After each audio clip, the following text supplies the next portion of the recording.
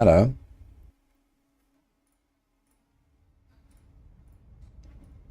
Let's go. Welcome to stream, guys.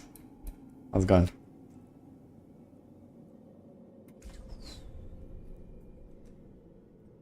Hello. Apparently training is re-enabled. I've been told. Look at that. Trading has been re-enabled. So let's try that.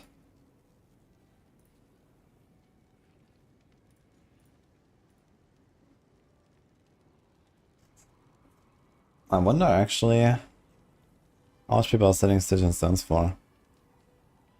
This guy has no price for each. There's Holy Bolts. Price each 1.25. I'm gonna have Search Station.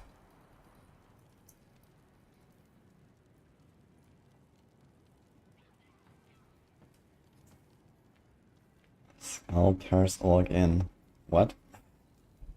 Okay, there's no price for each. I guess I was gonna keep selling my stones in the trade chat. I have a full stack of them actually here.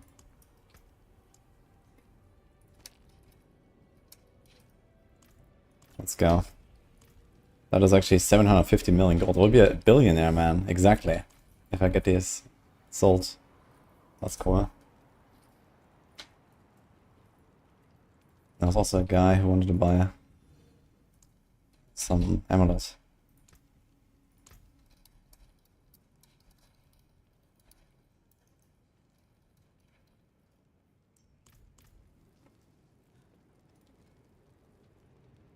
Stones aren't worth a lot. I was selling them for 50 million each on hardcore, and on softcore they were apparently going for 30 to 40 million.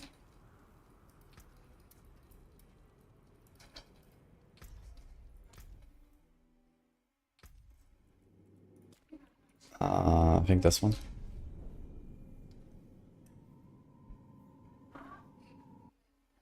Instead of like 8 million, they go fast.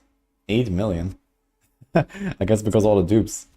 But they fixed the duping now. I wonder if they also deleted some of the duped items.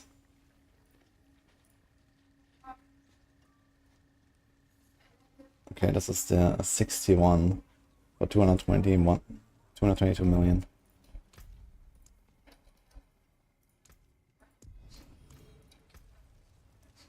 This one, 0.3 and 3. Yeah, it's this one.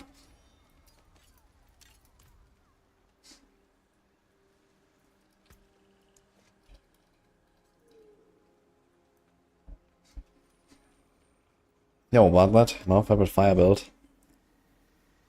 For Red Fire in particular, actually, we don't want to use Armorcrux anymore. Unless you're doing like a party play, then it's pretty good because other people can hit it. It's more of a barrage thing. He sold 200 fear for 1 billion, that's pretty sick. 5 million per fear, that's quite a lot. Oh, you got a pretty good neck there. For 220 million, I think that's a pretty good price. 0.3, 3, 61.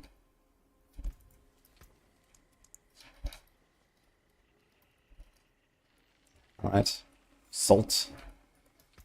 Money. Can make some builds later. If I get rid of my Stitch and Stones, then easy clap. Now trading is re-enabled now. It's back.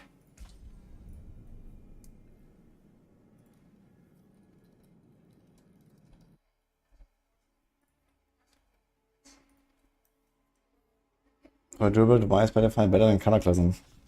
Well, Cataclysm gives you 100% extra damage when it's up, right?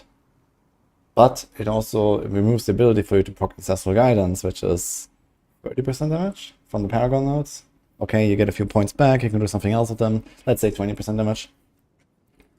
And you lose that. You lose a ring plus an aspect. So that is like, you know, in the range of, I don't know, 40% damage as well. To get up to 20 from Ancestral Guidance. And you're already at the point where Cataclysm is only marginally better than not Cataclysm. But then you also lose Petrify. Petrify is like a 50% buff as well, because you crit all the time. So yeah, Cataclysm is also playable, I'd say, but it's not really the optimal choice. I think the optimal choice is going with Petrify. That's what I've done. Dial invites me to the party. I think he wants his mats, huh? What are we doing exactly? Okay. No, wait, he's giving me something. Yes, 1 stone.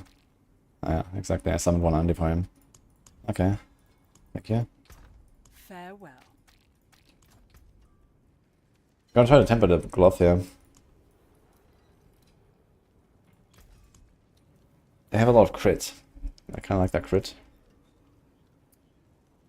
I would have to roll freeze on the glove as well though. So we need to get crit and freeze. And also have int instead of life. I think I can get away with that. And like another, I don't know what, 130 int or so would be a noticeable damage upgrade as well. So I kind of like the idea of that. Let's try it, just do the crit first. Minimum.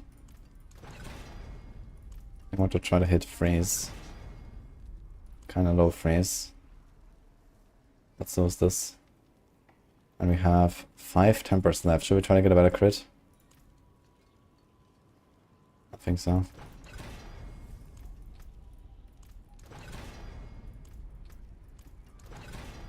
Oh no. Oh no. Ah, okay, last one saved it. Okay, that's actually kind of nice.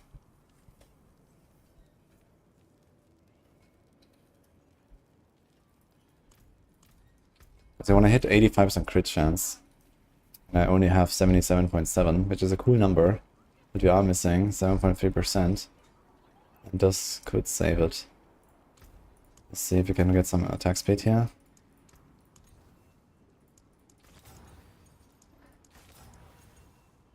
.5. Okay. Yeah, I think that works. Now the question is, how much crit do we want to hit? This 12. Okay, we want to get plus how much? 7.3. Yeah, we're not gonna overcap anyway on crit. So let's just try to hit a crit maybe once. Unexpected. I guess crit damage is also fine.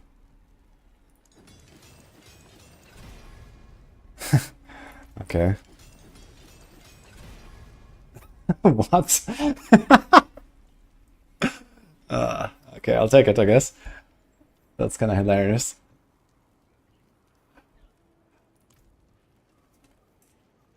Sure. It looks so beautiful, man, this orange. This orange is such a nice color, dude. It's crazy how good it looks. It just feels good, right? Okay, I guess I'll take it. Oh man. This is Stormstorm, right? We did give up quite a lot of life actually, over 10% life. But I also gained, yeah, around 10% damage just from the int, so I guess that kind of checks out. Plus you have the crit. And the crit like you have the crit chance higher, the crit damage higher. So I think we're probably looking at something like of a 15+% damage buff, maybe close to 20% damage buff. I think this will be filled. I'm gonna try this. And my defense is fine anyway. Oh no.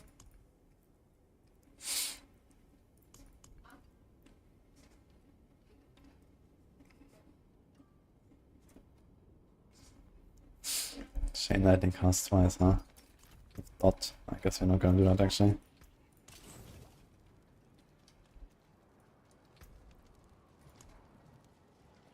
That was kind of funny. Okay, let's try a horde and see if we notice a difference in the damage. Any mob was coming? Nope.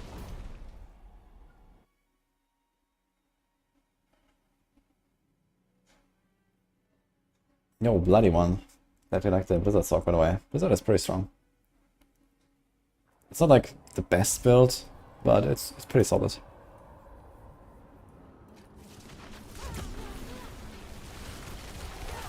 Just double check I have everything. Okay.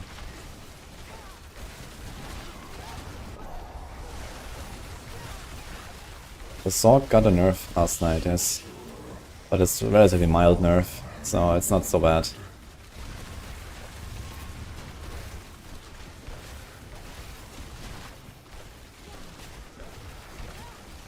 also identical amount of int.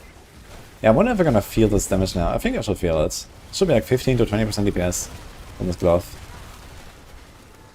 What's my crit chance now? It's like plus 2%, right? I have 79.7 now instead of 77.7. Yeah, I would have liked to have maybe one masterwork on the crit chance, but I got a triple crit damage. I'll go with it. It's fine. So, I'm not gonna complain about that.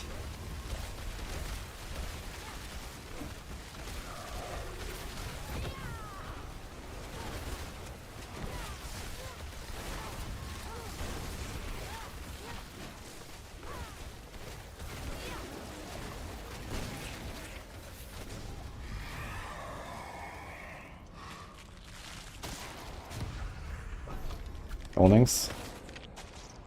You're not doing enough damage even though you have all the gear plus Shaco Master to 8 in tier 7 Infernal Hordes. You mean it is built here or what? With a Shaco and all the gear and like a decent setup and like, you know, a good amount of crit chance and so on, tier 7 should not be a problem. Like tier 8, I don't know how much exactly it is, but something like it's like maybe 5 times tankier than tier 7 and I'm destroying here.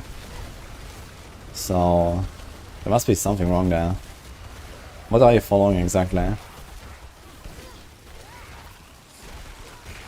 Okay, number one is make sure you have a lot of cooldown and a lot of crit chance. Without critting, you will do 0 damage. This is not like a normal build where critting is just a bit of a nice extra. You need to crit in order to do anything on this build. So Asus Heirloom, you know, I have 80% crit chance, and then when I cast Lightning Spear I get plus 15, so I have 95% crit chance on my self-cast and 80 on the automatic.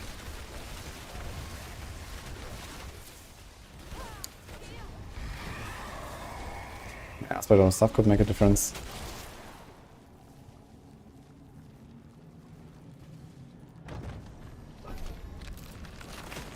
Rating is up, yeah.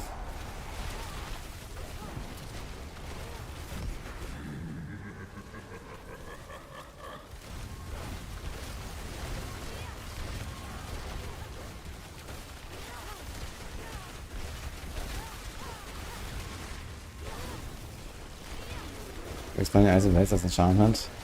Yes.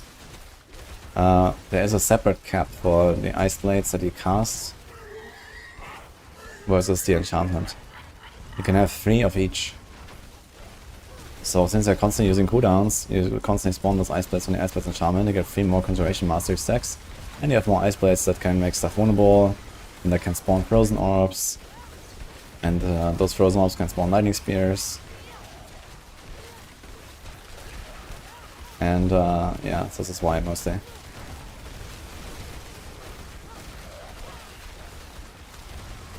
Projectors are Terrorist Might.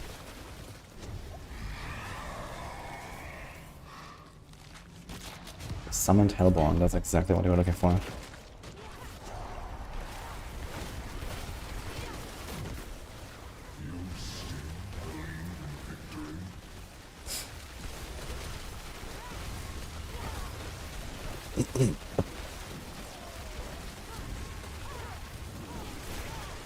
How to get to the pit? You have to do a tier 46 Nightmare Dungeon, then you unlock the pit. And then in tier 46 plus you also find rune shards to enter the pit. And in Helltide chests.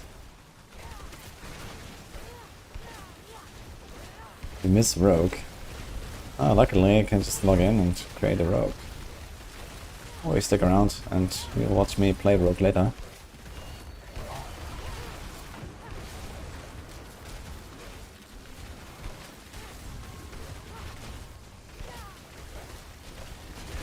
Oh yeah, one other thing that's pretty important for DPS for this build is the Faction Winner class, of course. There's multiple roles on the Faction Winner class that are all really important. One is the Conjuration Mastery ranks. I'm gonna try to get high Conjuration Mastery ranks. This is like a huge damage multiplier. Then you have the Conjuration cooldowns from the Frozen Orb Explosion. And then you also have the effect. So you have a 65% of the max roll effect, for example. Faction Winner class. So these 3 factors, even with good gear otherwise, play a pretty big role too in your damage output for the Sorc. So maybe the Winner class just sucks.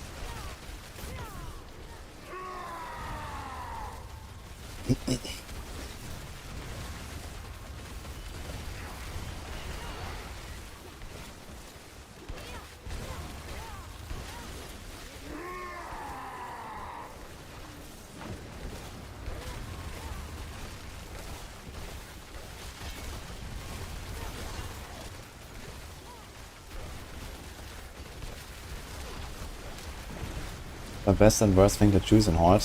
Yeah, the difference is massive actually. By far the best synergies are out of the Hellborn things. And then by far the worst, I guess, are the Etherlords or the Butcher and these kind of things. I have actually 2 videos on that topic. We're also putting out like a news post on Necro that we'll talk about like our findings and stuff.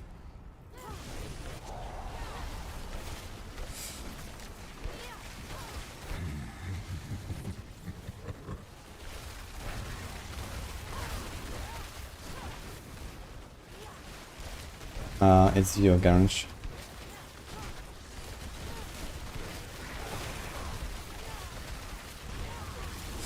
Like yesterday, after the nerf, I logged into a Sorc and I got my best run with 1000 something other, so there you go.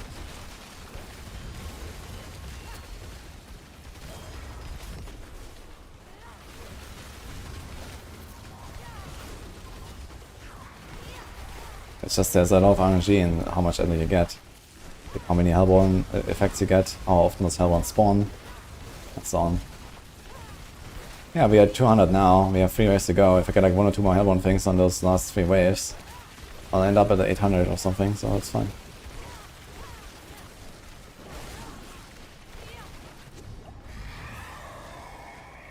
There we go.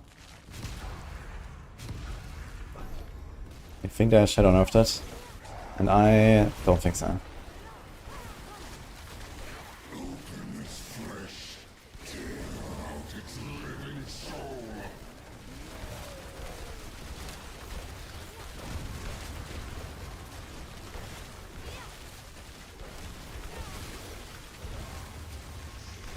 Best bossing build for Sorc.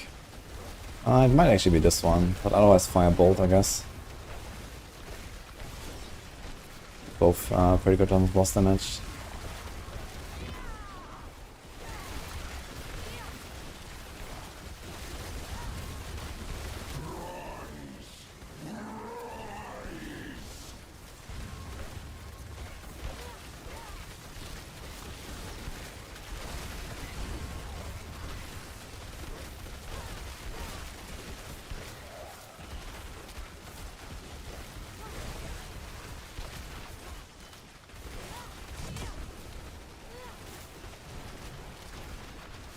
Yeah, we're already getting like 150 on a wave.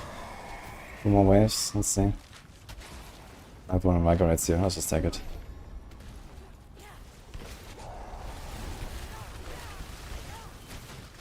So Elf has a little animation lock. Yeah, it just has like a kind of long animation, yes.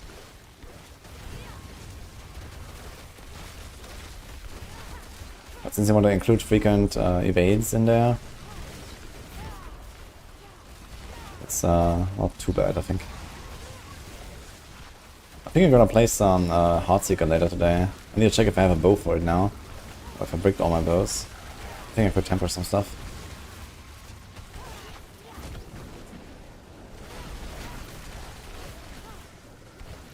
I actually feel that damage upgrade from the gloves, feels nice.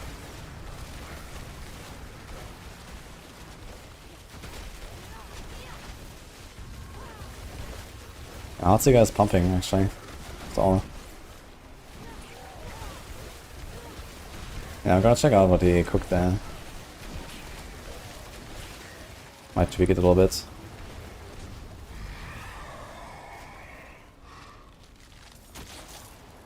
Ah, shit. Just check this, I guess.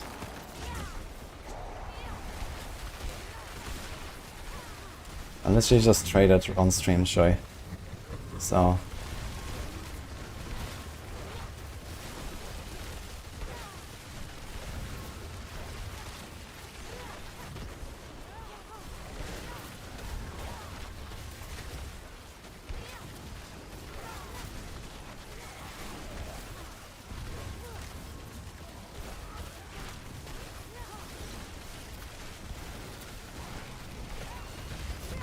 Well, starters, it doesn't have good mana management. Yeah, for sure. Yes, yeah, with Lucian's Crown, you kind of want the starters, else it's going to be very costly. I guess instead of Lucian's Crown and starters, you can just go Cowl to get started. So it gets down this.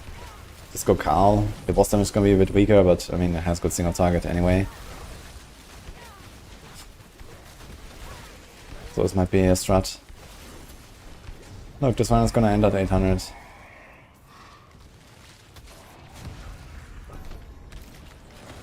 Huge nerf, of course. Nice, nice.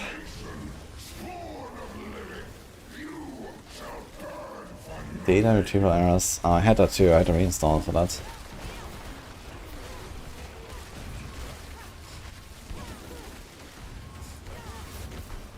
Then it was fun. Yes, Maximilian, I'm using the stuff. Is this build still viable? Yeah, still S here. Quite strong. Let's see. Yeah, 8, no problem.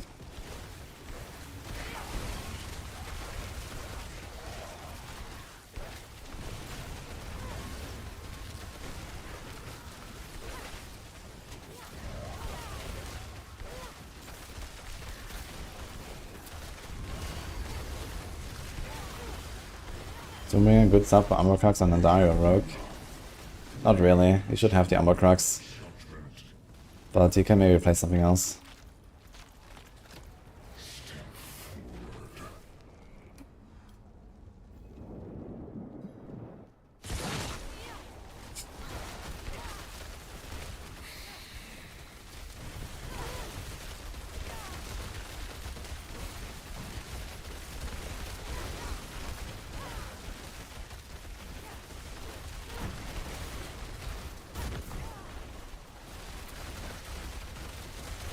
Yeah, here I definitely feel I have less conservations now. I've only like 30 here, 32, 33, 36, 39 I saw. It does feel like less. It could also be a bit of RNG, like how many I spawn.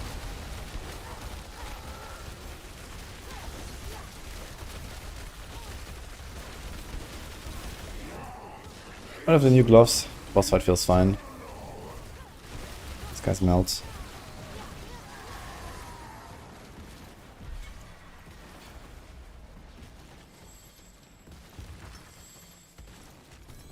Try to trade again.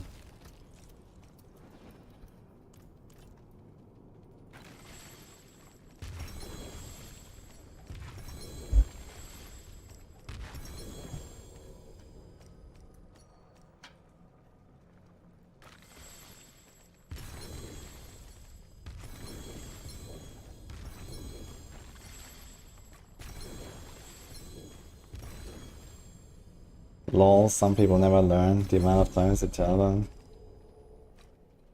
Friends logged in today who are naughty dupers, now they're poor, they have nothing in their stashes. They never learn. Oh man. Yeah, Hugh here lost some materials, guys, and other stuff. So apparently they deleted stuff that was duped.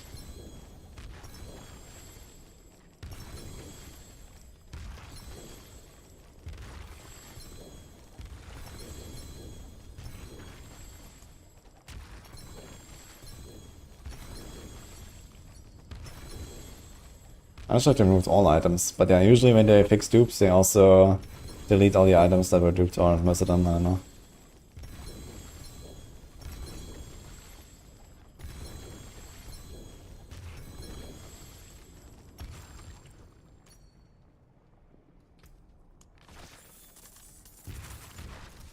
Oh shit, there's more.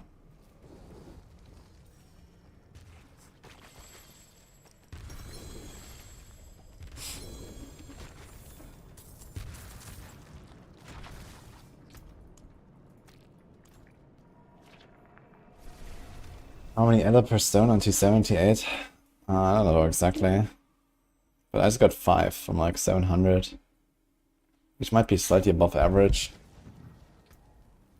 Maybe on tier 8 or something like 1 in 200 I'd say. And then tier 7 maybe 1 in 300. What's up? When are you gonna make my build? Your build? Yeah. Okay guys, I have to make a build. What kind of build do you like? Flurry rogue. A flurry rogue? Yeah. Ah, you want any shiny uniques in there maybe? What do you got? You know it, baby. Hmm? Okay, I need to make a flurry rogue for Nini. Last night after stream, I was helping her to take down Commander Duriel. A huge purple beam appeared. Oh, you're doing PR8. Yes. Wow. Welcome to Sorcerer.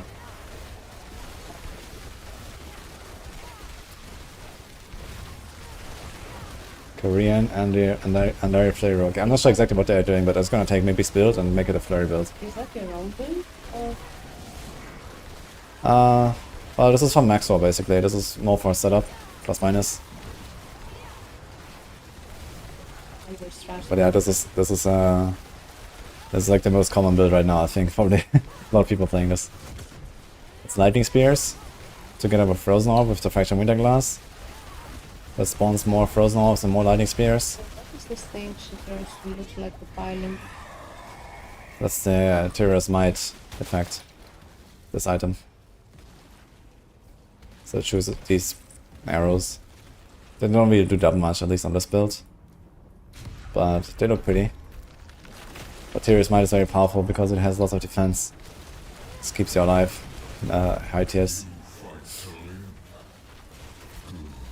When are you gonna make me a build for my shining helmet? I need 8 more waves. What are they gonna do with that helmet? I'm very proud.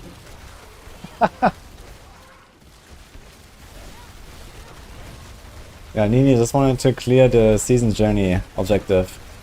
And then there was a big purple beam. Now I have to make a build for her.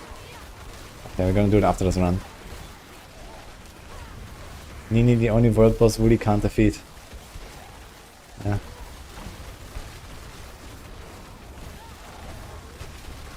It's really hard to sort a world boss these days. Hey, if you can provide builds on demand, then why you are living there in the first place? Yes. Make a flurry stun grenade. Provide food and who provides builds? It's a good trade. Yeah.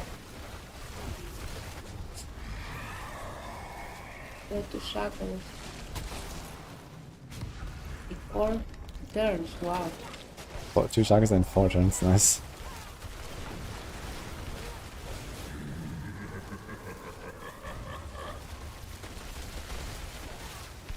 He did a tier 5 horde, minion only yellows, no aspects.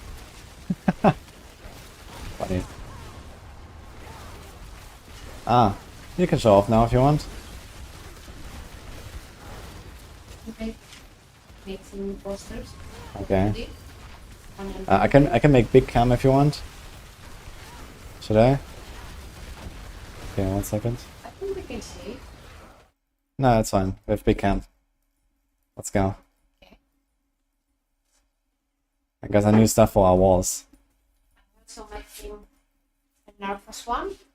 Warcraft 3. Dude, I'm so much in a Warcraft 3 mood lately. I need to do a Warcraft 3 stream at some point. Can you see? Hey. Finally, with a protective layer. That's the gauntlet prize, guys. That's the trophy, yes. Yes. The rank 1 prize in the gauntlets. We finally, It looks really amazing. yeah, I like it as well.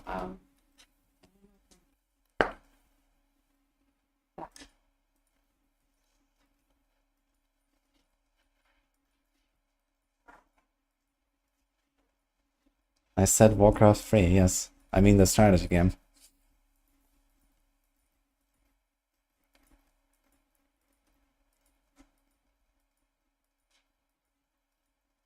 Actually. Goodbye. Oh.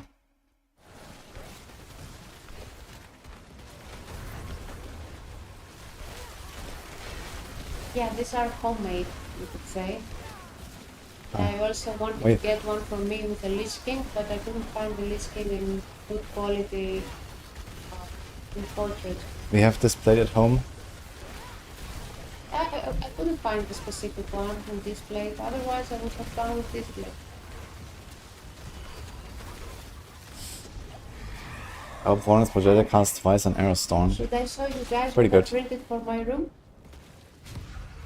Guess I could show them, but it's not gaming related. Okay.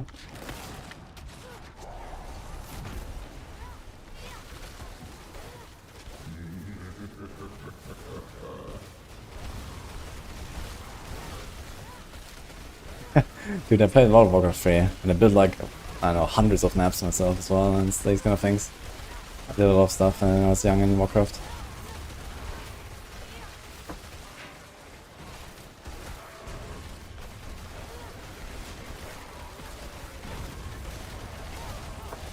Oh, Yeah, I post this too. okay, Nini has her own posters. If the guys want to see them. They want to see him, They do? I declare. Okay. I don't know how many of you remember. That's Mamra from Thunder Bats. That's before his transformation. Nini really likes Mamara. Yeah, Mamra the Ever Living. I even wanted to have a tattoo with him. This is Mamra after the transformation to the Ever Living. Looks badass. Yeah, he is.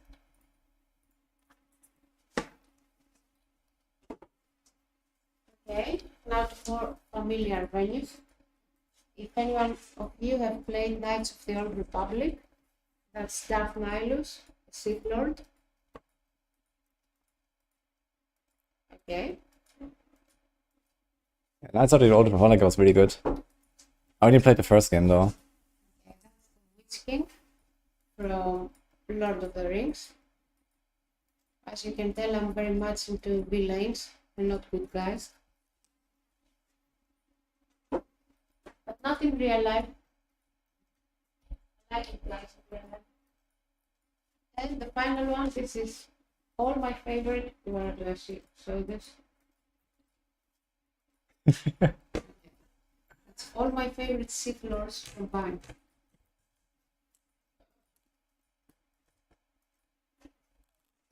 Yeah. A lot of guys. And Darth Nihilus too again, here. Aren't they cute? Very cute. Yeah. Nice choices. What do you guys say? That wink, did you wink? Yes. Wink for me too. Yeah, I winked at The dark side of the Force is a what? Is the pathway to many abilities some consider to be unnatural. Yeah. Sith Lord cosplay when? I could go as one. Darth Freya. What are these there's like this one female Sith Lord, the non-human, the one on the bottom left. What are they called? I don't remember her. They have like I don't know what the race is called. I don't remember her. Can do a cosplay like that. That's Revan. Darth Sidious.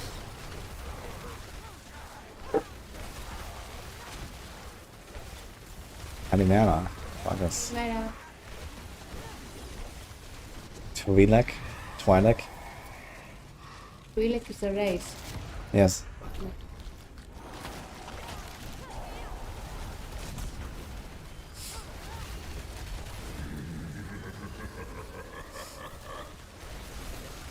Many waves. But 8. Seems like you're cruising. Yes. No difficulty at all for you. Yes. Well, soon you will feel the same power.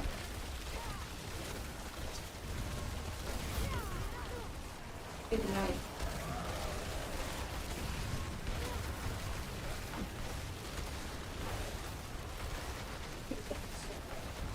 Please send me winter glass. I have a bunch of winter glasses lying around. I could check what I got. There's a switch. Cool woman you have, says Sparta God. Aha. If I still believe. Can confirm.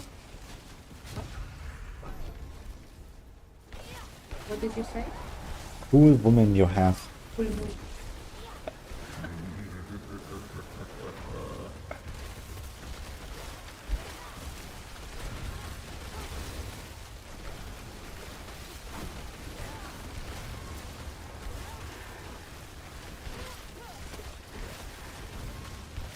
Adjust very low.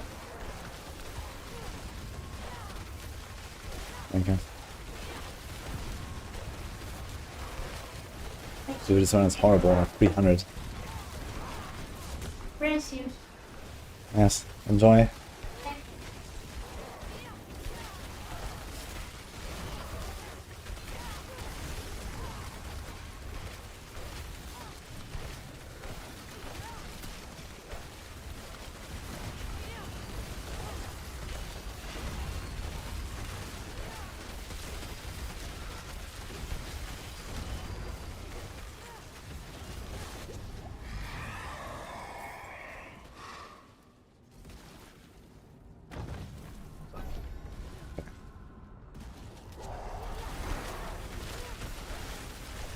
What's the difference between Fist of Fate and non-unique hands?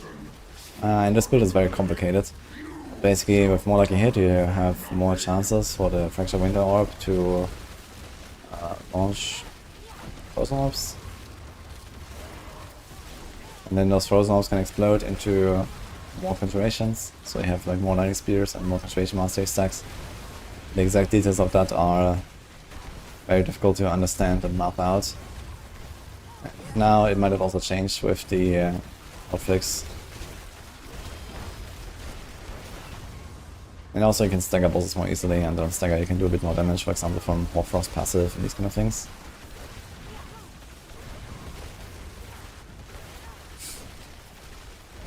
Okay, let's see a non-invigorate boss fight this time with the new glove.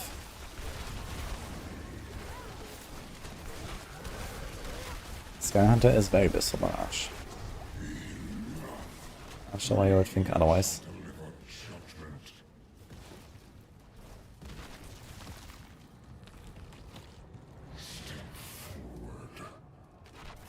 What is the indicator for this build? This one here, the green, it's the Configuration Mastery.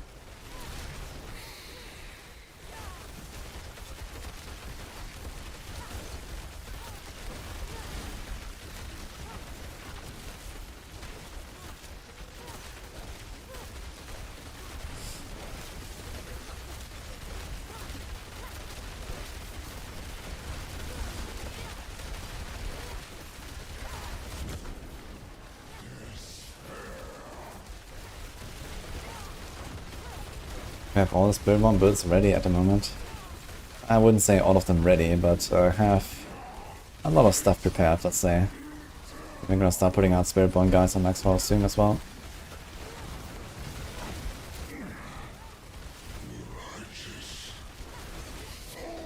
But yeah, I mean, we don't have any information about Paragons in most of the aspects and uniques and stuff.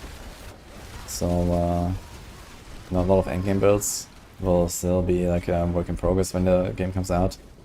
But yeah, the plan is that, for example, in like maybe roughly the first week or so of the expansion launch, we're gonna build somewhere between like 5 to 10 Spiritborn endgame guides on max roll.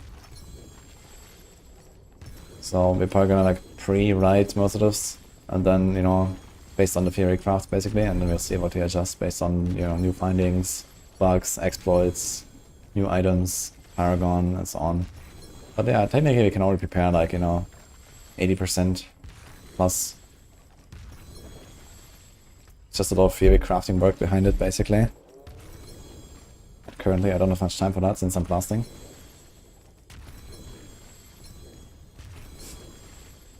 I mean, the 1 to 50 or rather 1 to 60 is easy to do. The question is like what happens after that.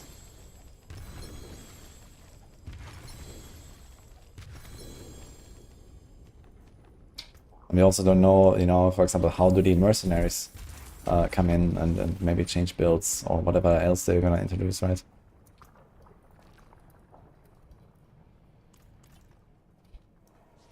Alright, it's time. And the Barrage Rogue.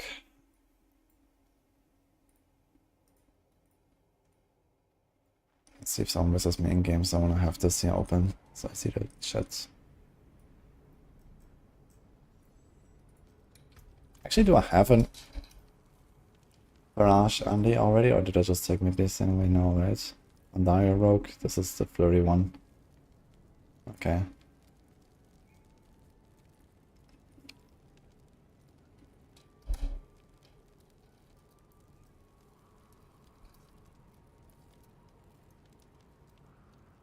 Let's do this.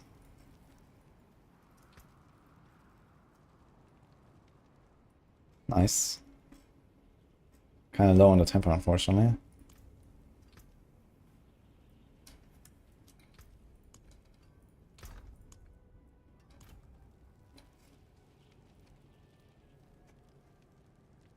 So he has Starter with Starlight Ring. Okay, that's exactly what I'd also recommend.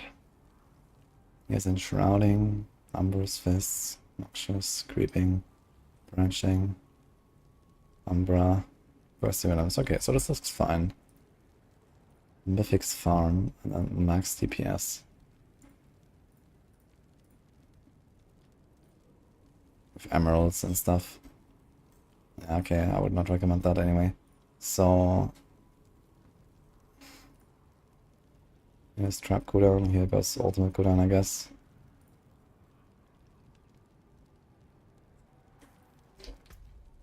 Oh, actually, I got some requests here. Maybe they wanted to buy some stones for me.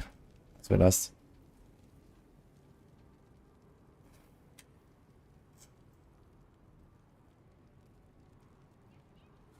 Andaria Barrage is way better than Sorc. Why am I still playing Sorc?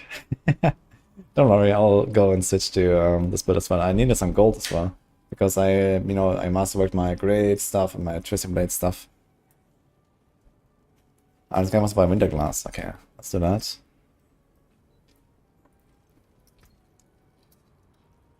I forgot about that actually. Let's do that.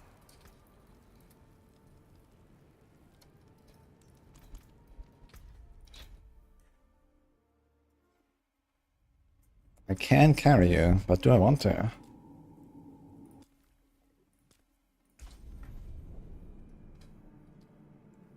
I played Fireball before switching Lightning.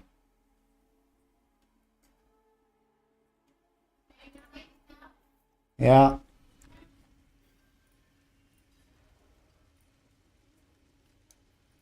Okay. RMX. So he wants one for 110, so which one is that?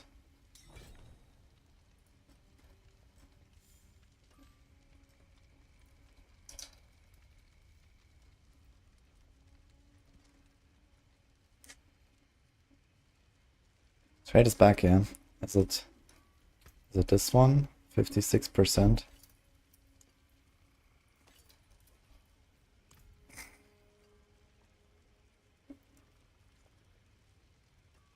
$0.1456.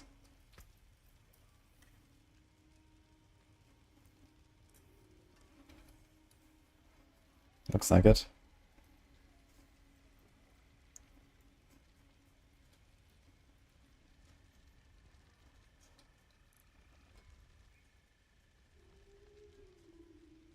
There's one instead of 0.3 for 100. Okay, check. I have a lot of them listed. 44%.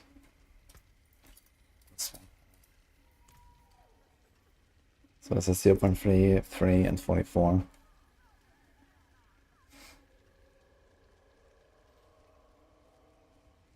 $110 million for that is crazy. Why?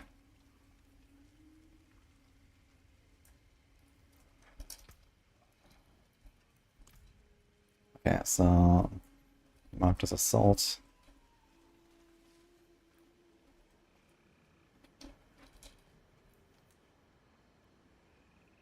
In building a Sorc Lightning Spear, but DPS is really low, but could be wrong. Many things. 0.1 is not that good. I mean, the thing is, it does have a relatively good effect and has, was it this one? Yeah, it has 4 Conjuration Mastery and a really high FX. And then you can actually masterwork up the 0.1 to 0.2, 0.3, and so on. And it's gonna be okay. The Conjuration Master is gonna go to 5 without even any crits. Or even maybe 1 crit, like 6, and then like 2 crits on the Conjuration. And you're gonna have like 0.4 seconds anyway, so it's kind of fine. Which one did I link him? This one.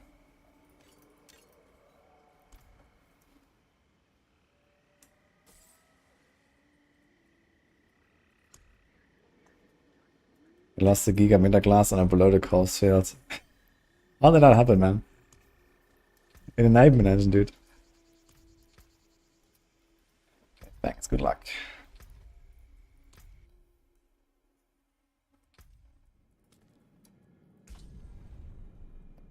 Alright, easy.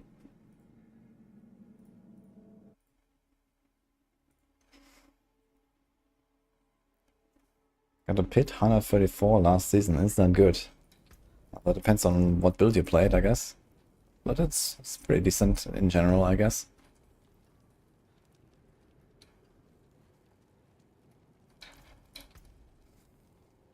How much crit damage do I have now with this? 1200. Okay. Kinda nice.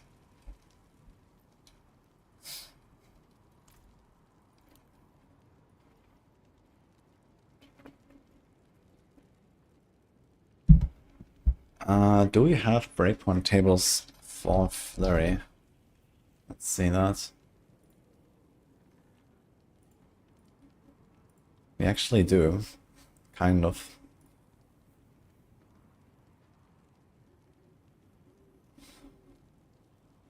In general, Flurry has a longer animation than Barrage. Quite a bit longer, actually. At similar attack speed values, this is something like a third longer. Actually, more like 50% longer. But Flurry has a very long animation.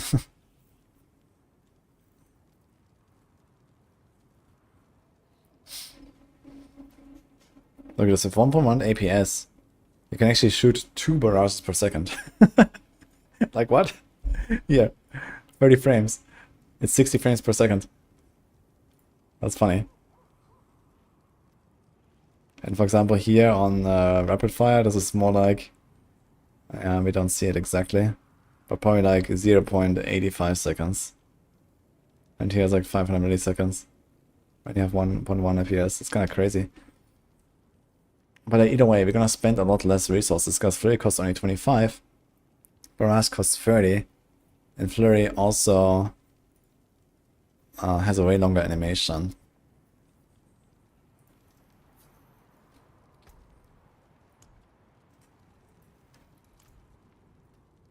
So this means we can make it much easier with the resources, I think. So I think we're gonna start with this here. We go Flurry. Now, do we want to go for this? Reduce the energy cost by 10, or do we go for the heal? Here's a dash, and here's the resource cost. I think the dash would actually be the preferred choice, I guess. There's no siphoning strikes here, but I guess we don't need it, Vander. Okay. We don't really have crit anyway. We got this. This is fine. This is fine. Free and agile. We got this.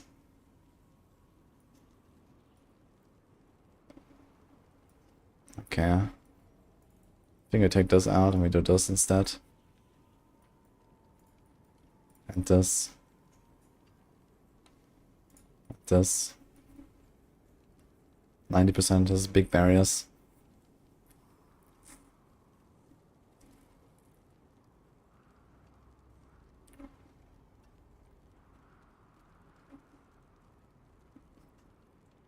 He really likes dodge.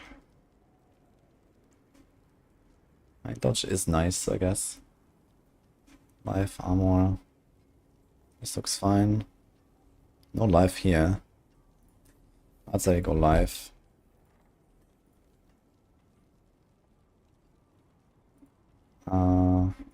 Well, there's nothing to put here.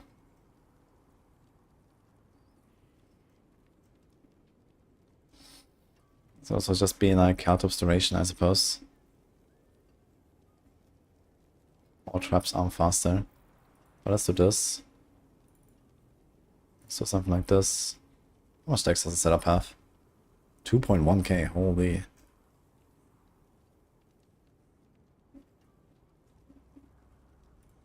But I guess I can do something like that. And then we do the same here, maybe card drop size.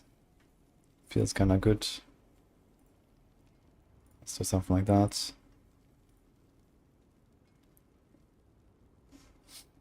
Yeah, good luck with this, but okay. Poison input +3 and trap cooldown. Yeah, this is fine. This is fine. Let's move this. This. This.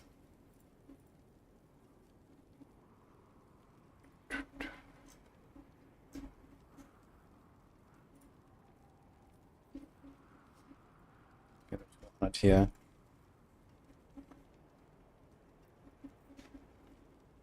Okay, otherwise it's actually really nice. We have to change some of the aspects though, so now we're gonna go momentum. And we can't do stone and bigger, but we can do encircling blades. Maybe accelerating or something.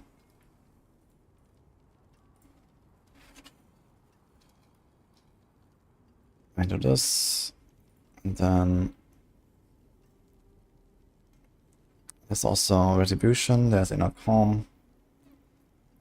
What attack speed do we have? We have a lot of attack speed, right? I guess accelerating is not really worth it. Do we have to breakpoint tables here for the higher? Are we gonna go for daggers? We have a dagger and we have 2 daggers. So we start at 1.2 and we have, I guess, 100% attack speed in cap 1. Actually, do we? This is 66, 25. This is like 91, 100. I guess you get 100 anyway, even without close quarters. But then we have 0 from close quarters in cap 2, and we have basically only alchemical advantage. Is there any other like attack speed bonus that we use here right now? No. So just alchemical advantage. So let's see what I can do with that. Let's say 6 ranks, like here. That is 45.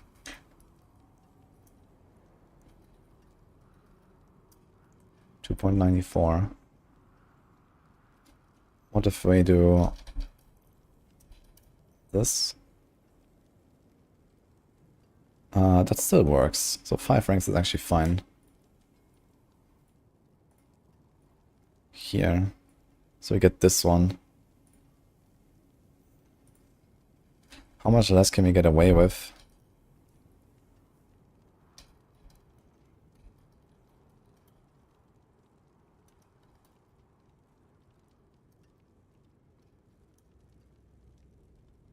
So I can lose 1.9%. How much are we overcapped here? Oops.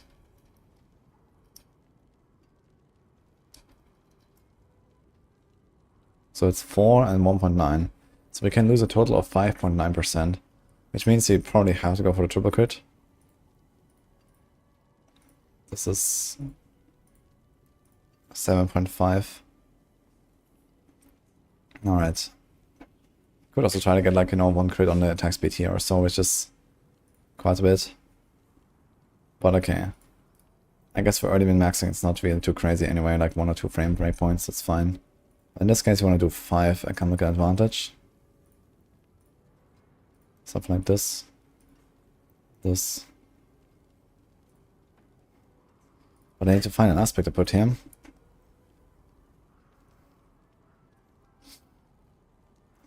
We have freeze. Here's days. Yeah, retribution could be an option. Hey, Tangela Merkel, thanks for the 30 months.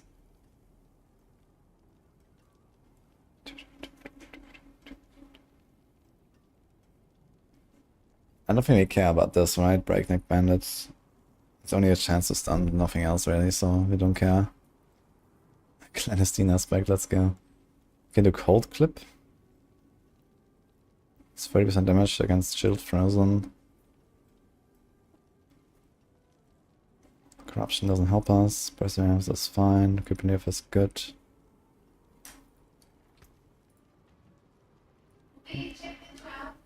Ah, Nini is blasting. Nice. And Nini is prepping the build already before I even make the planner.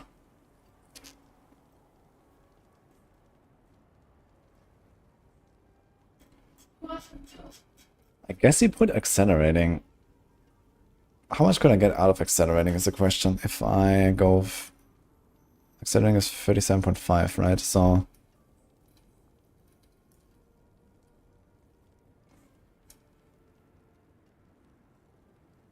a 2% bonus.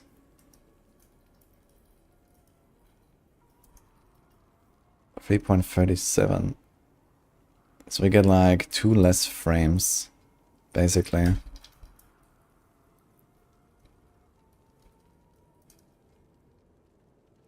It's not really worth it. I think accelerating is kind of overkill. So this is a retribution angle, I think, on the neck. Bursting Rose doesn't do anything, and Circumblades doesn't do anything. This is already two-handed, so this must be retribution then. And then maybe instead of the daze, I'll just go for a stun on the boots. Let's do this.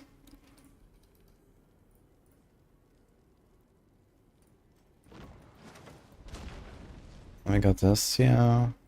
Okay. Okay, okay. You have the poison trap, easy clap. Now I have the Caltrops duration.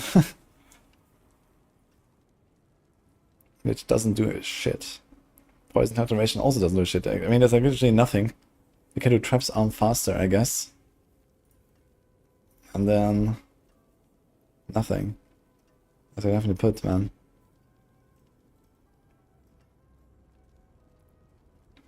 Poison trap duration. It does make them arms slower, but it also arms faster, so this should probably be fine then.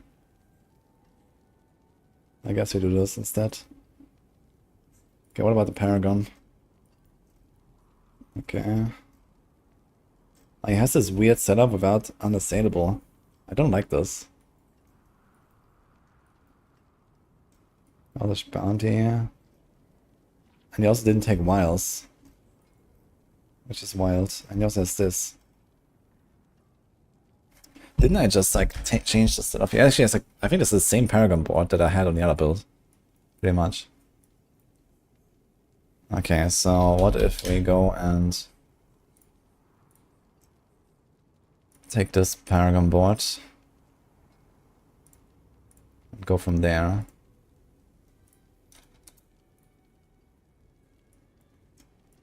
So we don't need versatility. We could do fluidity. Also solve some resource a little bit early on, I suppose. Exploit weakness, we got the vulnerable. Actually, do we make stuff vulnerable? Nah, we need vulnerable here, I guess. This doesn't really do much anyway, it's the one. How's the lucky hit on this? We have like 100, 50, 200% lucky hit bonus. Flurry does like... Wait a minute, they buff Flurry to 20% per hit now? That is actually insane. That's a lot of lucky hit. Because I think the planner does not calculate lucky hit just yet. Yeah. Oh shit. Okay. It's actually ridiculous amounts of lucky hit. So we don't need efficacy. Shit, we actually have like 2 things you wanna buff here. And the glyphs that he has. Wait a minute, he has efficacy. Why is that here? I think that doesn't make too much sense. Bane, tracker, control. Control is also not needed for us anymore. We can do a turf. We can do a canny. Easy club. Remove those. And then we have to do something here. Versatility doesn't work. Yeah, that's the problem. We can do diminish, if anything. Reduce physical damage from vulnerable. Which is not so bad, since eventually we're gonna have Terrors. Can do ambush for the DPS.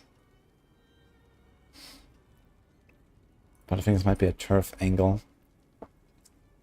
We also don't really need this, yeah. So let's do turf. It's like a relatively good strength board here. We might even remove all this stuff, because this might just be unnecessary. We get a bunch of points back. And there's attack speed, we have the ultimate. I say to do something here, so this might just be diminish angle. There's ambush or diminish, and diminish is just like a lot of life here.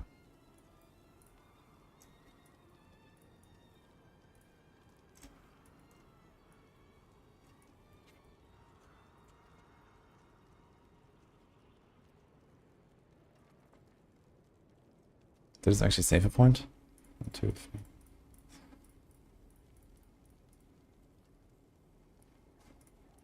Yes. So I do this. Tracker is fine. Bane is good. Turf is nice. Diminish. I don't really like it too much here since we buffed this, which doesn't really do much, but we get a big life node at least. Maybe do fluidity here. How's the fluidity here? We could do that.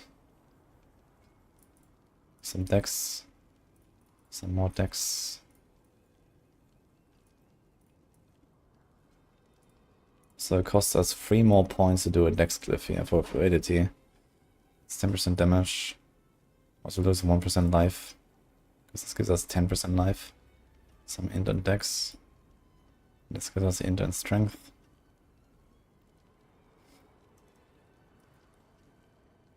Yeah, I mean, you should be able to have fluidity up pretty much all the time, so it's pretty okay. And if I don't need to point for anything else, armor is fine, the rest is gonna be fine, at least materials. Anything else I do want? There's still ambush.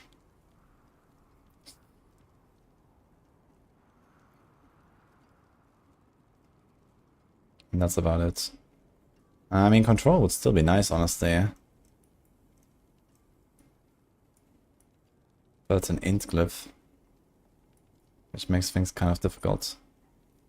But control would be nice for the bursts. It's 20%. And I guess we are generally freezing, so we could try to do this. I'm not sure how good an int glyph here is. Do this. This. Get 3 points. But you also lose the 9% life there. This has 41k life, this has only 37.6.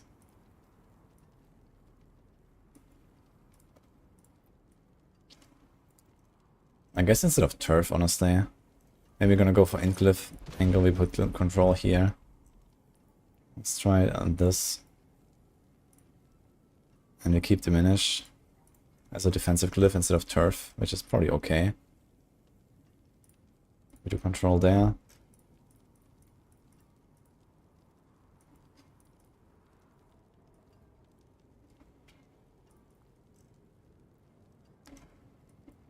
Kinda scuffed though. But we have exactly the points. And we get the life. We have the 41k. Yeah, I think I like this more. Even though we have to activate diminish with vulnerable, it will actually help us later for Tyrell setup once we get Tyrells. So maybe I'll do that. But no turf.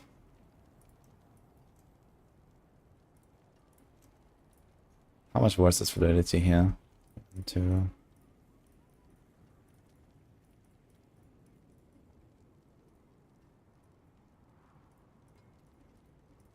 It's 1 point save.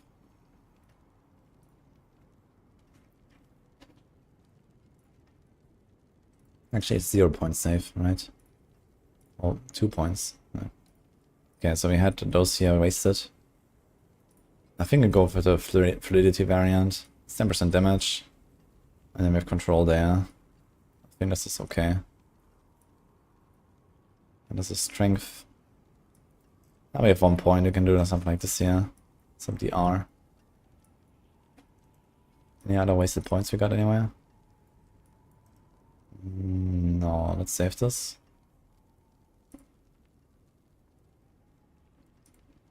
So, did he change something here? Exploit weakness, cheap shot. He actually changes the boards on the push. But why?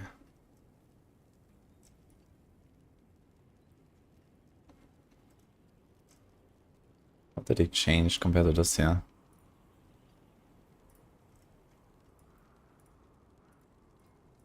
Wait, I didn't really. Ah, he didn't really change much.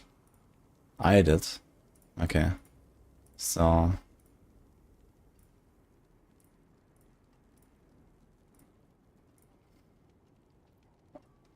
Alright.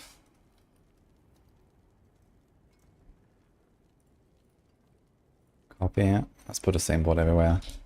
That's fine. Let's do this here.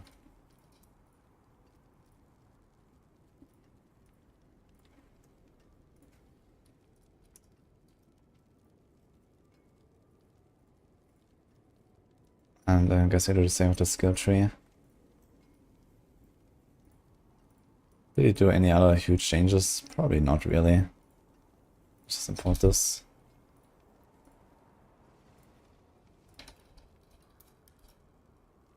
One plus, by the way. Thanks, C Rider, by the way, for the sub earlier. But Flurry.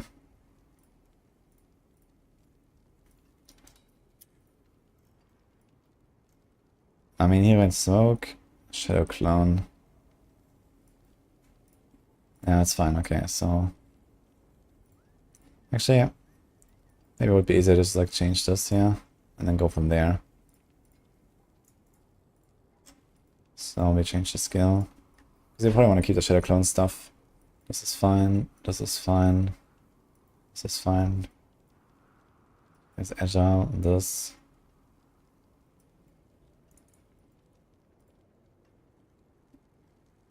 Yeah, I'm not sure about the innovation ranks. Maybe you're fine and you get away with it. Starless, I mean, this makes it cost 12.5. And with a totem, you get 80. That's so much lucky hit, man. That's crazy. 60, 240, 500% lucky hit per attack or something. So you get like way too much actually on innovation. That's gonna be crazy. Okay. Guess we can do the agile.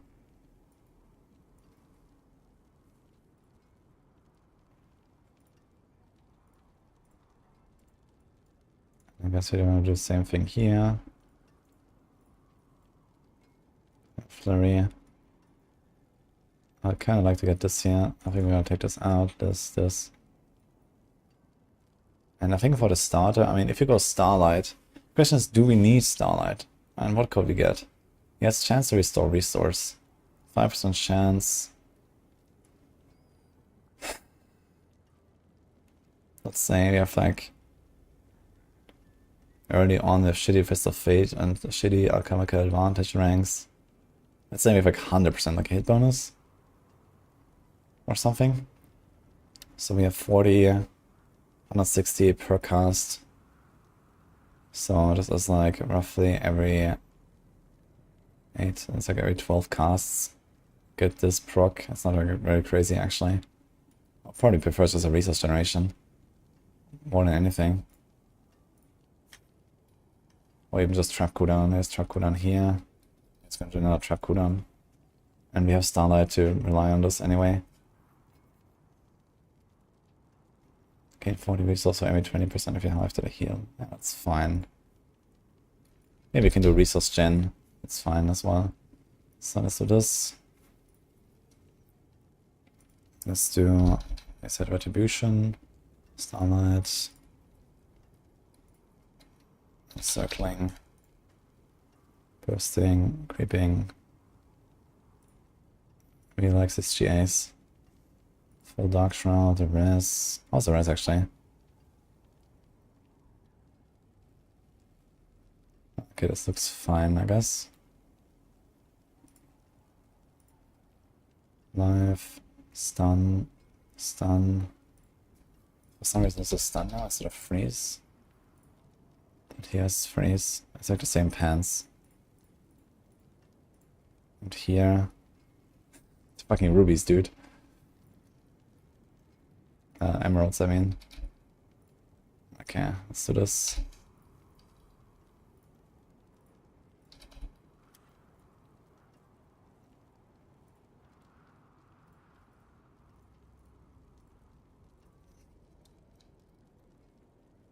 Guess we need this flurry.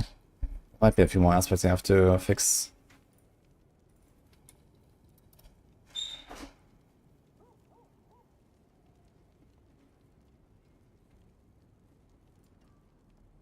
So he has poison traps. He has a cast barrage, and he has the chance to restore resource on the weapon. Yeah, which early on might be okay, I guess, but I did put this damage production shadow of this. Yes. Ah. Don't worry. Okay, we have poison trap duration. This is like basically the same dagger. We have the ultimate cooldown, status. Okay, hit. Noxious. Okay, okay. I take like a normal chest, something like this here with Enshrouding. Enshrouding is a pretty good power. You have it now? You're level 100. Last two. Ah, okay. Just take it anyway. Or you can do Assassination as well. Gives you dodge and fortify, which is not bad. Okay, I think I got the setup down pretty much. Can I see the amulet? Yeah, just get this real quick. I have a better one. Yeah, sure. Ah, I didn't see the first. Oh. No. No? No. Okay. No, guys. Only looking at the Prince of Midnight. No. Who finds amulets like this? No one. Actually, I do. All that combined. Yeah. Okay, so I think we're gonna have like too much resources here, but it's just what it is, I guess. Retribution. Circling. Okay, okay, okay. Stun, freeze, stun, freeze, stun. Safe. Armor is fine, res is fine. Okay, I kinda like the setup. Here's only one activator for fluidity, but it lasts 6 seconds. Base cooldown is 9, and you get -3. So if you shadow step on cooldown, you'll be fine, even without any cooldown reduction. Basically. And we have preparation. This should be okay. You have the dash with extra charge. The knockdown, you have this. Okay. We have this. Is this actually a different tree? Slightly. So in the starter we have 1 point in agile. There's only one there. I think we take this out, put this down. This is like the same tree, right? This is 3 points. Yeah, we're just gonna make the same tree, it's fine.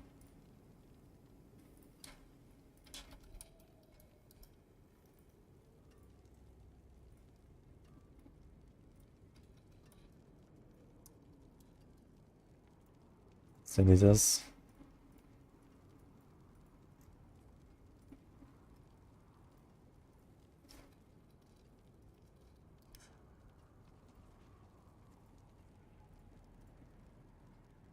Okay.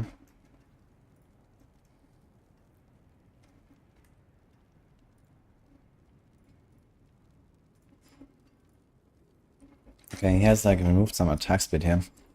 Can we get away with this? This is 12.6, 60, 70. Yeah, I think we still want to go for the triple here. just to be on the safe side.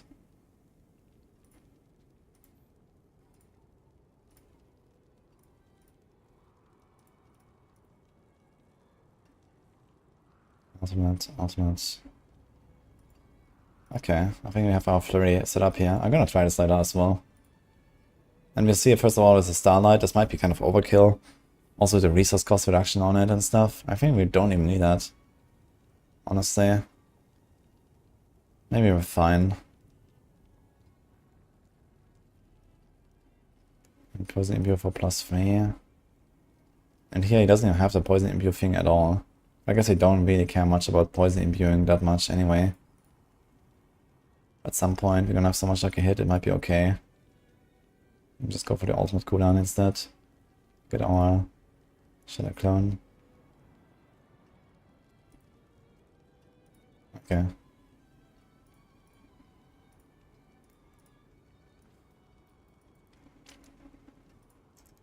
Nice setup otherwise though. Kinda excited to try the barrage version as well.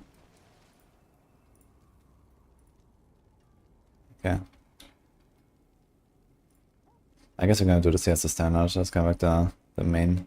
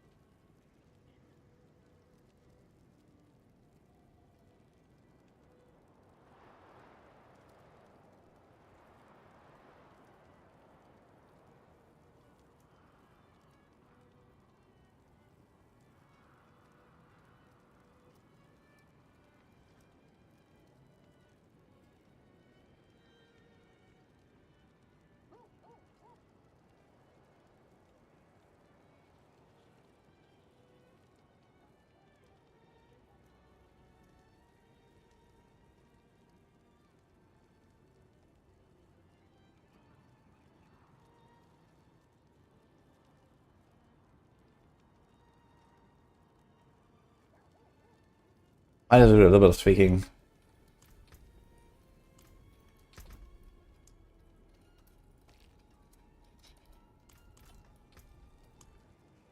Gonna try it later. Gonna be fun. Again, you catch up on chat a little bit here. I've been kind of immersed. Alright, what did I miss?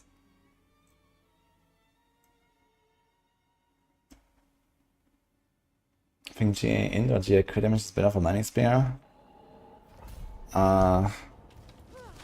That's on the item, I guess. Both are pretty good. I guess you can math it out exactly. But either way, very fine. I think on a weapon, I would probably go for the int, just because it's like such a big chunk of int there. And you have mostly the tempered crit damage, that's like a really high value. I guess int might generally win, even on this build, compared to crit damage GA. But you do get extra value from crit damage compared to other builds here, so...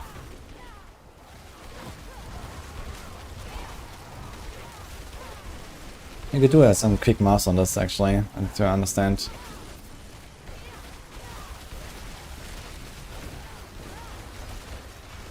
So, for example, on a glove, right? GA int would mean something like, I don't know, plus 40 int or something, or plus 50 int. It's 131. With full upgrade. So it starts at like an 80... how far can it go? 90, I think, right? It goes to 90.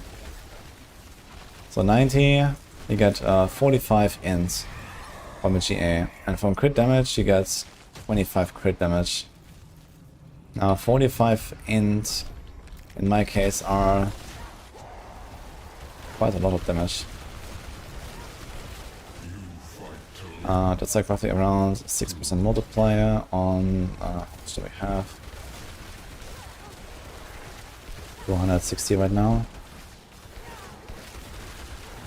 So that is an increase of around 4% damage.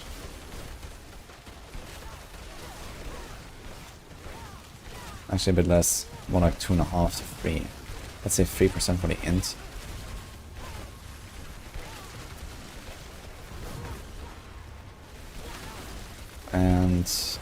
and in the case of crit damage, 25% crit damage in my case would be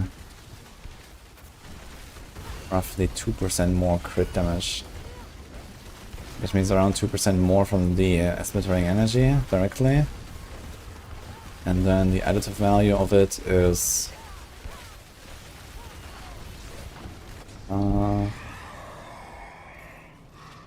also maybe around 1.5%. So honestly, it would be kind of close between int and crit greater affix. So does int have any other bonuses? Just the res. So the rest is useless on a Sorc. So yeah, I'd say actually on this build in particular, crit greater affix is actually competitive with the int greater affix.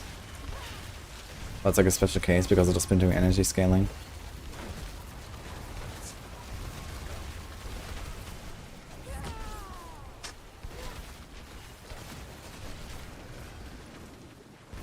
Percent damage does no longer double dip on dot builds, by the way. Percent damage is pretty useless for anyone in late game. It's like some good early game thing when you're like leveling and stuff, when you have like, you know, 3 different abilities that do some damage, and you have elemental surge tempers as well or something. But yeah, later on you don't really care about percent damage, like no build wants percent damage for anything.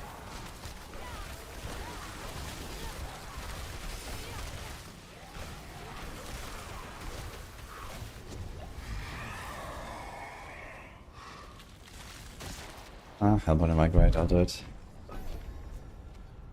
How's my life so high? You're starting to break 20k. Holy shit.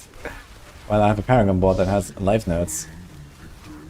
It's incredible, but true.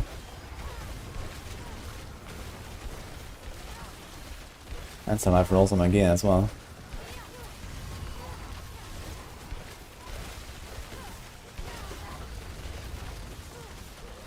Why does Andy Flurry need Umber Crux? Good question. The reason why Umber Crux is in Andy Flurry is because it's similar to Barrage. You just have more targets to like a hit from. And on the boss, you literally double your DPS with an Umber Crux on them. If there's only one target, and then you make it 2 targets, you have double the lucky hits, so double the Andy Procs. Pretty good. So it's effectively the same setup as Barrage, Andy. Like most of the stuff I just did was tweaking the Paragon boards because I didn't quite like exactly what Mippy made. It's a good board, but I like to tweak it a bit.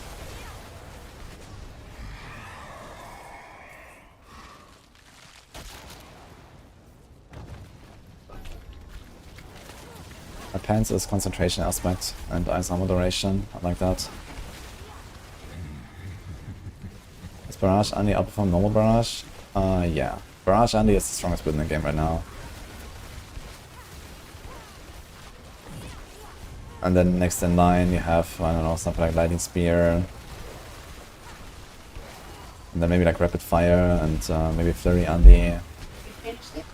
Yeah, it's done. It's in the exclamation mark build command. There's a few different setups you can check down. With the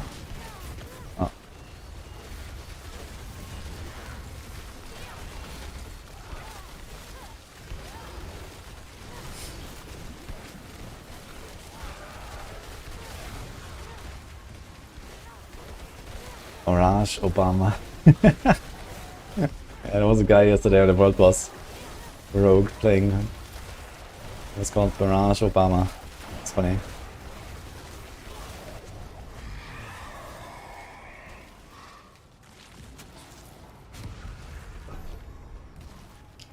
The unique affix is useless on the Rogue. It does nothing. So you can have a crappy roll. All it cares is like a hit and PT, I guess.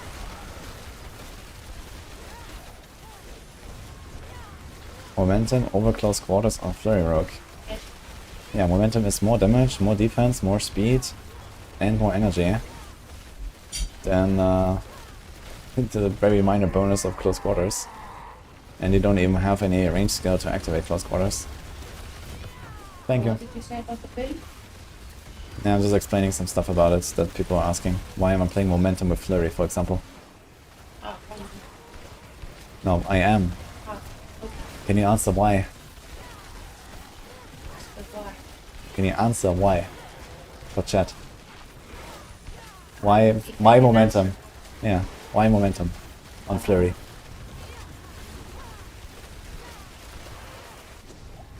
Remind me again what momentum does. It's 10 stacks of 3% speed, energy, damage reduction, 5% damage, and stuff like that. And you have to use melee skills.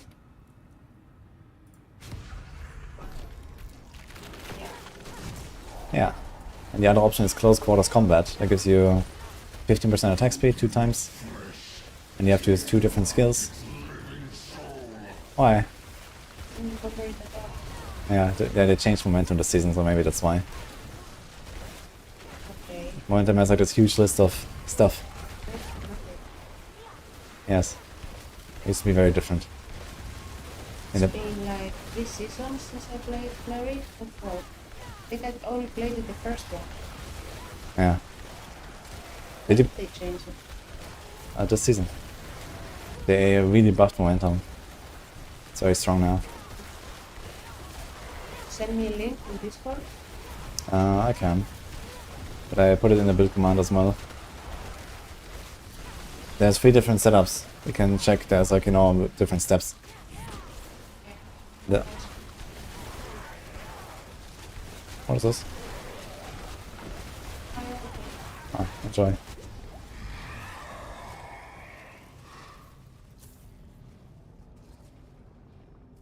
Yikes. Why Sorc nerfed? Because the servers are crashing. Too many frozen ops. That's why. It's funny. That's true.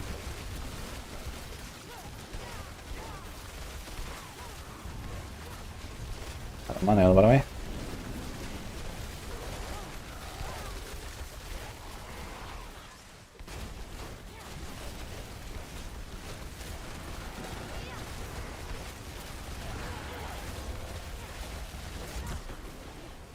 Do we have to invigorate? Looks like it. Okay.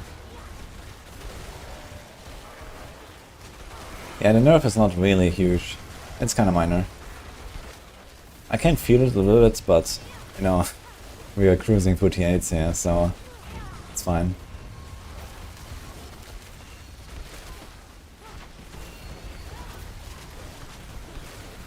The best way to farm glass is killing 0, that's correct.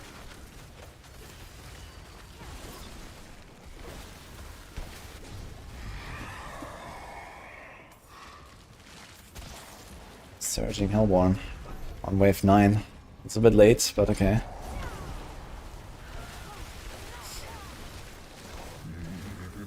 The best rogue build right now is the Andariel Barrage rogue.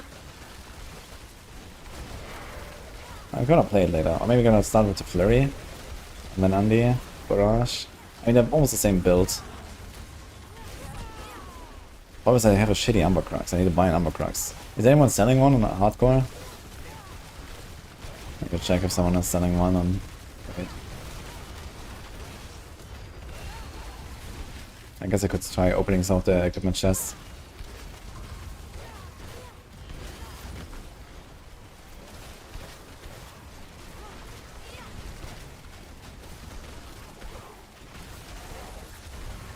Any plans for too many bosses? I guess we could do some. I have a very good rogue build now to blast them as well.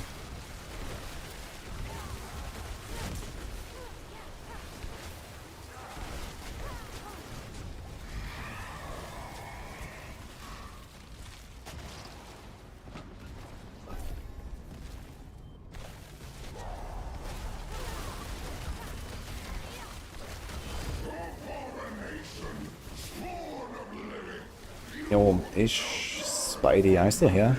Another question of the too many bosses.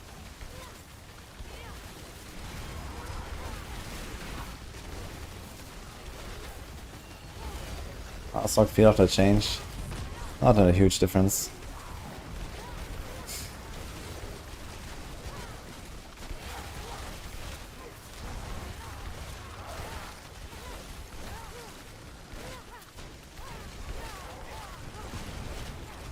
Do you ever want protecting instead of concentration?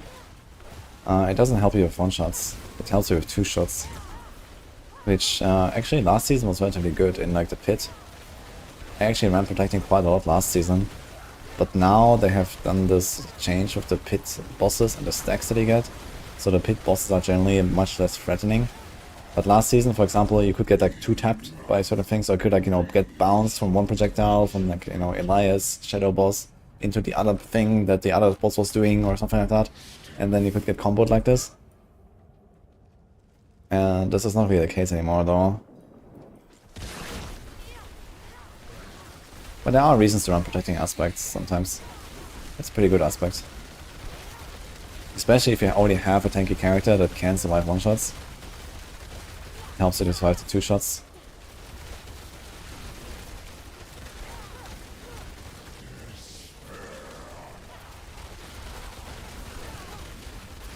So here guys, very nerfed is Sorc. What do you say?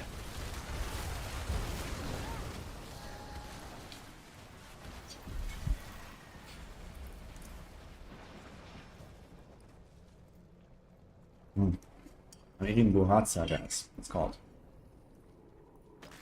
It's like a Greek delicacy.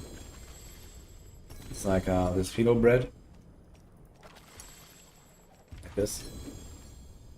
And then it has like some cream inside. And cinnamon on top.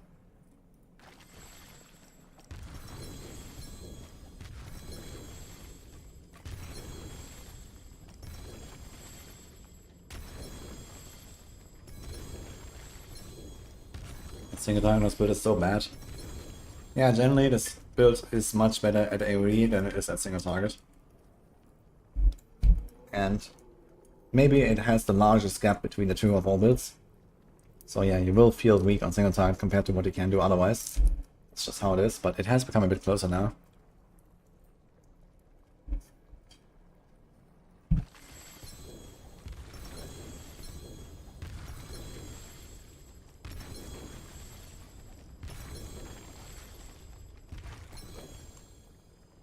$16k fine.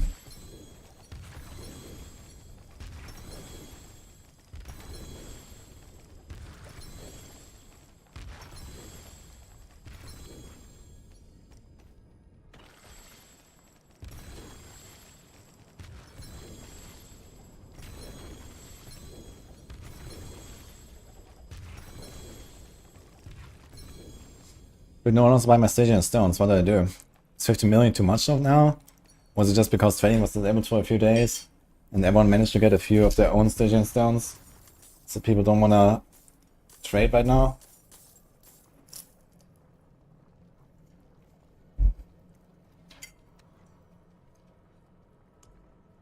3 stones. Oh. Maybe I should just open a few of the old boxes.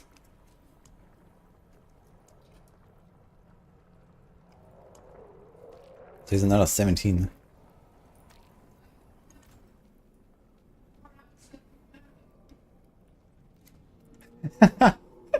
Oh no. Come here if you want a question answered. Yes.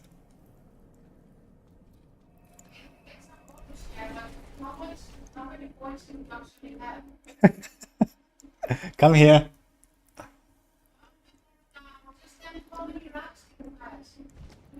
One. Station stones go for 6 million. Wait, on softcore or what? Maybe it's because of all the duping? Had to become so mega cheap because of that? But I thought the duped stuff was deleted now. The dupe's fixed, but maybe not everything. 6 million is not very much. Maybe I should just open the gold chest a bit.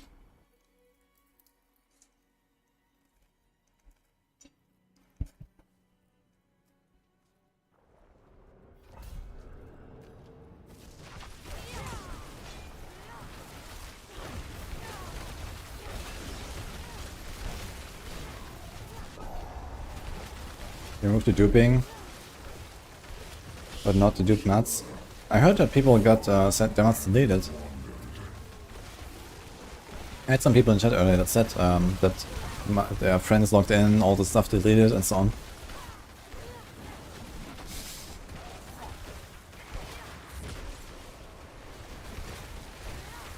But yeah, it might be that not everything got deleted. I'm sure like how easy it is for them to catch these items that were duped or something. I guess that might not be very easy.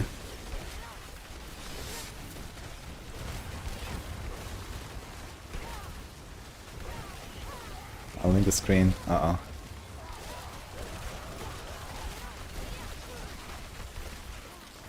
My CDR is not maxed. I'm missing one masterwork and a greater affix on my Tarasha, and I'm missing a greater affix on my Shaka. So my CDR could be way crazier, actually.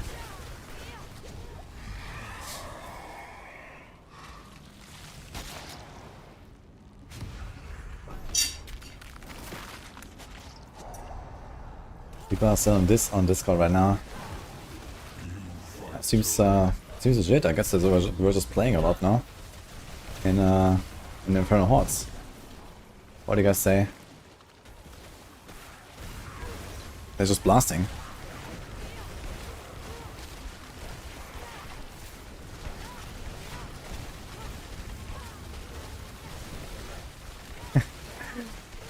It's funny, they can see these. You see these weird 50 numbers. It's like the Asian clients. They have these weird numbers. They look like different than the Western clients.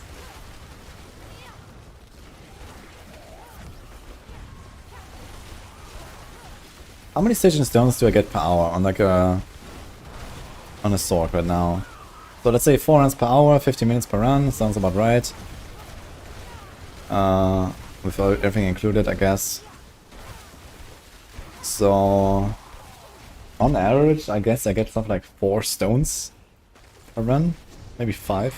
Let's say optimistically 5 stones run, 20 stones per hour, so 2.5 hours per stack.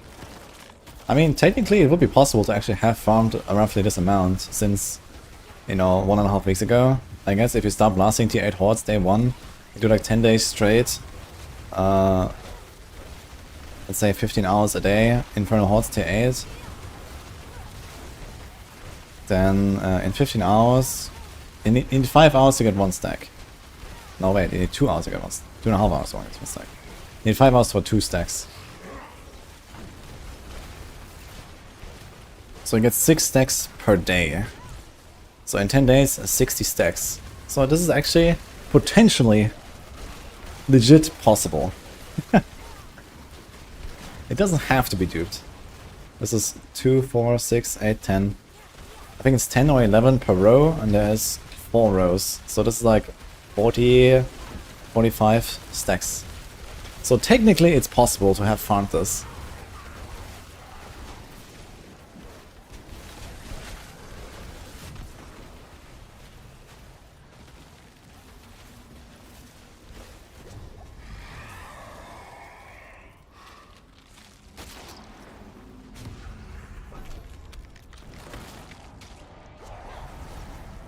Rolling CDR on gear is pain. Yeah, don't do that. Ever. Forget about it.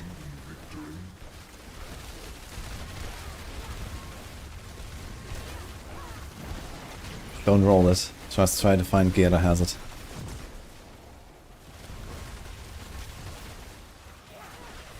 The coping is worse than my stats. And I'm not saying that this guy didn't dupe, okay? I'm just saying that it is mathematically possible to have farmed these materials. This could be a legit screenshot. The chances of that are like 0.01% maximum, but it could be real. Hand farmed, no GM. With love, you know?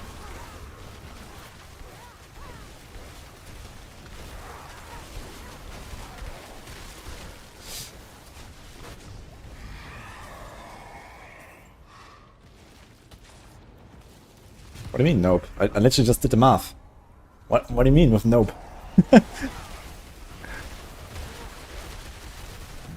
So far, 8% without all the units. Yeah, that's why I said there's 3 different setups. Did you check them? On the bottom left. There are 3 setups. You can click them. I just said if you have your questions, then come here and I will tell them. And so I don't have to shout through 3 different rooms. Yeah, okay. Okay. on the Andariel build, your flurry will do no damage. 0. So you don't put bearings in it. It's a vessel of Andi. Not of hatred. Not of hatred. It's a vessel of anguish. Trying to make that joke. Yeah. Yes. Bye.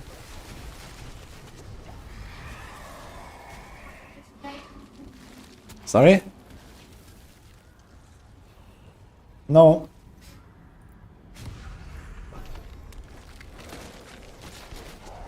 Does the time include sleep? Yeah, I calculated like 10 days, 15 hours a day, farming non-stop, Infernal Horde tier 8. I think something like 20 stones per hour is doable. And in that case you can get something like, yeah, 600 stones per day, that's like 12 stacks.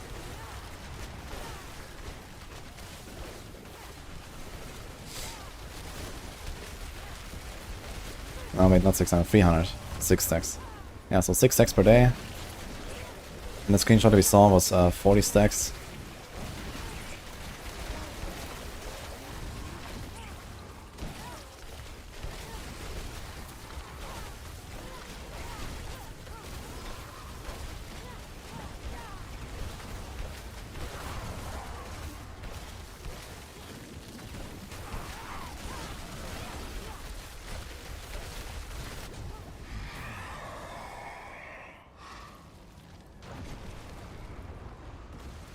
One is like a hit to proxy C on the Fist of Fate for Nairo.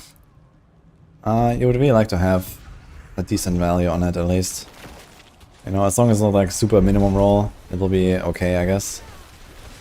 But yeah, if you get like maybe, you know, half of a roll or something, that's fine, I guess. Because the CCs are important for the bosses. You need to stagger bosses to deal damage. And this is the key for that, basically.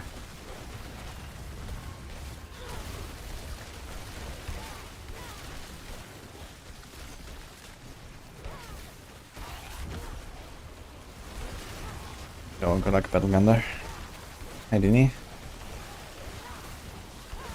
Could have bought the stones. Yeah, I mean, of course, someone could have bought 1,000 Stygian stones for whatever reason. Knowing that the prices will only go down and not up.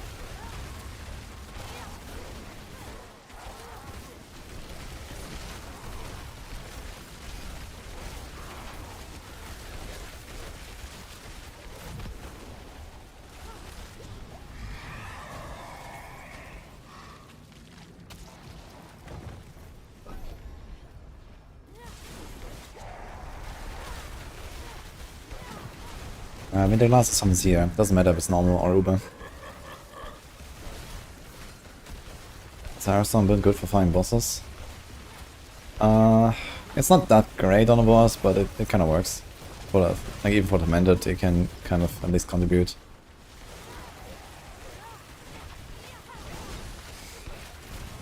It's very good for like basically everything else though. Very good AoE damage, farm speed, and so on.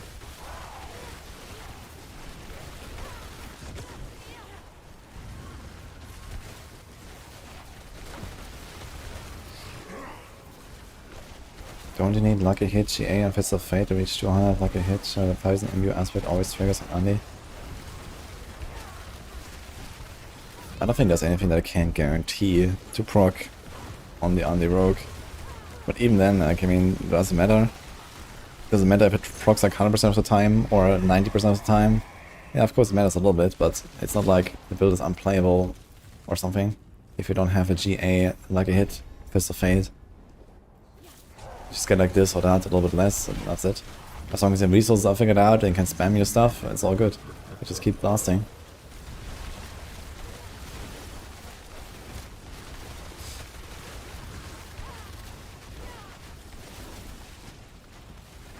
Juicy prick. What is this? Frigid, Malice, Alchemical, Poison Trap cooldown, damage per dark shot. Yeah, this item is just so good, you probably just gonna weigh it anyway.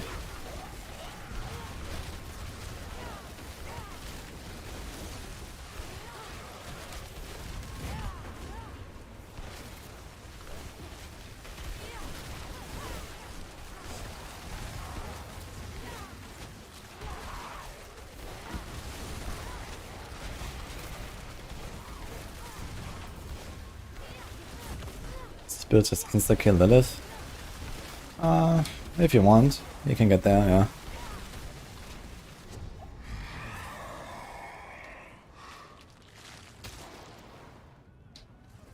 Let's get a plus 15 Ella.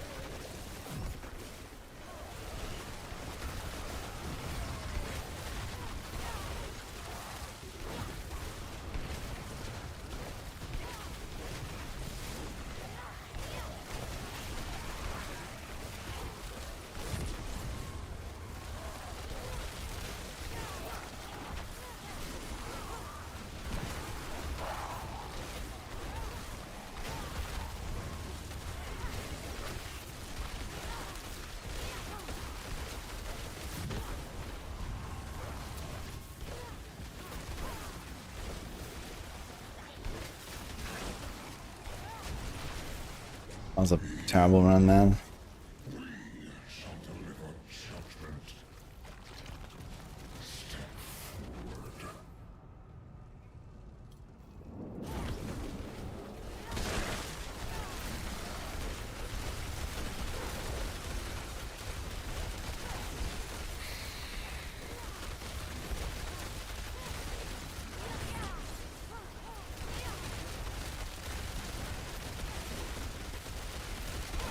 What?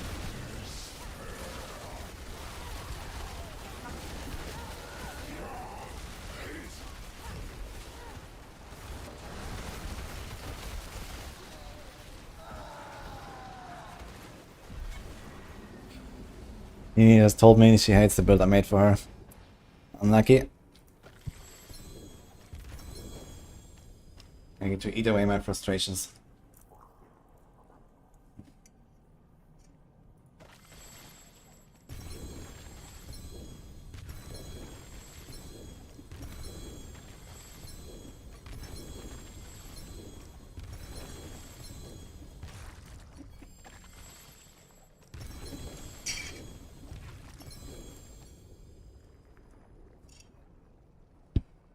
This Sorc build needs a nerf, not gonna lie.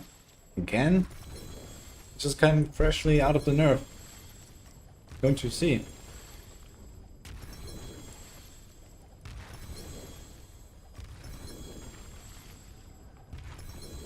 Can I explain the difference between Death Trap and Shadow Clone?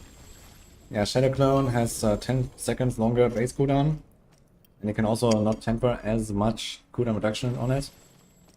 But it gives you 5 seconds of unstoppable when you press it. And Death Trap doesn't give you unstoppable, but it's easier to maintain basically. It has a trap cooldown temper instead of the ultimate cooldown temper from the Necro.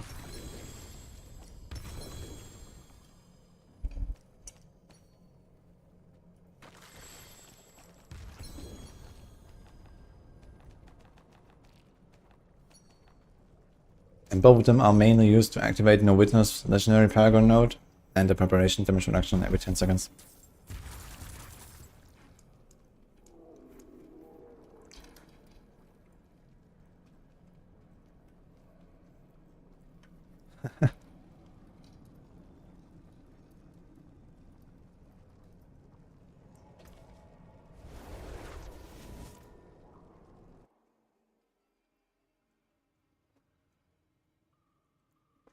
All other builds are irrelevant. That is a very strong comment.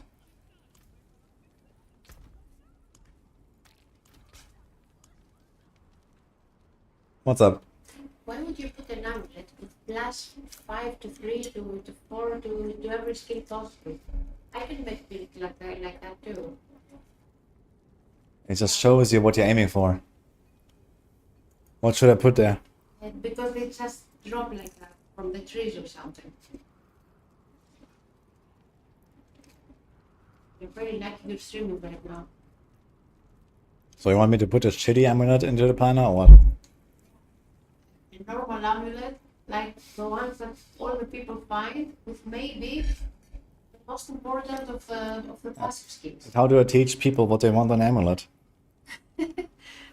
No. Exactly. Make a maximum guide and write it somewhere in the notes. And what about the people that don't read the guide and just look at the planner? Yeah, but how do you know which one of them to prioritize if you never find this amulet, which You is most likely? You can see it from the masterworking, for example. You can see it from the masterworking. Yeah, you can see how many upgrades there are on the thing. You know, there's like, you know, 2 on the alchemical advantage, there's a greater affix and a masterwork on the frigid, and so on. You're not really enjoying it, that was not too much. I can find a bakery.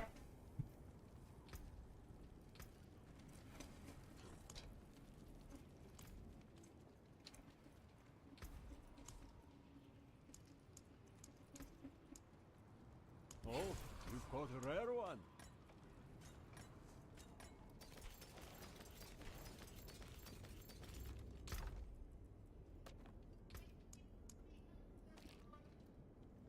It's for you. Yeah.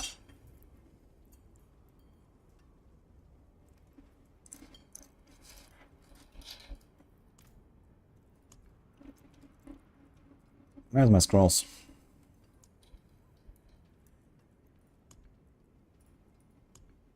What? Wait, why do I have 800 abyssal scrolls in my inventory?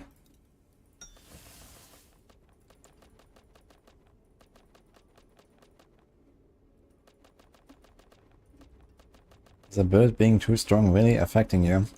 It actually is. You know, the prices for stuff like Sigil stones are very low. And you know, the expectations are way higher for how a good build performs. For example, people go into boss roulette and expect the bosses to die instantaneously without a fight. It does affect you. World bosses die faster, Blood Maiden dies faster. Oh, Chummy is back with some hot takes. I love it. Hello, Chummy.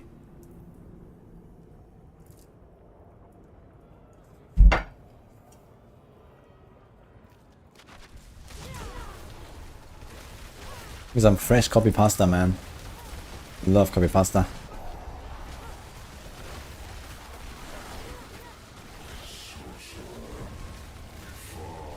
Oh, Barb was 11. Okay, we started to run. This will be okay.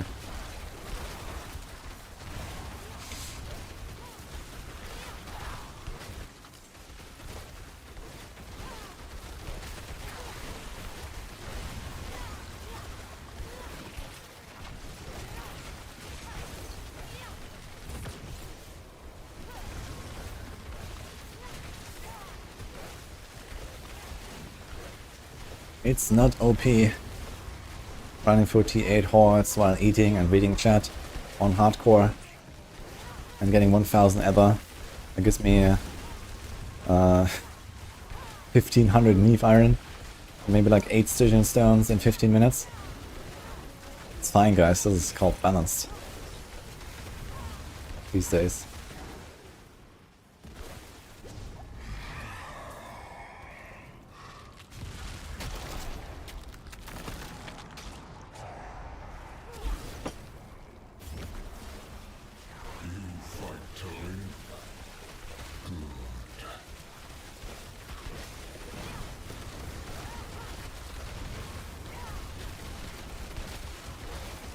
Need to buff Barbs.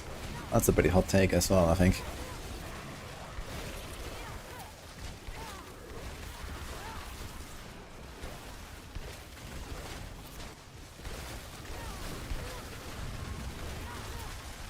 The boss HP is bugged for only a few bosses as far as I know.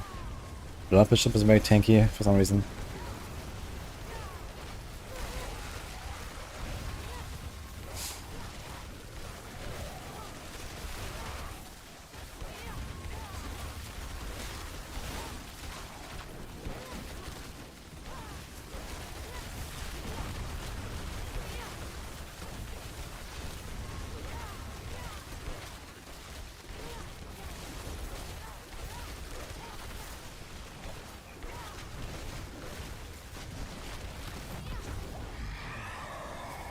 Oh, actually, before I forget this again.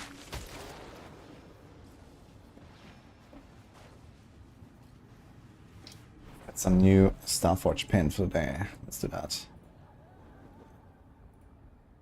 I have some new AMD Voyager line. By the way, here are our sponsors.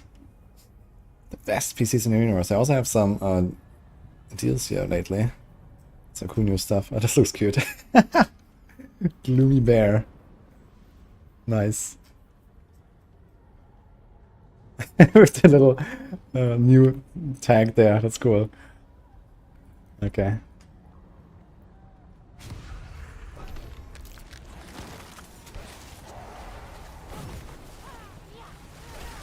Barbs are used to one-shotting bosses, can't have them doing boss fights or taking damage. True, man.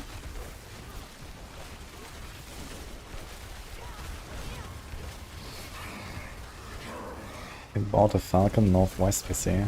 That's because I have wanted one for 20 years. Okay, how do you like it?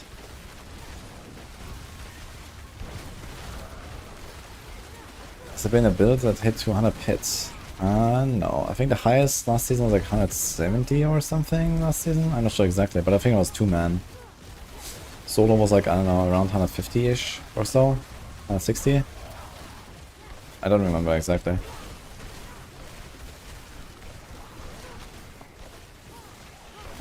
I mean, we're still very far away from pit 200s. Need some pretty game-breaking exploit or something for that.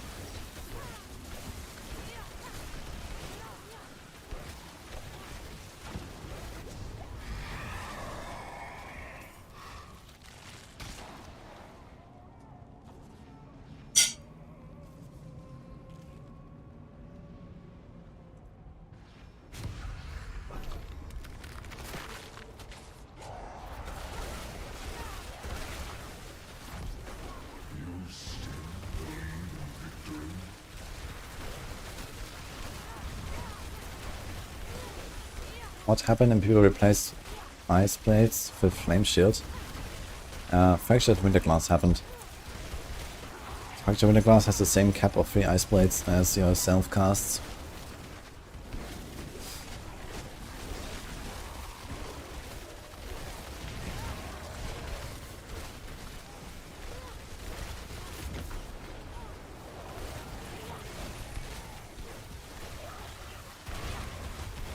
When I think for first time Rogue is the best build, easy get with insane damage.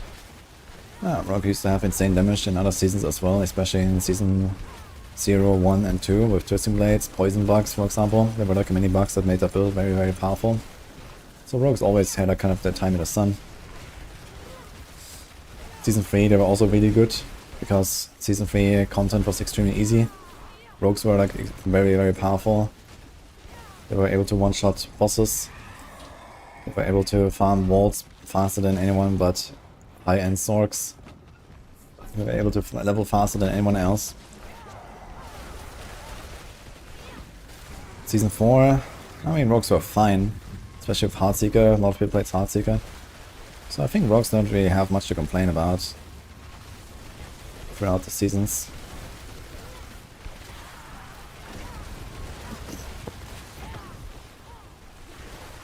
Yeah, right now Rogues are just overtuned, I guess, in general. Like, Trigger Tax is too good, the Andariel stuff is too good. I think otherwise you're probably kind of in an okay spot with the class.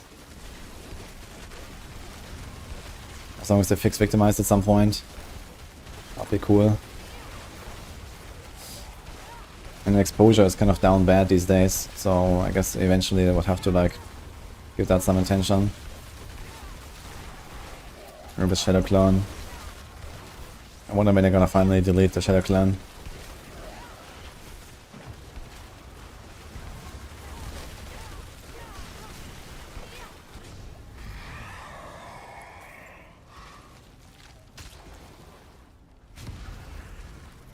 Should you butcher just because? Ah.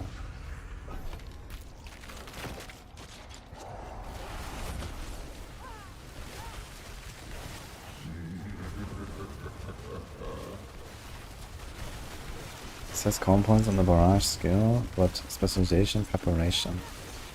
Yeah, the tooltip might just show the comp point stuff anyway, but you choose preparation. If you just play the preparation, you don't even have a generator to build common points.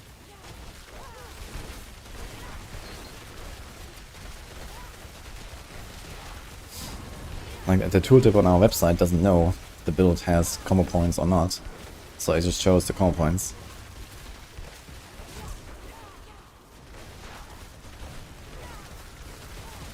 Might need to nerf the tempo damage per Dark Shrouds a bit. Maybe actually it would be time at this point to do that. Previously it was kind of like, I made this video actually on the PKR where I talked about how good this tempo actually is. Not good in the sense that it's OP, but good in the sense that it's like good for the game to have this damage per Dark Shroud temper. Because it allowed exposure and momentum builds to be relevant. But nowadays just randomly set the 50% damage buff on momentum. And it's like, okay, why? We already had the damage per Dark Shroud temper for that, you know, purpose. And now we also have 50% damage, because why not? Yeah, so that was kind of weird.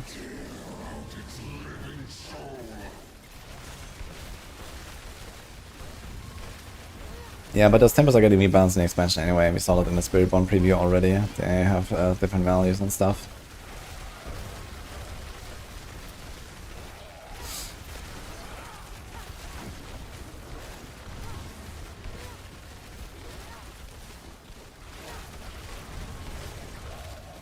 I was saying that they need to shift damage reduction off of Dark Shroud to Rogue, and now everything revolves around it. Exactly.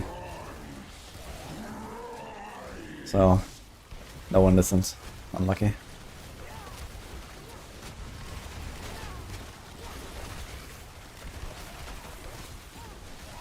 On the other hand, I mean, you can just argue, okay, this is just like a Rogue thing, you know? Just like how Teleport and Ice Armor is a Sorc thing, or something like that, you know? You just run those things, and this is what makes a Rogue. You know, Dark Shroud is part of Rogue, basically. I mean, it's okay. You know, I don't necessarily mind it. Okay, like every time you make a Rogue build, you need to have one defensive aspect for Umbers, but okay, you know, it also looks cool. It does have a lot of like, cool utility effects that are awesome. And it gives you like this baseline damage reduction that's just, you know, this is how Rogue works. But yeah, I mean, you saw how my Rogue died, for example. This was entirely thanks to the need of Dark Shroud. And then you start the run with 0 Dark Shrouds and you get one tapped. I mean, yeah, that kind of sucks as well.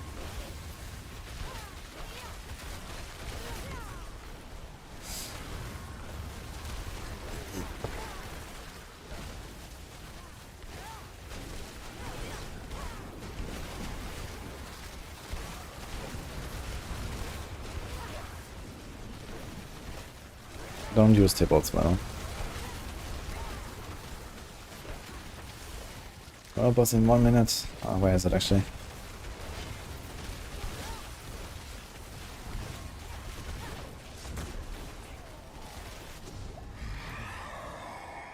It's got slam.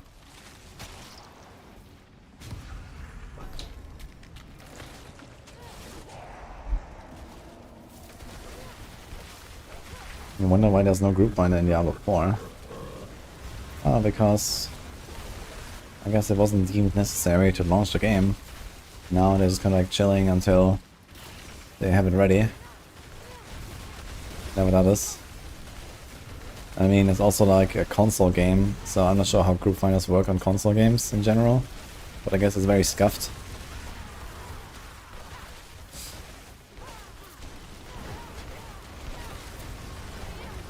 I mean, there was also not really much of a reason to do any kind of group content, I guess, in the past. Till Season 2.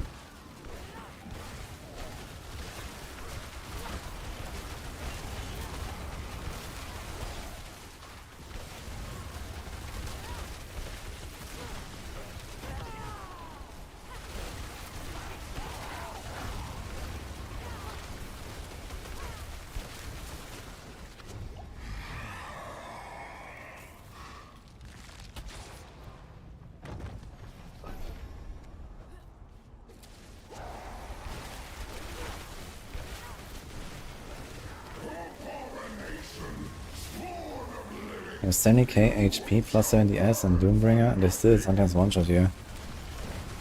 Should try to invest into a Tyrius Might, dude. He will never be one-tapped again by Desecrators.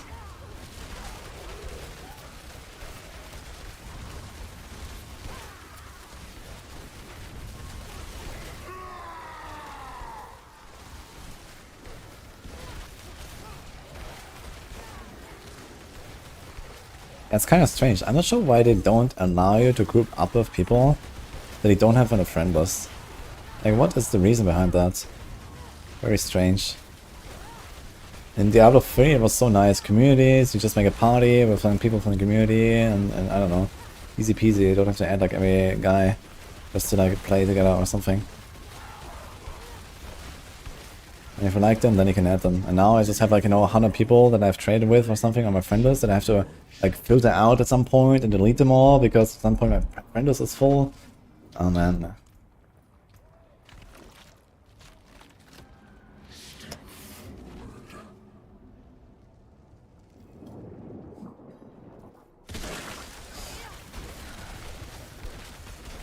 Kills extend duration without limit. Sounds like a pretty big bug actually. That wait, does the damage buff cap at some point, or does it just keep going? You just get an infinite Grizzly restoration buff. I mean, I have not heard of anyone trying Grizzly Rage in the last year, let's say. But yeah. Actually, there was like some Lightning Spear Grizzly Rage build last season that someone pushed pretty high with. Saw that.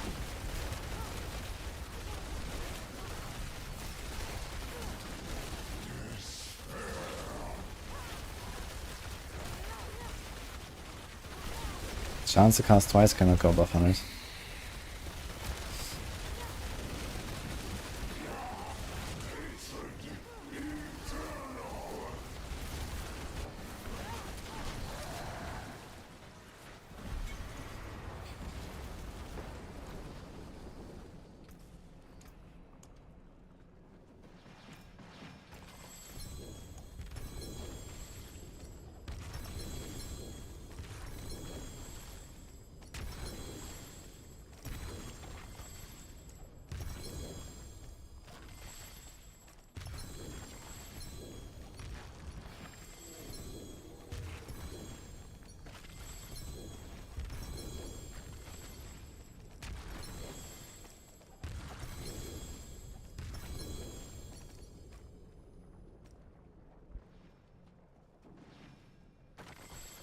Need to wait between the wave. Wait, why did you do the wait?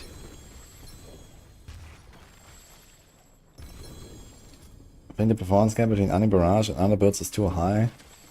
Yeah, absolutely. And like the Barrage stuff, like it's not necessarily Barrage stuff. I mean, Rogue in general has a lot of like really crazy tools these days, but also I think Adarius is just overtuned. Like it was already too strong, and now they just kept buffing it this patch. Like I'm very surprised they even buffed the Mythic Uniques at all. And they buffed some of them pretty significantly. They didn't buff the damage on Adarius, but they made the stats way better. Also on the Shaco and so on. Even though these were already really strong items. So it's kind of weird, I gotta say.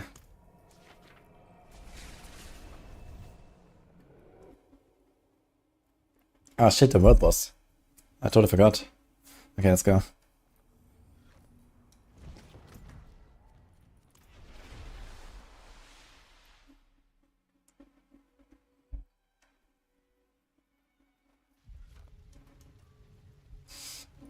Why is Necro suddenly top of 8 here? I don't think we did any change on Necro lately. So I guess it was there all the time. I'm not sure what you mean now.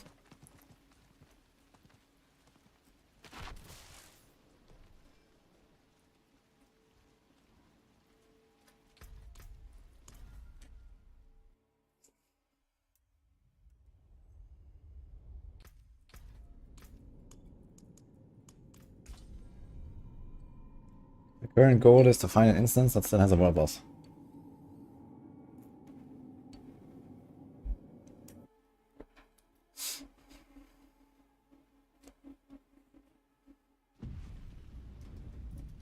Ah, what's going on?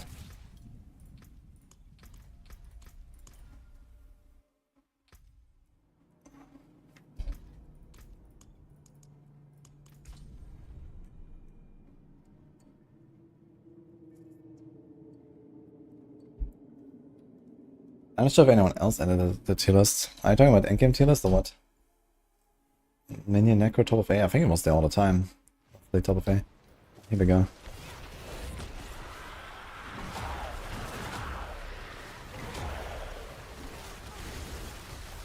Pretty sure we had mini Necro there in roughly that spot all the time. Not at bottom of A.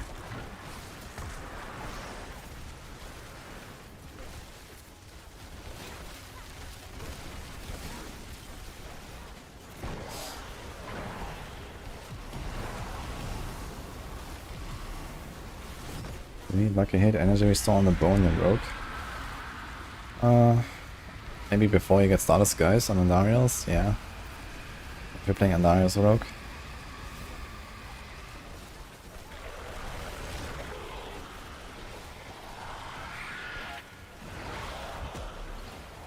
How much percent damage are we losing in the end?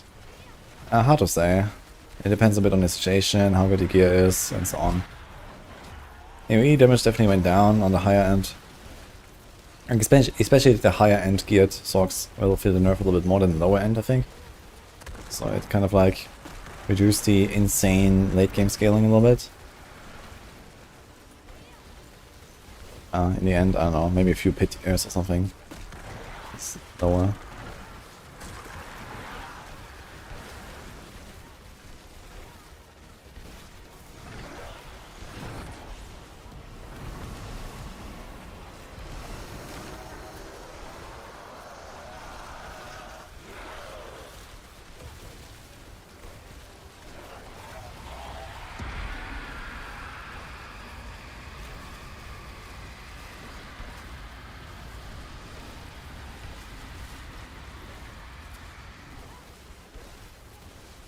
I'm gonna stagger him. Let's go.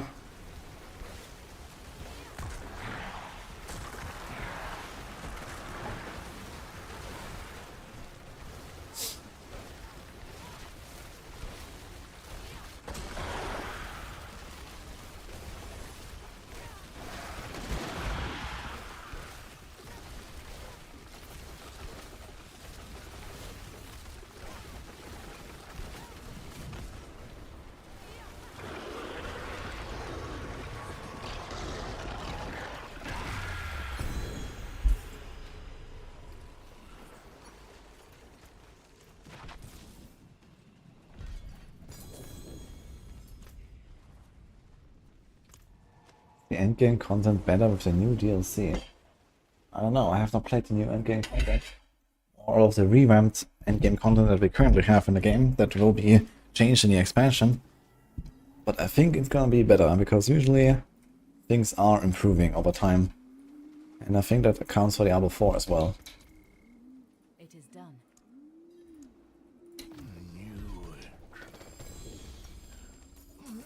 Especially when it charges $40 for it.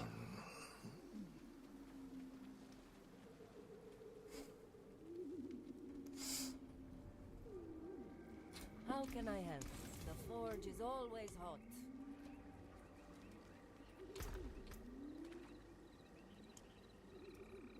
Does anyone know hardcore prices for Stygian stones right now? Seems like people are not buying, man.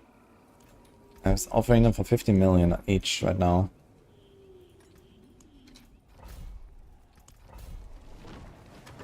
Maybe I have to go a bit down. I do have plans to come to Gamescom, yeah. I'll be there.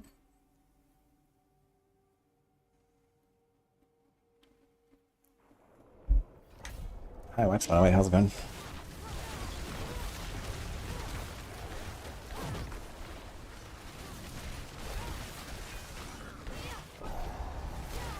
You always pay 10, not 15, that's crazy. I know, I was selling them just fine a few days ago before the disabled trade for 50 million. Some people told me even 20 million. So I thought I was kind of like another average price there.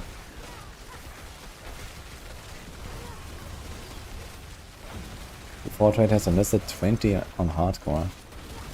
Okay. Maybe I'll try to keep advertising for 15.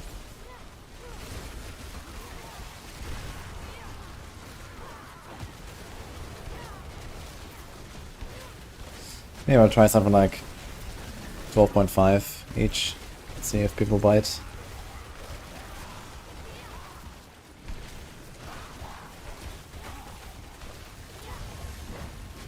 Heartseeker is back, yes. Gotta make a Heartseeker soon. We have some gold now, we can masterwork and stuff. Into masterwork, pink gorgeous, shard.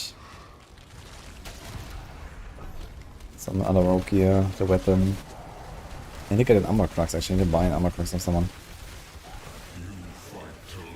Eine Fuller.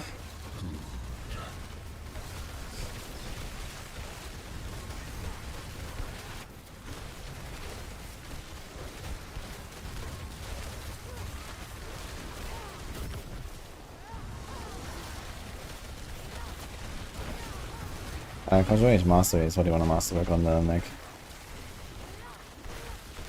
Very powerful.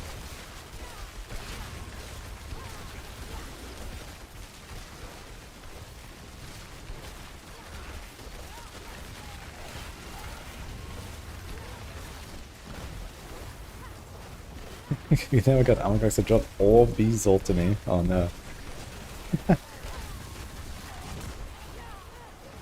Yeah, I might open maybe the equipment caches. I mean, I have one, but it's only 4.5 seconds. I would like to get a longer one, I guess.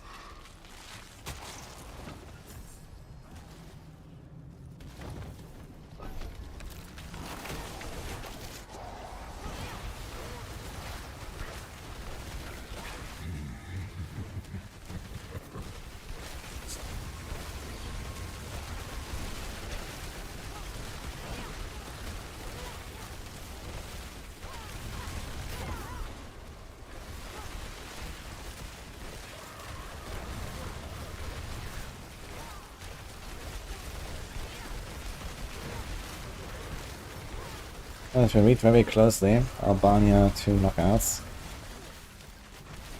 Sorry, Grasshopper actually. Then you'll see in the hotfix notes that they did the change to the Sorcs based on server performance. Because the servers were laggy and eventually crashing. We had actually multiple full server crashes the last week. And that might be actually in large part thanks to all of these Sorcs. So, what do you expect them to do?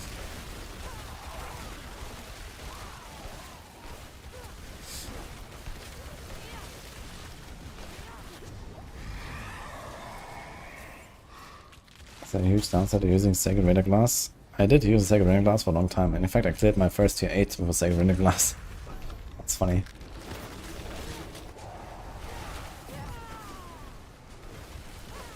But yeah, the downside is you can't masterwork it, so you can lose a lot of power there. You need to get an Ancestral.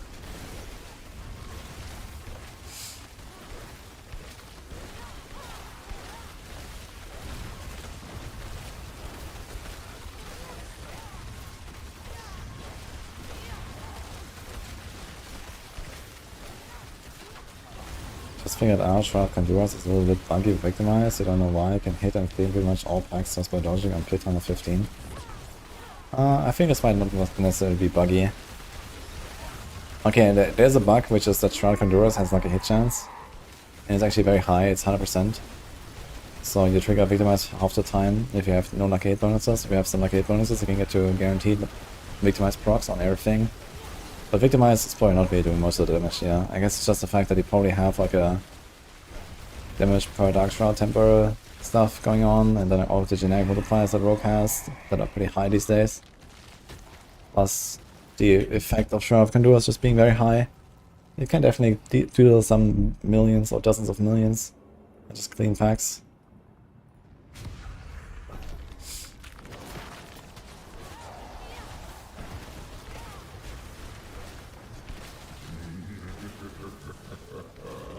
Of course it's possible, Tadis. You can get anything there. But you shouldn't try to get those items there. There's Rashan and Bonzir for that. Duriels, I guess.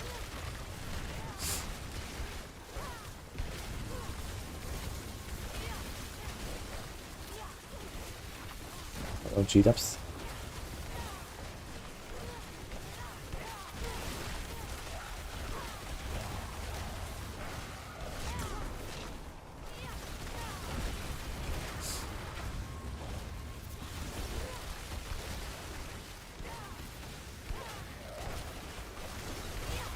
Oh, someone wants to buy my Cow of the Nameless. Poggers. That's good.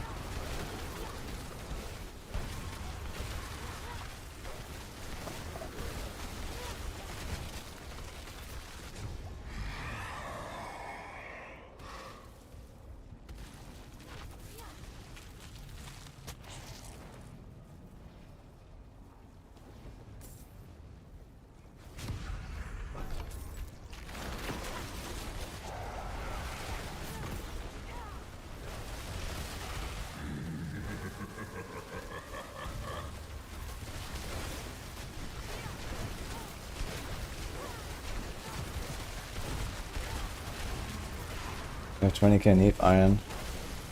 Yeah, I mean, as I said, buddies, you can get anything there, but you mostly target farm the uniques that you get from Infernal Hordes. So like Umber Crux or Shard of Raphael and all these new uniques basically. We drop here.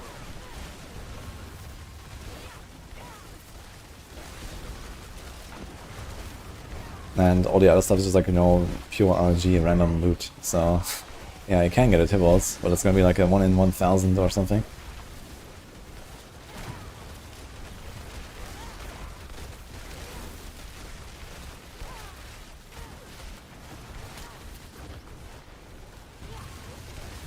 Crit chance doesn't matter on Andy Rock. You just want a tiny bit of crit chance to get your Umber stacks easily, but you probably have more than enough like 8 chance than just a base crit, that's fine.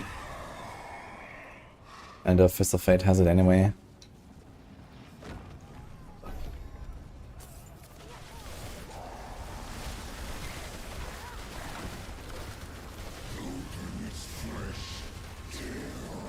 I'm farming mods right now.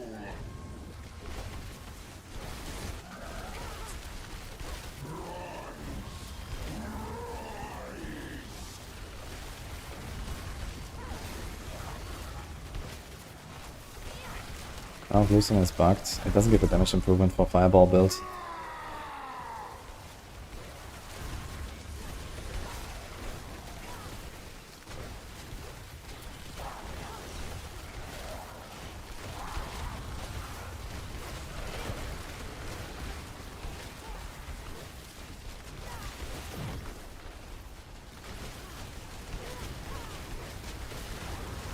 I use concentration fans with ice armor duration temper because it gives me perma ice armor very easily and plus more defense.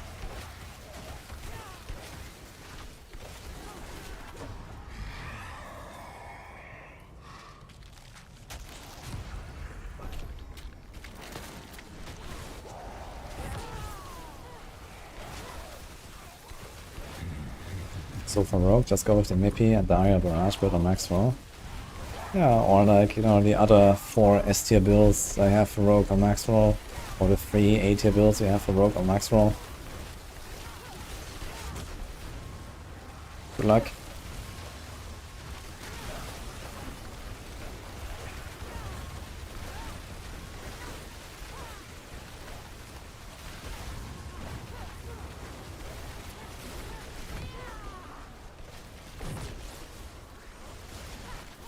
Any want and focus build for LS.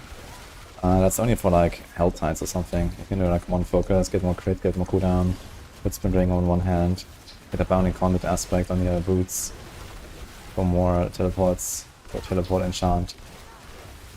But the damage is much less without a spear, so spear stuff.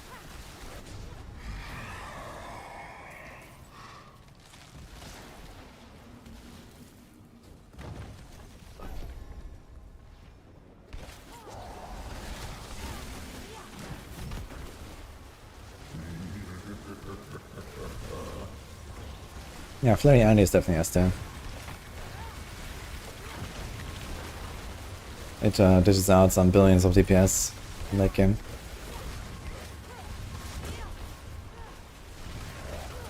It's basically the same as the Flurry Barrage, just with a different carrier and slightly weaker, I suppose, and melee.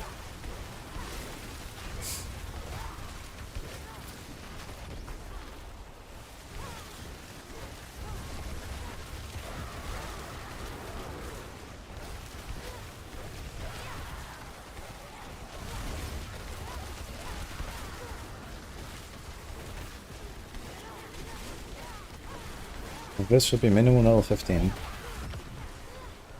This is where they get a bigger radius. Yeah, Victimize is bugged with some multiplier swags. It, no, not some. Most multipliers actually don't work for Victimize, so it barely does any damage. So what you're seeing is the original damage mostly, I guess, not the Victimize very much. Although if you proc it on like so many targets, maybe the Victimize actually starts doing something.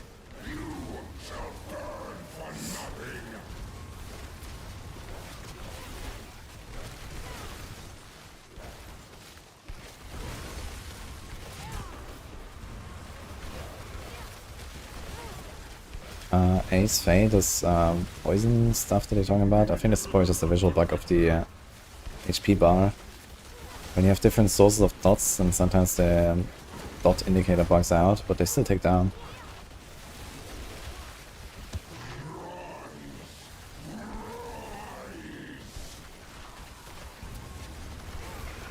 How many millions of damage? I have no idea how much damage I do per hit actually. Not that much actually. It's because it's just many hits.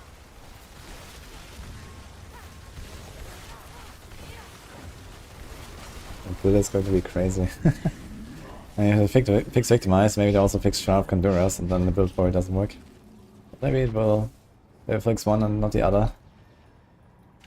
But I wouldn't even hold my breath for a Victimize fix this season. This thing's gonna be in the expansion maybe.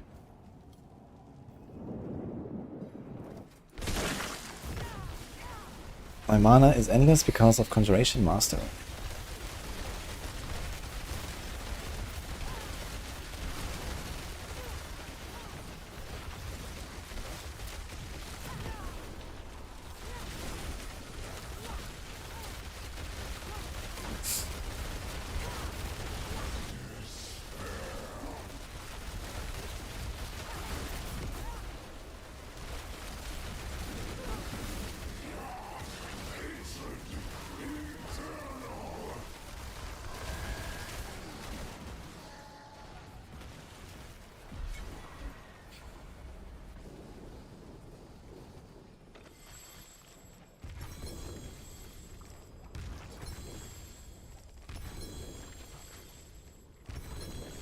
Okay, this guy wants to buy my helm. What do you got here?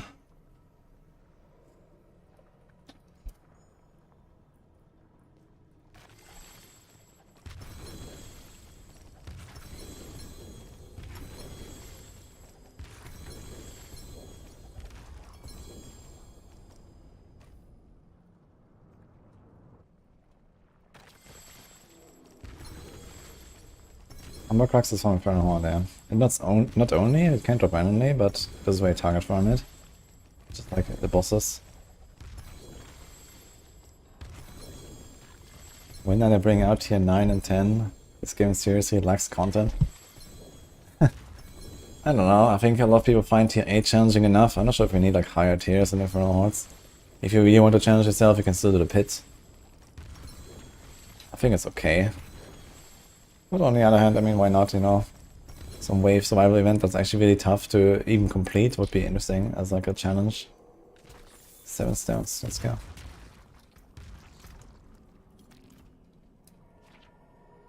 So I have 169, 55, 222, okay. This one.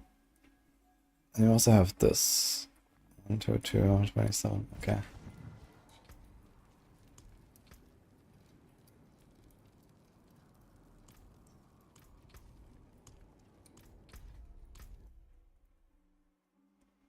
I think it's on this one.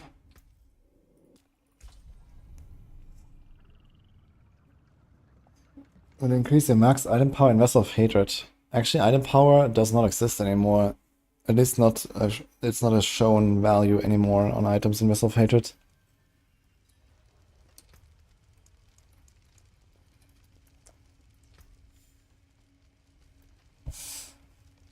This guy wants to buy Cal.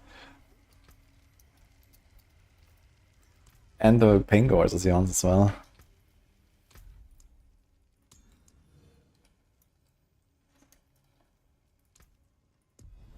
Okay, do I have a Gorger? Let's see.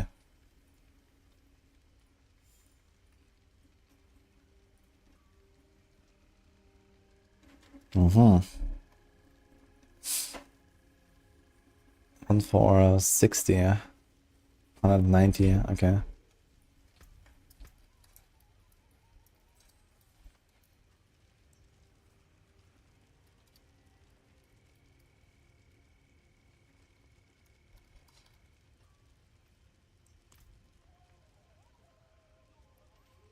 Is that here?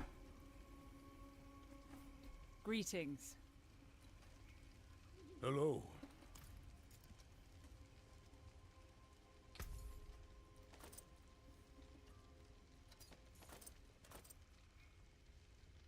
It's like full max roll besides like there's 1% on the affix. On GA. Kinda nice.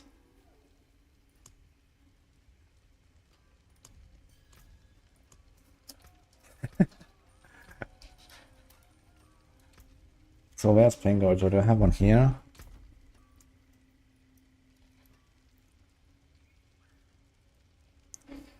So that's probably the one I will use myself. Plus 6 to basic skills, that's pretty good. So I'm gonna try to master this up a bit.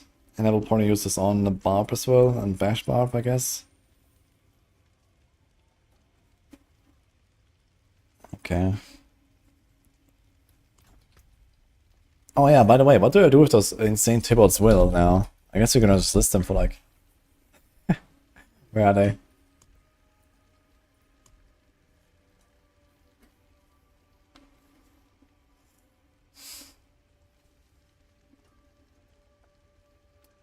Should just list them.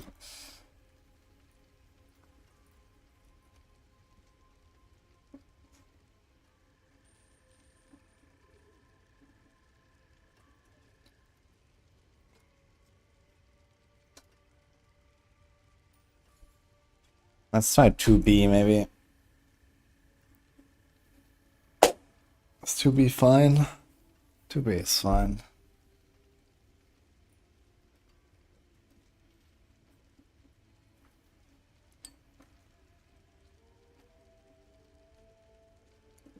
Yeah, Tybalt is optimal for multiple builds. Yeah, 2B is low, but on hardcore no one is rich, so it is what it is.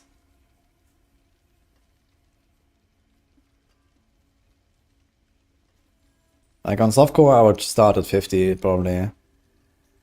But this is not what we're doing here.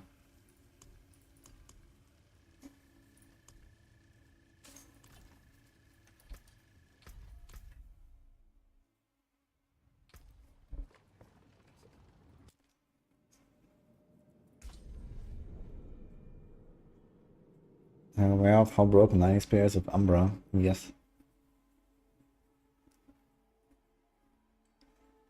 E4, tier 9 and tier 10 are confirmed thing. Wait, where did they confirm that, Dustin?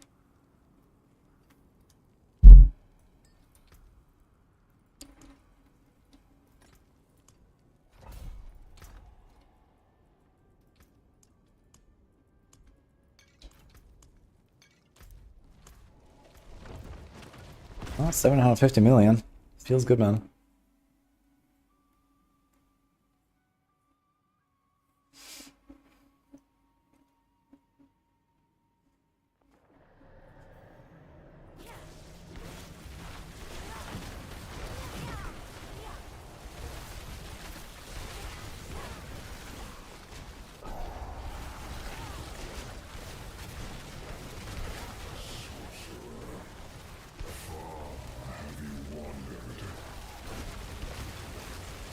Yeah, I wonder if like if they bring out tier 9, tier 10 or something, if they're actually gonna like change the rules a little bit and it's not just gonna be like, you know, X waves and that's it.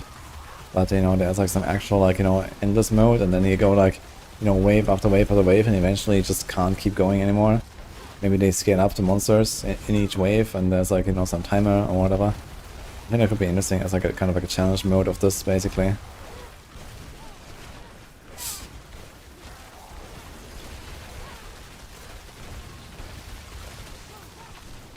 There's no option for gems and rings. Yeah, there isn't. But I mean, it makes it also very comfy, I guess. You know, you don't have to bother with this stuff once you have Tyr's Might and so on. It's also not bad.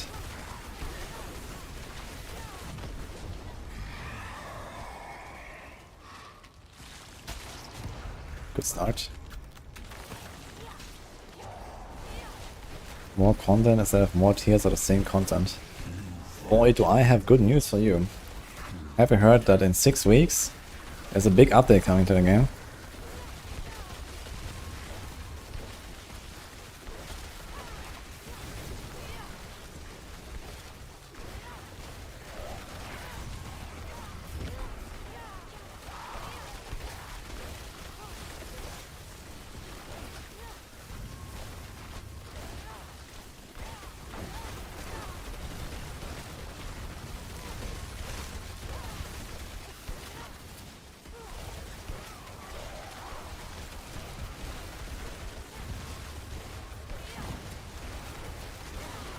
I was talking about tier 9, tier 10 for mid-season patch.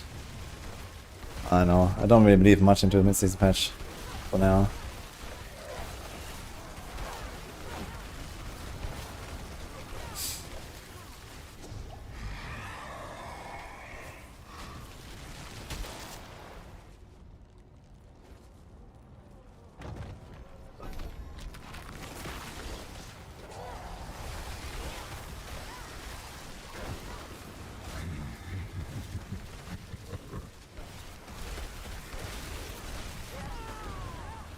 Okay, so I don't have an infinite crazy range, that's what you're saying? What's the chances that the failure gets delayed a bit? 0.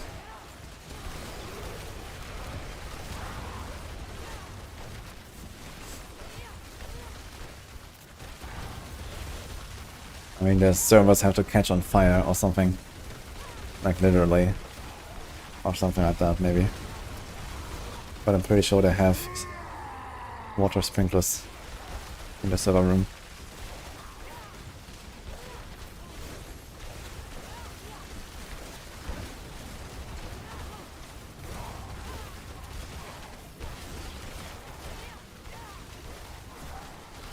Like, what the fuck is going on with that infinite grizzly mage? That's buggy, I guess.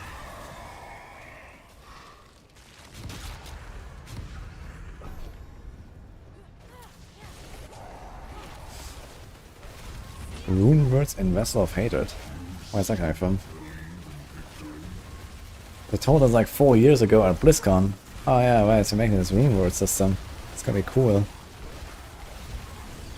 PBR. That's the faded too late because Lightning Sorc burned the servers. No, that I can understand. Only found blood from Maiden? Yes.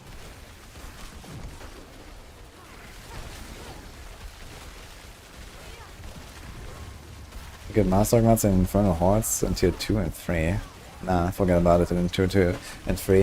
If you wanna get some Master Working stuff early on, then try to farm some pits in the range of like 60 to 80 or so. Or maybe starting in tier 5 Infernal Hordes, I guess it's kind of okay. Get some Ingolith. Before that, just open the equipment chest and get out, basically. Maybe the gold.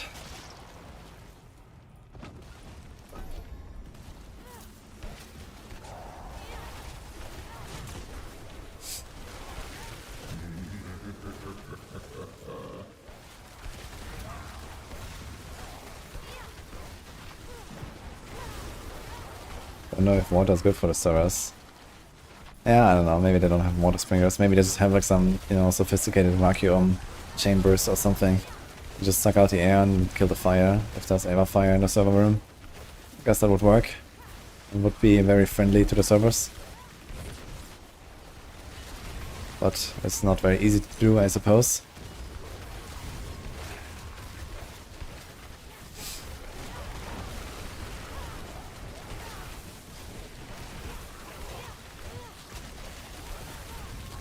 If I get 20 Ingolith per chest, yeah, that's pretty decent actually. You can definitely get started with that.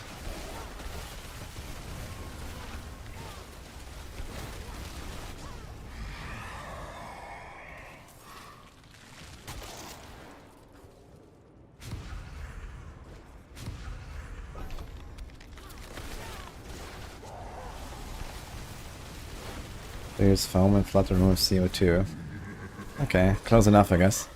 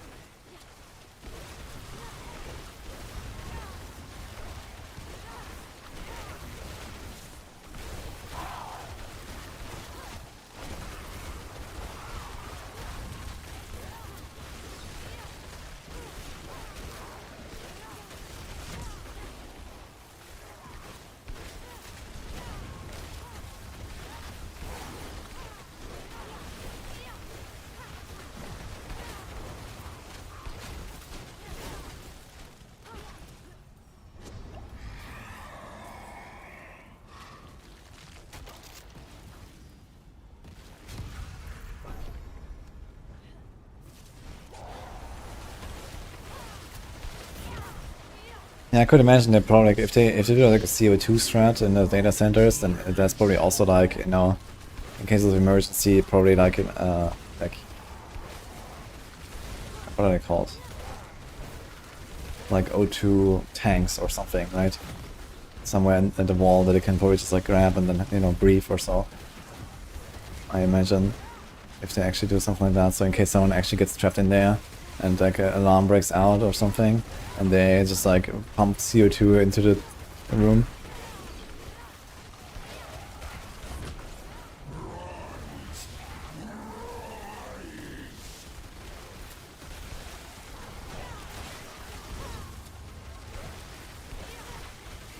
Max rate? Oh no. Kapow! Okay, here we go.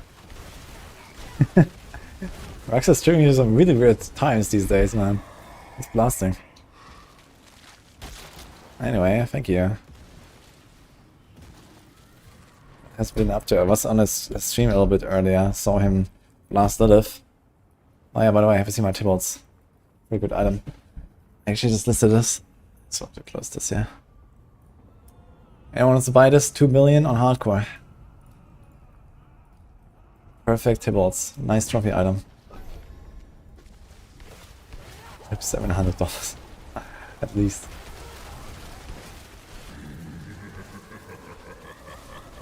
Going to get new tires. Ah, okay, I see. Well, see you later, Rax. Thanks for the raid. And the sub. Make that $705. Ka-ching.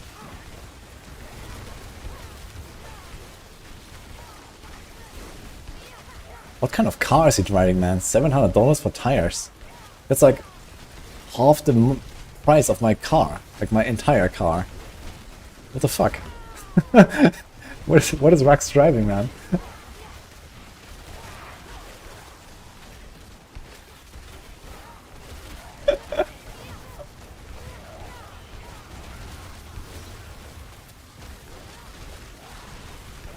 Pretty average. Really? 700? That sounds like so much, man. Like, I literally bought my car for 3,000 euros. I mean, it's a shitty, almost 20-year-old car. But still, man.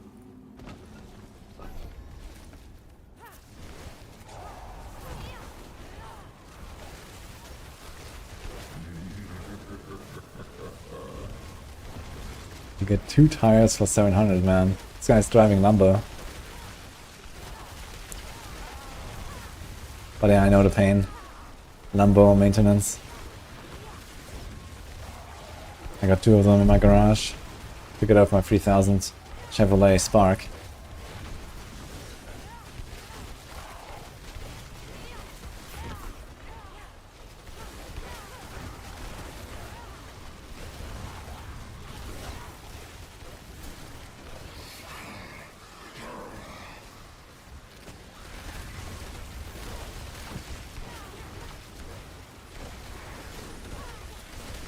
Mental car. Yeah, it works lightning spears, man. Every time I press on a pedal.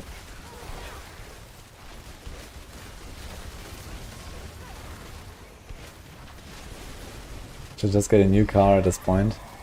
Oh yeah, let me drive real quick. Easy. I mean, the thing is I don't really use the car too much anyway. So I don't really feel like I need to upgrade it necessarily. At some point we will, you know, it's like the AC is not really working well, it's like broken, and of course, you know, living in Greece, it's like 36 degrees.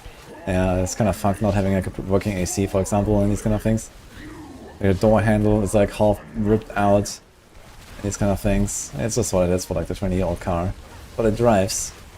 Recently we did a drive from Varna down to Athens.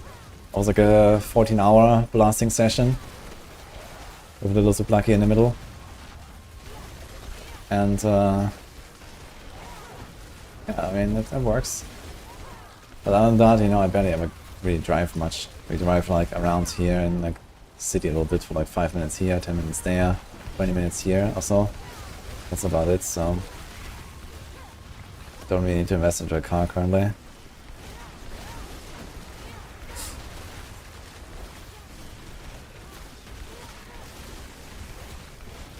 $300 for one tire, man. Crazy.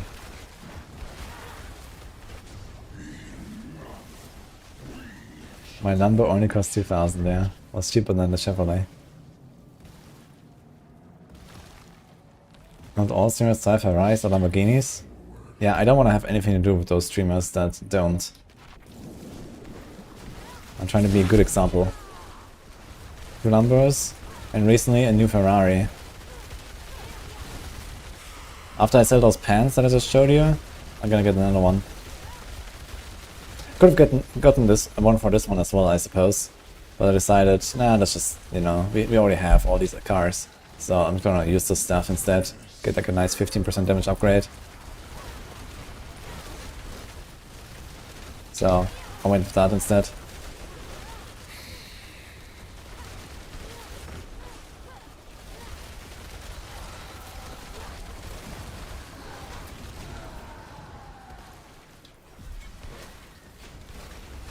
Happy birthday, Maxwell.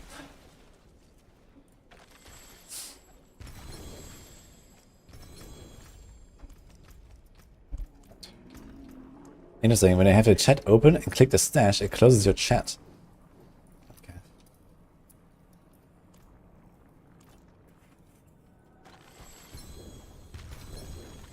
Max drives an ice cream truck. Now that is something I can get behind.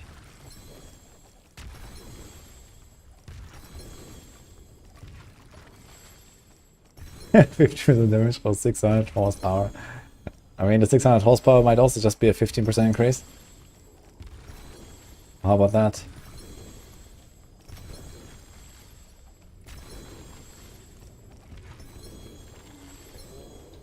I'm using advantage, Alexa.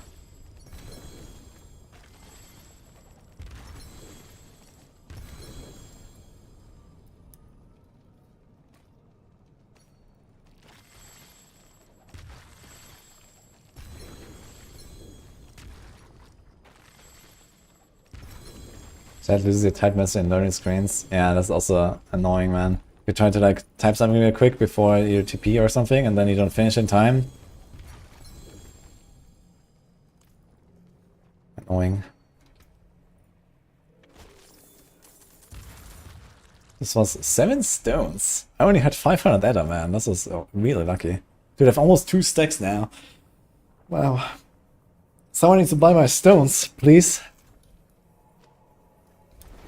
I'll buy 10. Nice. Okay, one guy says he's buying 10. I can invite him. Straight up adding him. Let's go.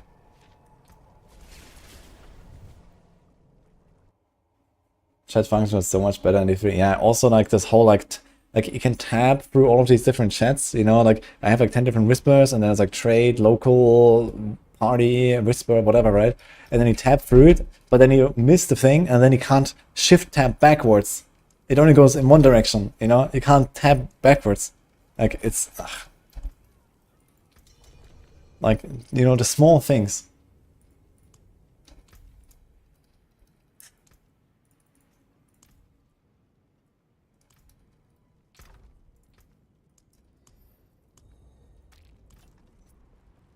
Okay, where's this guy? Okay, there we go. If you switch character, deletes the chat history. Yeah, because there's no chat in the menu, I guess. But at least it should remember the previous chat, right? Greetings. Hello.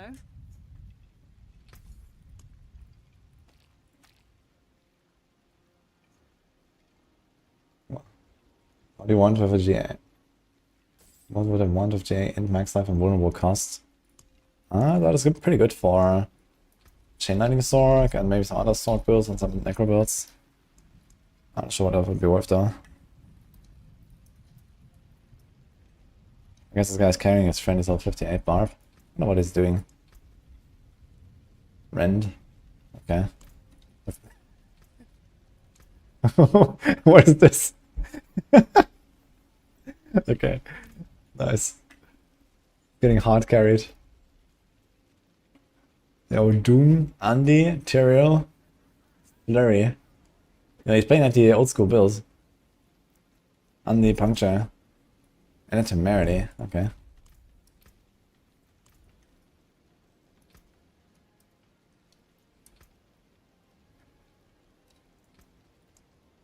Alright, we sold 10, so that's something.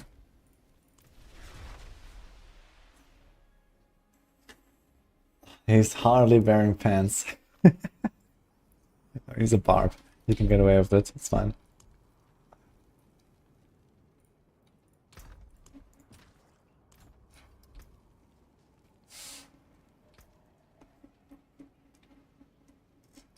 Okay, do we have crappy latency now? No, it looks fine. My potion runs like 12 more minutes or so, it's just pretty much one run, let's go. How is Flurry right now? So, real Flurry is not that crazy good, it's like maybe somewhere in B tier range or so, I think we have it. But you can play Andariel with Flurry, similar to the Andariel Barrage. I actually just made a setup for that, if you're like interested in playing Flurry, like the Flurry playstyle, you know? But instead with Andariels as the scaler, then yeah, you can do that, and it's actually very powerful. It's like one of the best builds basically, because Andariel Barrage is the best build, and Andariel Flurry is gonna be pretty close to that. You know, not exactly, but good enough.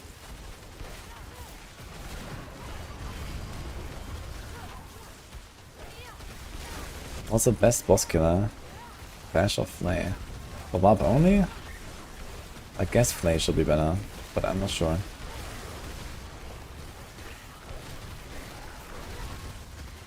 You have Andariel feels better on controller versus Barrage. You mean with Flurry? Yeah, I can believe that. It's probably easier to pilot Flurry on controller than it is to pilot Barrage. Even though with Barrage, Andariel, you just kind of like spray and pray anyway, but yeah, I guess.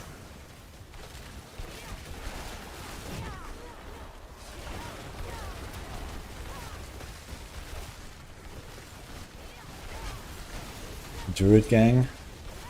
Yeah, I'm trying to get a better amulet for my Druid, and then also found some T8s of it.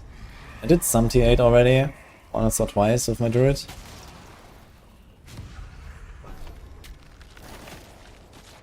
After I masterworked it up a little bit and stuff.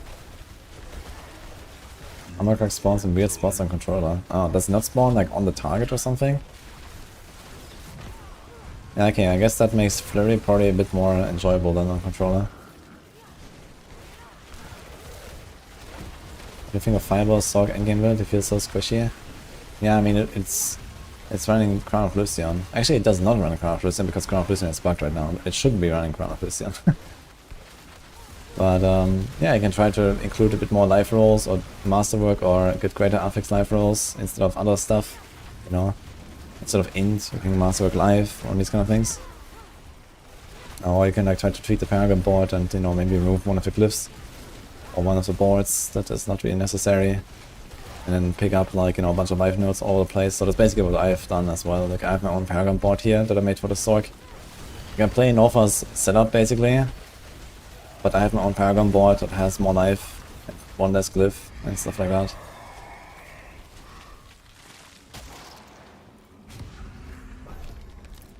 Yeah, Crown of Lucian is bugged for Fireball Sorc in particular. I think it just doesn't work with Colossal Illuminator or something.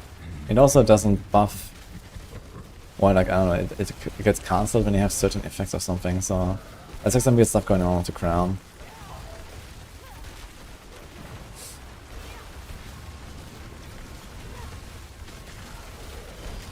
someone like compiled a bit of a list of effects that work properly and that don't. For example, apparently there's also something going on with like I think Condemnation, Crown of Lucian. That doesn't really work together. So I'm not sure exactly what happens, like if you just get the crown buff and the Condemnation buff does nothing then, for example, because maybe they are counted as the same buff and then, you know, 75 is greater than 40 or something, I don't know. Yeah, something is going on there. That's a fast clearing. Yeah, this is the freshly nerfed Sorc. Guys, what do you think?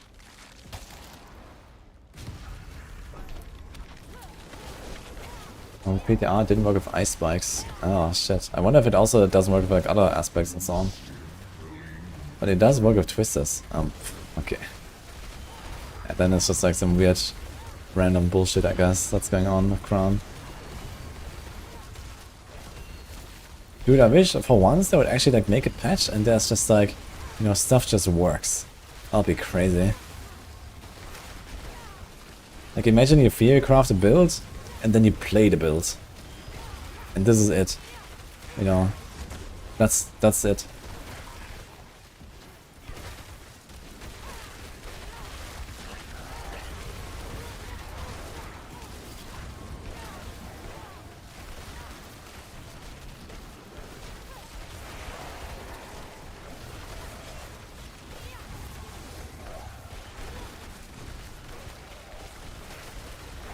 It's crazy talk.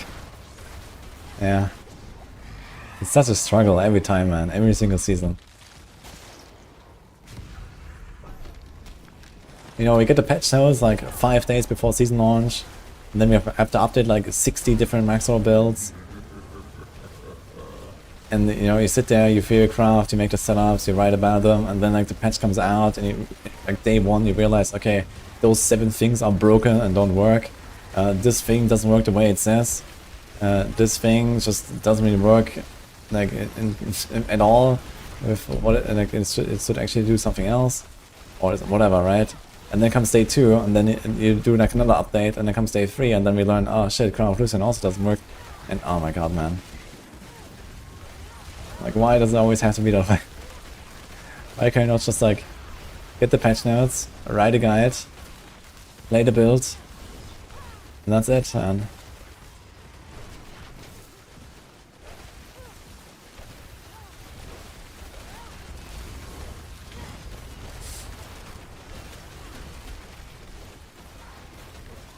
Why did they nerf the red spark elites? Yeah, I guess they're probably not really aware that they are a huge problem. But I gave them some specific feedback about this. The Desecrator guys are pretty overtuned. It only took them 7 years to make D3 good. To be fair, D3 was pretty fun throughout various stages.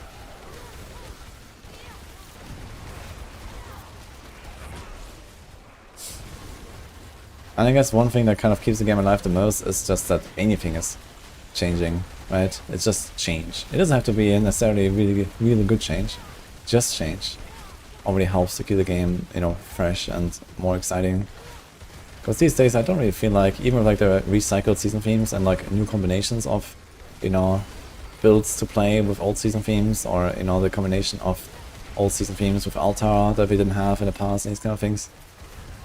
I still don't really feel a huge urge to play Diablo 3 these days. With some more patches, then maybe. I think it might be similar for other people.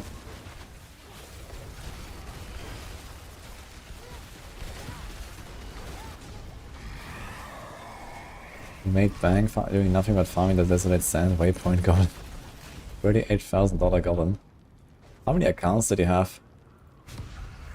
I know, I think you were only able to sell stuff for like 750 total per month or something per account, right? I think that was like some monthly cap or something.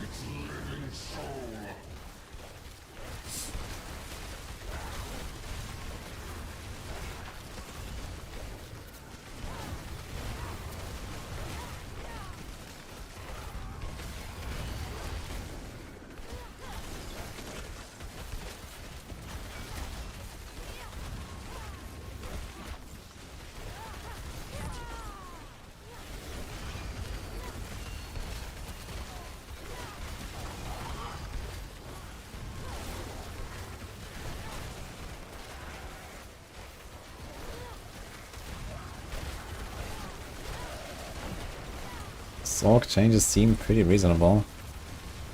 Wait, is that actually like someone who is not raging blindly about Sorc nerf mood builds? Holy man.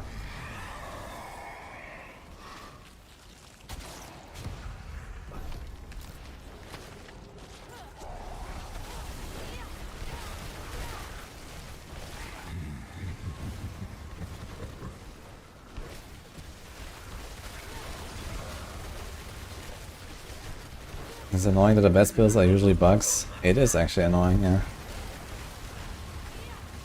I mean, currently, there might be like here and there some bugs, but most of the good rogue stuff is relatively bug free, I think, outside of like trick attacks maybe.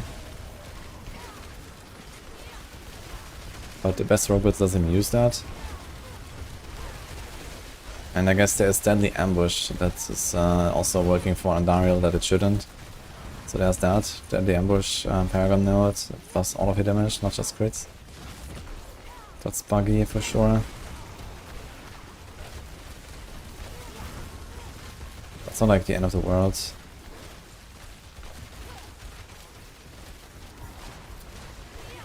Secret patch features, sorry. That's what I said. How many events faster do I have now?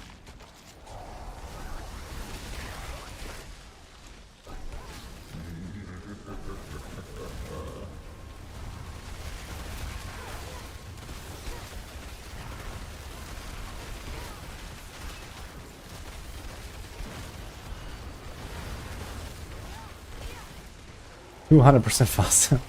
Holy shit, man. Look at the bar.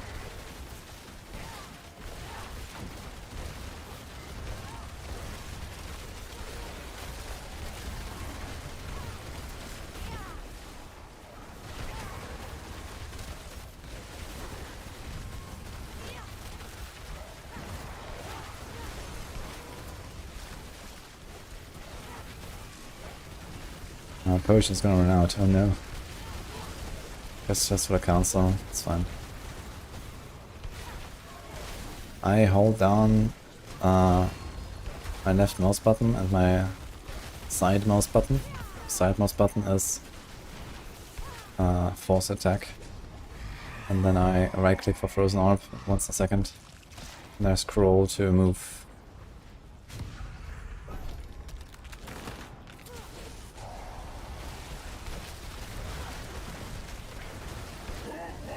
It's annoying that Anne just magically makes builds good. Yeah, there's even like an Andariel's Barb right now or something of upheaval, I heard. Like some dot Barb you can do with X-Files ring, man. Like, what the fuck is going on?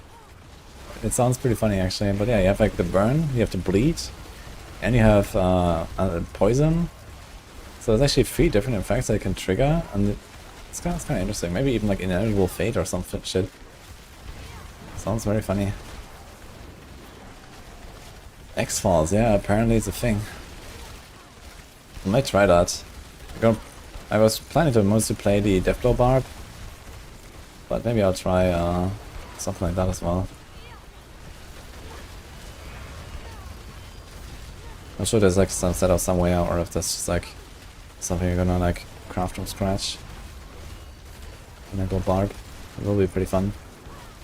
I like upheaval anyway. I mean, that is a shitty run here. Oh.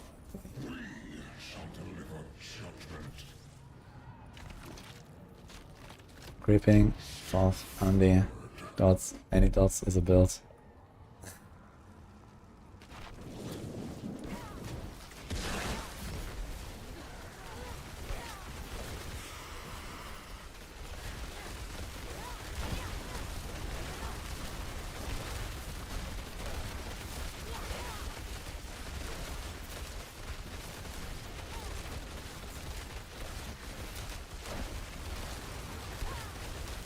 Vandarius, it's really funny if X-Files tried it, but he had trouble around pit 61.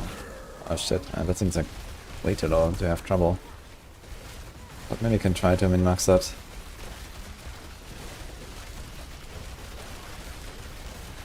Is Fury and Darius much weaker than Mirage? I I'm not sure how much weaker. It will be a bit weaker, but it's still gonna do billions of DPS, fully optimized, so...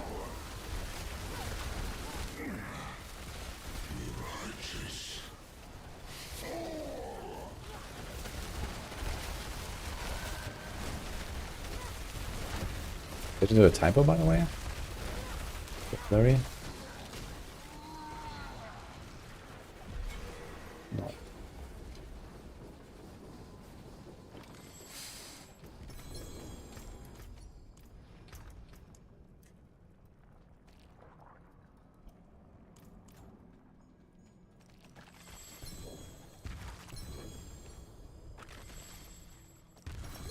You can get more Ubers in the expansion. Apparently there's at least one coming. But yeah, I mean, I imagine like here and there it's gonna like throw in some more Ubers. Patch notes in 2 hours. Boss champ? Wait, what patch notes?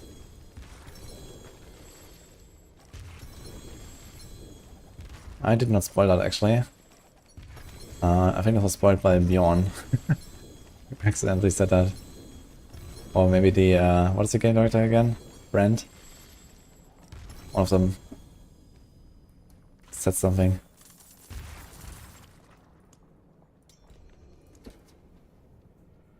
"151 patch notes, several patch notes today. Okay, let's go."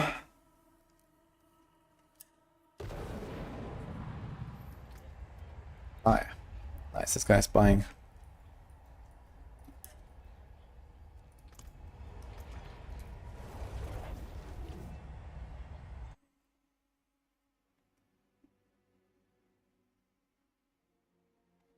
I will try some Flurry Andariels and then Barrage Andariels.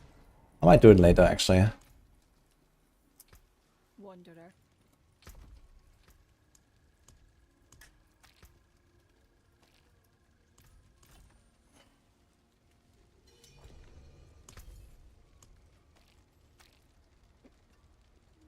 Victimize fixed. Go beyond it. Okay. Alright. We are billionaires now. Look at that. Thanks.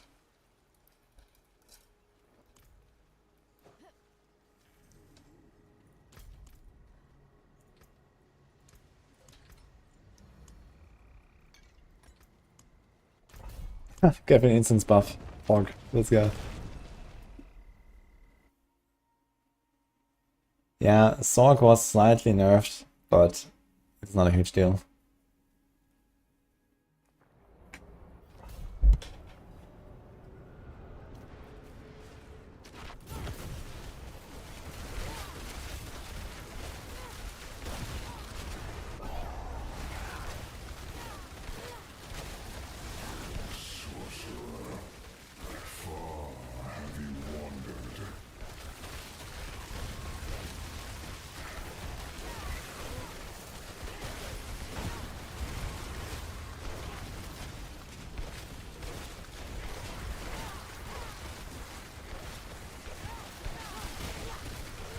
Done wrong, big ace. Incredible.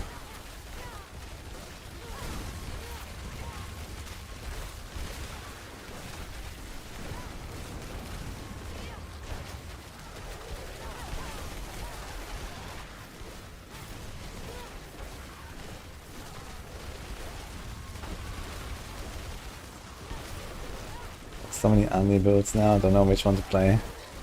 Well, the best is the Barrage version. The second best, probably the Flurry. And then the third one is the Puncture. That's like the build from last season.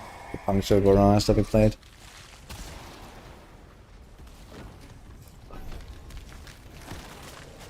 So pit level to infinite horde tier metric.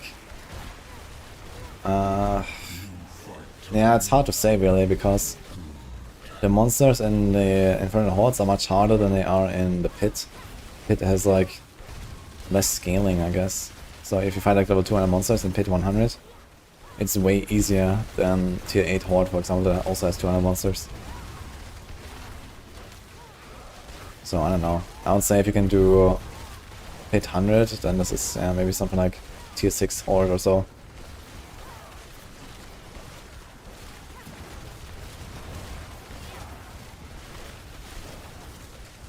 Trading is so back.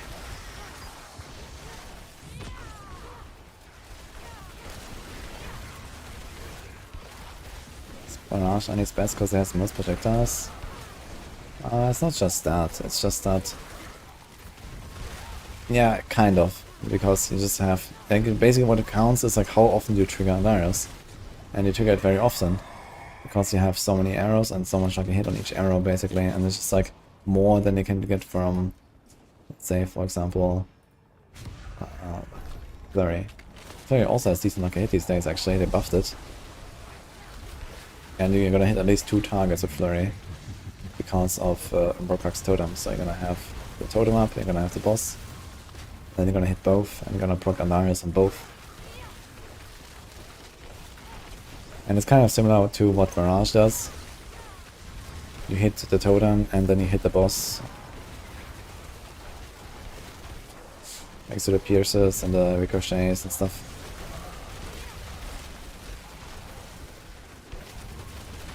And do Tom bosses in an hour. We could do some. I would actually like to do some more Andariels, I guess. Maybe get better cow.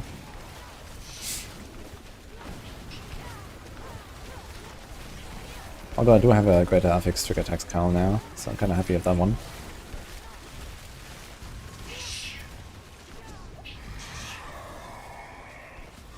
The cat mewing. What do you want?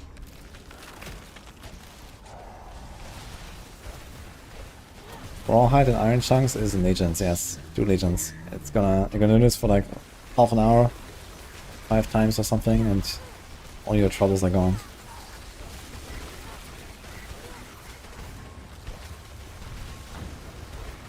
You can play Arrow Storms with Barrage. I guess technically you could play pretty much the Arrow Storms, the Barrage Andariels setup, but with Arrow Storms. That's probably the best version of it.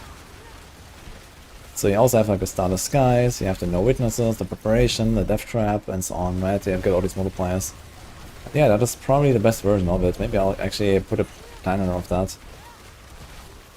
Because originally I based the Arrowstone's Rogue on the Andariel's Rogue from last season. It's basically the same build, just without the Andariels. And Arrowstones instead. And similar, you can do the same thing with the Barrage builds, basically. And that is a stronger version of it. And at the same time you also use the crossbow, so you get more damage per Arrowstone. Maybe I'll go and try that at some point.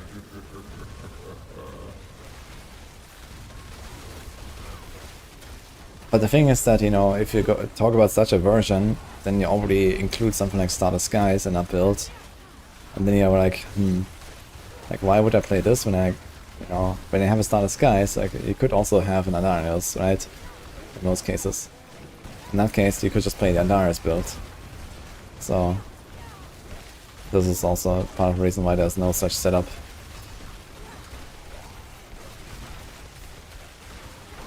Arrowstones is mostly just intended to be like a starter build, you know, early season stuff. And it does that job really well.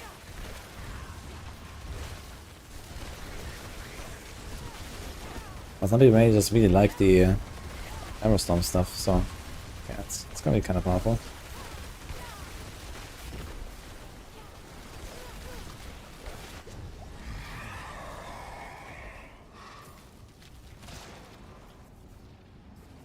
It might be a bit difficult to actually try to get all the aspects in there, so if you do this, I guess you want Fist of Fate, and then you want Branching Volleys, and a Starless, and then you want a 200 Arrowstones aspect, instead of Creeping Death, I suppose, and then you want the Amulet Vengeful aspect. Oh, yeah, it's gonna get a bit tough now.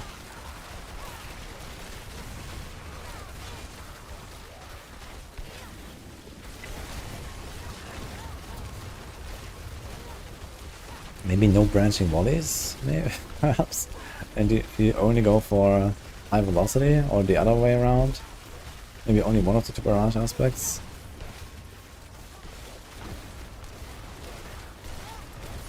Not sure if that's wise, but maybe.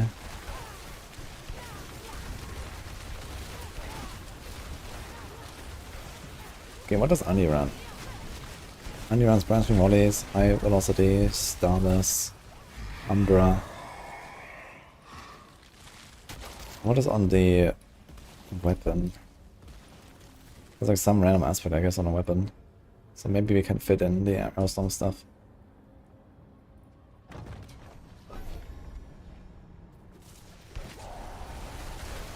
With a VJ crossfire of damage over time. Yeah, that's what I use for unleash.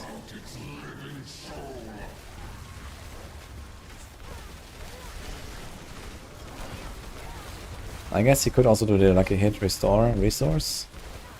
But damage over time is the most DPS option if you don't need resources anymore.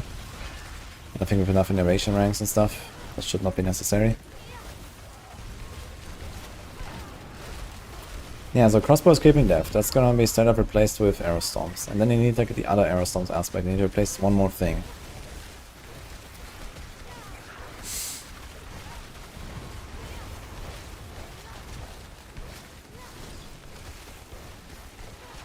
Wait, why LE fire now? And then why are people happy?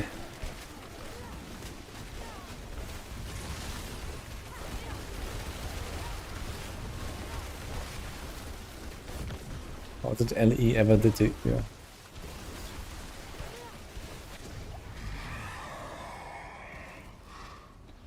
Druid has any way of increasing fire damage? Not really. They don't have like any fire synergies. And you can just stack like generic synergies like, you know, quick shift, envenom, ancestral guidance, you know, like this kind of stuff. There's a lot of like generic multipliers on the class.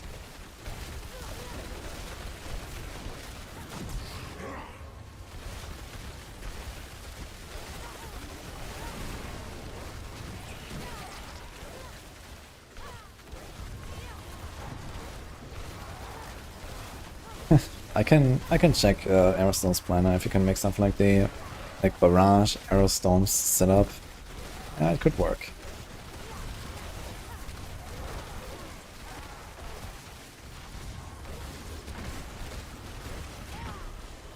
And the rogue plays Fist of Fate, yes.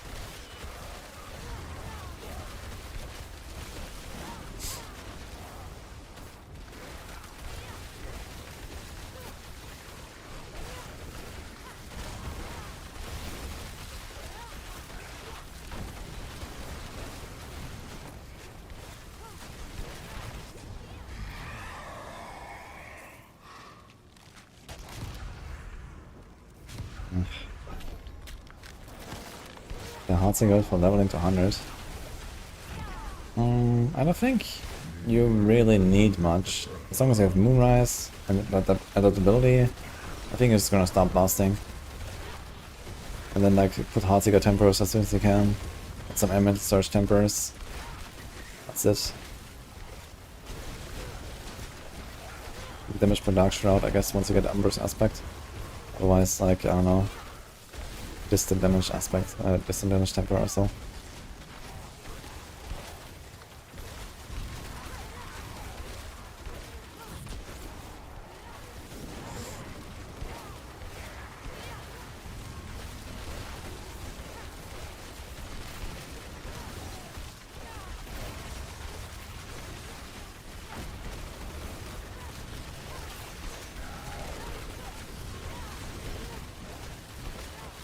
Does anyone play a Barb that is good? Everything here is negative. Yeah, people like to bitch. But Barbs are pretty good.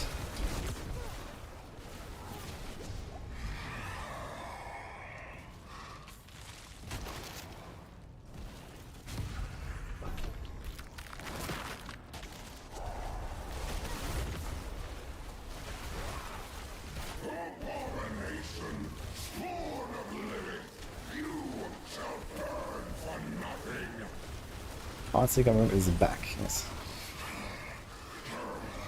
Bike side has been cooking. We updated the setup. I think I already made video and like guide update on Maxwell as well.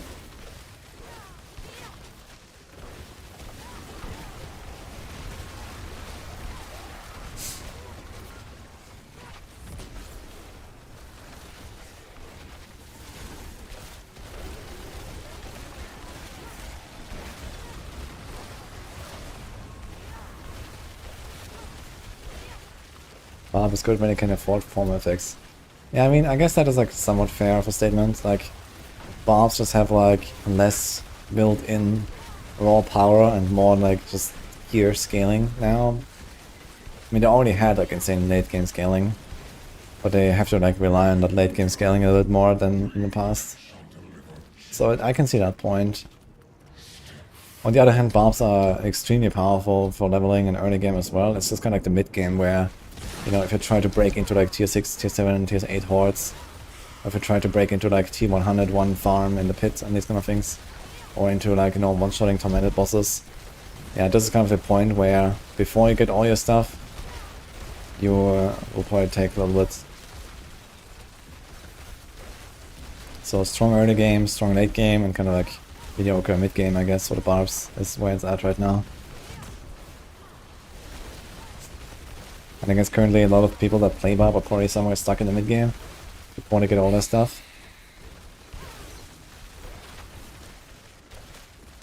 My god, man. These guys are like super split and everything. You know?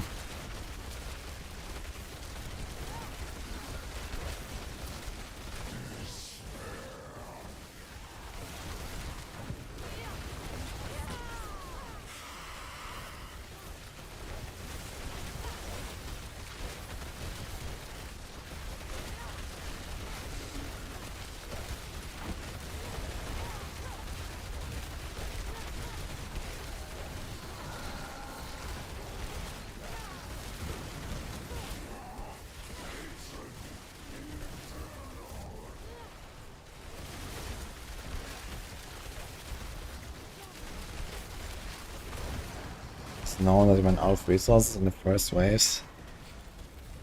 Yeah, I mean, if we just cast and everything just dies and there's nothing to proc like a hit restore resource from, it kind of makes sense that on like very easy targets, even when there's many of them, you just might run out.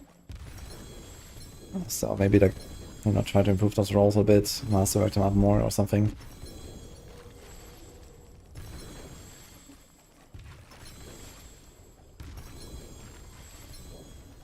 That is not a problem with this CDR garage. That is just how CDR works. They multiply with each other, they don't just add up when you have multiple sources.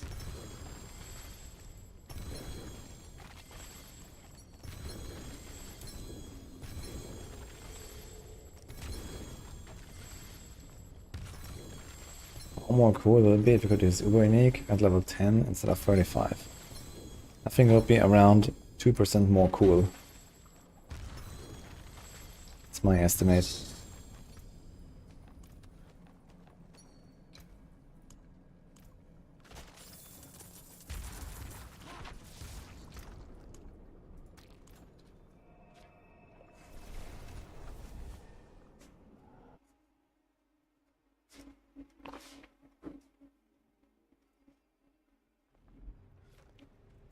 I saw some people selling 1000 Citizen Stones. Yeah, there has been some dupes lately, but they have been fixed now.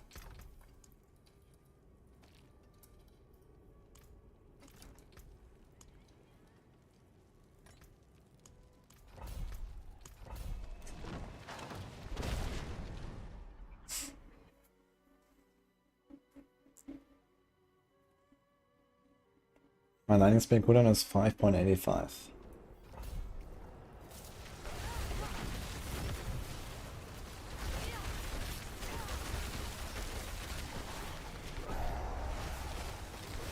Some guy in JSP is still selling 50k blood.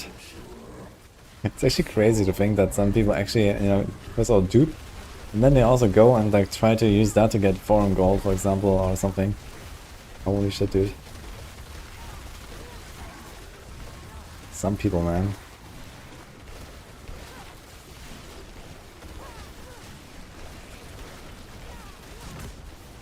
Yo, garage, thanks I find it.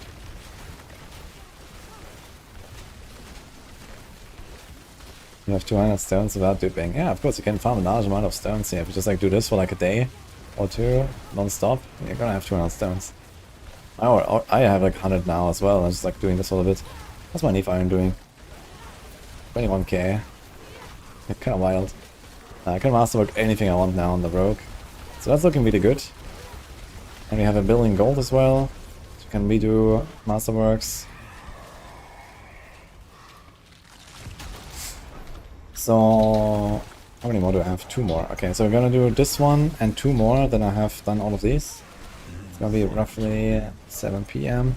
And I think I'm gonna go on the rogue. I'm gonna start some Andy action probably. Or some, I'll really do Heartseeker, maybe. Heartseeker would be fun to try.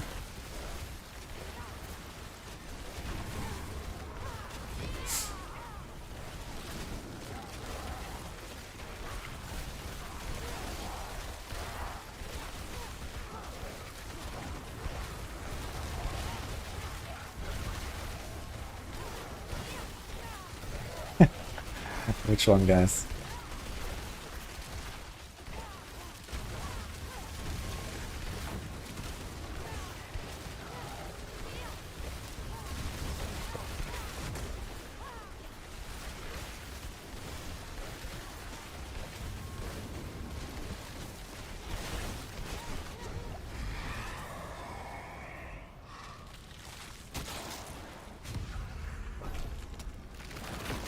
Did I shit off Heartseeker last season? I did, but it was a pretty different build.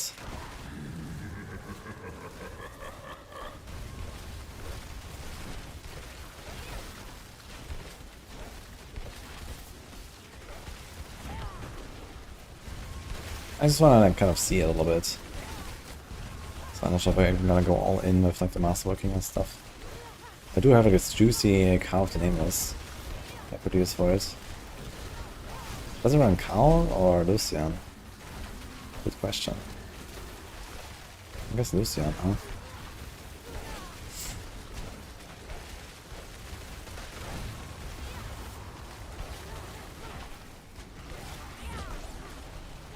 Carl.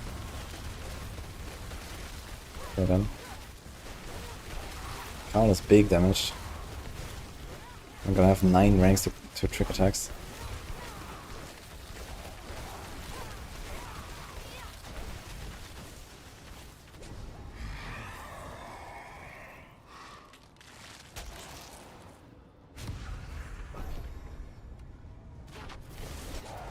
Sword mode harder. It is definitely harder than other similar level content, I guess.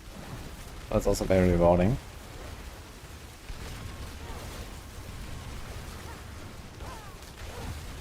Yeah, I run Carl as well. Carl is gonna be insane. And I mean, the thing that Heartseeker probably needs the most is the AoE clear, so Carl will help more than Lucian for that. It also makes the resource management easier. Especially if you go Starless Skies, your Heartseeker will only cost 12.5. It's like nothing. You have insane amounts of lucky hit. Just by default from playing with the Ricochet and stuff and the double cast. So without any lucky hit bonuses, you're gonna shoot arrows with 200% lucky hit basically, right? No alchemical advantage, no Fist of Fate, nothing. You get 4 times 50. So 3 ranks. I'd say 5 ranks in innovation. You have also maybe some extra innovation ranks from the ring, I believe.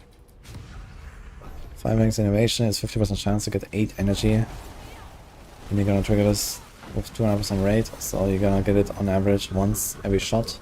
So it costs 12.5, you gain 8 innovation with just 5 ranks in innovation. So you probably get to the point where you just like temper 1 innovation on our ring and we're done. And we actually get more than 8 because we also have strength that gives us resource generations. It's more like 9 energy. Then we have some regen. Yeah, maybe like 5-6 ranks in innovation is more than fine. 1 temper and maybe 1 or 2 points on the tree.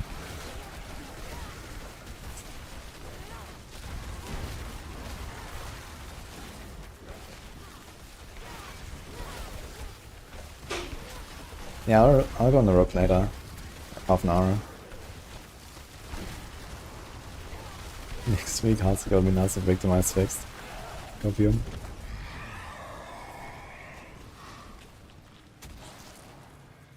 That's a nice Hellborn run here.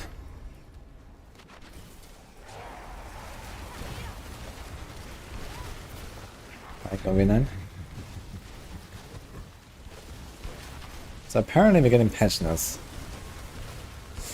Lots of updates here actually the last few days. First trading, then the Sorc thing. Trading is back now, now we're getting hot patch notes for next week. We get the Mother's Blessing event next week. It's actually pretty eventful last 2 days of news here.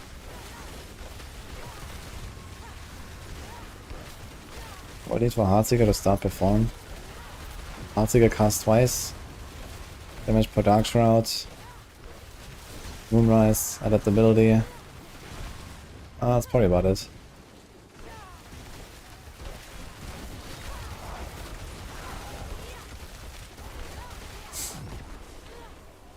$50% more gold for monsters. It probably doesn't apply to the chest, huh? And what? 35% more XP?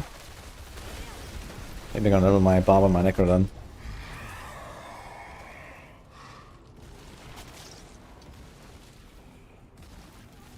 Oh yeah.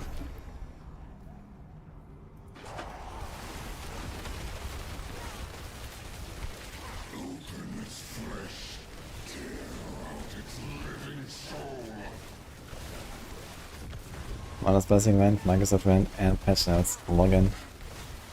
They also announced, I think on Thursday next week, we're gonna get the announcements for the expansion and stuff, right? Gamescom.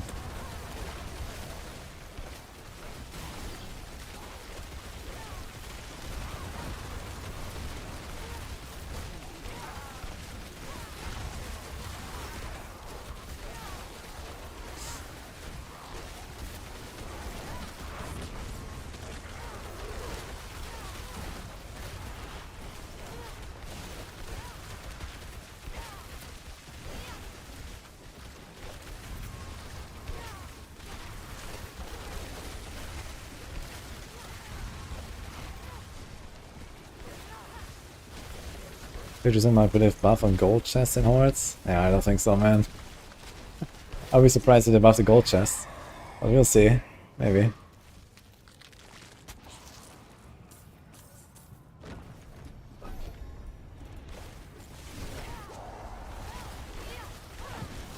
There is a plan for a TP rogue, yes. It's the next section I've built.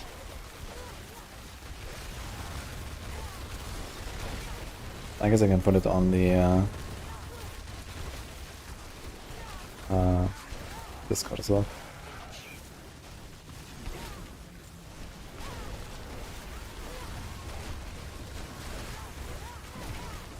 Just raise the normal gold that drops, so I have to go around and pick up more gold all the time. I'm not sure about that. I mean, who's even finding monsters that drop gold? Everyone's Infernal Hordes or Pit or something, that there's no gold.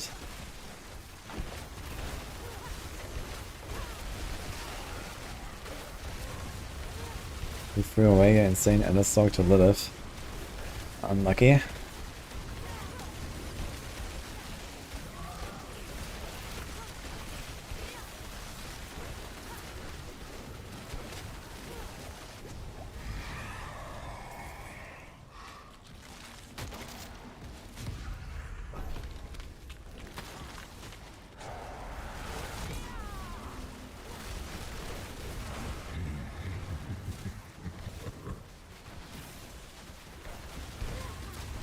Cat is here, guys.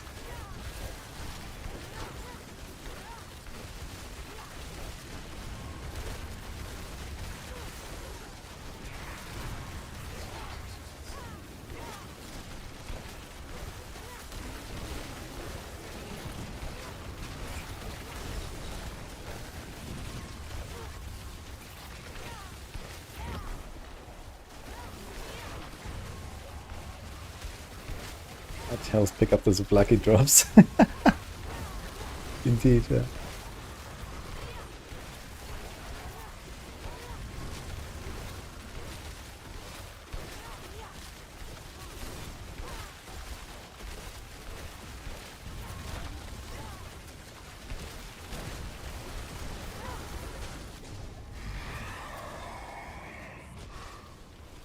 Can't make a chat.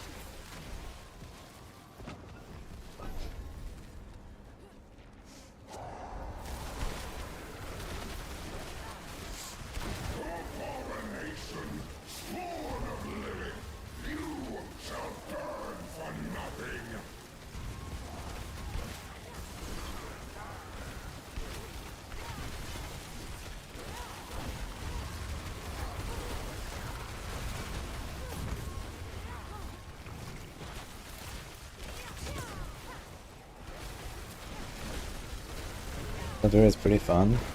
Oh yeah, I had a really good time with Landslide, man. I like the build. Super good.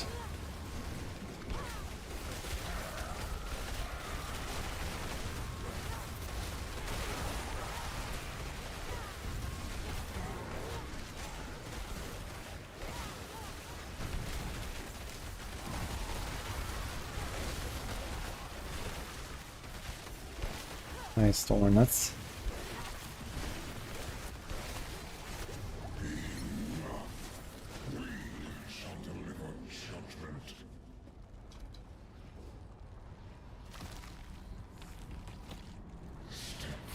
Last blessing, another 100, new record, 20 minutes.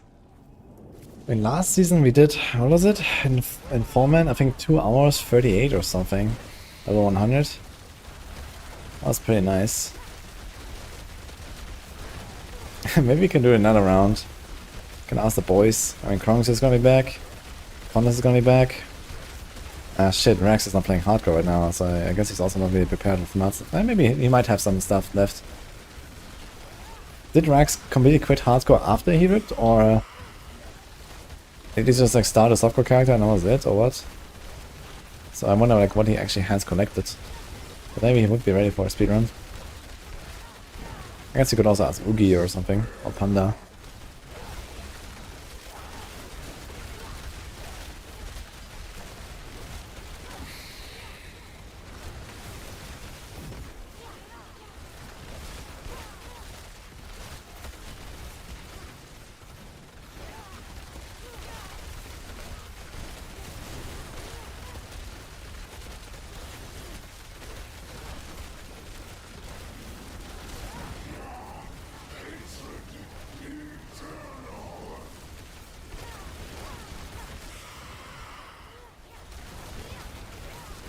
Play hardcore in expansion launches, hell yeah. I also would have to have a serious word of him.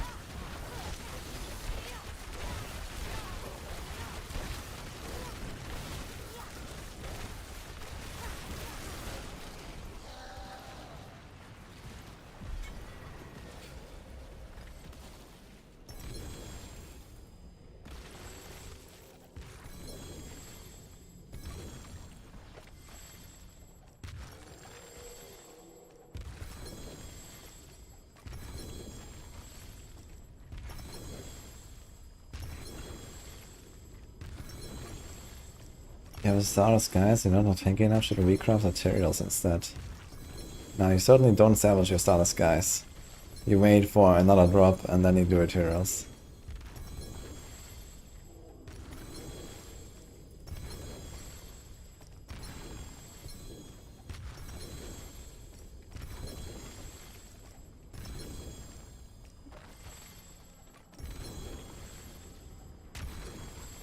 Is new expansion patch the worst time to play hardcore? You'll die from all new bugs. Yeah, but I mean, it will also be the most exciting, you know, for the viewers. Because you're gonna head into the unknown and you're gonna race against, you know, some of the biggest blasters out there. To, you know, Max Double or to, you know, new Uber Mephisto or whatever, right? So it's pretty amazing.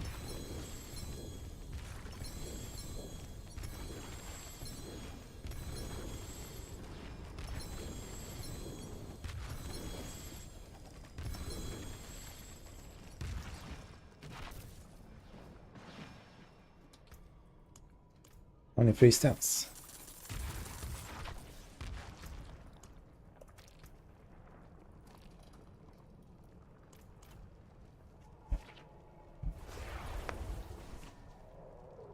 An Aerostorms T7 Hordes is okay with Shroud instead of Tyraels. Yeah, I think so. With Doombringer it should be pretty tanky anyway.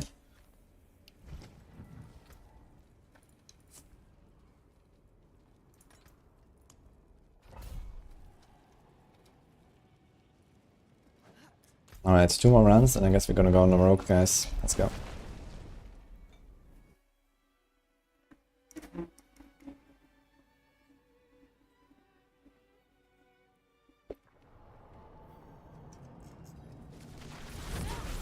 How long is that? T8 Infernal Hordes?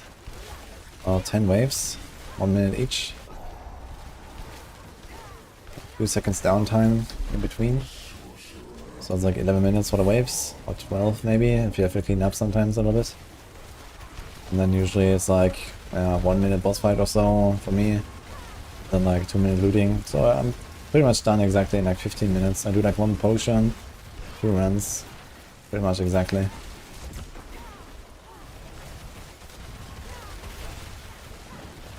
I have Sligon.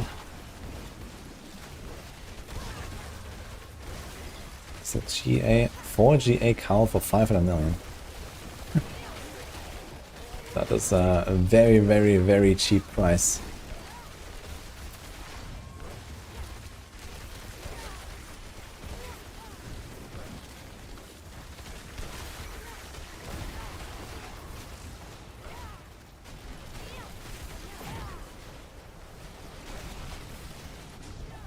Can reroll to something that is well masterworked, and it will also be masterworked.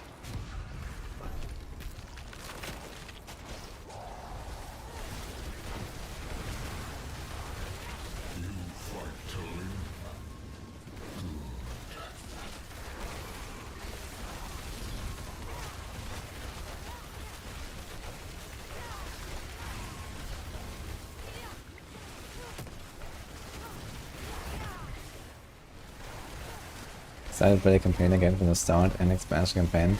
Yeah, I still have to do my full RP playthrough. I'm gonna do this like in the next weeks. I'm gonna do like a full watch all cinematics, all dialogues and stuff to prep for the expansion. Because I've never done that. Hashtag spoilers.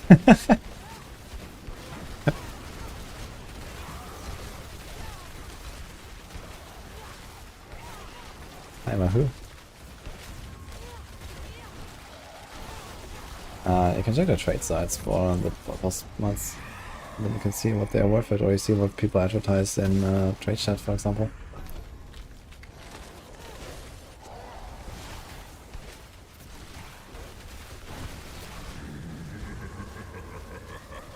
Speaking of Doombringer, you noticed the other day the proc is only around your target, so on a boss it should do nothing.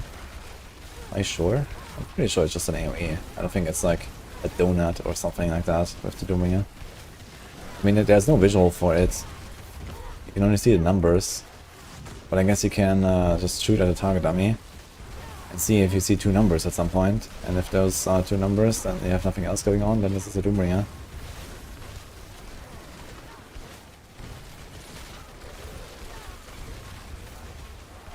I'm looking forward to the expansion.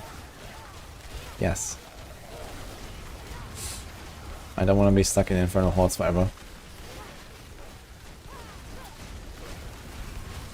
And honestly, I think this is some of the last runs I'm going to do with this build. I think 20k Neve Iron, we have a billion gold now, we're kind of looking good, and I can actually farm some with the Rogue and the Druid and stuff, so let's do that as well. Have some fun with the other classes.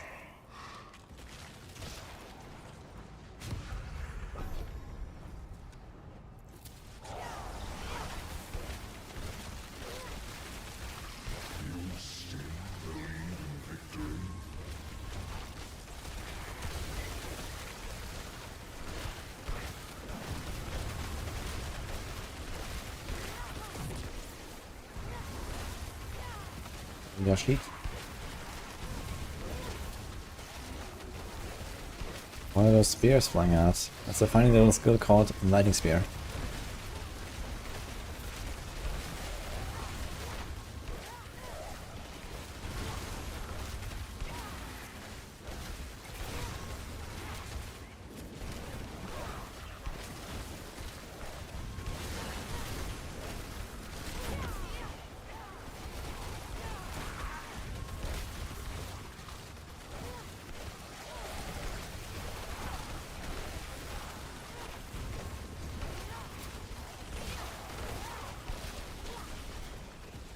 Season 6 you do hordes, but with mercenaries. Oh no, man.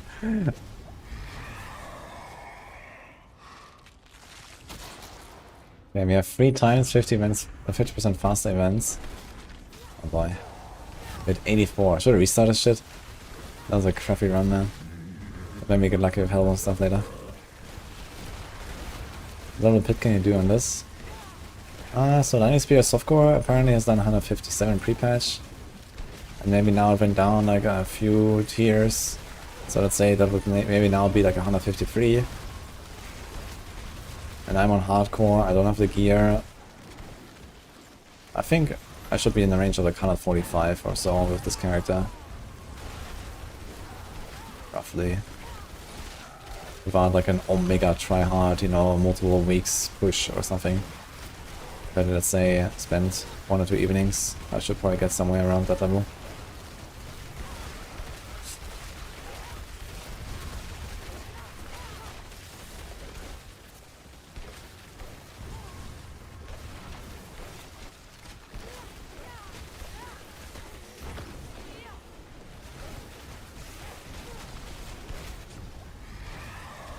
The missing Florian, I've never tried that. To be honest, I never tried to use Doombringer for its damage effect.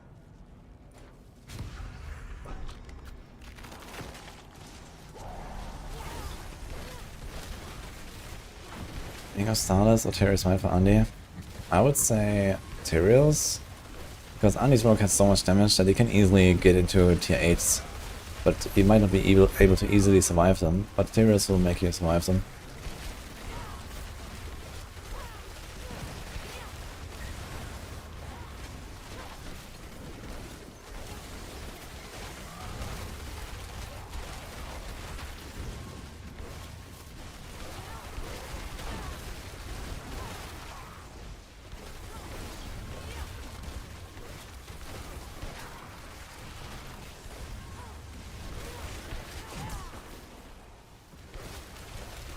My god, what a run, man.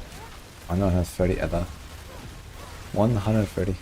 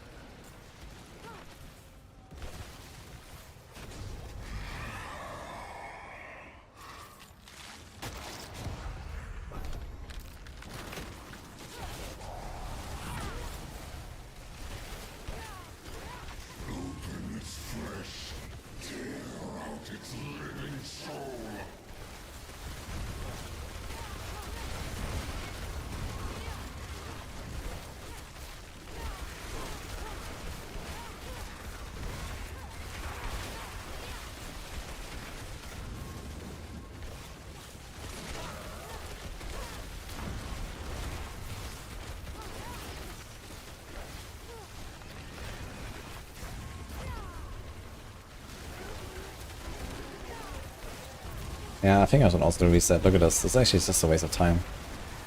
Like by wave 4 or wave 5 I had like not even 100. I have 180 and we're gonna finish this in like, I don't know, maybe 300.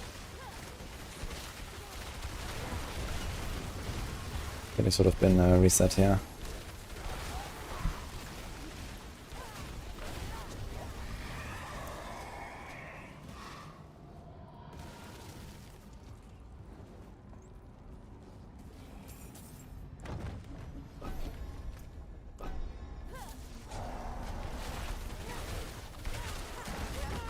It's insane with the Hellborn stuff. Look at this. I even have Hellborn spawn from Hellfire. I got the 2 upgrades for that.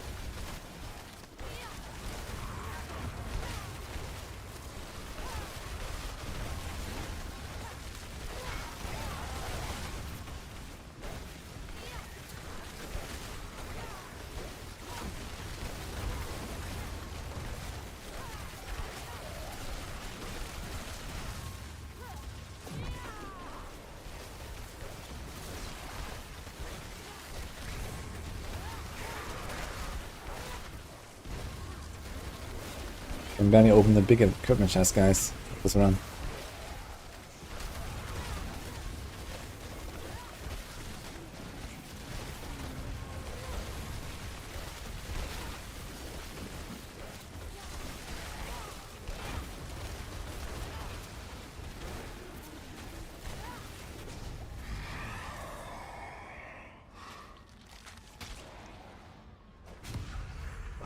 I get plus 50% damage on Feather Council. Holy.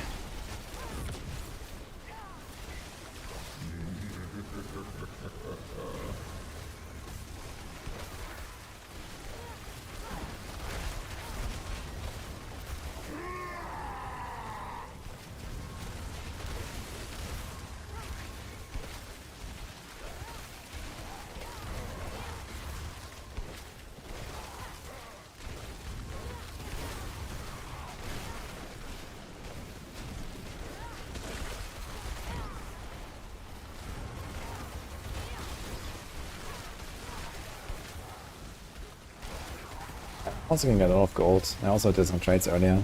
Trading is back. Selling my Stygian Stones. I sold a few uniques. It's kind of interesting. People mostly just buy my uniques, not the other like good GA items that I have listed. That's bad, man.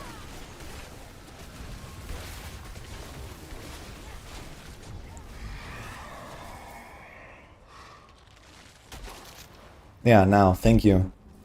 Hellwater hunting you. Wave 10.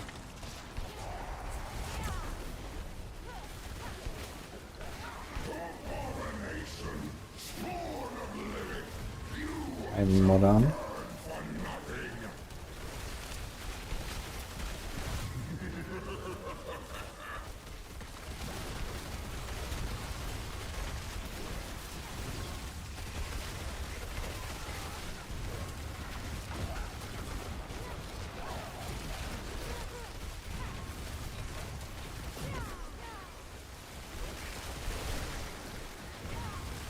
I think on tier 5 or tier 6. I think tier 5, 10 Edda is 1 million.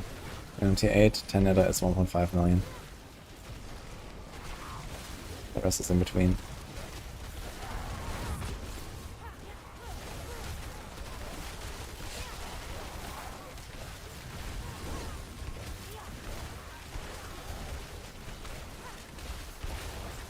I can get a lot of gold just opening gold chests, even if you don't farm the high tiers. Get Stygian Stones or something.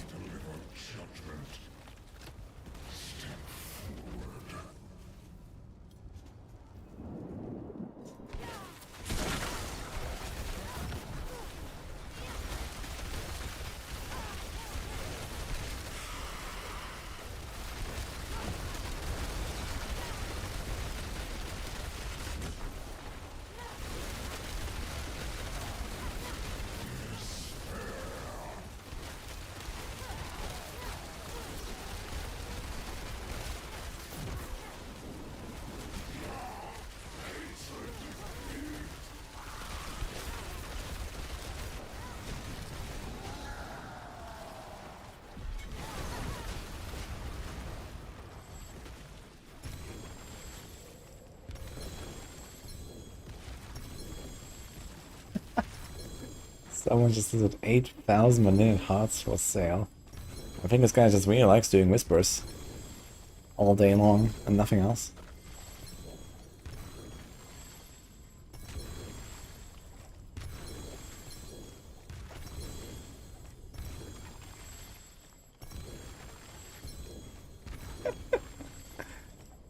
The crit damage is 1,200. 11999.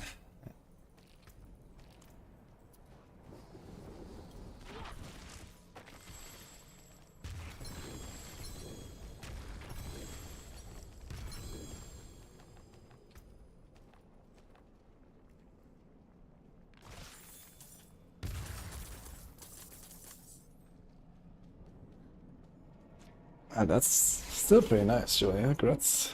7 mythics in 30 rounds is ridiculous, actually.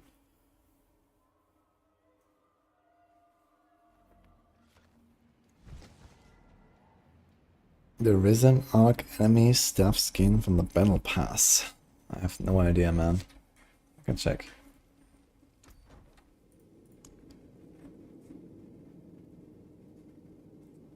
Arc enemy battle staff.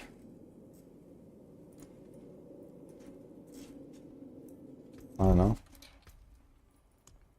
Doesn't seem so.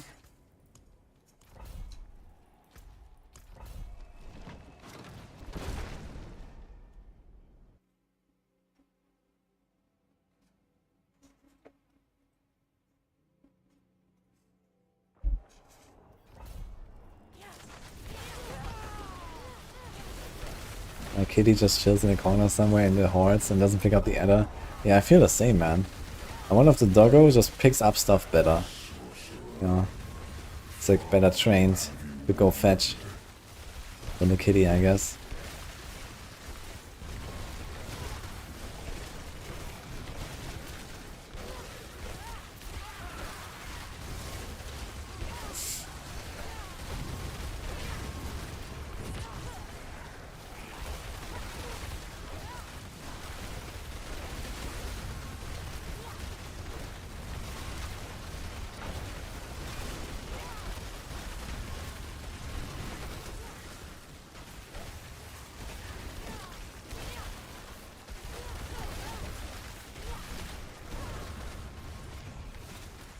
Next goals. We're gonna build the rogue. First anti-flurry, then anti-barrage. See the progression basically going from one to the other, and they're almost the same build anyway. Then put some Heartseeker stuff. And then I'm like nearly done with like all the main stuff I wanted to do on the 3 classes, and then it's just like respecing to fun builds. So probably gonna go back to Aerostorms at some point on the rogue. Then I want to try Chain Lightning on the Sorc. Actually, I still need to farm better Axial Conduit. Actually, Bile asked me for a boss rotation, right? I need to go Gregoire on Sorc for Axial Conduit. So I'll be up for that.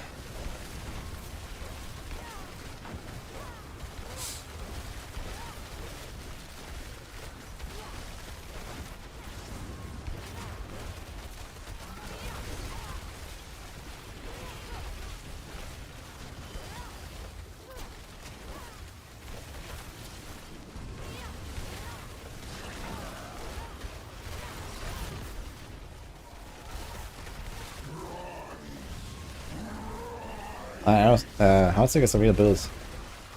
Heartseeker has been elevated to S tier again. Not just Aerostorm's Heartseeker.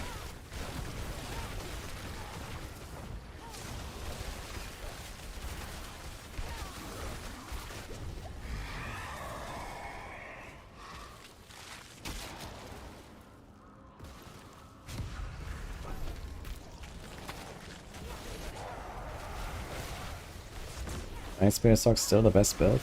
That's Andy Rogue. But it's up there. It's like, I don't know, top 2, top 3, I guess.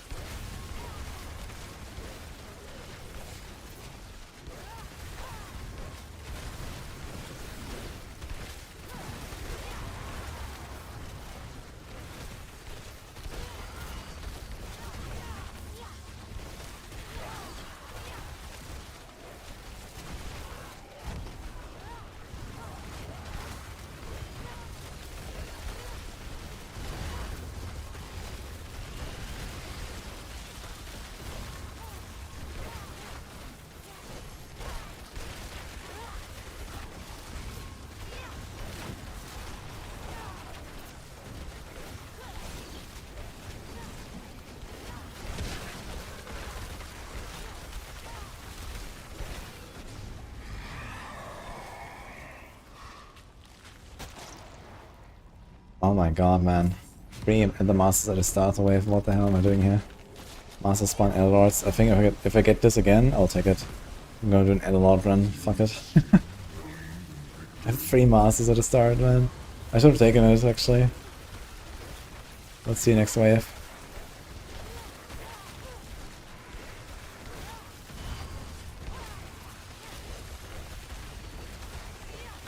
Rogue around Shroud of Honduras. Yeah, you can do that, but it seems very obnoxious. So it does have a pretty high damage value and can reset your evade very fast.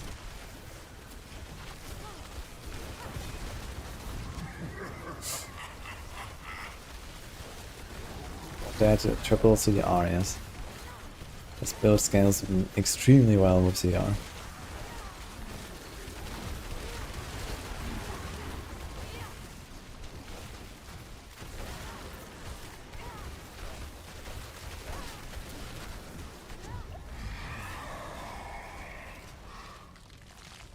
And what a hunting. Here we go. Yeah, I guess it's not gonna be an Elrod run after all.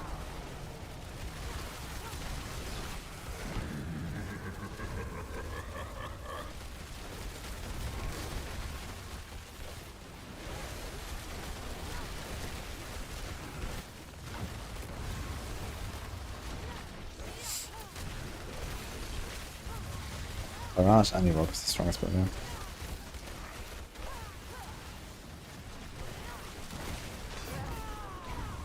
Gorgeous, plus 6 to that basic skills, 200%. Nice. Actually, how does Dark Side even apply Pain Gorgeous? I wonder. I guess just the poison trap should work, right? Or should I continuously apply it? I think for Stormclaw people also use something like Rabies, so poison trap should work.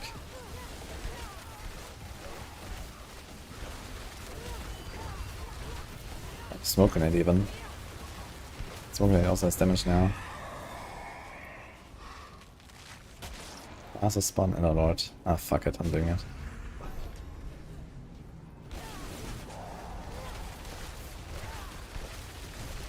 And it asked me to like boost the bar. If I kill him fast, I'm not sure how fast I kill him.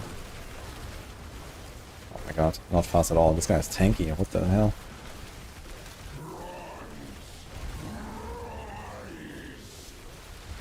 Okay, I didn't expect him to be that tanky.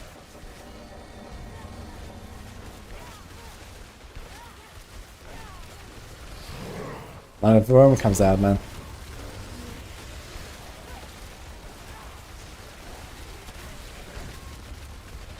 Holy moly.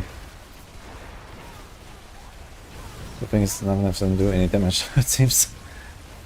Are they all just like target dummies basically, or what?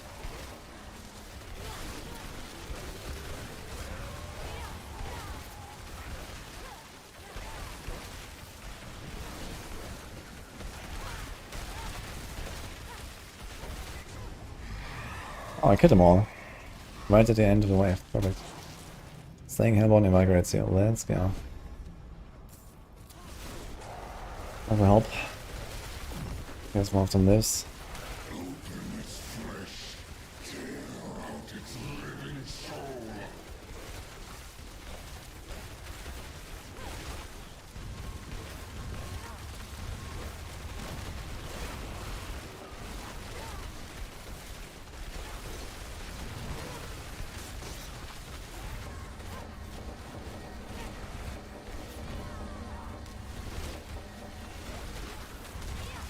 Look at all the skulls and stuff on the minimap.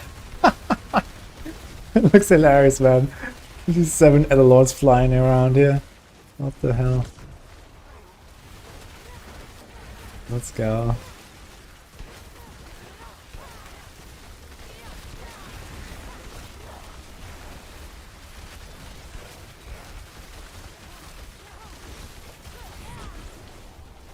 Look how little progression I get actually while this guy is alive. He should prevent like at least 2 or 3 events from spawning.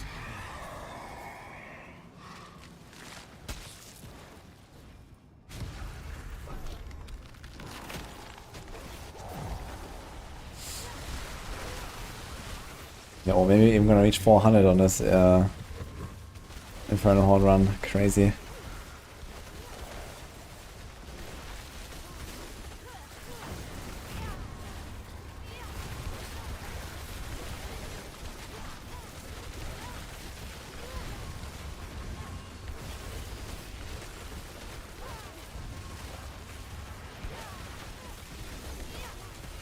Yeah, Maxwell Heartseeker's updated. I didn't update Heartseeker.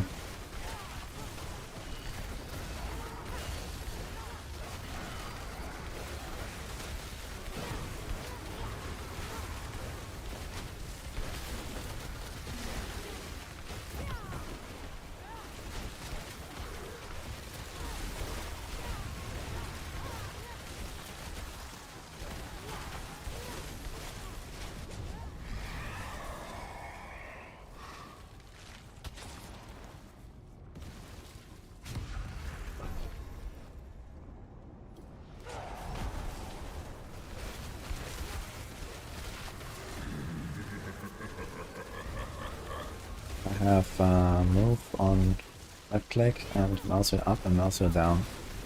They act on left click and on F, I think.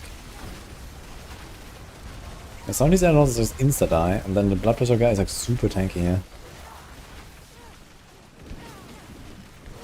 So what they did with blood pressure this patch, man.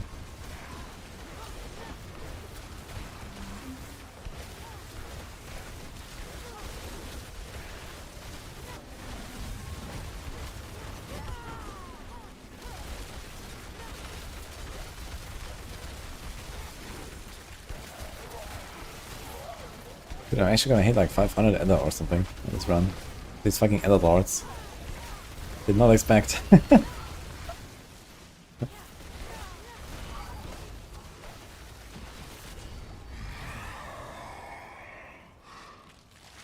lords now spawn, yeah, fuck it, let's go.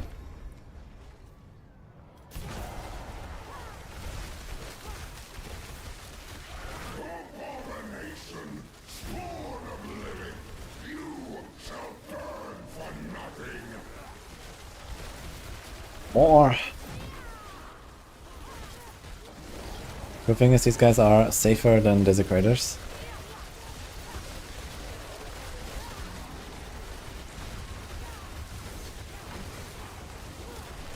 No, that's not the answer, Lord.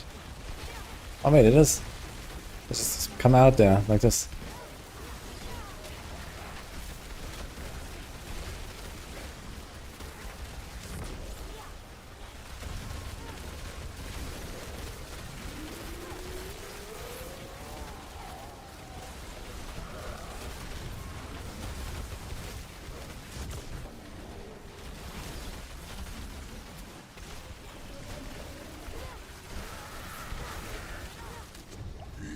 Okay, actually got almost 100 error or so in this one wave.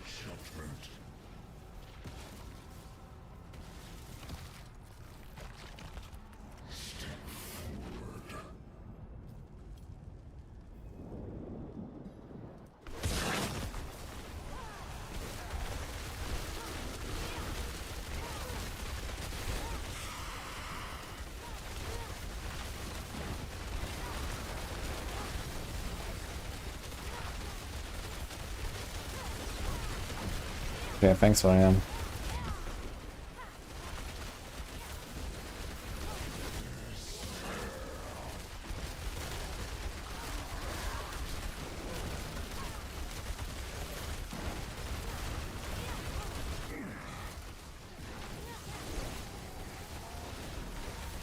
XP bug fixed. Strike says there might be a bug.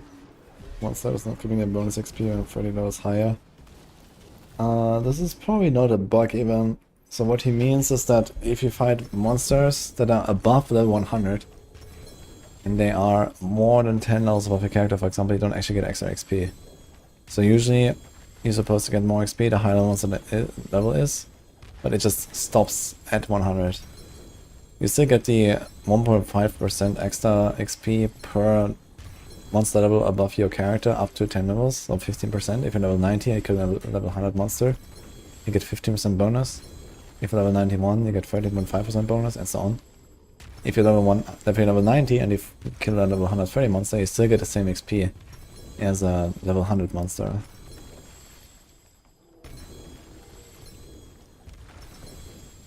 So basically the highest level enemy you would ever want to kill is a level 109 enemy, if it's truly only about experience.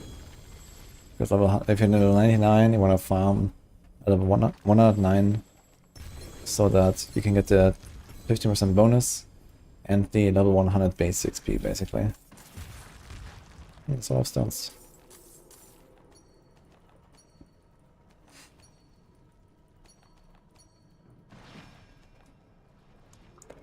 Eight stones, wait what? I think this includes the previous one, I think I didn't put it in the stash.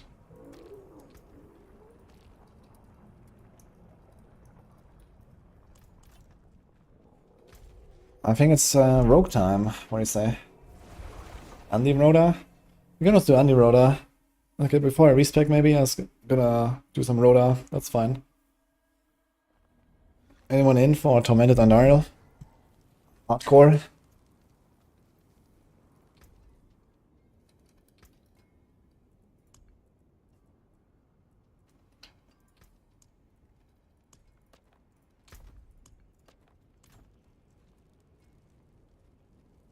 Imagine I had to pick up the items off the ground. Incredible, huh? What's the purpose of 200 stuff? You get a doubled aspect, and this aspect is all of your damage. Can't throw it on next since it's occupied.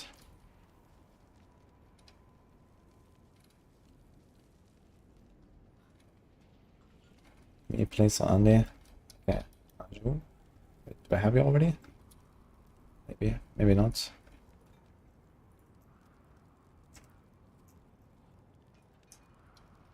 Did I ever Marcus sold my cow from earlier?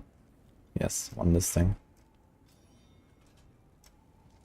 No, it says 2 listings. Okay, I think I didn't. Alright, easy clap. This one was sold.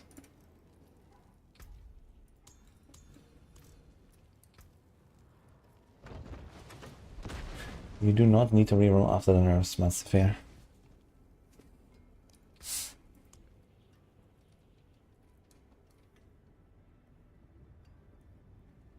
What's the significance? That's 203% lucky hit bonus in Andy.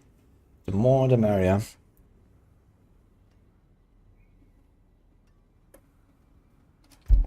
This guy is buying stones again. I think he's from the same party. I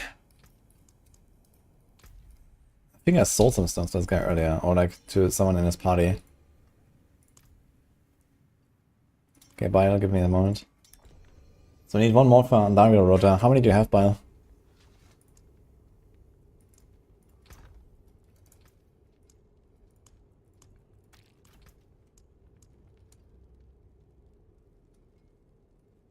Greetings.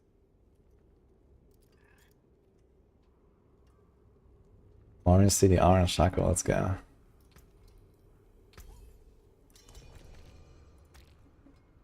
I'll give you a moment. Free Rodas. Okay, that sounds good.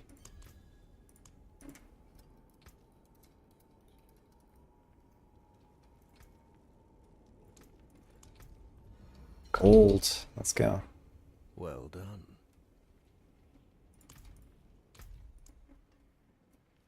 Impressive.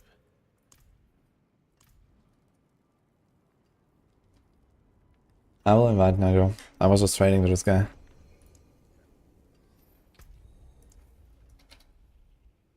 You're offline for me. Any request?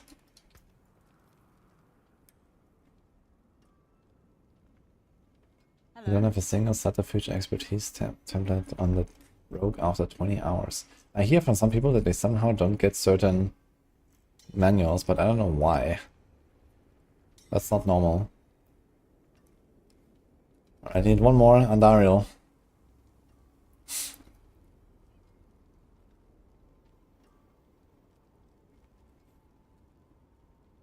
You can get all uniques from all monsters, but they're all very low chance. So you usually want to target farm them from certain bosses. Or Infernal Horde has some as well.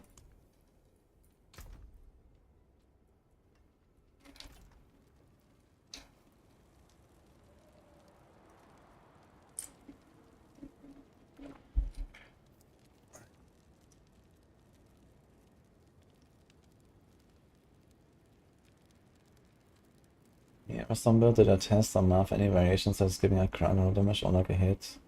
To go for crit damage and playing to trigger attacks. The Airstone's rogue already goes for trigger attacks, no? More?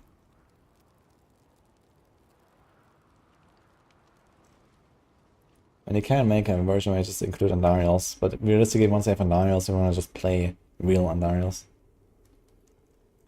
What do you do with so much gold? I give it to this friendly guy here, Civic. My best friend. That's what I do with my gold.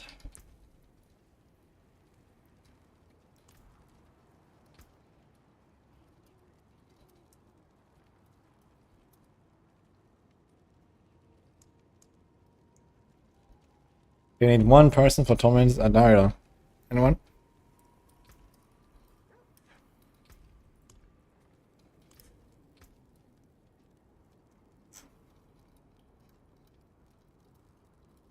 How much do I have actually? Shackle, Dawn, let's see. Okay, plenty. And Shackle probably even more. Okay, we're good.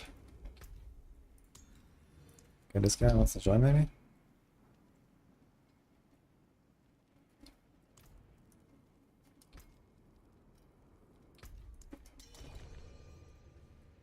Wait a second.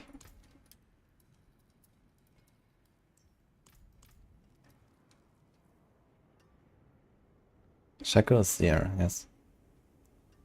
Yeah, 5 sets any. Okay, we can maybe do more after this.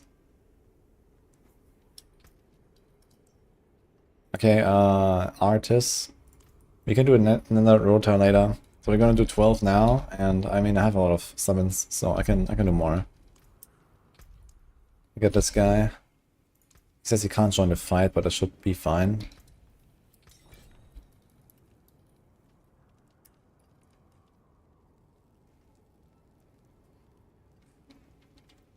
Okay, I'll keep you in mind for later as well as I come back.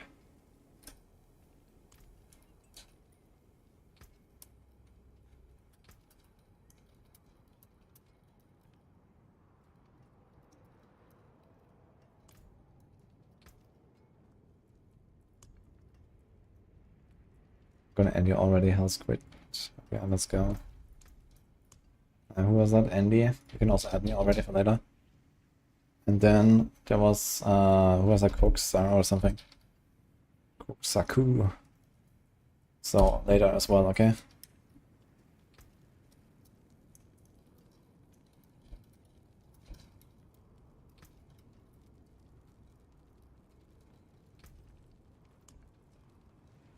Okay, relock. Ah shit, I need to put the item in stash, I guess.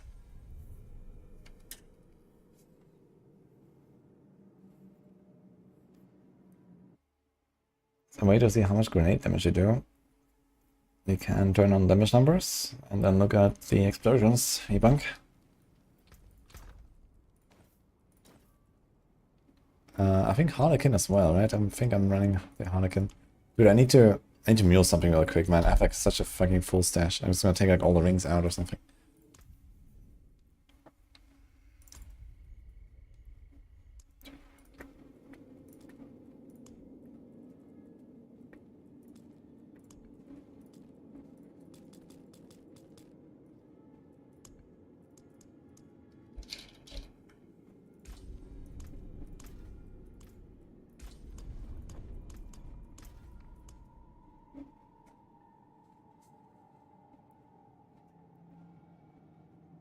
+1 spark for every GA on a mythic that we salvage.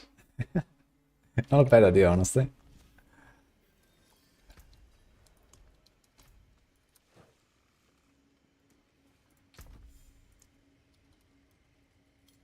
Oh my god, look at all these rings.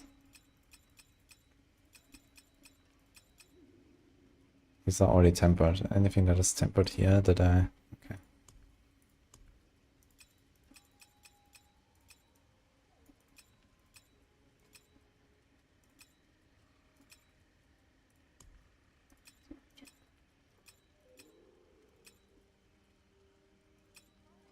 I also have a bunch of these Earthbreakers. I guess I will probably not try to sell them. How much do Earthbreakers go for? I don't know. Okay, at least I have a bit of space. Non-GA Earthbreakers, probably not really that crazy.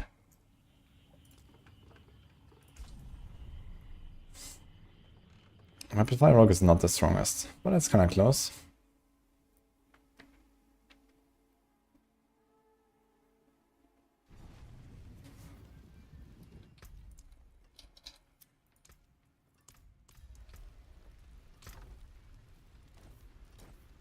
Okay, that's the wrong one. That's the right one.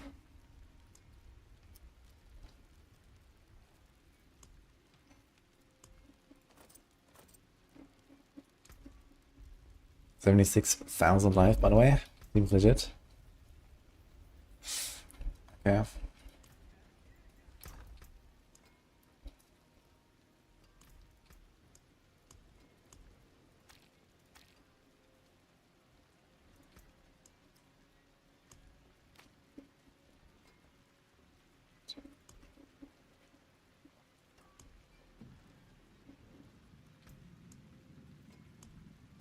Okay, how many shackles and stuff do I have here? Oh, there's so many shackles, dude. Holy. Okay, shackles, I'm good. I have 2 more stacks, actually, of shackles after this. So that's a lot. That is, it's 6 per summon, right? No, wait. Yes. Okay, it's like 15, 16. And, doll. 31. So I can do 5 more summons. Actually missing dolls really hard. Okay.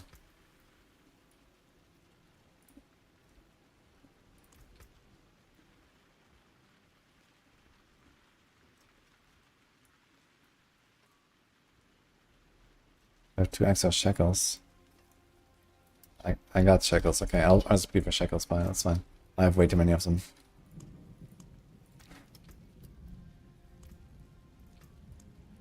So we're doing 16 kills, guys.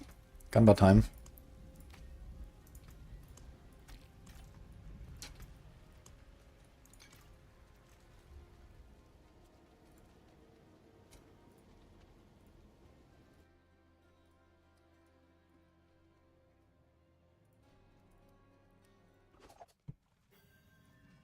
Greetings. Where's Bile? Hello.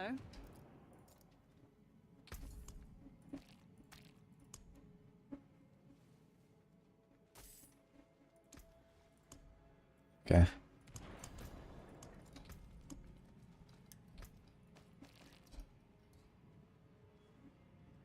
This guy says, I just lost my Lightning Spear Sorc. If I die, I quit this game. Uh-oh. Ah, yeah, okay, he wants me to give me the stuff. Right.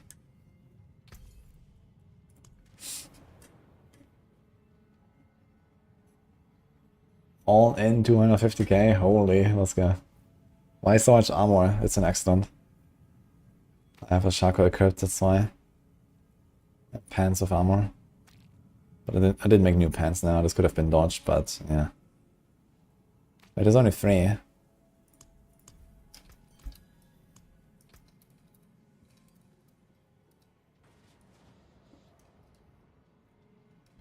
we have 4? I think they want to go 4. I think this guy's from trade chat. He says only this. Okay, we're doing 12, guys. Okay, guys, the prediction will be for 12 runs. This guy's only 3. 3 summons each.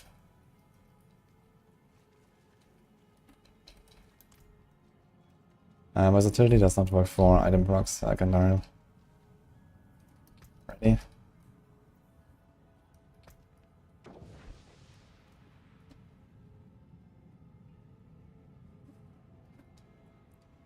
Even have an instance running, man. Actually, this gives you maximum rest, right? Yes, I'm at 85. Okay, I'll start. First round. Prediction is for 12 again. Sorry, guys, but yeah. You're gonna get one, I believe.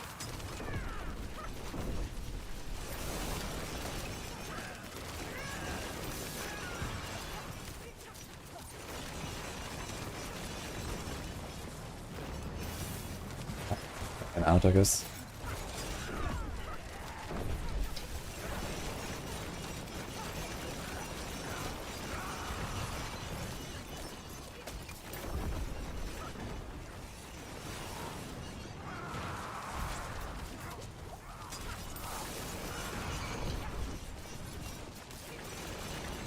Lightning Spear Sorc here. Yeah. Dude, that weird beam. We had it yesterday already.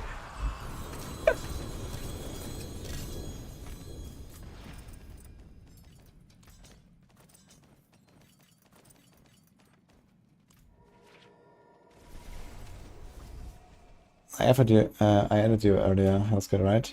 Yes. Okay. So I'm gonna keep you in mind for later. I can do more later.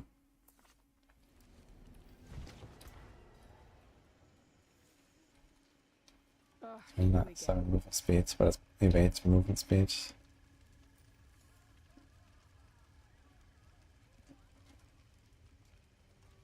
Okay.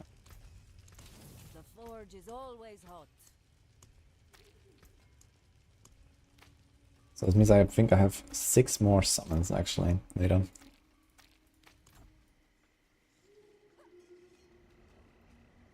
Oh no. Oh no. I see someone in trade chat. +1 Ice Beast Torment Rhoda 5 times. Oh no. Should I tell them?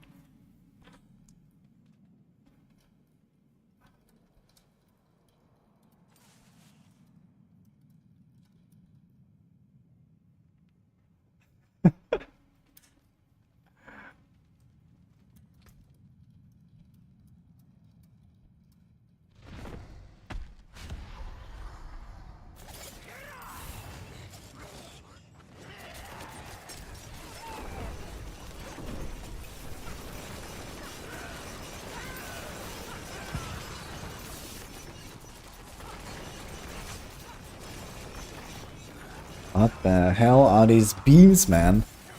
Why is it so buggy?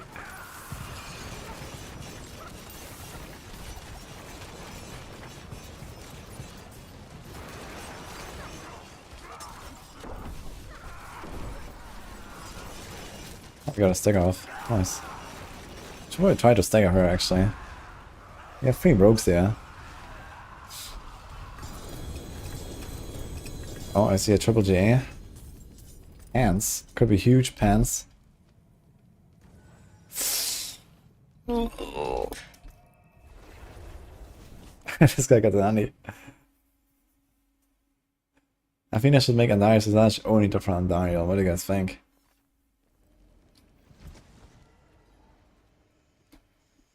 Yeah, not huge pants, man. I think this is a salvage angle, actually.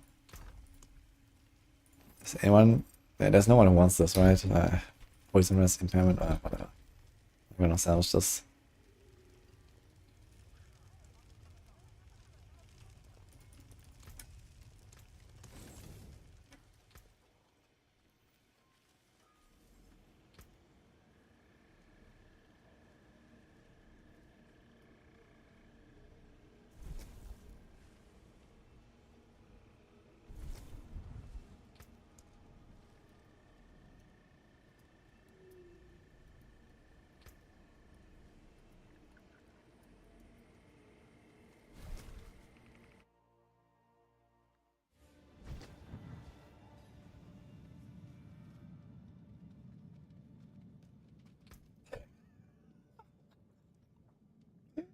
Oh man, these guys in trade chat, dude. Like they were talking about a tormented beast rotor on hardcore. I've never seen anyone even do one. I only saw this one clip from Condis on like day 2 of the season, where like 2 guys ripped like two seconds into the fight. And there's this guy +1 torment beast rotor, 5 summons. And I tell them, guys, not a good idea. He's bugged. Beast has random one-shots, very overtuned right now. And this guy is just like, what problem with that? Giga chat, man. Okay, good luck, dude.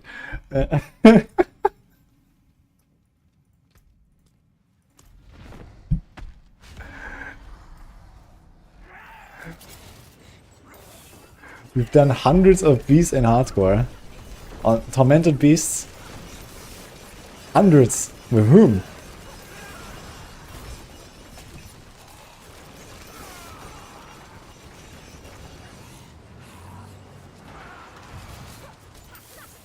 Nice, he comes out and straight up goes to the next base. Need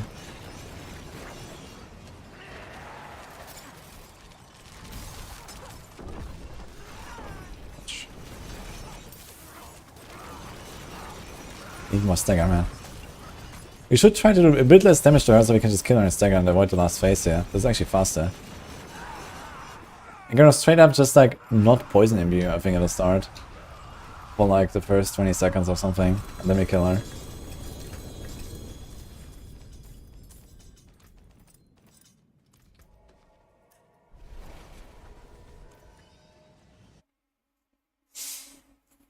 Oogie, it checks out. Okay, but how do we survive the one-shots though? And how do you make sure that, you know, no one else dies? You again. Do they just leech, I guess? Max life, Heartseeker fans. I'm not sure what exactly is wrong with beasts in the ice, but I haven't really tried to go there. I think it's the ice projectiles or something. Or like the slant that spawns ice projectiles or something.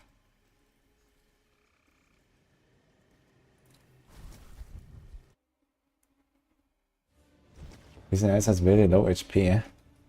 Interesting, okay. So he just dies. Interesting.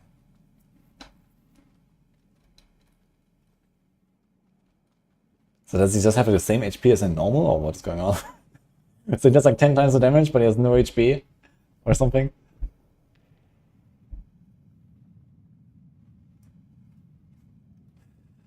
There's no patch notes or something, no? Yeah, but how do I make sure that in case something goes wrong and Beast doesn't die instantly with like a random party, I don't die myself? Because I don't know what exactly is wrong with the guy.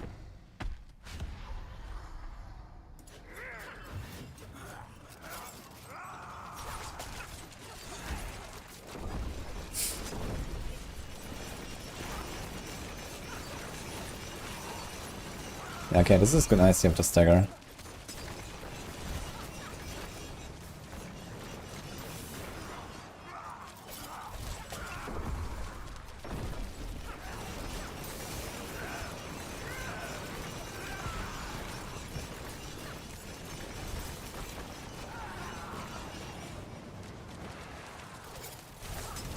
Yeah, it's a better strat. Just does nothing.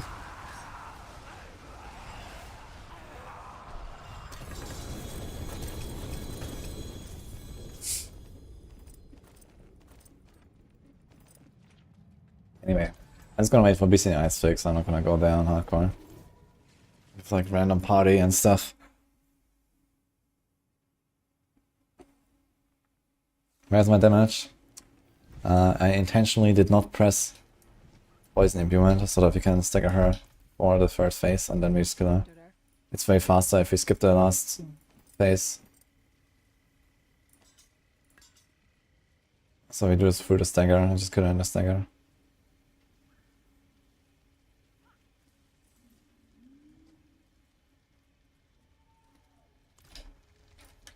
There's that.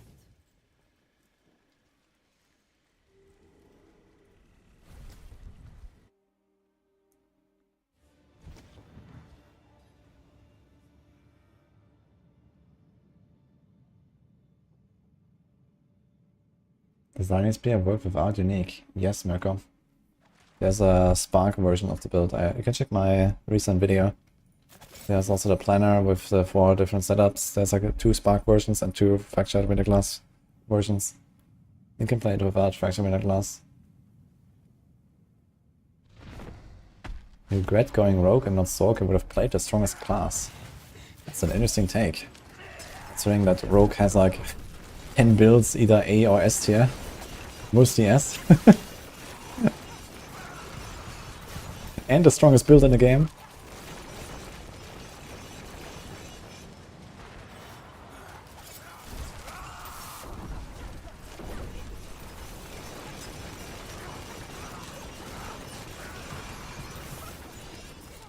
Maybe this thing I just die, let's say. But she might actually be low enough to just die.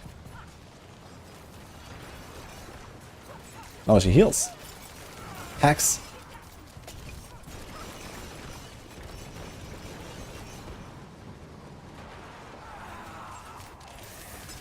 That's what I mean. I pressed the poison movement at the start. I shouldn't do it. Oh, there's a purple star, guys. There we go. It's fast. A helm. No GA. Woohoo. Excite.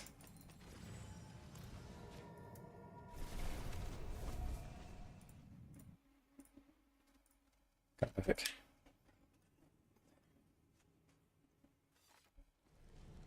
We can't play 10 builds at once, so why will Rogue be better than Sorc? Well, as I said, Wanderer. Rogue has the strongest build in the game. Number 1. Okay? Number 2, Rogue has the most good builds in the game as well. So how is Rogue not the best class? If you compare classes overall, and not just build by build, then Rogue is the best class. It has the most best builds, the most variety of builds and so on.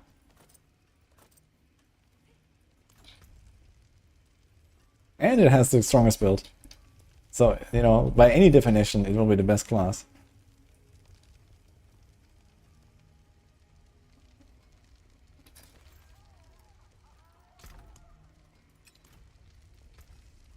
There's that. You're one build Andy, usually. I like the way you think. That's exactly what you should be doing. Here, I have it open actually. Good luck.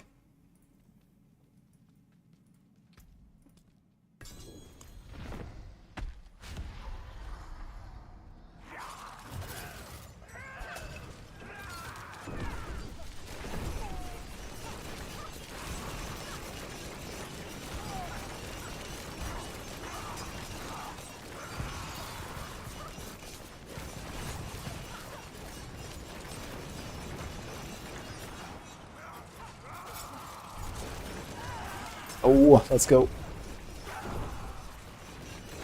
It's even better.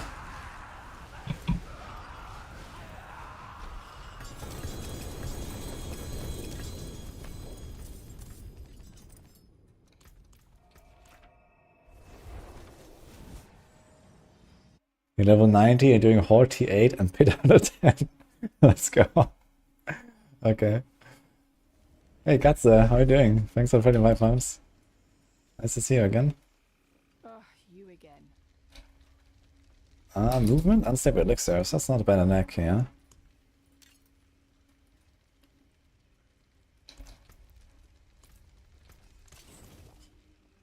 Melting here.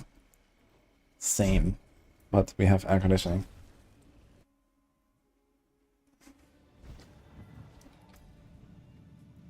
Here's my neck, currently. Any chance of doing Varsh, Rota? I don't have that many hearts. I'm not sure if I need Varshan for the other classes.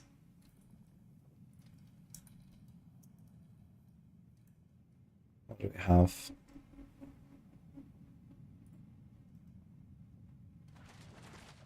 Not, yeah, I'm ready to Fura Ring actually. I need on a Barb if I'm gonna do Death Blow. Maybe also Sacrilegious Soul, maybe. Deathless. Yeah, I'm gonna play Bone Spear, so I actually need my chance for the other classes, I'd say. I think I'm gonna hold on to them.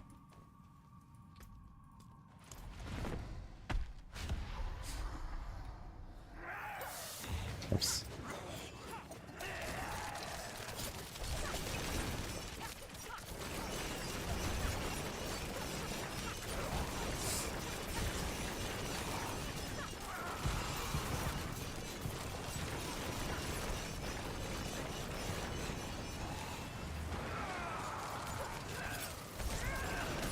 Yeah.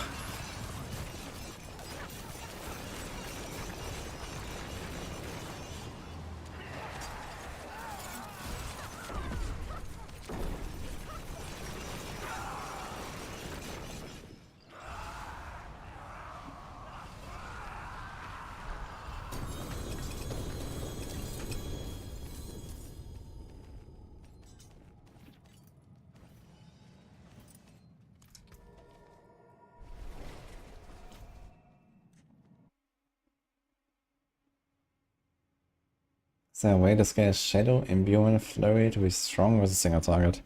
Oh boy. No.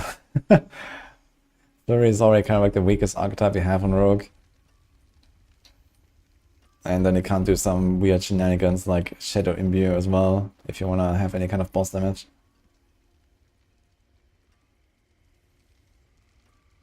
That's something you can do in Helltides and stuff. This looks very weird with a double like a hit effect, man. I might want to save these though for something. The forge. Yeah.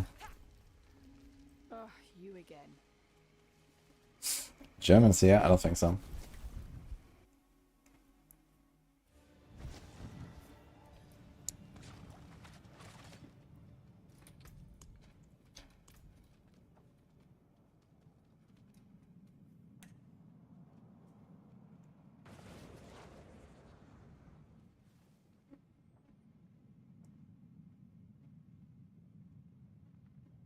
There are so many ways I can kill you. But he felt motivated to ask a German in question anyway, I guess. And the answer is Infernal Hordes.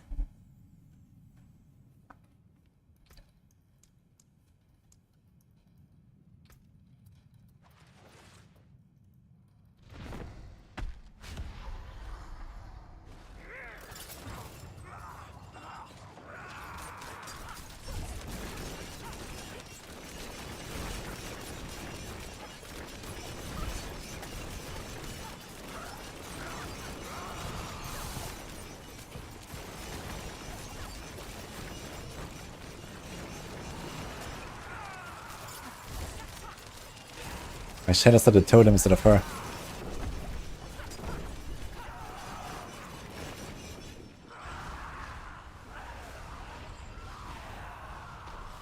Force is the answer to everything.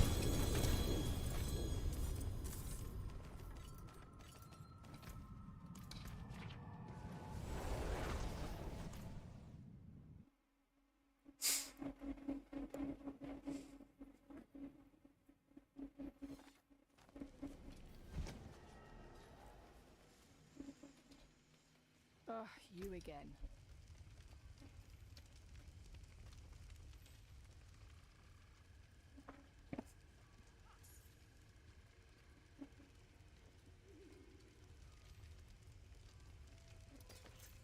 Ah, fuck. Impetus, huh? Oh shit! Oh my god, man, what? What is going on with those necks? Okay. Oof.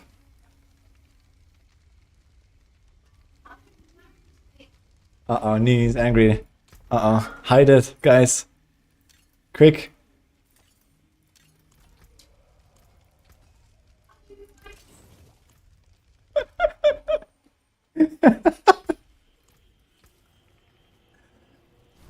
Hello. Hello. How are you doing? You were like, huh? Yeah.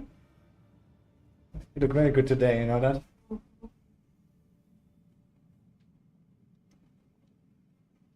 Imagine if I wore a nice amulet. How better I would look. Okay, she wants a new amulet now.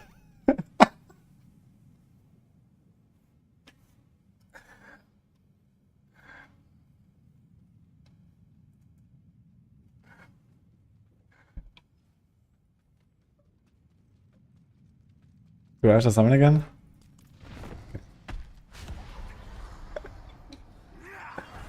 Holy shit, dude. Okay.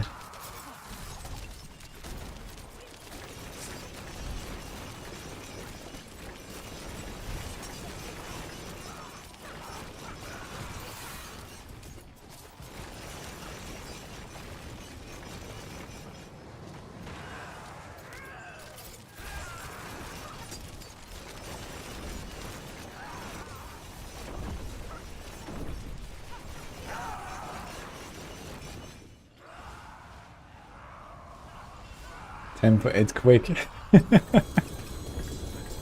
Oh. Another one. No GA. Okay. Yeah, this GA farming is hopeless, I guess.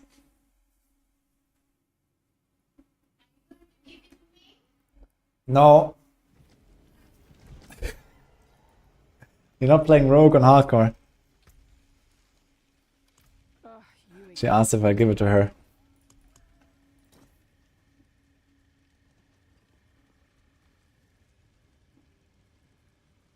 I'll find something else for you. Even better. You can still use these. I'm gonna find something else for you, even better. How do you know? I have no ways.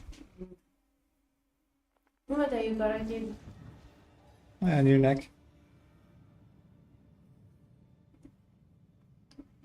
When are we starting hardcore together? Mm. Yeah. You wanna blast in the group? Or what? What do you mean? No. What is Some it? nice back sitting. Back seating? Yeah. Should I backseat my wife in Side- hardcore? Or side sitting. Side seating?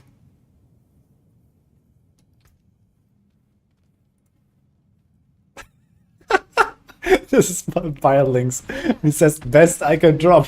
That's more what I also find. Best I can do, guys. Okay. 3.4 decks. One widget. Sounds kinky, says chat. The sitting stuff. Yeah, Yeah. yeah. Amazing. It's gonna be amazing. Okay. I trust you. But we must have chat for voting. Chat what? Chat. Voting. Voting. Yeah, if they actually want to watch something like that. Ah. Yeah. Me backseating Nini in hardcore. Would you like to see me zero from hero to hardcore? Playthrough with wudijo. Well, 0 from hero? Yeah, I can get real good in hardcore. yeah. Yeah. Why? Why are you mocking me now? 0 from hero. Zero from hero, yes. Yeah, you know what I mean. Yeah. Mocking me. Wanderer.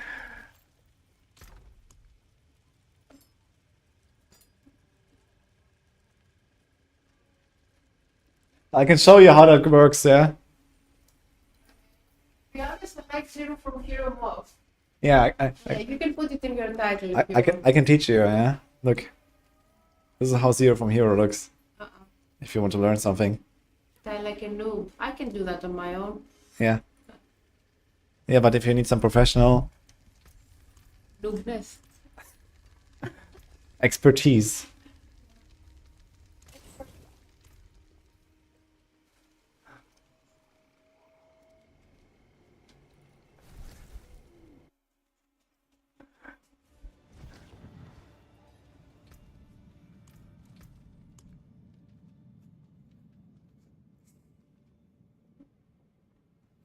Looks exactly like my death yesterday, also into 6.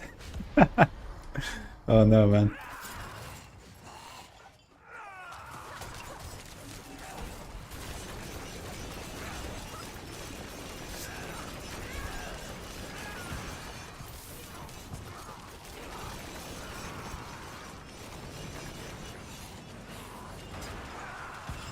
Ugh.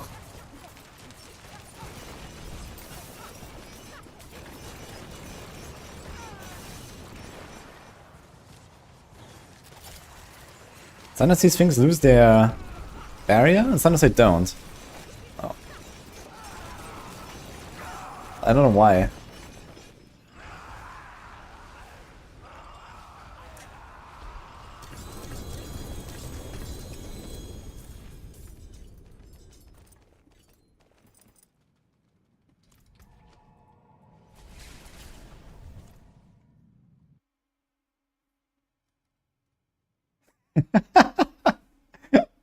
That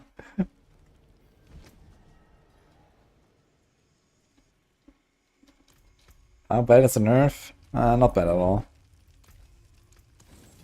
The forge is always hot. What's a good leveling build that won't make me hate life on Druid? It's Winchur Pulf. It's linked in the description on YouTube, and there's also a season 4 video that I have on it.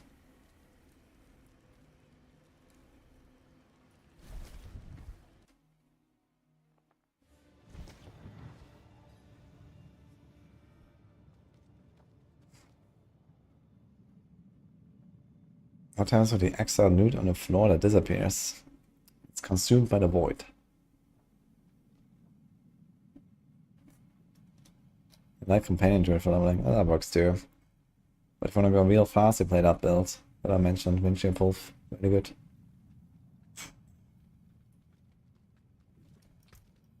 Do I have more summons? I have 2 more actually. Is that one here? Yeah.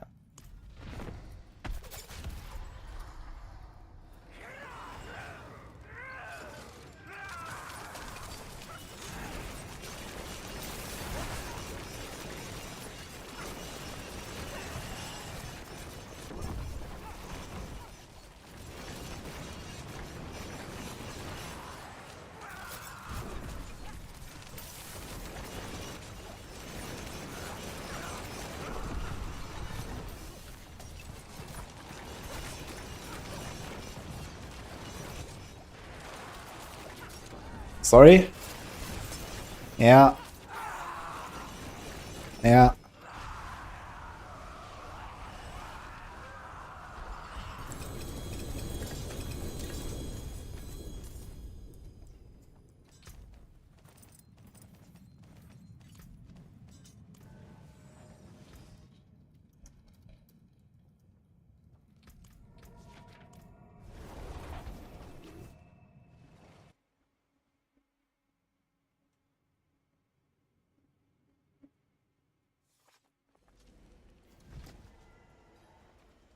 Blizzard being Blizzard. I don't think this is Blizzard being Blizzard. It's just that, you know, Never intended the game to drop like 5,000 items in a single instance when you killed how many bosses over and over and over, and of course at some point the game has to clean up or something before it crashes, and then the items disappear. I mean, this is just how it is. If you overdo it.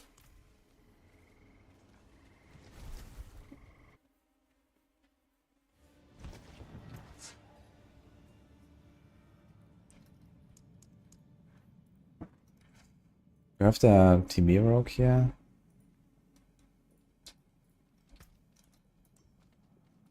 Okay. I did not get bored of D4. No, I like to play fun builds that I enjoy instead of builds that are just strong and that I don't enjoy. I always like to try to make something new and fun. And, you know, theory craft interesting stuff or try new challenges. Stream to a lot of people and enjoy spending time with my community. Okay, so are you guys still here? So some people added me earlier for more Anaria Rhoda. We can do more. It's going relatively smooth.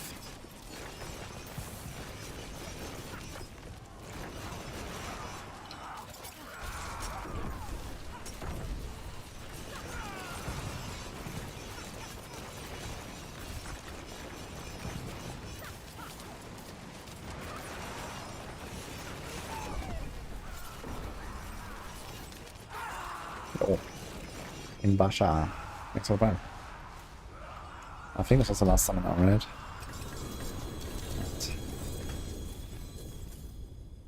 So we had, who was that?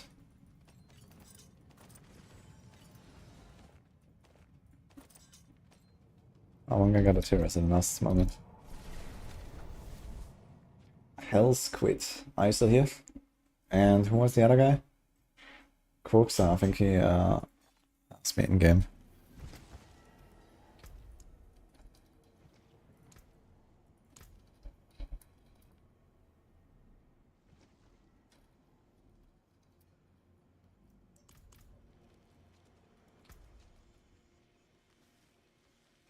Wanderer. Crit damage, crossbow. Really need that for anything? Not very much, to be honest. Any precision build will go Sky Hunter. GA tables.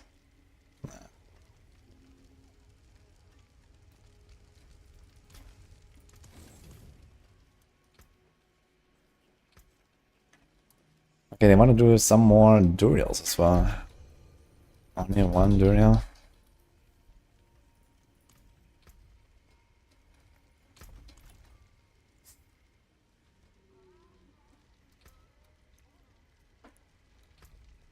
Okay, we're gonna do 4 Duriels real quick, I guess. It's the same party.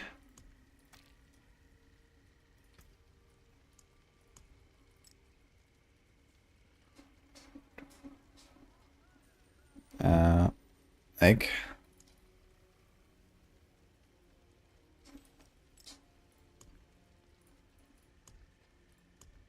Wait. I don't have eggs.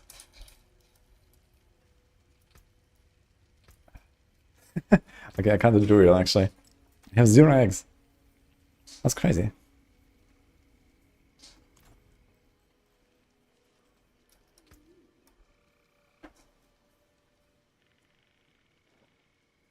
Is that an endgame build or cooking out the final details? No, this is pretty cooked actually. So this is the build now. I mean, it could be a way better Fist of Fate here, but this is kind of doing the job. And I didn't masterwork this here yet. I have a way better neck actually that I may try to include here. I didn't finish masterwork in this one. Didn't even roll it actually, I just realized.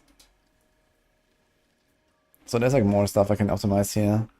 But yeah, it actually works pretty well.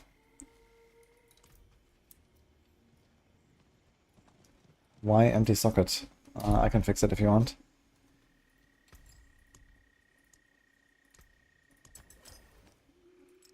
Okay. Fair travels.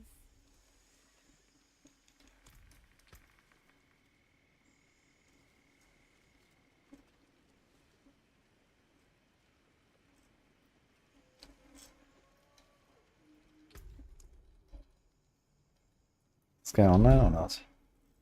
It's not showing.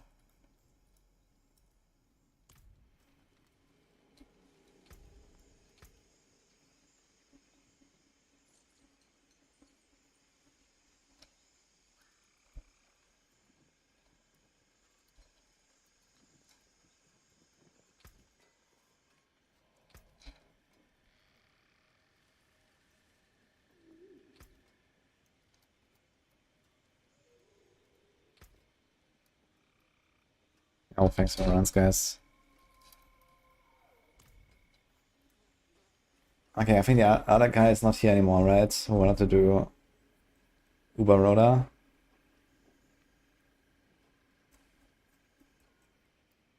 Okay, Hell's Quid. That's it. Oh. Question is, what do we do for our neck now? This neck is insane. Alright, let's...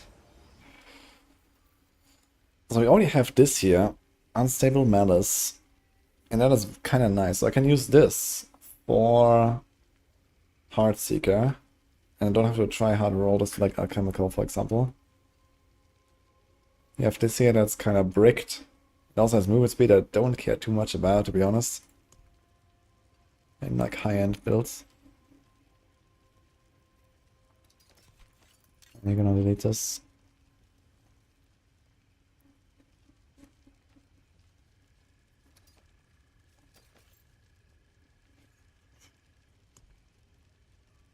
Yeah, the impetus, yeah, I'm not gonna use impetus for anything, I believe.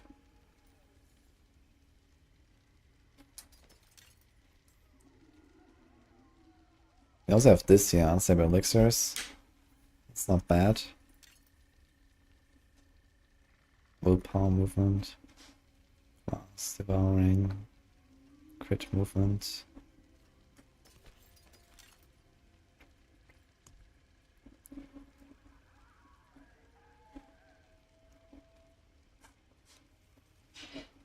This one I need to try to temper on my Druid. It's actually relatively good. Resonance is okay.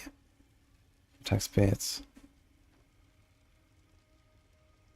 Okay, we got this here. Ultimate cooldown, frigid, movement, dex. Not rolled yet, actually. It's pretty good.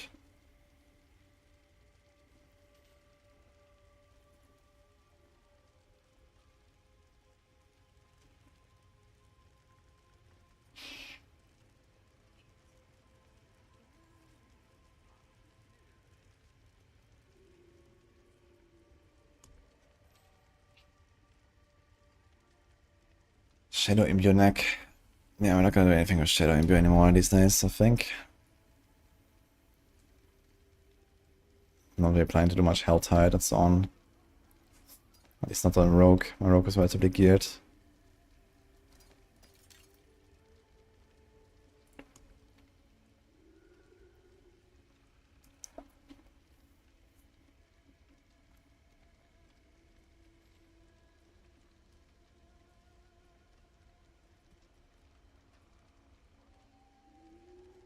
Has 4 tempos actually. Move speed per Dark Shard Shadow. Okay. The one weapon mastery, not crazy really. All of the Wild. I think I have this listed, I'm not sure for how much. It's like for a companion druid, but I mean.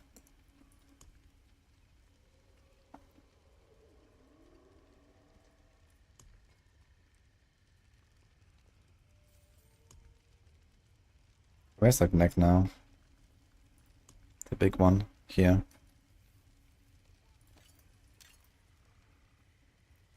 And there's the other one we already made. This one, I guess.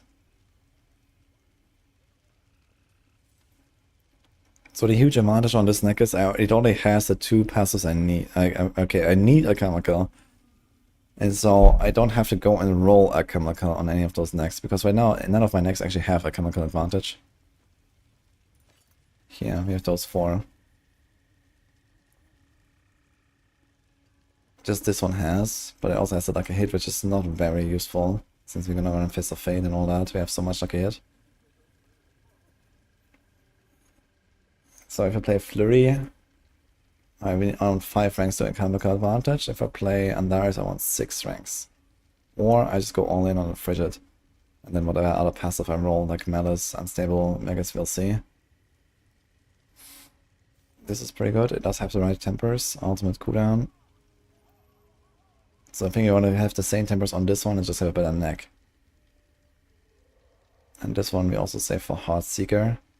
It's very good. And this one is just like a backup neck, I guess, in case I want to do anything else.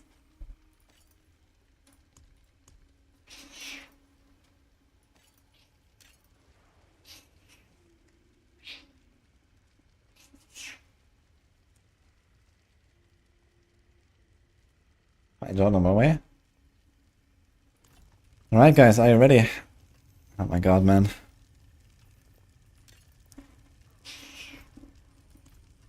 Trying Dark Shroud. Actually, I still need a neck that has crit damage, I just realized. We need to do 1 crit damage neck. So I think my backup one will be a crit damage neck for like precision builds.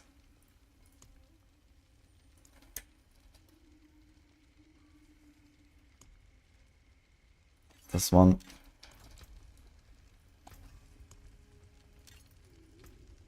Let's start with the small one.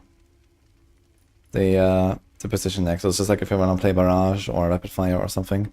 Just gonna make this now. We're gonna do crit damage.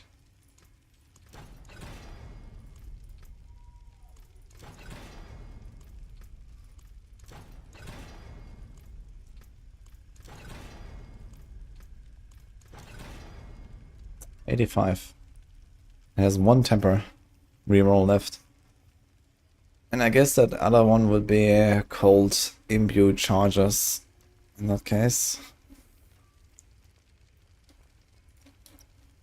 Actually, let's see, for example, what we have here. I guess it should be called imbue. Here's cold, yeah. For barrage, I guess probably same story. Cold. I think so, so let's do it.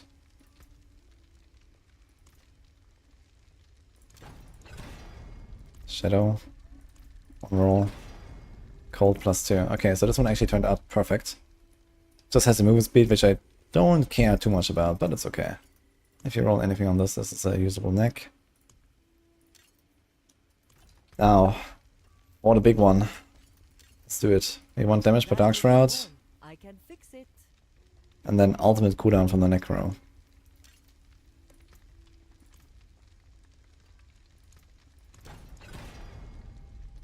First roll. Damage per Dark Shroud. Okay, that's good news.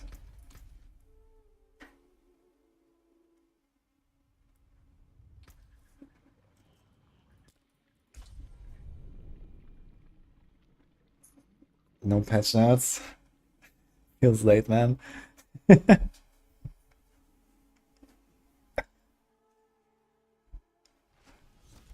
Ice Blades does not apply shield.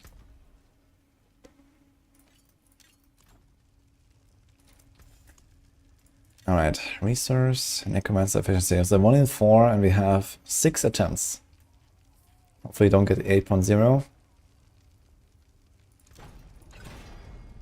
Golem active cooldown reduction. Rapid ossification. Again. Golem active cooldown. 2 rolls. Rapid ossification. 1 roll. 8.0. Okay, it didn't break. Okay.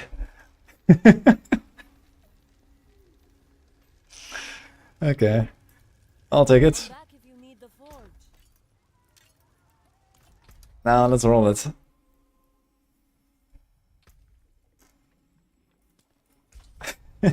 Close one, yeah. Yeah, no GAs, man, on the neck. Only 7 rolls to get 2 things. Not that easy. It's a 1 in 4 and a 1 in 4, so it's actually more likely to break than it is to not break, if it's those odds. Okay. Now we want to... Wait, we don't want to go here. We want to go here. And I guess the ideal outcome would be unstable elixirs. But okay would also be... Dex. I would take cooldown maybe as well. Deadly Venom is also not terrible. Exploit is good. Menace is good. Okay, there's a bunch of passives here. So if I get 2 of Exploit or Malice... Wait, that's the wrong thing I'm rolling. So here, Exploit, Malice, Unstable, and then maybe Dex, worst case, if I get a really nice roll. Oh, thank you so much. What? Sliders. Okay, guys. It will slide straight into my belly. Alright. Let's see what you got.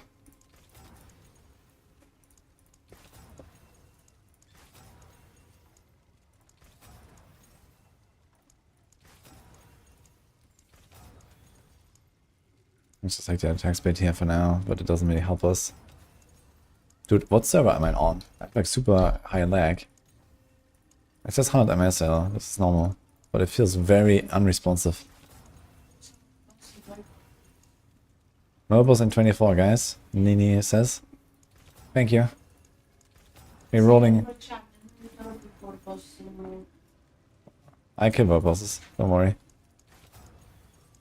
Oh my god, is that 5 million per roll? You have to keep rolling. I haven't gotten a single passive yet, man. What? Not any of them. I need like 1 of 4. Threat Mastery.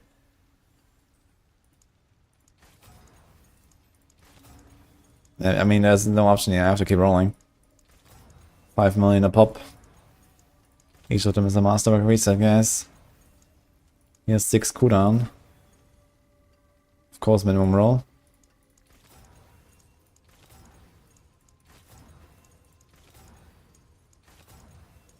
My god.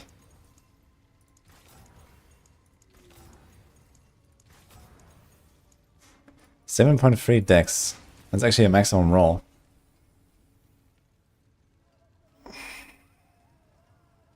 Okay, so if I have like, let's say, 1800 dex on a really good build. So it's like, what is that now? Like this. No.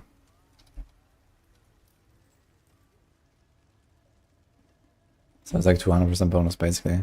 So like 300. And then 1800 times...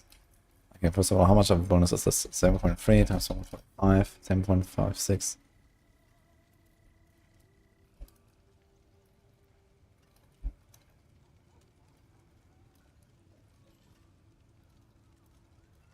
So this is a 7% damage bonus.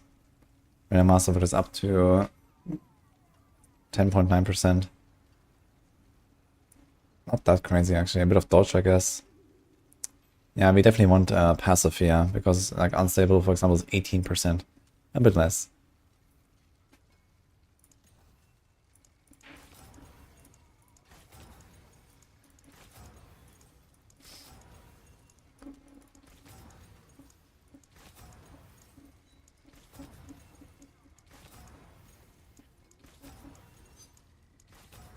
You see how crazy hard it is to roll a passive. I want 1 out of 4. He's 1 to Malice. Which is probably not better than the dex actually.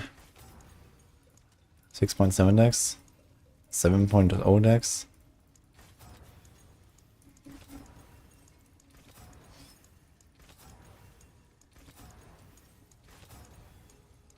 I mean 1 Malice would go to 2 Malice after masterworking.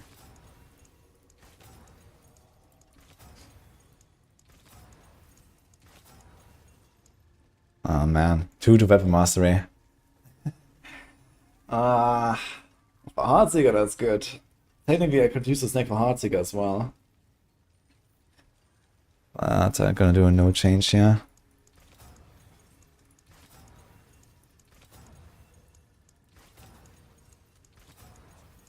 Two to exploit, that's it. Okay. Exploit it is, guys. 2, 2, 2. There we go. Yeah, Weapon Master doesn't work for the poisons, so you don't run out. That's my neck. My first triple passive neck, actually, of the season. That's pretty good. You wanna see my neck? You wanna see my neck?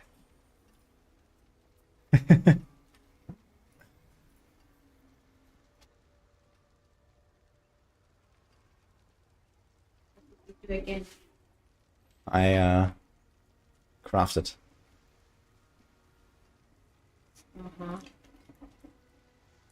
Yeah. It's temporary, but it's not maxed. Should I go max it real quick? Oh, now I saw the other thing. How? How the fuck did you do that? Now you know why I put the amulets in the guide.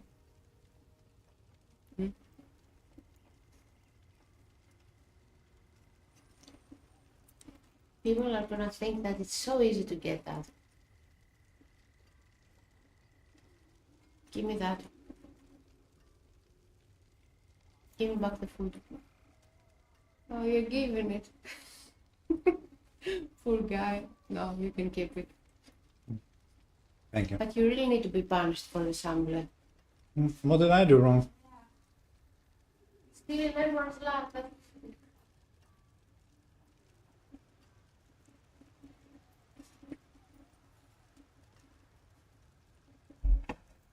Oh, I got patch notes.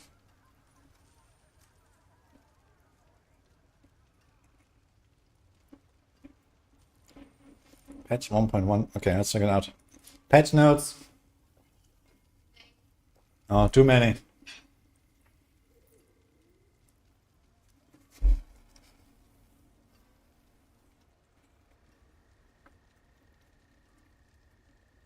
Okay. The spoils of gold chest is now reusable. Oh no.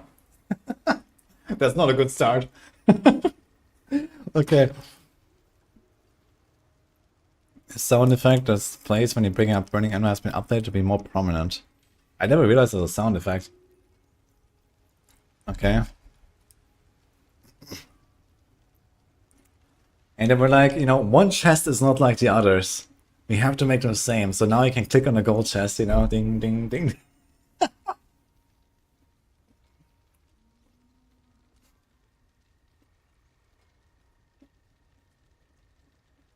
The following infernal offerings have been updated to increase their rewards. Exalt, Exile, Burning Adder increase.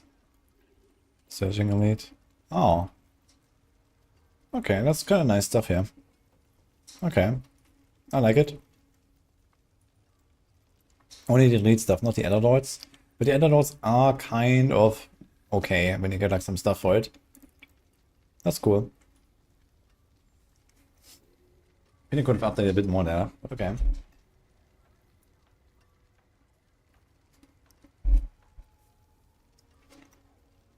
Trade chat is now separated by world tier.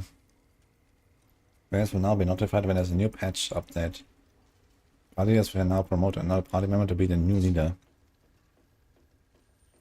Wait, that wasn't possible? Newly created characters are now always placed at the top of the character list. Clan name can now be changed. All players will receive a catch of legendary items with guaranteed greater affixes to make up for the issues seen at the patch 1.50, where players were not getting items with guaranteed greater affixes from multiple sources. Oh. Huh. I guess they mean the rank 19 reward or rank 20 reward or something? I guess without the spark.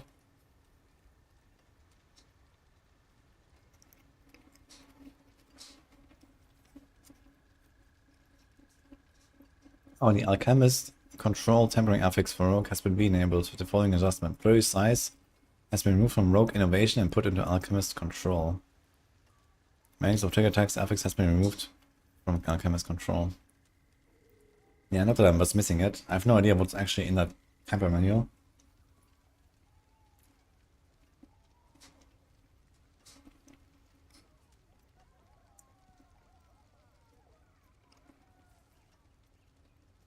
Extra visual effects have been added to the projectile trail for crossbows to make it easier to track their origin. Okay.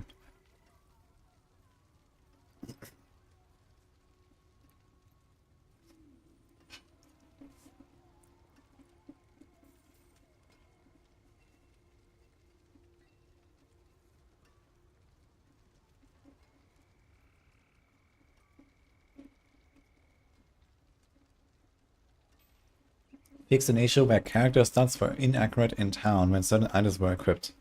Incredible. Fixed an issue where the tutor for Infernal Combats had 2 instead of compass affixes. Fixed an issue where the name for Ekafashan display is tormented. Fixed an issue where an arrow could display when comparing assess the mythic unique item. Fixed an issue where the whisper icon for defeating Bloodmain overlapped the icon for the accursed ritual.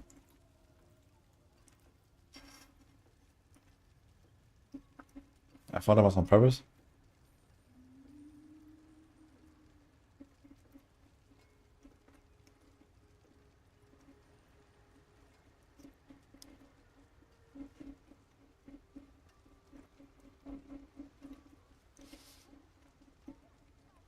I heard about this bug. Fix an issue where players using a controller would be sent to the equipment inventory tab when using an abyssal scroll. That sounds obnoxious, man. Upgrading your compasses, man.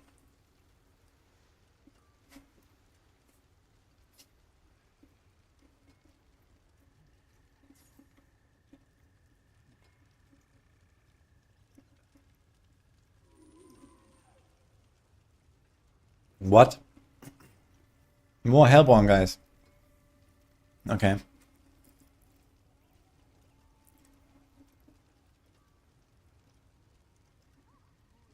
Fix an issue where the Withering Wanderer Infernal offering. I'm not sure which one that is. Reduction to all resistance would actually reduce resistance. Oh. Oh. So maybe it is supposed to reduce max res, huh?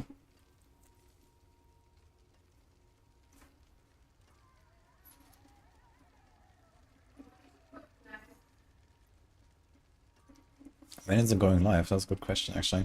I guess Tuesday. Yeah, it's gonna be on Tuesday, I guess, together with the Mother's Gift. Mother's Blessing. Fix an issue where treasure goblins spawn during Infernal Hordes encounter could become indefinitely unkillable, preventing wave progression.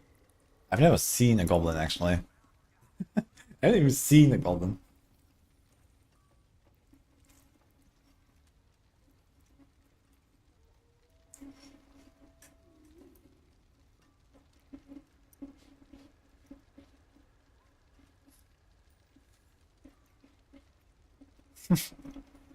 That's funny.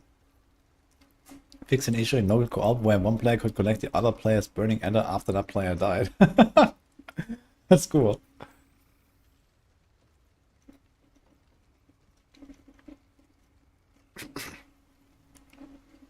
It's a spawn of 8 goblins. Do they actually drop loot, actually?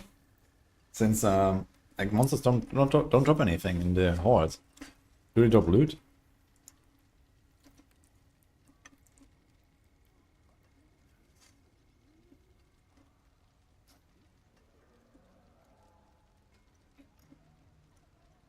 Thanks for the sub, Chu.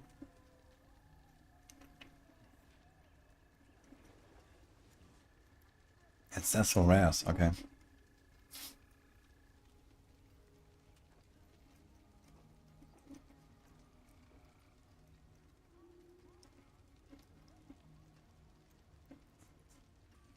Okay, fix an issue where Tormented Echo version of Beast in Ice dropped the same amount of percussion levels than normal. Okay, so that is fixed. What about the damage?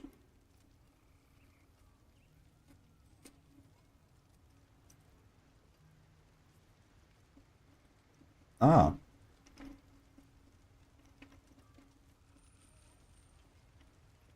Dude, I was wondering about this. When I did PvP against Condis, for example, last season, no, season 3 actually, we did a PvP, a hardcore tournament. And I used concealment, they just saw me like normal. And I was like, what the fuck? Because I saw it from their perspective later, and they just could just watch me run around, they just couldn't target me. Which is completely stupid. Ah, blue flame effect or firewall.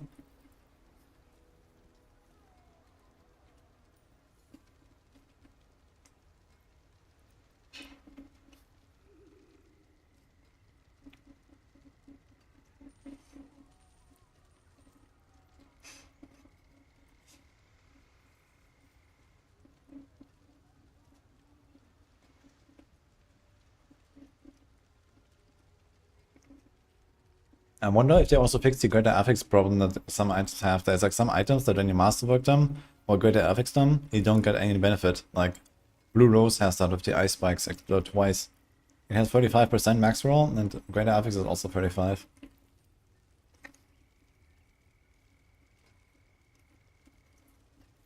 Fixed an issue with victimize. Didn't see anything about that.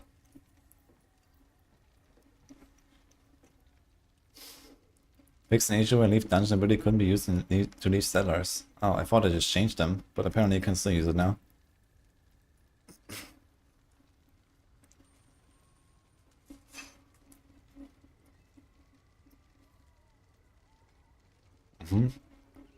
They fixed a little bug.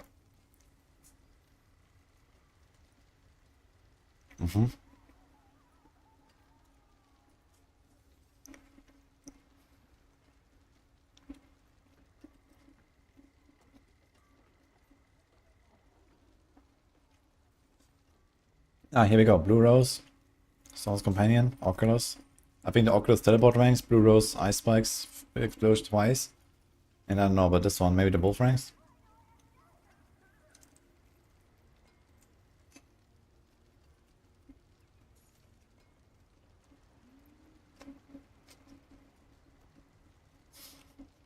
Ah. I tried this actually, and I was like, what? No stealth?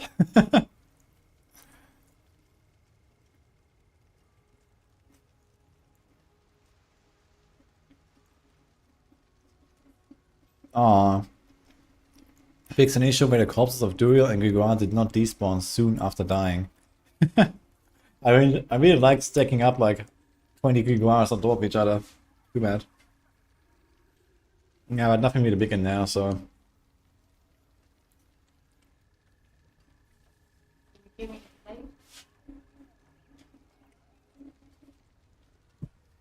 Thank you. Okay, so biggest thing is probably like more Hellborn, more Edda. And this is kind of weird. I'm not looking forward to that.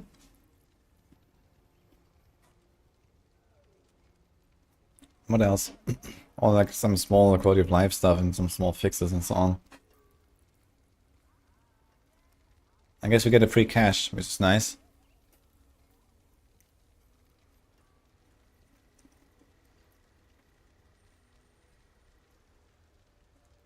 I guess the little fixes will be nice for some people.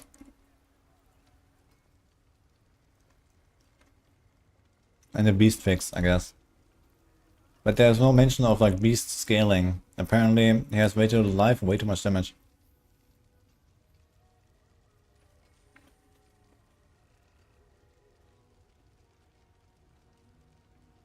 Where's the boss HP fix and one-shotting Mother Judgment?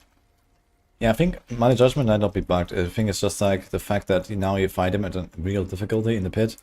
Instead of just like whatever Pepiga difficulty on like the Nightmare Dungeons, right? Mother's Judgment was always by far the hardest boss in the game. And now it's just in the pit. So I think they need to do like a tuning pass maybe.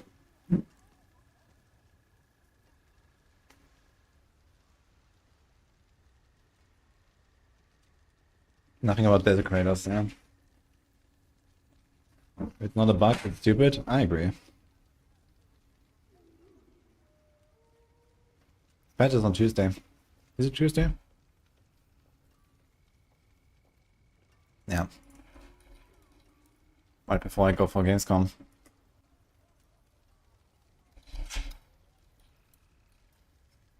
Okay, so...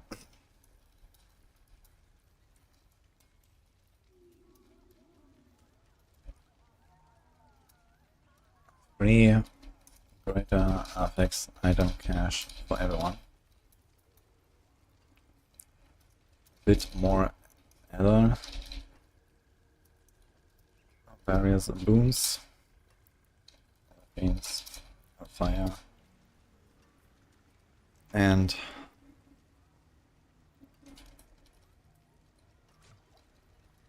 like these things basically. Fire. Spawn. Okay, what else? mean, this tempo manual for rogues, whatever, I guess.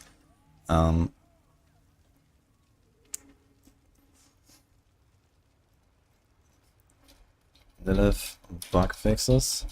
Orc, I guess. Oculus, Blue Rose, Storm's Companion. I guess these are all kind of noteworthy items. Masterworking. I guess this also includes the GA. Waxing gibbous. All works.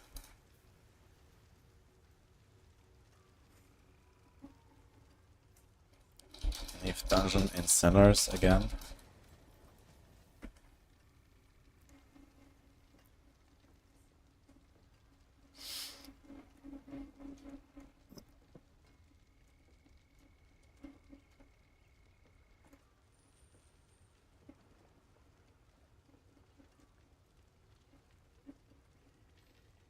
Yeah, that's pretty much it, right? Beast in the Ice fix, I guess. I'll just put it up here. Beast in the Ice. Now drops 5 dolls.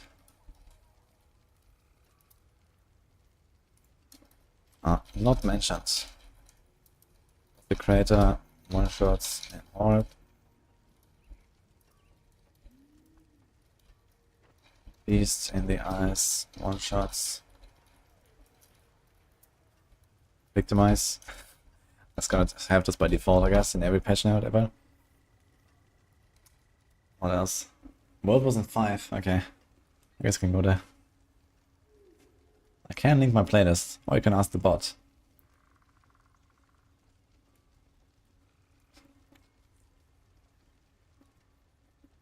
We have now switched out the butcher in dungeons for the desecrator in season 6. Yep. Dude, I'm more scared of the desecrator than I am scared of the butcher. So there's that. Okay, I think that's pretty much it. Anything else that is not mentioned? What's wrong with Victimize? Almost everything.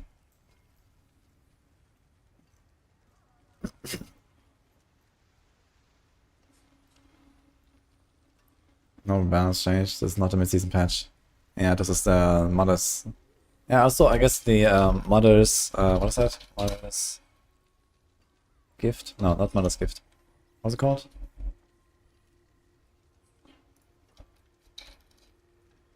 Mother's Blessing. Reignites. Okay, I guess you can also do that. Mother's Blessing. Stars. So first of all. 1 week plus 35 XP. I guess we don't have to mention the gold. So the gold will probably be whatever. But I can't. Double dips not fixed. No, like Victimize is broken in a bad way, not in a good way. It just doesn't really work.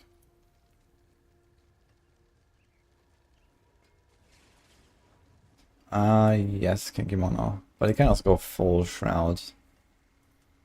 Like 1 or 2 crowd tempers is fine. I guess pit plus HP. Balance. Blood Bishop.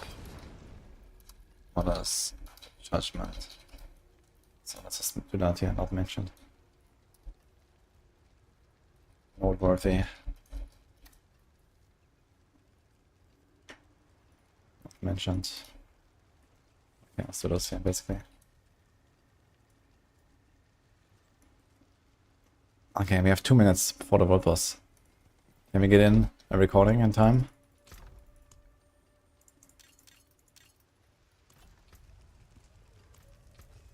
There's that. The forge is always hot. Or is it 1:30 actually? Maybe not. Maybe do it after the world boss.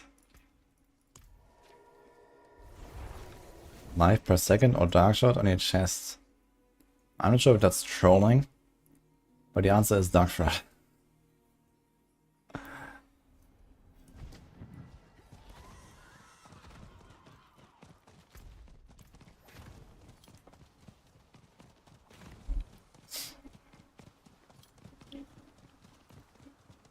You found a nice a really nice wind force, almost perfect.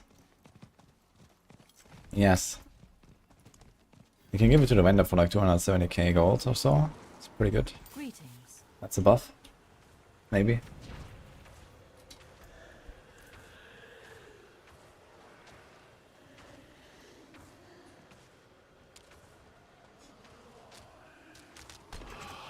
Percent damage is fixed, Saren. Will the update is built soon in Discord? I will check. I actually have a new planner here. This one I'm doing right now. It's based off Mippy's Poison TB guide on Max Roll.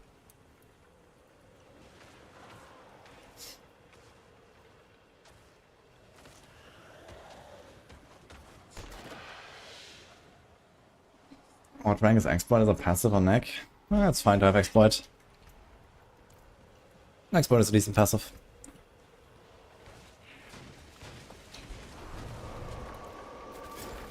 Can get him! Oh, we're pumping him.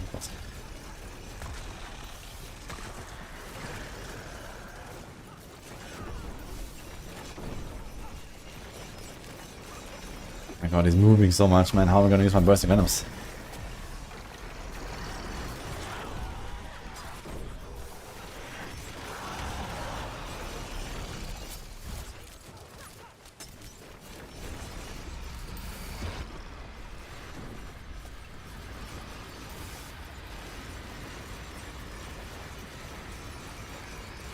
Stagger time.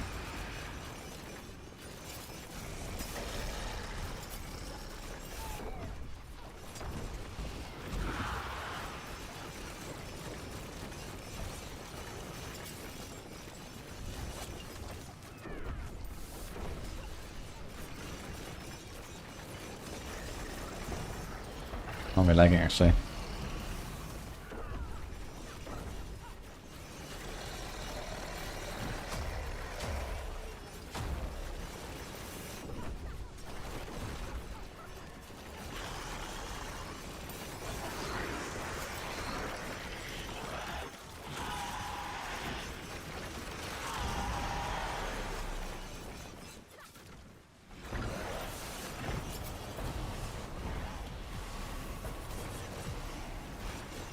I hope they announce the event at 44 at Gamescom.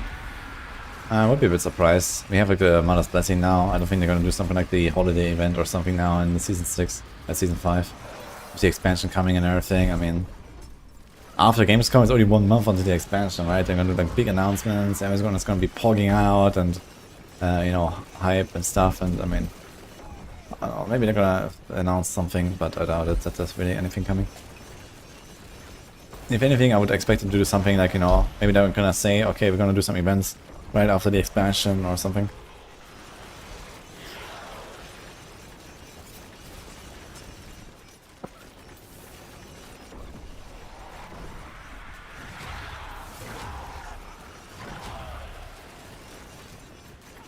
Okay, so it's 2.5 minutes skill. Actually not terrible.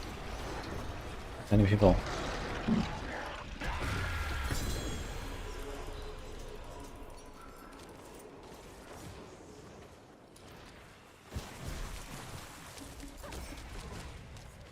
Okay.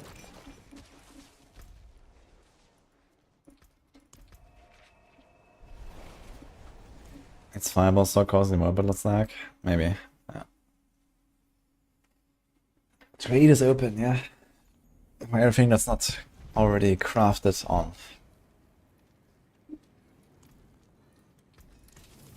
Alright, let's do a short YouTube recording for the patch notes, so I can get that out.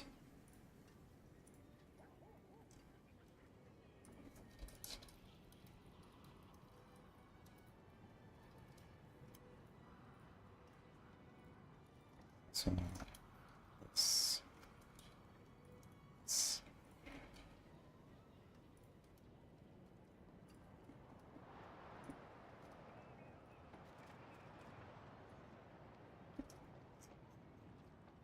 okay, so we got this, we got this. Okay, perfect.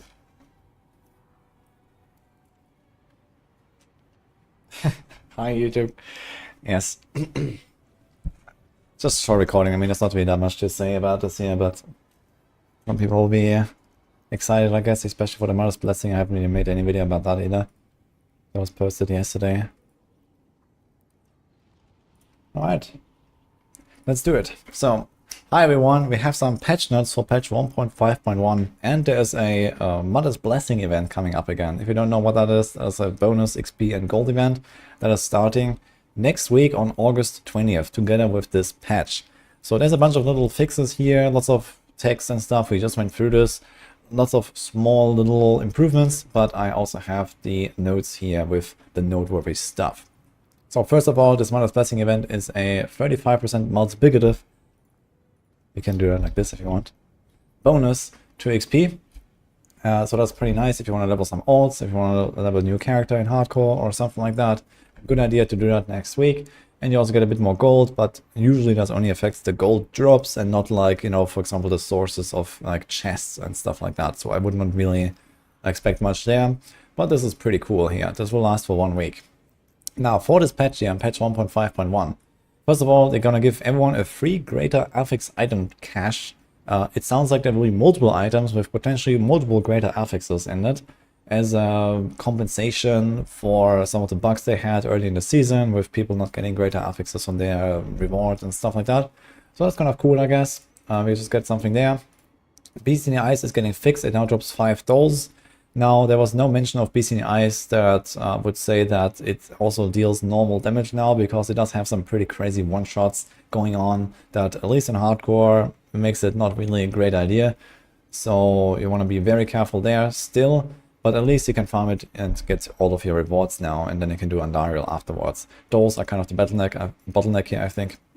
So this will definitely help greatly to do those Andariel rotations afterwards. Then we also have some buffs, interestingly, to Infernal Hordes. So some non-Hellborn sources are getting buffed in particular. We have this here. So some of the like elite buffs and Adder Fiend buffs, I think, they're going from a +1 to +2 here. And you also have here, for example, some other elite buff, and then also the Burning Rain. There's like this Hellfire stuff that is improved. That is actually like a component of the follow-up Hellfire spawns Hellborns. And also there's a, I think, bug fix or something like that, that says that these Hellborns will now appear more frequently from the Hellfire. So apparently that wasn't really happening as much as they wanted to. So for the typical Hellborn strategy, you might have seen my video, or maybe others, talking about this. Hellborn is the way. That's really crazy. You can get like 1000 plus Ether in like the higher tiers in 7 and 8, for example, on a really good run. And now you might get even more, so it's gonna be wild. Some Lilith bug fixes, so there was like some stuff with like you can't stagger her, or she does like infinite amount of wave attacks. You might have seen that in some cases. This is apparently fixed, so that's kind of cool. Some items that couldn't be improved with masterworking and greater affixes are being fixed. Well, they didn't mention greater affix specifically, but they did mention the masterworking, and I imagine this also counts for both. So Oculus, Blue Rose, and Stone's Companion each had some affixes that did not actually increase. In this case here, the teleport ranks, the ice shard explodes twice, and I think this was the wolf ranks, if I'm not mistaken, or the poison creeper thing. Either way, so we have those buffs here to those items. Waxing Gibbous, in case you're playing Shredder, now actually gives you stealth, and Leaf Dungeon works again in Stellar, so that's kind of nice as well. I thought this was a change, but apparently it was just a bug.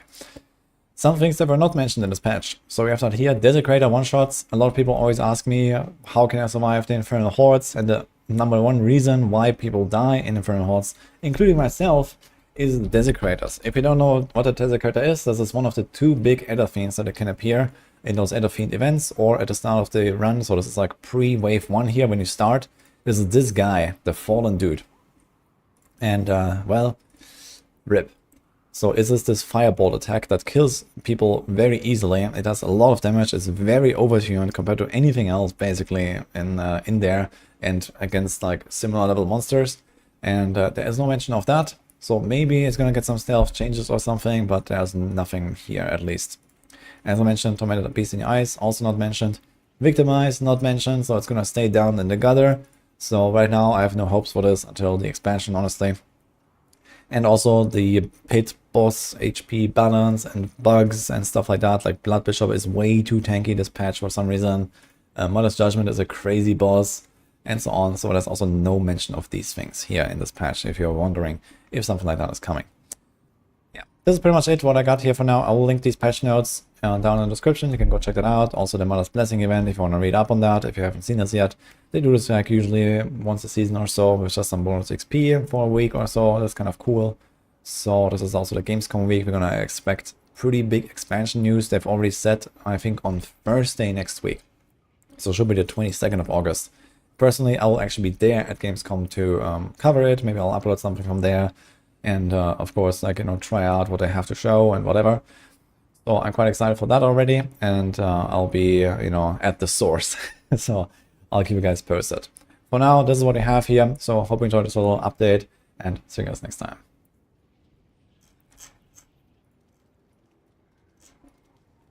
Okay, that's it. Still recording.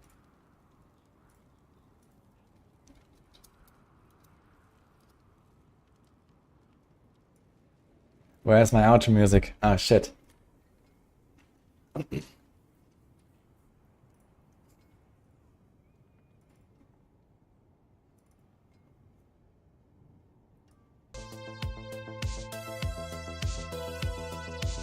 Subscribe.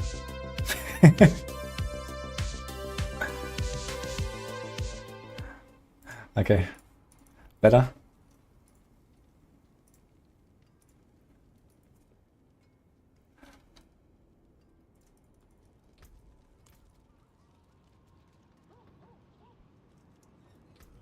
Okay, it's time to respec actually. We have a really big neck, guys. I think it's time for Andy. What do you say? A really big neck. Where is it? It's almost like a Templar.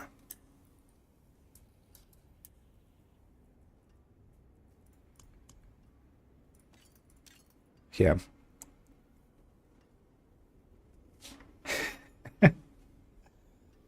Still rocking the old Twitter logo.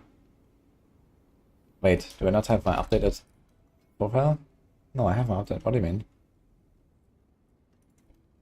Ah, you mean on the outro? True, maybe I should update that at some point.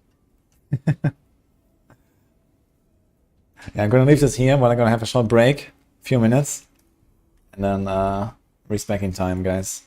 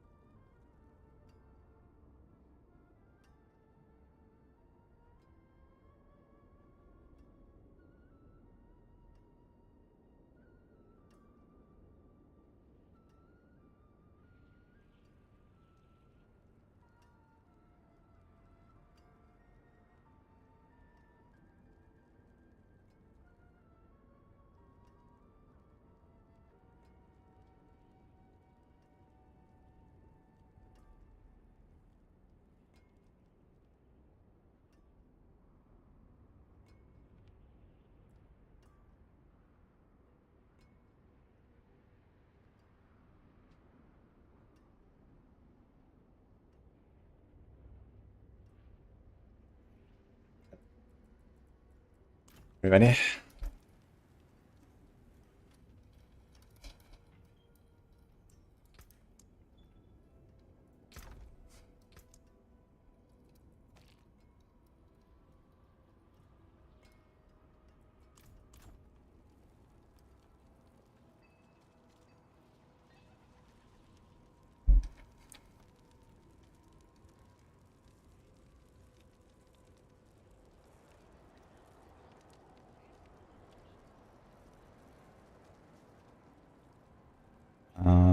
Do we have this open stuff? Any messages? Actually, I do have a message. Wait a minute. What's that?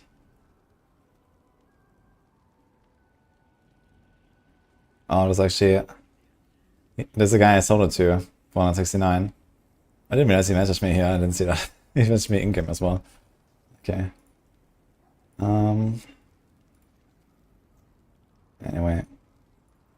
And now you're Flurry, so that's what you're going for.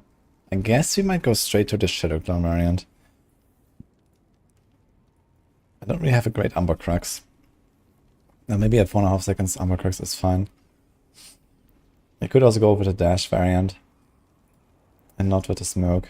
That's fine as well, I guess. With the Poison Trap, Preparation, and so on. So remove this. Remove this. I guess we need a vulnerable, right? Like Swollen Knife. The problem is this has temper for Poison Imbue.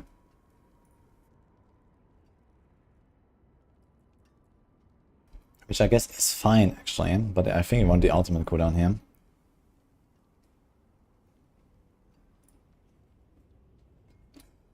So I probably need another ring. You probably don't need the attack speed either with an Andariels. I keep those pants.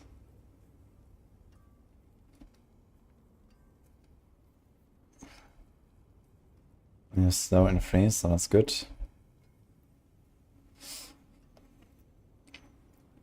Count of Rage is not very useful here for this actually. Actually, I realized I put a bow there accidentally, or I kept it there instead of making a crossbow, but I can change that.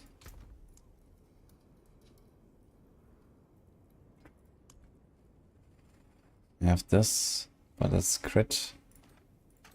Let's see. Father bless. What do you need?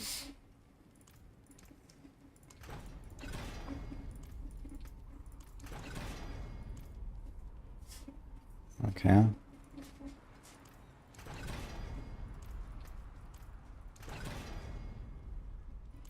Traps arm 1 second faster.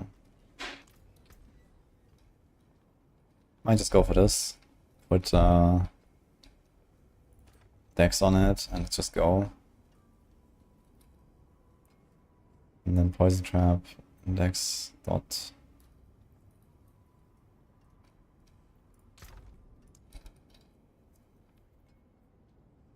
Nani, thanks so much for the famous.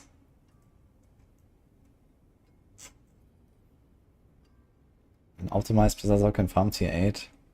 Oof. Blizzard, I mean Blizzard should be pretty good for the waves, but I think the boss might be kinda slow.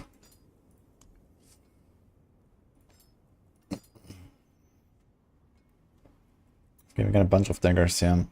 Ooh. Ooh. I think I'm gonna keep this though for Barrage. Do I have Barrage dagger here? No. Actually, yeah, there's this. Very good tempers. But yeah, I think we kinda care about this one more. It has 2 tempers left. So if we hit a Barrage and Shroud, let's take this.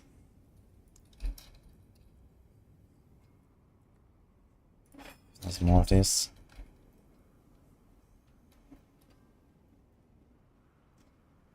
This is 41k life. And materials, Umbrus, lots of healing, lots of second wind. No defensive glyph at all. I guess this counts kind of, but not really. Okay.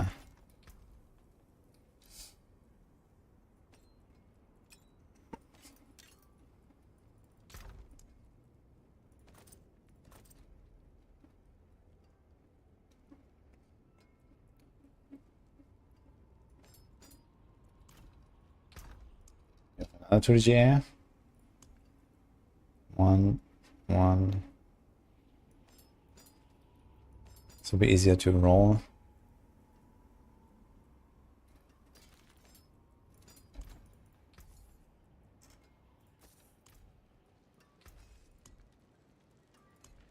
Okay, let's try.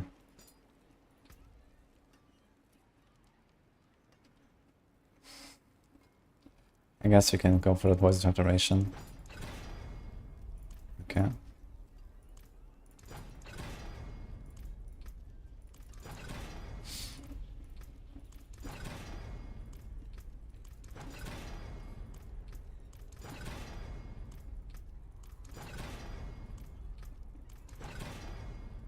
Okay, goodbye. Let's try to get a barrage here. Okay, 16.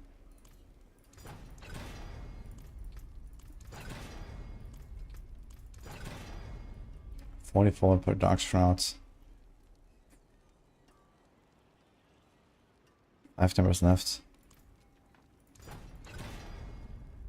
47 per Dark Shroud. 4 timbers left. Come back if you need work. It's only 23. What do I have on a crossbow? Bow.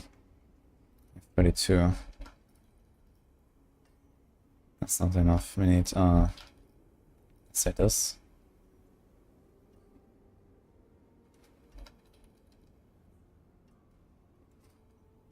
I need a master critters at least once. And this 3 times. To really have a chance here.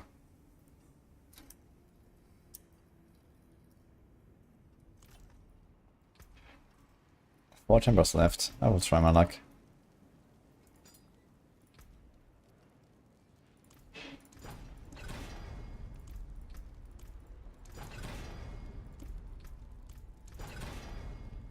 $15 barrage. It went down. 17 rapid fire. Okay, so this is a salvage. Let's try this one.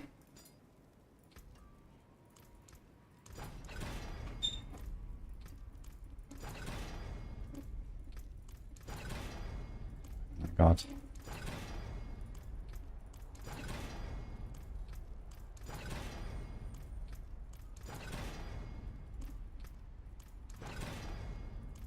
Sound faster. Okay, let's try the Dex Dagger.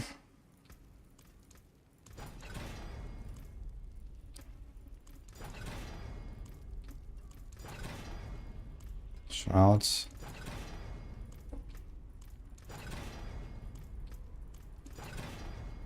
The one time I want Poison Trap duration.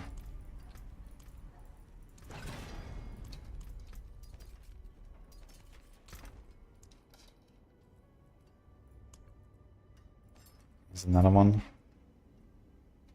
This one is int.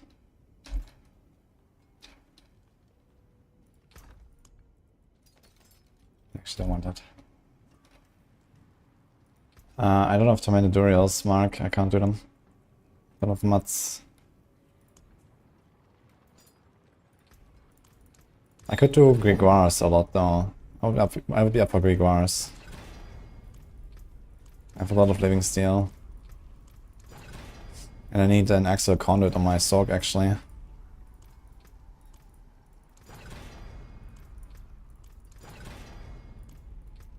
Okay, how many rolls? Only 1 temper left. I mean, it's usable, but not what I want. Here's another one. Here's another one.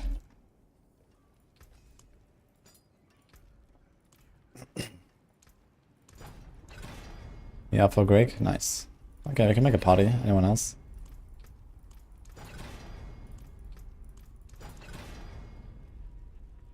Good luck in the T8, by the way. Okay, we got an okay. Let's maybe some poison trap. I mean, the poison trap doesn't have to be like very high. There's 4 timbers left. Can. This has 10 more decks. So I kind of doubt that we're really gonna get better than this. Maybe this is just my weapon here for this. And this.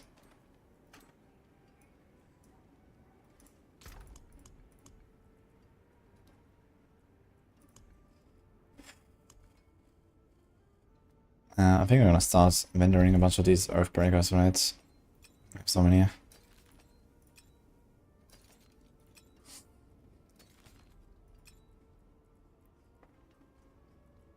I'm not sure if they sell for anything. 29, 29, 30, 30, 29. I don't know. Anyone wants to buy Earthbreakers on hardcore? Hi, Marco. What is that neck? Found for days, not seen one. That neck is was a drop earlier from the Tormented and Dire Rhoda, actually we did. How much? Not much. Just give me anything. Give me some boss mats, give me some gold, whatever. Else I'm gonna vendor them, so.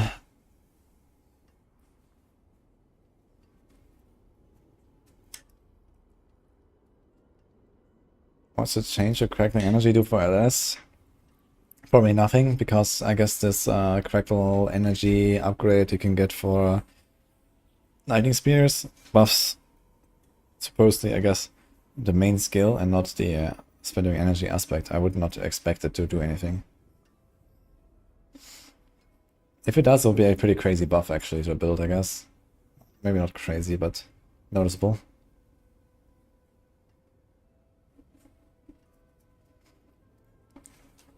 I'm not sure if you're looking at the screen, Psych X.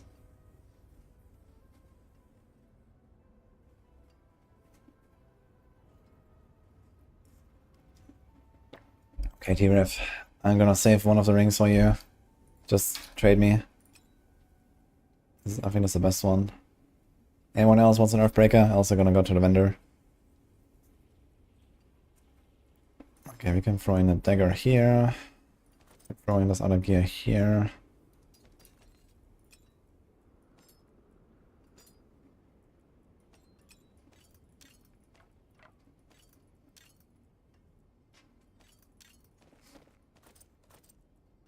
Ding, ding, ding, ding. Doombringer's also not gonna be included. We need Umbra.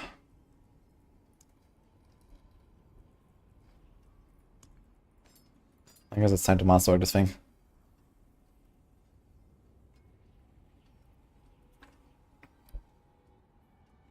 Leveling a Druid. Alright, here's one.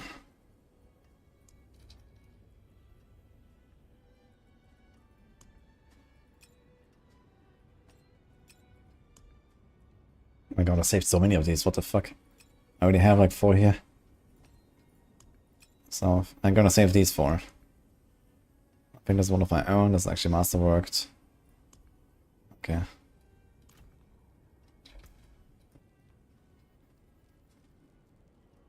Can you check high velocity? What do you mean it's not working as intended? What's the problem? Best Rouge build right now is Andario, Barrage, Rouge.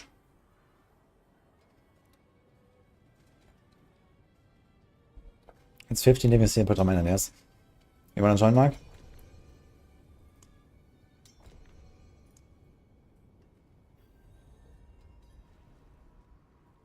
I didn't try Shadow Step Heroic since Victimize is not working. I don't really want to do that.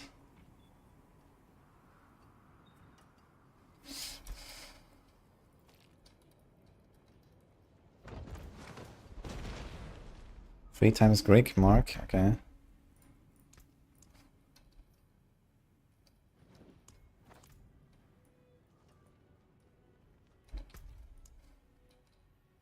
So maybe before we start with the Andari Rogue, we're gonna do a little rotation here.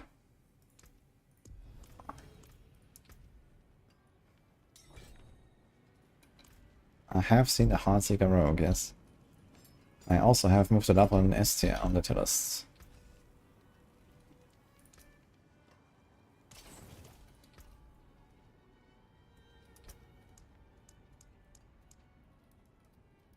Yeah, I'm logging to Sorc, I guess, for this. I need Axial Conduit from Grimoire. So we're gonna continue this project later. But we're mostly geared.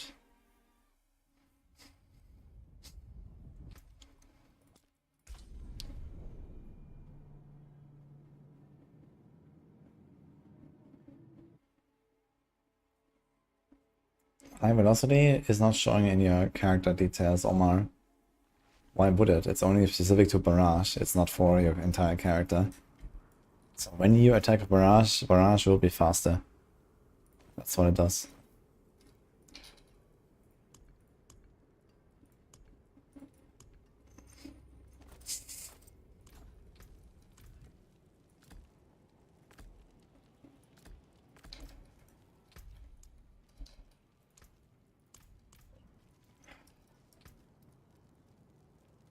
No.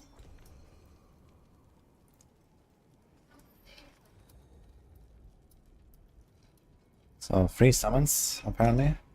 Combat time, again. Grimoire.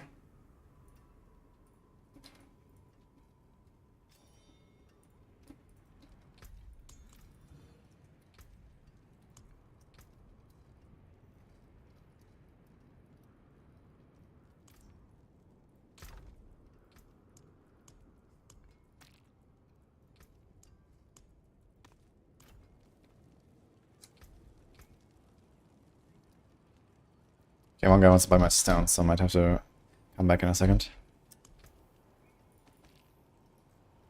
Okay, one sec, guys.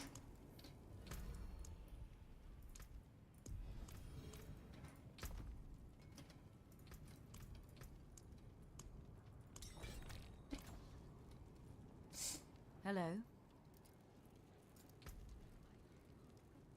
It's a Barb. Vibrant gamer with Tyros. Okay.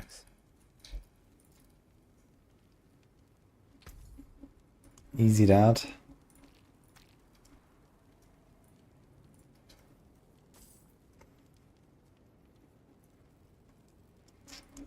Yeah, people have done it in the past, Omar. Wait a minute. 50 amp stone. It's not 225.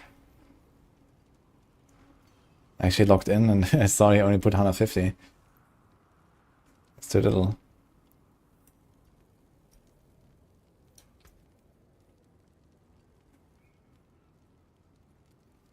Okay, so it's only 10.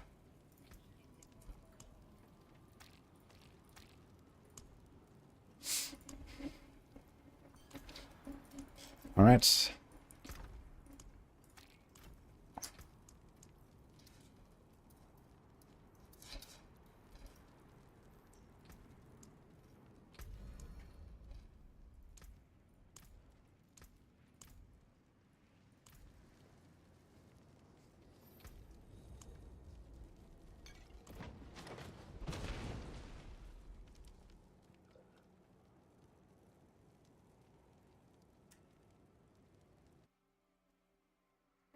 I'm gonna buy 10 stones too.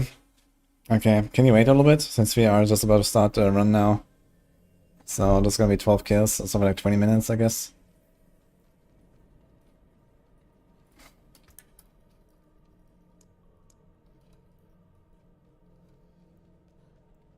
Okay, we have a level 84, so he's certainly leeching.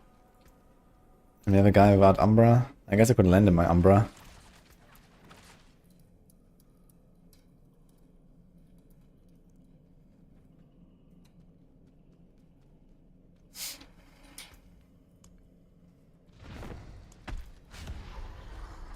Okay, hit on ISP, what chance to crowd control on gloves? I'll go with crowd control stuff.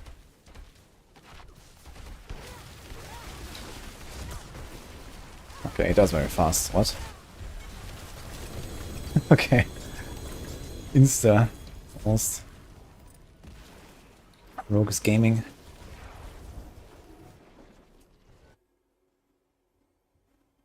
Does he have like very low HP or something compared to like, I don't know, Dario and Duriel? Like, I know Duriel is pretty beefy. For some reason he's like very tanky.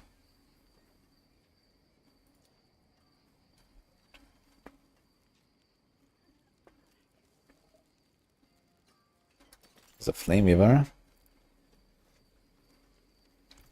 My skills match. Win favor, my friend. I'm not sure if I'm gonna go play Fireballs, but has pretty high range of rolls anyway.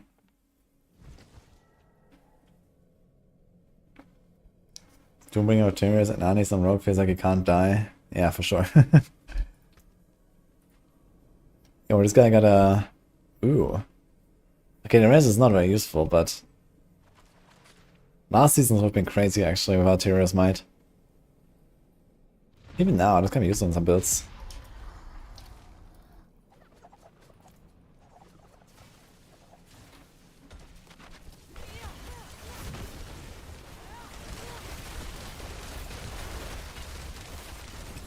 Dude, these are some insane chunks.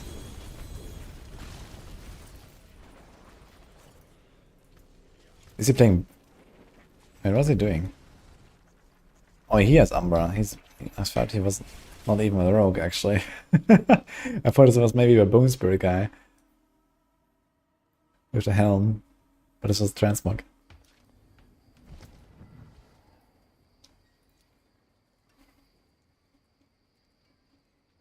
Quite excited to see Bone Spirit in action.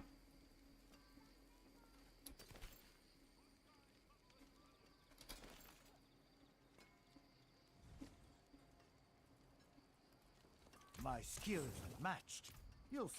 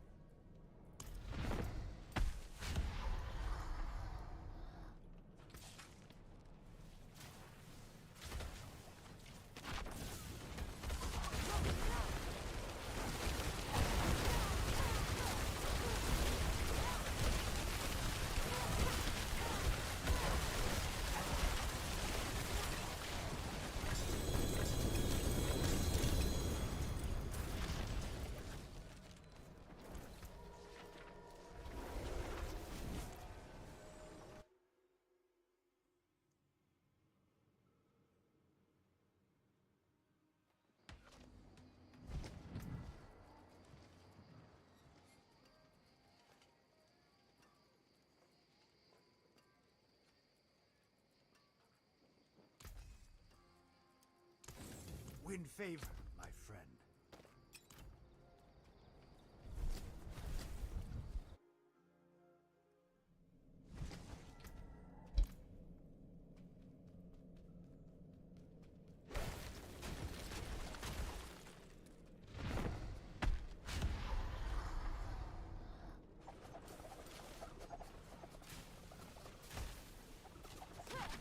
Wait, to get more than 100% resource cost reduction on the Lam ASIM. Yeah, it has a pretty high roll. I think it's 45%, right? And if you masterwork it, masterwork crit it once, I guess, that's over 100. Yeah. In fact, the best Lam ASIM is one that has a minimum resource, I think, because they want to spend more resources. Like, they don't want to spend that little, basically. So you can activate the legendary node, and I think also for mana shield, for example, it's kind of important. Yeah, this is not good enough, suspense. And this would be good for like a chain lightning build, but the thing is like a chain lightning kind of spam build, right? If you ignore the effect of this thing. But that's not really a thing, right? You always play around the effect now, I guess. And you don't actually care about the chain lightning ranks, I think. Hey Ling, thanks for the 4 months, man.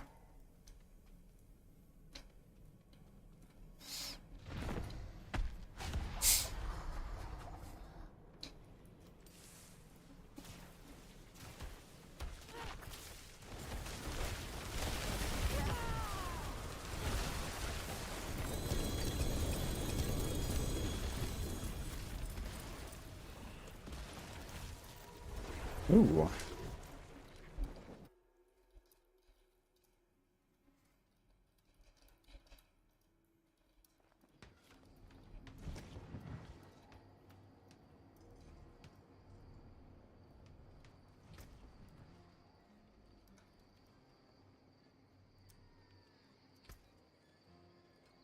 Yo, GA Starless. Congrats, Bile.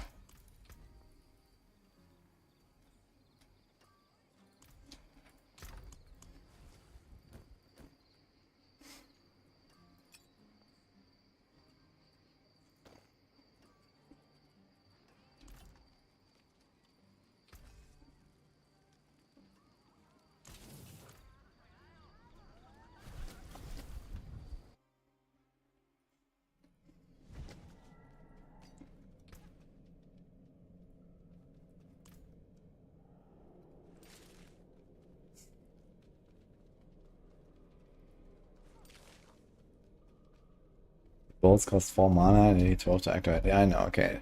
It works at the Visa cost reduction, but for mana shield, the passive, it's like a lot of damage reduction, right? I think it's 30%. You want to activate mana shield, and if you spend too little mana like that, then you can't activate it anymore.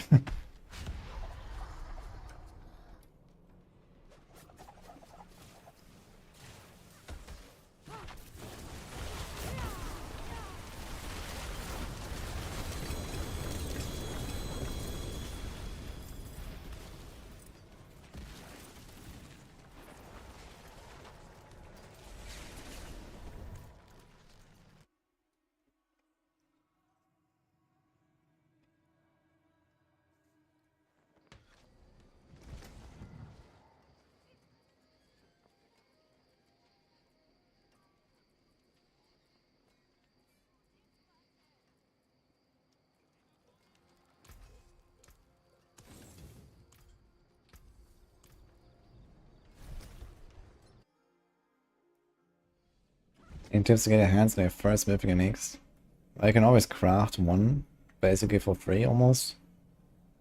Just from playing the season journey and leveling your first character, getting the Mother's Gifts turn-ins, then try to get a Lilith kill or Lilith carry, try to get a Tormented kill or Tormented carry on any of the bosses, and you have 3 sparks already. You just need 1 more spark.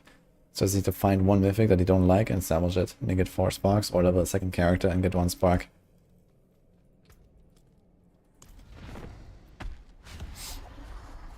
So that's the option. Otherwise, I mean, also from just playing the season journey, you get like, I think 12 Stygian stones and a bunch of boss mats for free. And also from the Mother's Gift, I think you get 2 or 3. So you get something like 15 Stygian stones or so. That's 15 summons. So even if you solo them, that's roughly 1 mythic unique on average. But if you do it in a party, then that's roughly 4, almost 5 actually, mythic uniques on average. If you multiply this by ×4 with other party members. So try to take those mats you get from the season journey, those Stygian stones. You don't even have to go into the pit, you don't even have to go into Infernal Hordes. You can literally just take the stuff you get for free, and then easy peasy you get your first mythics by just grouping up with us. And even if you're weak, someone else will just kill the boss easily anyway. There's many people that have strong builds in softcore, I guess.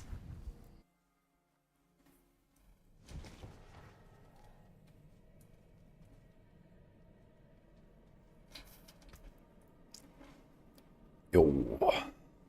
I actually do need this. That's a pretty big bow.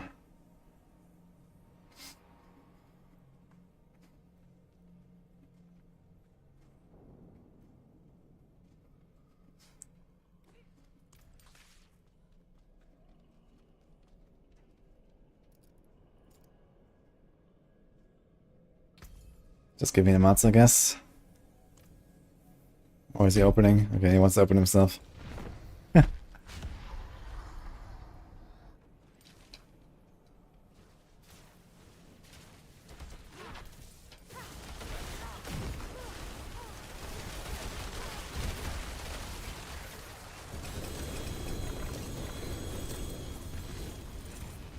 It's kind of funny to see how often there's like low-level players in these rotas here. You gotta do me. You got one mythic in a group of those mods. Seems that was unlucky. That was very unlucky. Yeah, if it's like roughly 13. It's like a roughly 1 in 13 for mythic when you kill too many bosses. So if you kill like let's say 50 or 60, then that's extremely unlikely to only get one. My skills. That got most of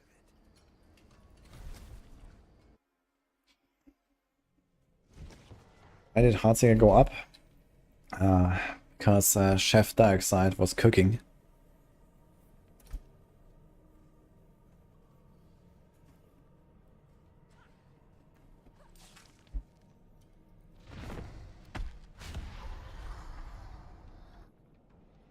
Most common method of the season. It's actually been relatively evened out. I have like 3 Shakos or 4. I think 3 Shakos, 3 Anarials, Materials. Everything is free right now. 2 Starless, 1 Avarion, but Avarion only drops for certain. I don't have a Grandfather because I don't have a glass that can drop it. I think 1 Static only though. Or 2. I think 2 actually. I think it's the option.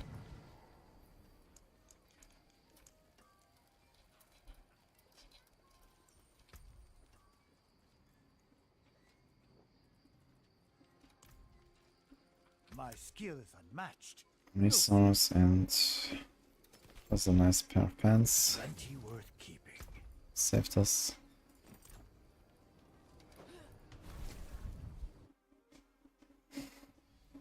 You have an Avarion on normal Gigar. Oh boy.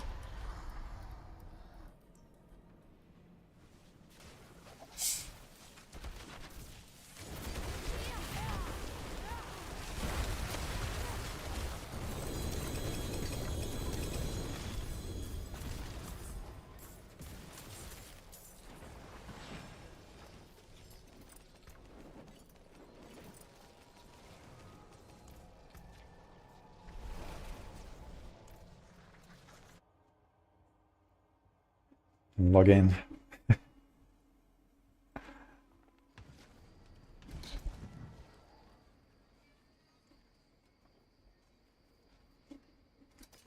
Big Flameweaver. I didn't realize it goes to 100% actually. But it goes to 90. Okay.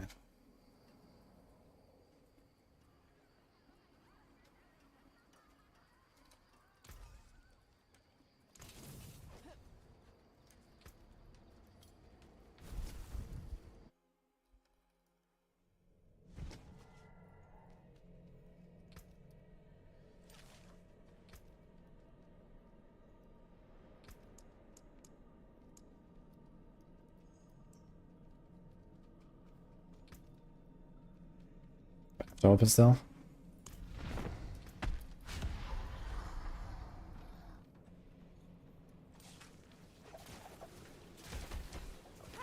Avarion Eagle-born build guide when? You can't wear it though. Spiritborn can't use stuff. It's Glaive, Polearm, and Quarterstaff. Quarterstaff is not the same.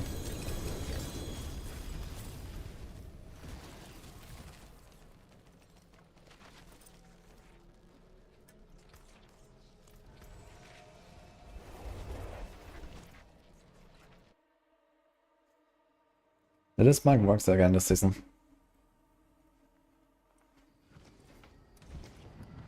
Ryan is great for having alts. Yeah, I could try it. Wait, no, Necros can't use stuff, right? Can they? No, I think they can't. So I actually don't have any alt to level with Arion.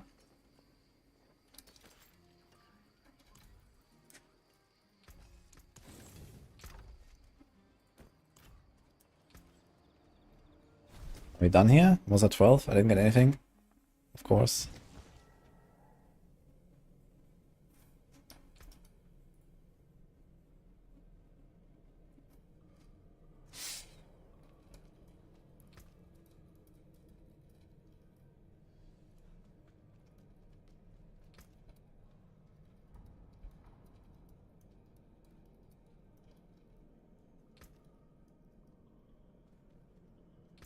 Okay, I think I was the last summon here.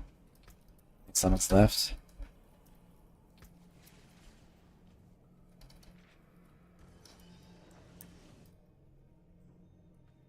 Okay, seems like we're done.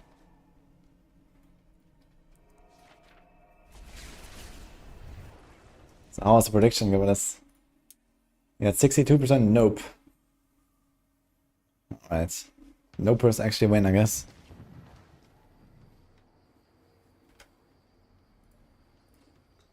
Okay, Bio wants to throw some in for free. He says a few more. We can do another Rotabile. Why not?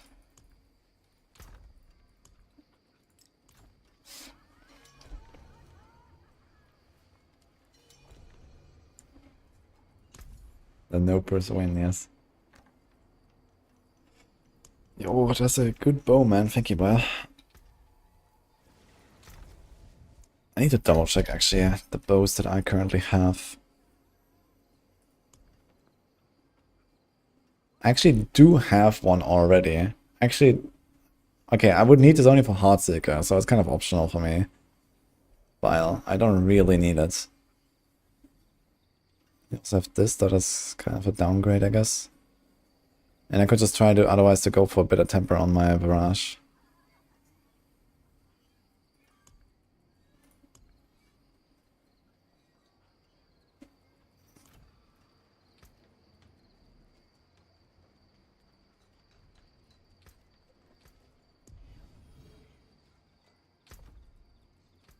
Another guy was trying to trade. Ah, he joined. Nice. Let's see.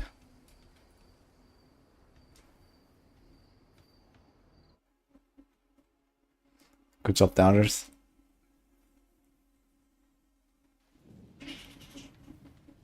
Hello.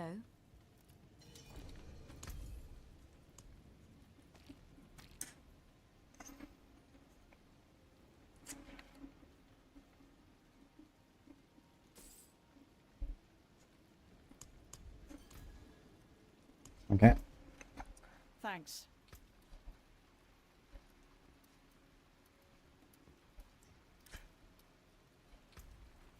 Gold, guys. Looking good actually these days. So, Bio, do you want anything? It's okay, maybe I will break it. Okay. So should I try to make this a Andy bow or a Heartseeker bow? Could go either way. I do have an Andy bow already with 2GA. But it could be better, I guess, a little bit. Or I just make this a Heartseeker bow. How likely is it I will improve on this?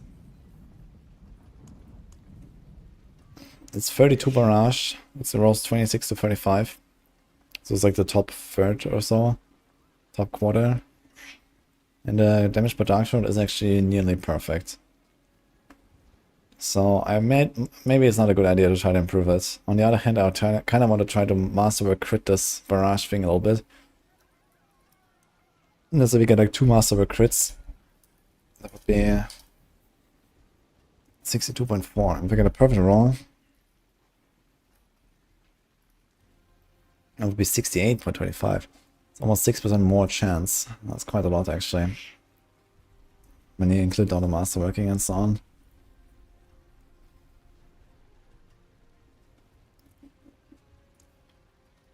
Heartseeker.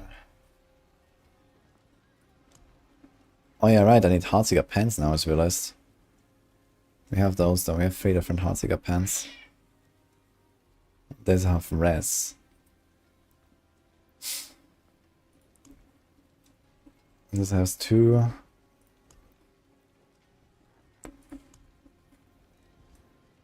kinda like the greater affix on this, even though it's only like -1 on the Heartseeker. Maybe I'll try to take these pants. And then no decks, I guess. They have life anyway, and they have life as well.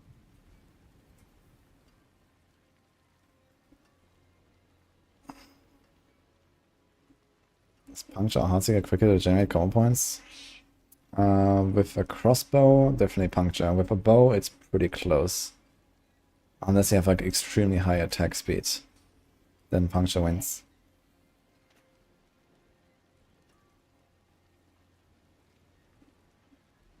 You need GA armor and Heartseeker.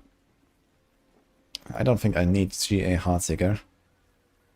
I don't think I need GA armor either. Let me check what I have on my rogue right now.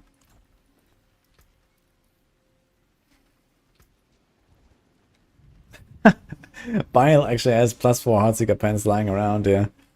But they have dodge and thorns, man. Holy shit. Oof.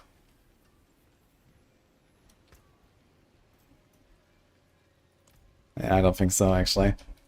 Even though it's tempting.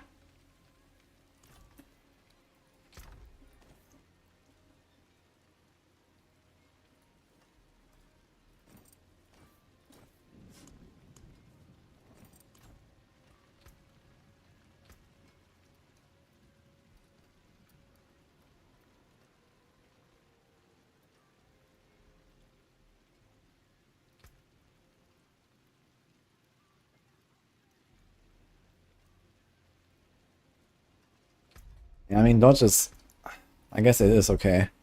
But you need to roll the armor then, and then give up the dex and so on. You know, I wouldn't give up a dex roll for just like, I don't know, a few % dodge. At least I would like to, but since I also get 2 ranks compared to my pens, or at least 1 rank on normal pens, it might be worth. Dodge is fine. Yeah, dodge is okay if you're kind of like...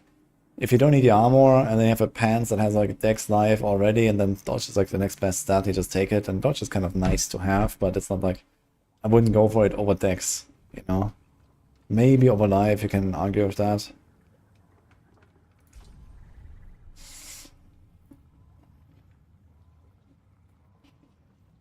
Alright, chance of 16k raw height and not double critting. Okay, chance of a Fist of Fate. That seems very unlikely, actually. I mean, it's a 1 in 16 to double crit on the unique.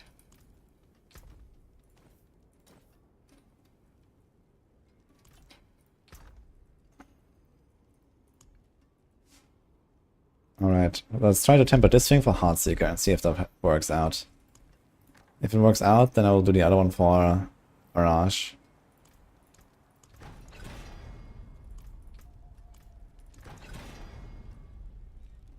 %65% puncture, huh? I mean, if I go back to Arrow Storms, then I would actually like to have this, huh?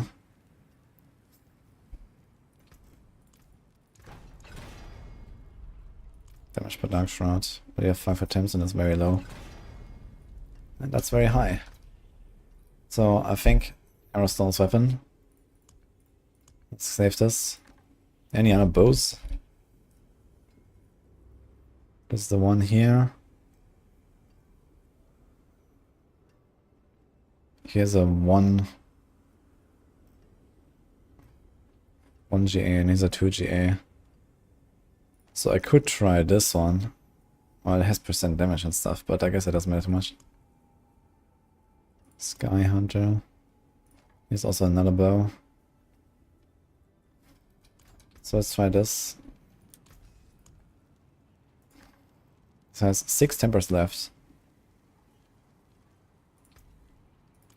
Try Heartseeker here. 55.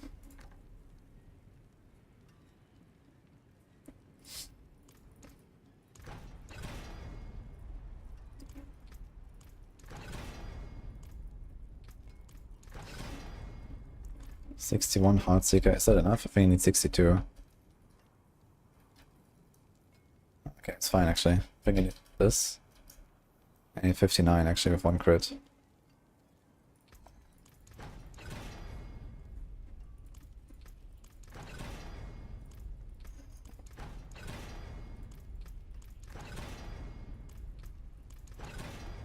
Blech.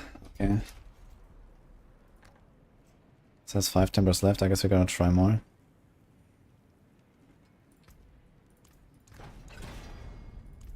Force 1 arrow.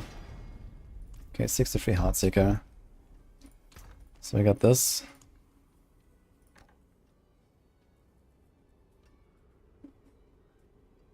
Are these the weapons I want to use? Poison Trap Duration. Poison Trap Duration. It has much more Poison Trap Duration, and then less damage per Dark Shroud. I think I care about the Dark Shroud more. And this is a pretty good barrage dagger.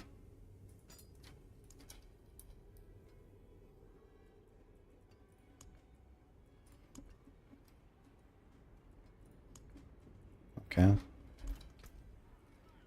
Alright, so I'm gonna try the 2GA that Bio just gave me. So we have this already, 32 Barrage and 104 Shroud. If I get 35 Barrage and the lower Shroud, I guess I'll be okay with that. It's otherwise the same bow.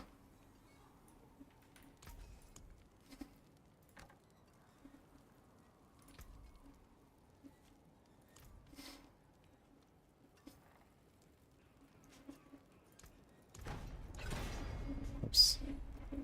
Rapid fire. Rapid fire.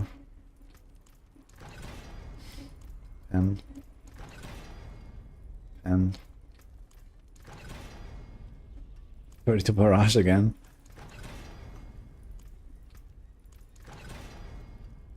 Really low Dark Shroud. Okay, I have 2 rolls left, so it has to be a high Dark Shroud. Nope.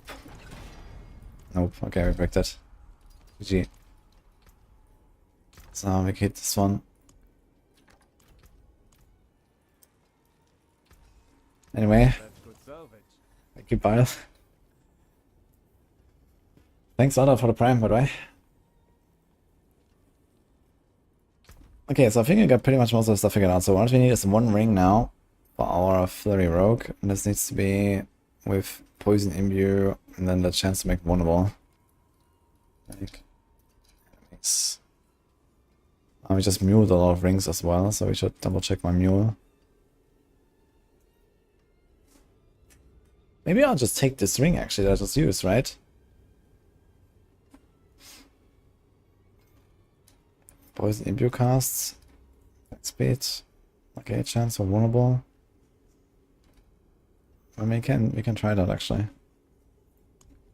It's already masterworked up a little bit. I don't think we really need the Imbuing cast that much. You wanna go for Shadow Clones, so we kinda want the ultimate cooldown. I think we'll need the ultimate cooldown. But we can try. Okay, let's go. So print. Creeping. I guess we do Retribution.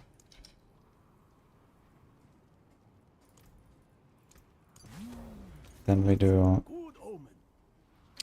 Circling Blades. Bursting Venoms.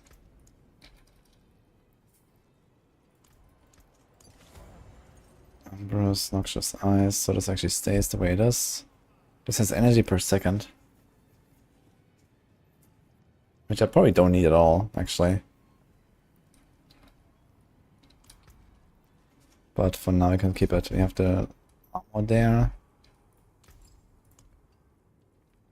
Any skulls? Okay. I guess it's time to finally socket this Umbra Crux, huh? I need the ultimate damage there.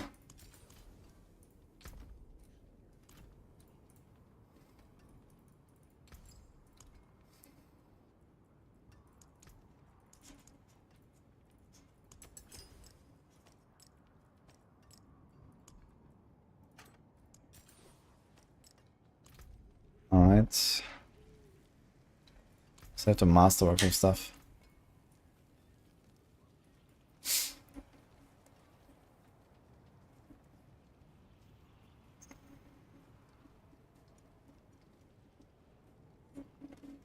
What's the first Beastmaster build you're going to go for?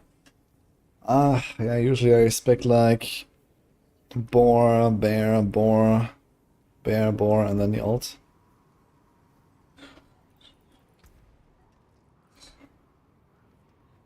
Sometimes if you're fancy, go for the hawk at level 5, that's pretty cool as well.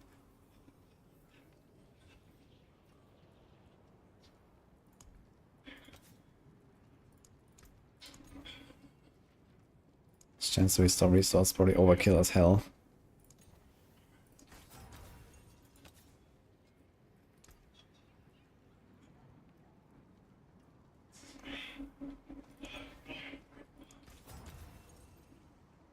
Okay. 49 decks. I'm gonna keep the life there for now. Exploit, Umbrus. Alright. Stun and freeze. So you want to try to hit the damage production or temper, I guess? Or dex. You certainly don't want to hit the trap's arm faster. So fuck that. Come back if you need work. Unexpected. Okay, dex is okay. Dark Shroud is good. And knife, I'll take it.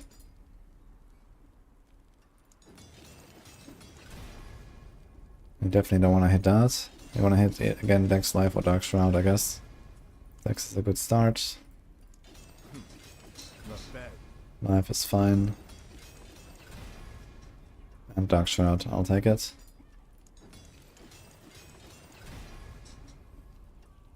I don't think we really care about more innovation rings, like at all, even if it have different boots. I think I should probably double check this a little bit. Torch is hot. And this means we have to wait a little bit with this masterworking. Okay. And here, I guess it's time to just go to 12. Fuck it. There is worth the coin. And we hit the knife. Alright, here. So we have the option to go for a triple crit on alchemical advantage to hit the last breakpoint when you go barrage. You have the option to go for double crit on alchemical advantage to get the right breakpoint for flurry. Or just ignore all that shit and go all in on frigid. I think that's what I'm gonna do. If we get like 2 frigid, 1 exploit, I think I'll be happy with that as well. Not bad. But we're certainly gonna start strong on frigid, I think. We're already like 400 million gold deep on this thing. We can do some resets. Let's go try to get a double on frigid. Unexpected.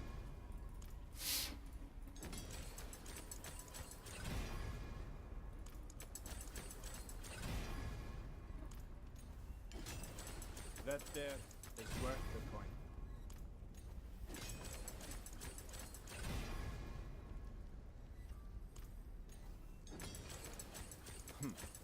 Not bad. Adding a boon on your horse makes you fight an extra council member on the boss. I'm not sure why you think that. It's always free, guys. Unexpected.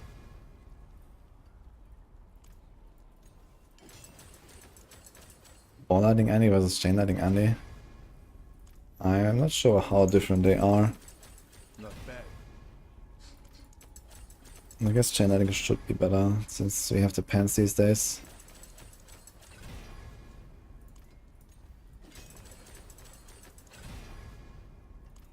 That there is worth the coin.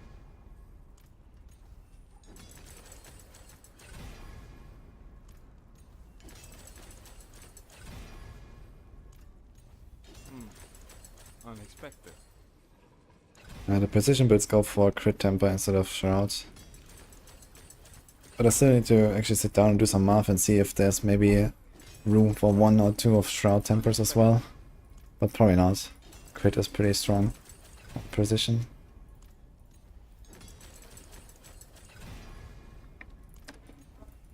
That there is worth the coin. I can oh, okay. I guess I can equip this again. I didn't realize you can mouse over there. Not bad.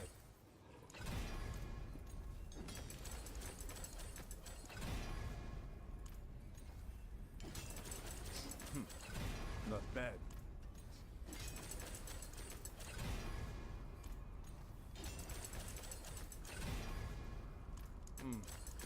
Unexpected.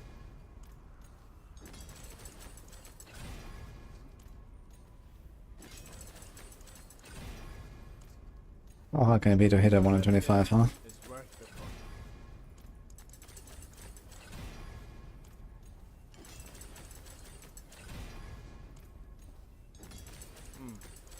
Unexpected.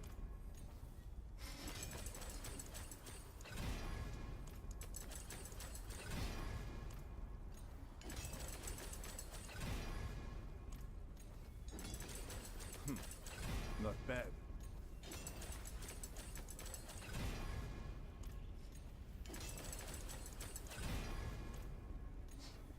That there is worth the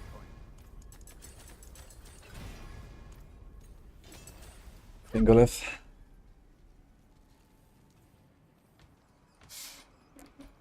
How do I feel about Heartseeker work? Very strongly.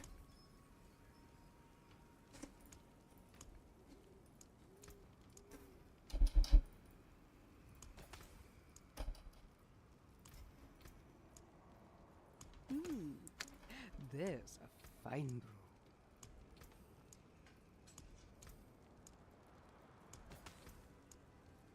Ah, good batch there. We got a raid. Welcome, guys. From Juanen again. Juanen. How's it going? Very interesting emote again. I remember that one.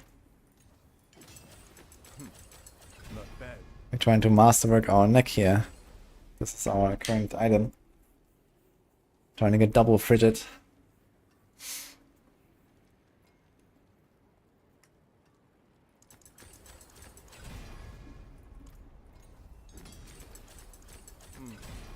Unexpected. Will be a good stream. We're about to spec into a barrage. Not barrage, actually. Flurry and Nariel's rogue. Gonna be fun.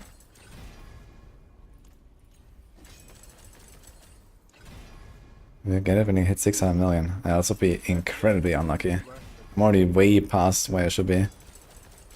I should be like 150 million gold roughly to hit a double on a legendary item. And we're already at like, I don't know, 200 or something. More.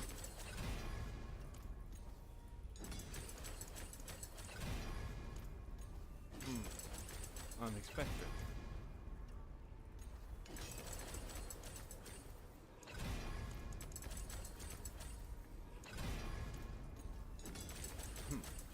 Not bad.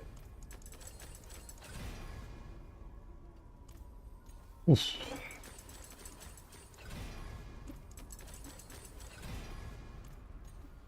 That there is worth the coin. A lot of like lucky bridges now on the first floor. Again, 4 times in a row now. But no luck in the follow-up.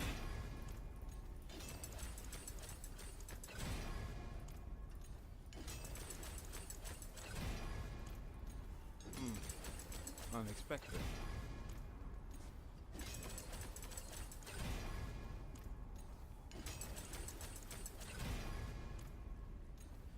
That there is worth the coin.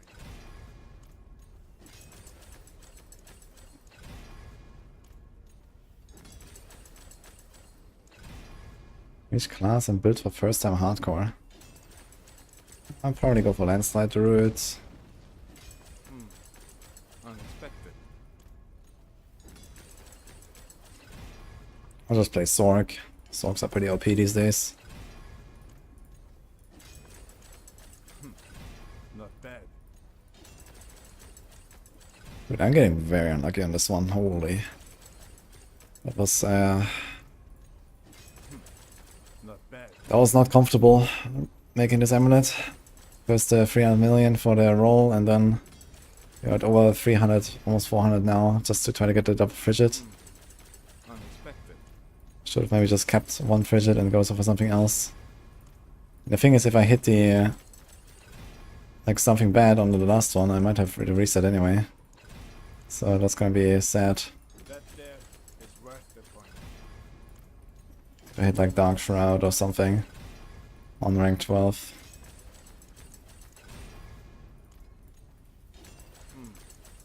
Maybe I would have been better off literally just like going for, I don't know, frigid exploit. And then just going to 12 YOLO. Instead of resetting all my gold away. Not Like bad. I have so much Nephi iron anyway.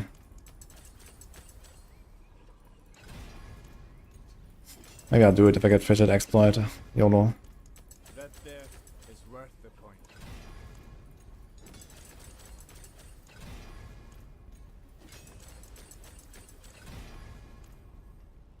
Let's try.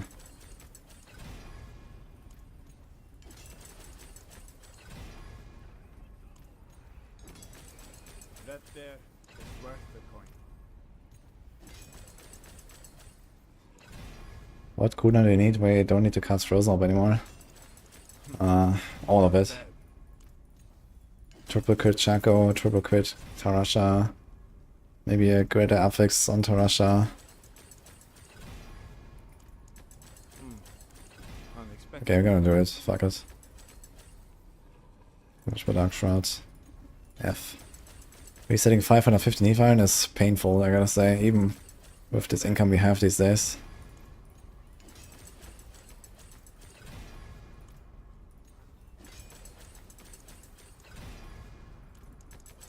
That there is worth the coin. Woohoo! Oh, please. Can give me one to alchemical advantage. Ah. Which is kind of sad, actually, considering I think I'm missing 5% on a flurry. Or something like that. Actually, let me see. Attack speed. I'm gonna double check this again. So, flurry. We have how much? We have 100%, and then we have alchemical advantage, 7 ranks. And I think that's it, right? So our attack speed is 2.82. Yeah, so I'm missing 1 rank on alchemical advantage to hit this one. So we're gonna be in here.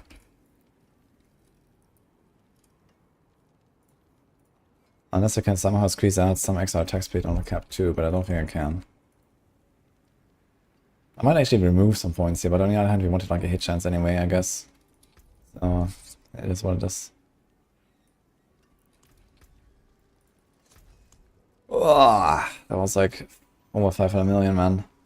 For something that should have cost me 150 maybe maximum. Now for the Andariels. Unexpected. Oh, that's a good start at least. YOLO. It all starts. This is enough. 58.5. So we have attack speed here. Let's see. And we have almost nothing. So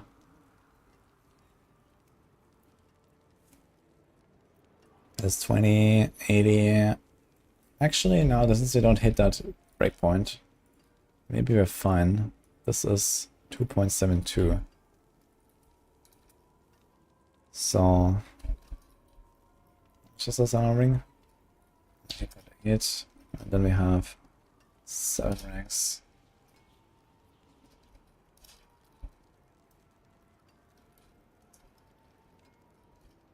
$2.55. So we hit this one. Not this one. Because we're missing quite a lot of attack speed. How much do we need to hit this one?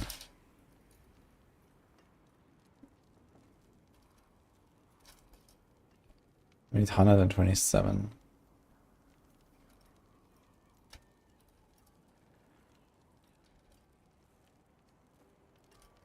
We have 35, yeah, so we need 92.3. We have this on the Darials and this on the ring. So we need 14% extra. I kind of want to go for the triple, I suppose. Unless we just say, okay, this is fine. And we accept one less breakpoint. This one. Instead of this, that's actually a move. What did we say we have?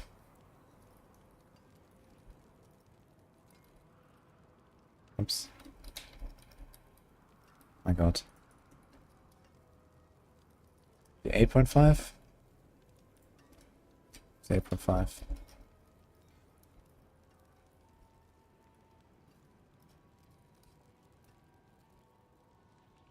Nah, okay, maybe it's fine. I wonder if it would still be fine.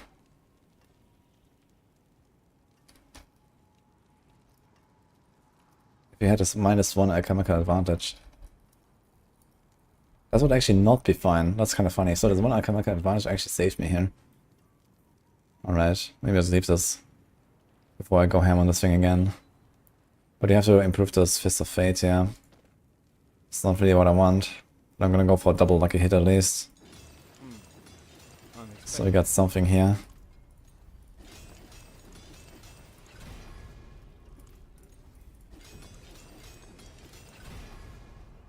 Okay. Too bad my greater affix lucky hit Fist of Fate is dead. Died with the bug from the Sorc. I got very lucky on like first day with Greater Affix Fist. But it's Gonski. And this Fist of Fate is not great, man. It has a super no chance to apply crowd control. So it's kind of shitty for the bosses. And has a really high roll in the affix, which doesn't matter for Undyers. I really have to do like a big beast rotation here later.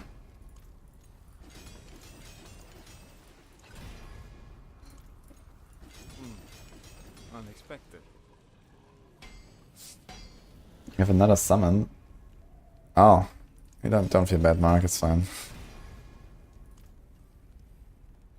We can try to just mimic the party or something and just kill it quick. It's just one kill, doesn't matter, man.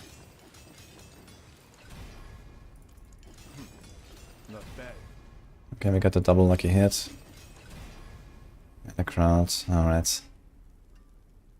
It's something.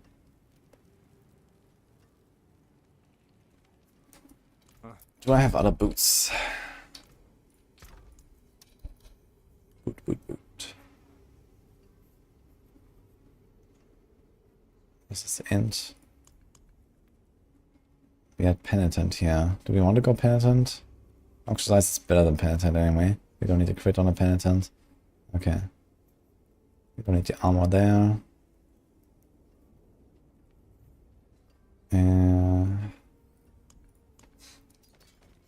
Guess we're gonna delete this. Oh, 68 movement speed boots. Interesting item. And Hurricane.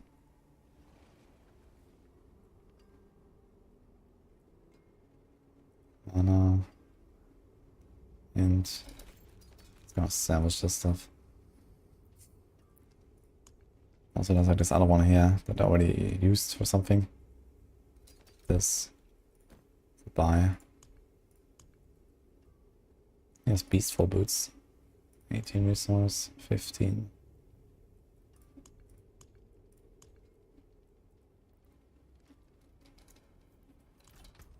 Okay.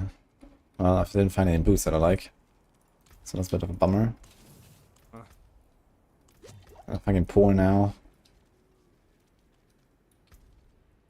Alright, respec mode. Let's go.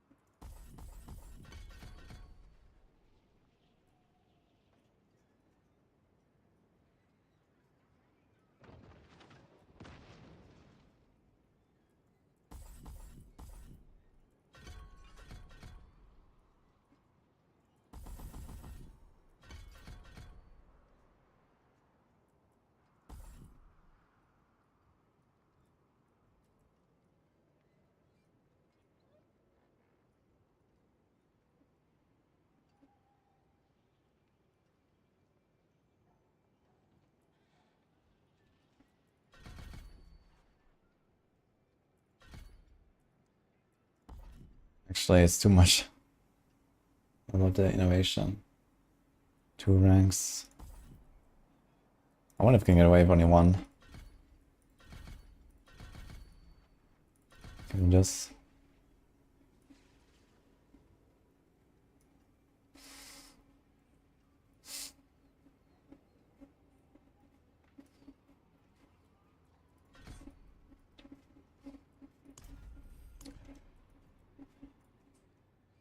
Alright, so here, no witnesses, okay. Takes up a trade, okay. Shape shot, okay. Eldritch bounty, okay. Exploit. As this shit is Empire on board. Easy clap. Bane. Tracker.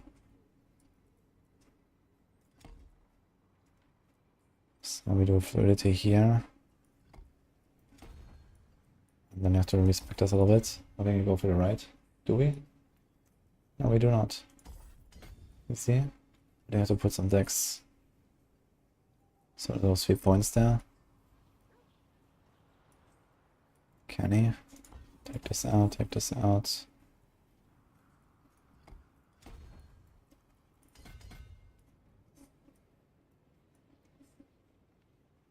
Control here.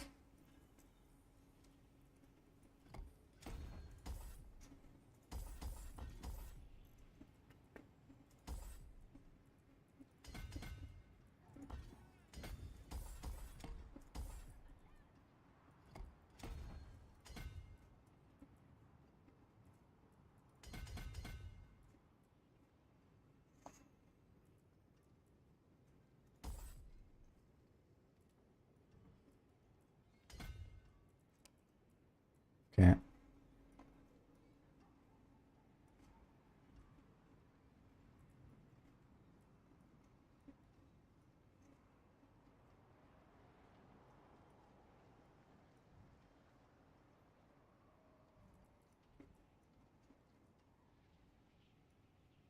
I have 1 point. And I will use it.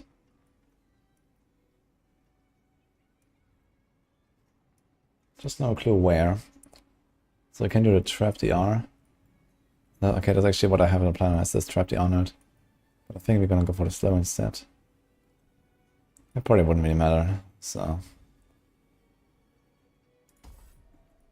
Yeah, fuck it, so. Alright. So we don't actually have to respect that much. That's cool. Interestingly. Do we have this in a build already? I think so, right? Expansion build? Yes. Flurry. Oh, this is also my core skill. Stunners, you have to change this to lucky hit stunners. Here. Oh wait, did I include the starless guys in the attack speed calculation? Wait a minute. Totally forgot about this one, right? So we have 8.5 and then this thing has 5.4. So we're already at 16% off the cap. So yeah, we would actually be fine if we had a better fist, basically.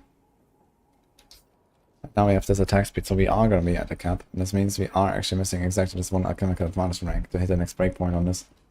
But it is what it is, I guess. Frigid Finesse is still so good. Like, ideally we would have triple Frigid here, I think. Or double advantage, 1 Frigid. But I think triple Frigid would just be better. More burst on the frozen targets. You have freeze, you have slow. Traps arm faster. It says trap arms after 0.23. Wait a minute. So I equip the poison trap duration dagger, and then my 0.25 seconds arm time goes down to 0.23. Usually the arm time increases. Yeah, it's 1.23. 1.25, what the fuck? It just says 20.23. Let's try it on a target dummy. Let's see what happens.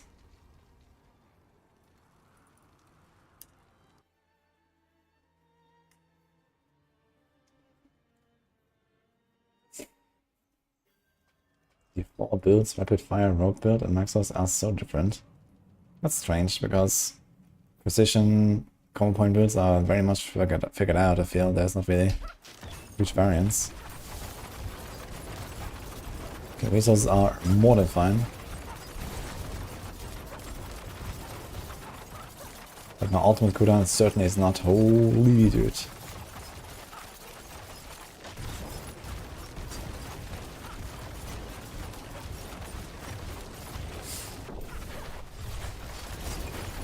I wonder what happens if I just take off the stunners.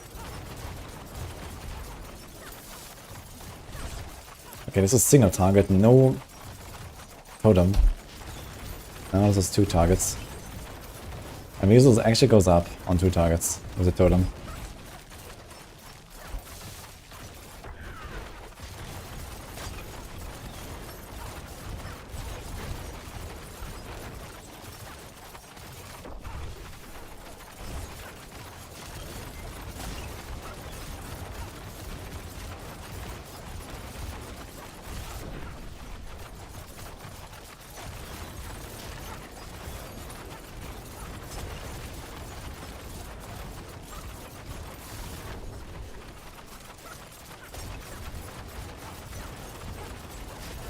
And where the hell is the totem? I don't even see it. I see the explosions, but there's no bar or anything. Yeah.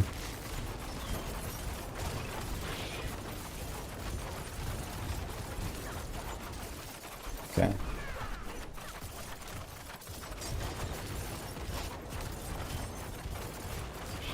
Problem is there's not many good multipliers here, and Starless Skies is just nice.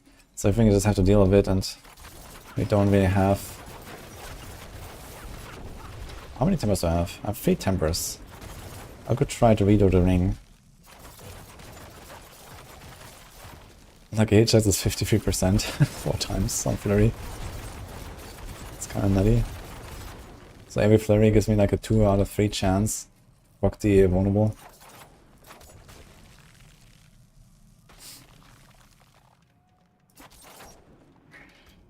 It's kinda wild. Okay.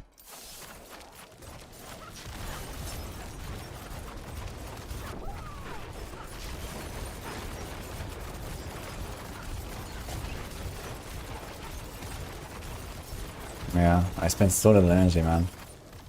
13 energy for flurry. I need to go Crown Frustian for this. But I can't.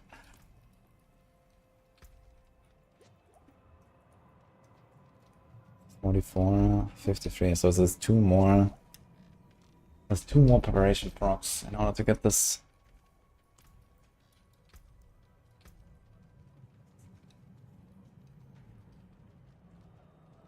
Does the attack speed only give me 1 more breakpoint, by the way?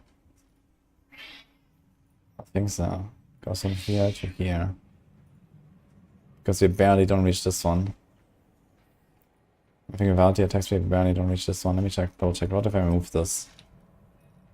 So this is 25.4 plus 58.5. And then we have a comic advantage rank 7. 6-2. Yeah, so we were kind of comfortably in the middle here with what we got.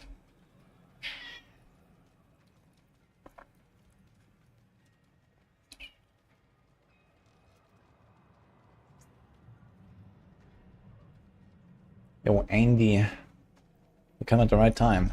Thanks for doing this. Can I make another ring? Let's see what other rings we got. Enemies. Do we have any make enemies vulnerable with a GA? Not the stat itself GA, but this one here, for example. This is crit chance though. Not helpful. This is a GA vulnerable, but I also don't need that.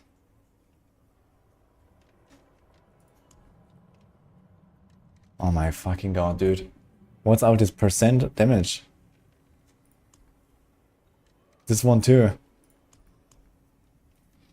let me check my mule.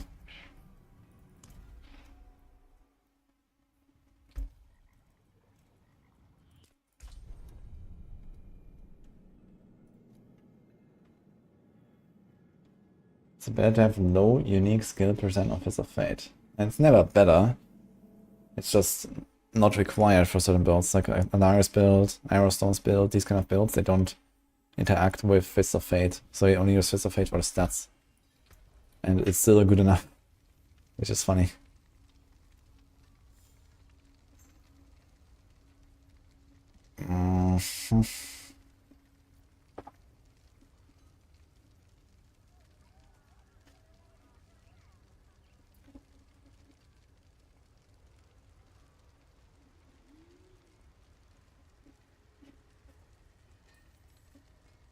Okay.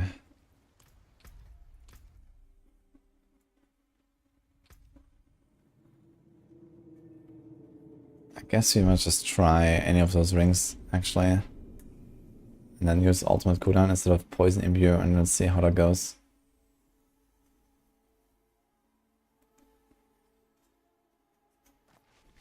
I want a ring that has chance to make vulnerable. And I guess we need some attack. Actually, don't necessarily need attack speed. Vulnerable, dex, life, I guess is what you're looking for. So I'm gonna try something like this ring.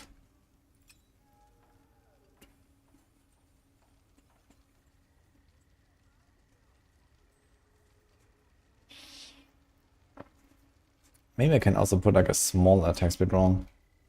This could also be an option, like a small attack speed roll and then don't masterwork it. So I need to calculate again. This is this.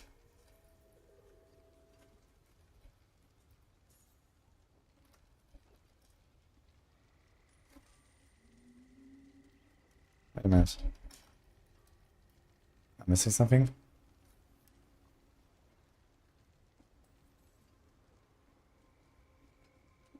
Not actually.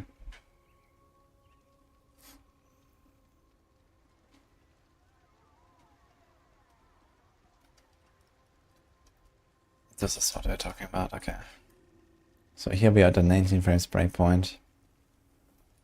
Then I can only get one more breakpoint, I guess, with my current. Because I can't get to the 17, I can only get to the 18. Okay. So I could go for like a greater dex or a greater life and then like a small attack speed.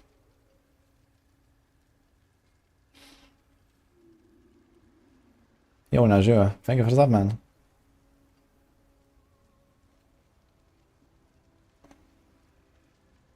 So we have this.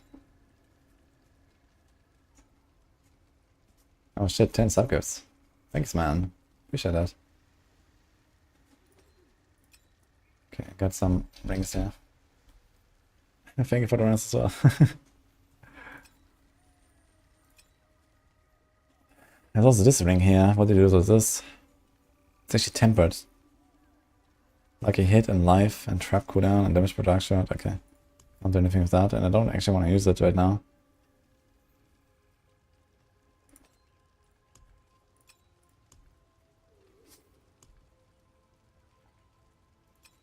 Okay. Time to temper.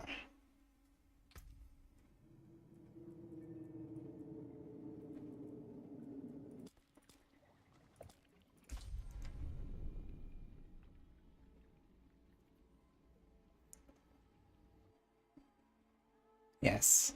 Woo. Sandar is better than Lion Spear? Yes.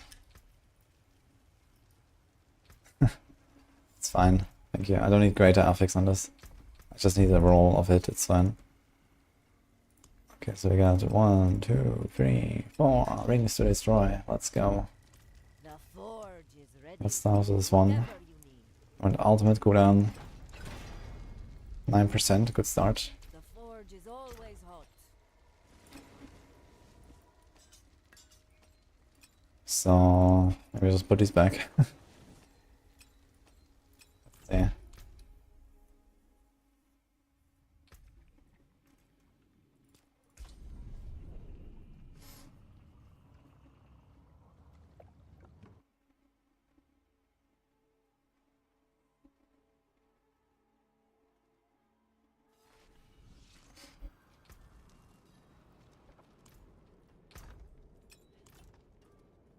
Need something forged? Go for Dark Shroud Temper.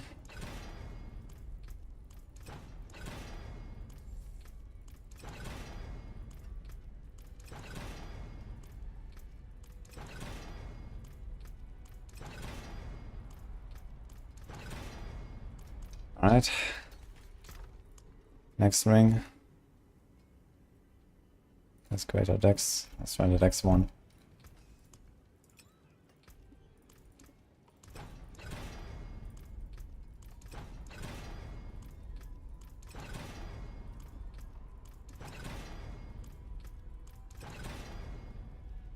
$44 production hours.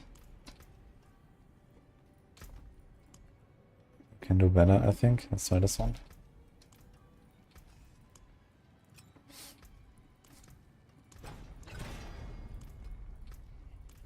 It's kind of wild how rarely I feel it shows up. It's a minimum roll on the Dark Shroud.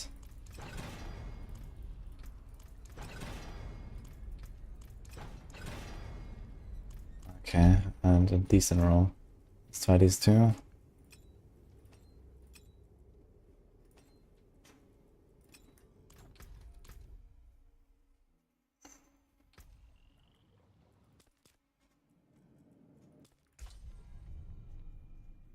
Top 3 builds for endgame T8.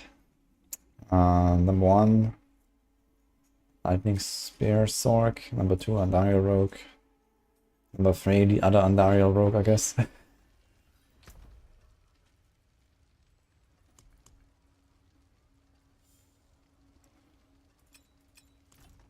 Okay.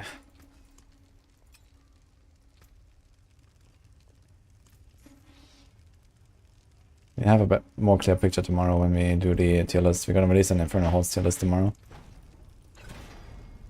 Okay, Golem active. Goodbye. I think it's 3 Temperers. Let's see. Bit ossification. 8% ultimate cooldown. Oh my god, man. We need the forge. Really low Dark Shroud, really low cooldown. This is serious. Let's try this ring as well.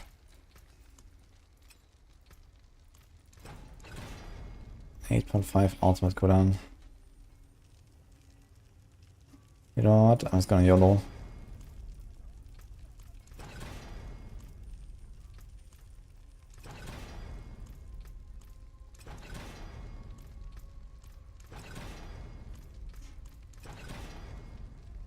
Wonderful. Don't ruin all that work. Do you have any other rings of Dex on life?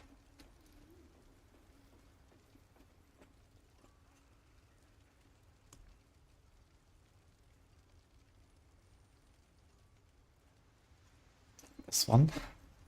You can destroy another ring. It's actually really tough to temper these rings, man. 9.5 ultimate. Okay, that looks kinda good. Maybe this. That looks worn. I can fix it. You can still use these.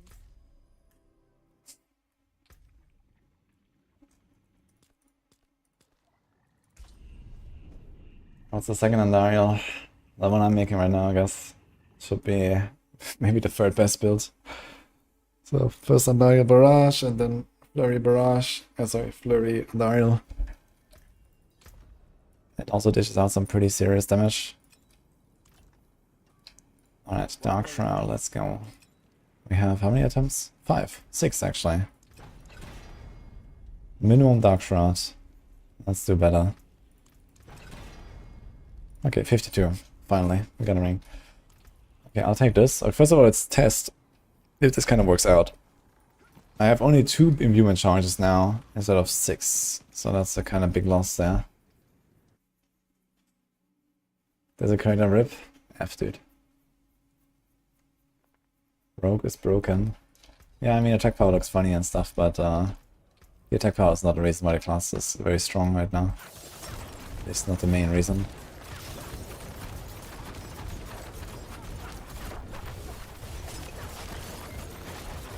Yeah, honestly, it might be fine. And the lower ultimate cooldown helps quite a lot. I still have downtime on my preparation and my no witnesses, unfortunately. I just don't spend enough resources, man. Because I want to take out the boots. Do we need it? Certainly not. Let's take off the starters. Do we need it?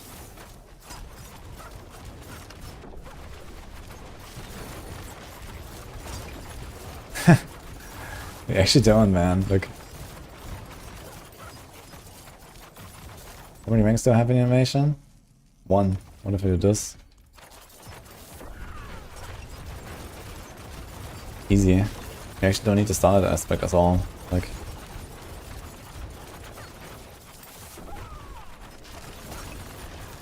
I wonder if I can somehow find a replacement for this Starlight ring. But yeah, it's 50% damage, has lucky hit, has attack speed. You don't need a crit though. You don't need the core skill ring, so it's 2 useless stats and 2 good stats. But they also don't really have any aspects anymore, that's the problem. Ah, okay, a bit tight here with the resources. We don't have energy per second, what if we just do this? Should be easy peasy now. Yeah, a little bit of energy per second actually solves it. Big sign is I don't have a totem out, to be honest.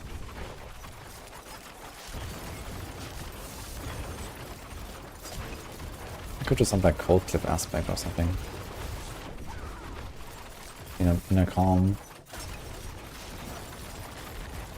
It's not really the same as status.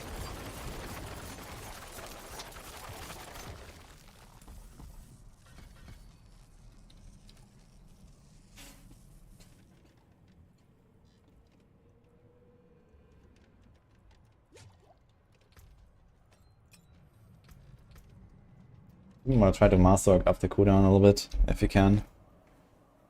This might help us with the uptime. Oh yeah, my poison wound was fine though. Let me double check this again.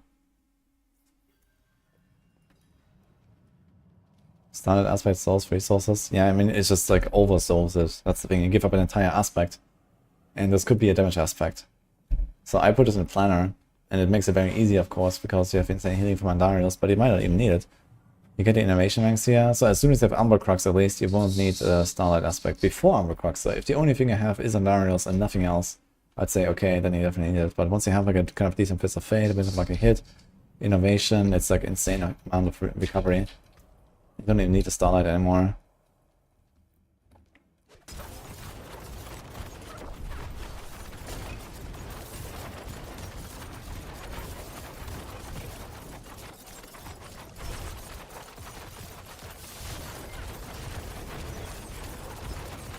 So you are actually going for like pretty much perma poison, and even if I don't proc bursting items,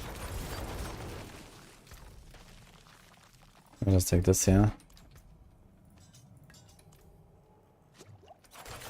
You do have the cooldown reset as well, kind of. Just on the few hits that we're doing, that's kind of funny. You see how the cooldown comes back from the poison imbue? So at least you keep up Eldritch Bounty. Here, we actually just reset it straight up. Kind of funny.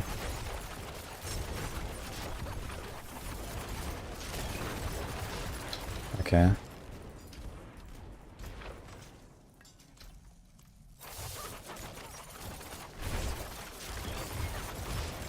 Yeah, I think you're fine.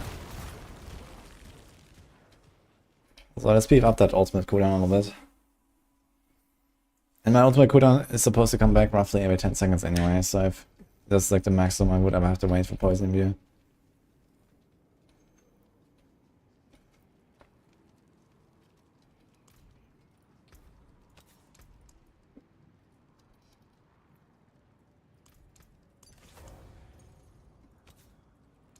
So we need to hit the vulnerable thing though. It's not gonna be easy. Hopefully we don't get terribly unlucky here. Alright, I'll take it. So I think dream roll would be something like 2 ultimate cooldown, 1 vuln, but maybe I don't need to hit a vuln at all. This might be fine. Maybe like a dex would be not bad, or the dark shroud would be not bad. Or something like that. And here we don't need the innovation either. Is that a fish cooldown? Just gonna try to hit dex, I guess. Easy. I don't want to go further though. It's a 4.5. I'll leave it there. That there is worth the coin. Nice.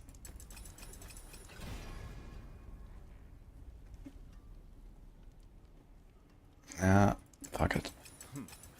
Not bad. Okay, 18.5 ultimate cooldown. That's actually quite a lot, huh? 43 seconds. 53 seconds, so that's 2 preparation procs I saved just on this ring. Should be nice. What's my crit chance? 50%, dude. Why have fucking 50% crit chance on a build that doesn't need crit, man? That's insane. 12.3, 21%, man. What the fuck? Where's the rest coming from? Just the dex? Yeah, it's 18. No, wait, it's dodge. The int. It's 11.6. 30, 45. Where's the rest coming from?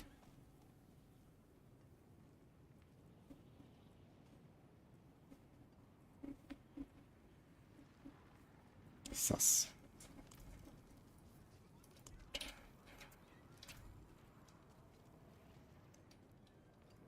Oh, we have 3 times Kugar again. We can do that, Mark. I would be up for it. I need better pants still for my chain lightning.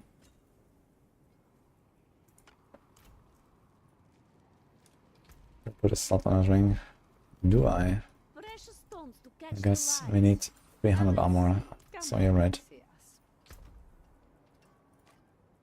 Let's do this.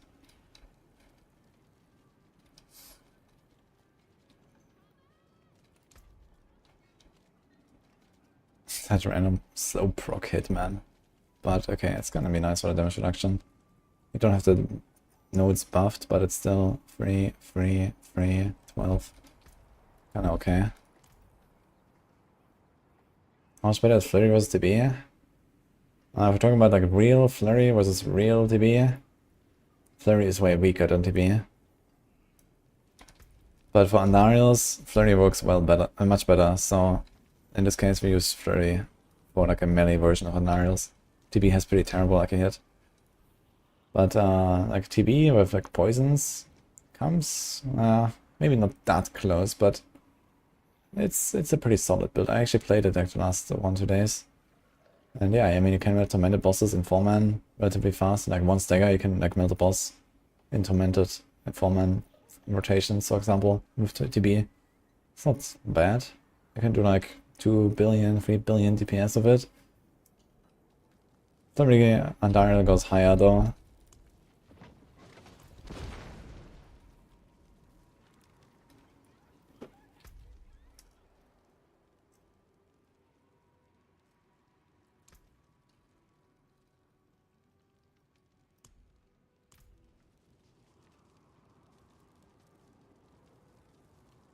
What about puncture only? Yeah. Especially in E-clear, it's gonna be noticeably weaker than Flurry and Barrage, but single targets, it might be still kind of comparable. I'm not really sure, I haven't really played the puncture version of it yet. And I'm not really planning to actually. I would like to replace these boots, but I don't have anything. Maybe I'll check if I have any boots. So here's just like great movement speed and dodge. I guess you just want like life, dex, movement.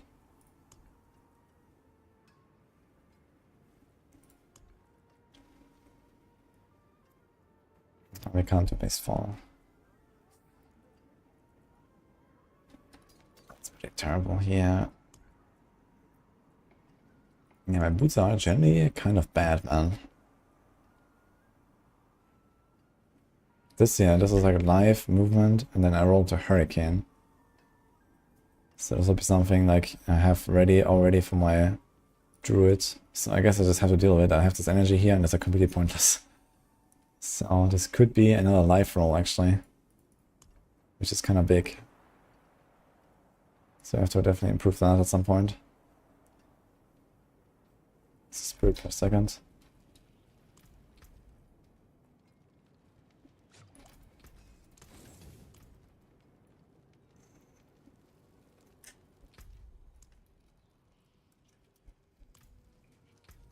Also, can I sell more stones? I can.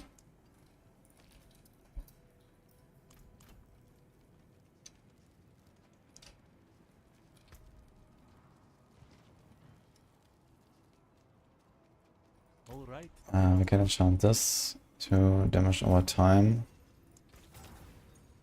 Perfect roll. And this is a roll to dex, so I just guess it's gonna keep that way.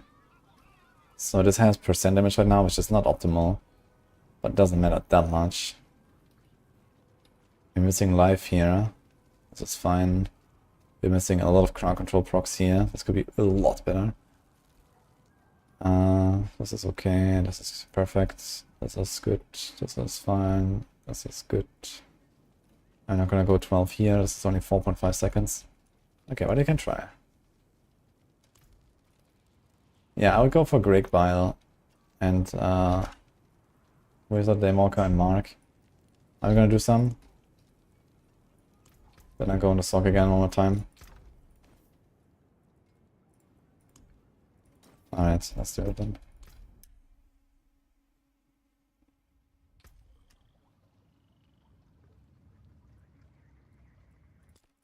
Alright, another Greek rotation. What is it? 8 kills? 9 kills actually.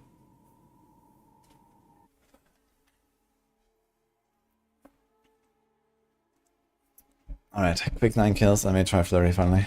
I want to get Axial Conduit with better roll. And I think I'm gonna try to farm some Infernal Hordes and try to get an Umbra Crux. So that's kinda shitty I got.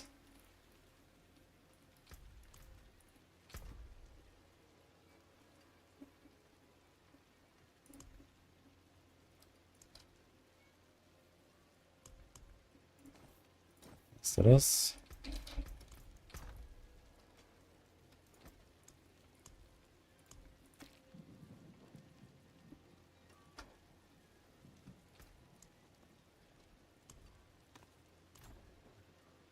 And diary gameplay today, yes. After this boss rotation that we're about to do.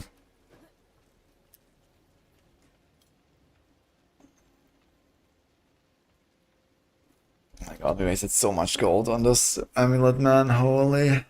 But I mean, it's a crazy next, so.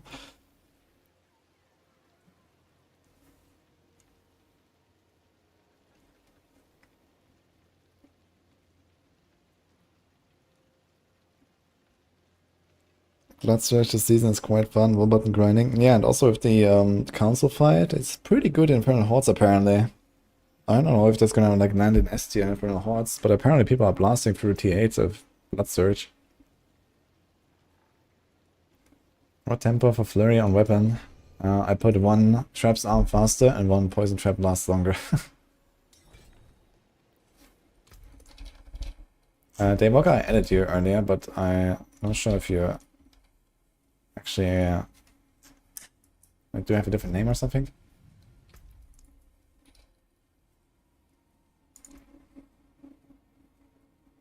Players already in the party.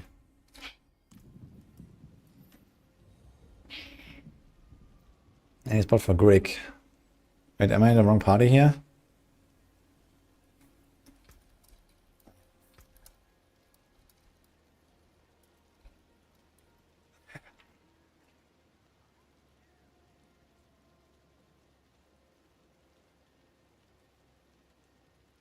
I'm gonna Flurry just for fun. And then we go Barrage. It's like a very small change. We do Ubers. Yeah, we wanted to get Bile in as well. So this is Daywalker in the party here. Wolf is Daywalker.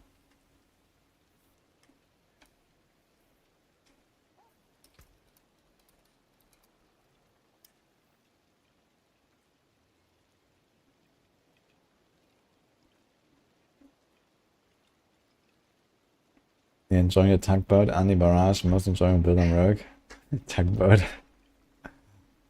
I mean, for pushing, I can see this maybe being kind of useful because in like 250 pit or something, stuff gets pretty tanky.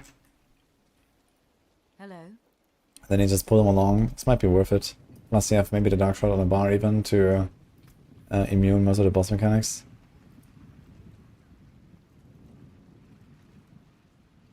Can join next. Okay, but maybe we're gonna do another one. There was also vegan punks who said they want to do Grig. And Mark the Rogue. So we could set up another party afterwards. I think that's fine, okay. So let's keep you guys around. Add me already, Mark and Vegan. Vegan, we have you already. Or is that you in party? No, it's a different Mark, right? You have two different Marks, yeah. Okay.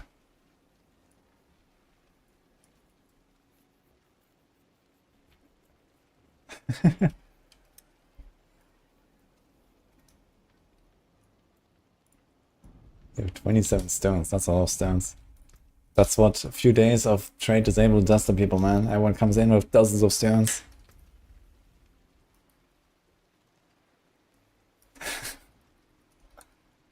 Okay, so Mark is gonna sit out for this. Okay, we're gonna do one with Mark 07 and Bile later, and now we're gonna get in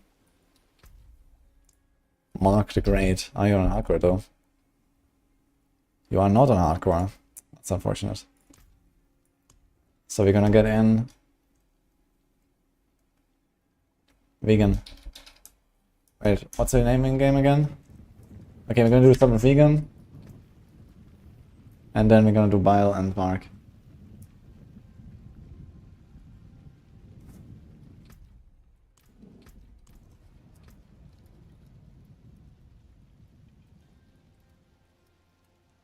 How many are we doing? It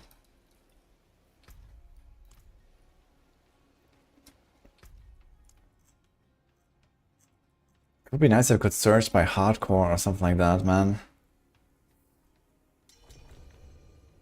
Is that him?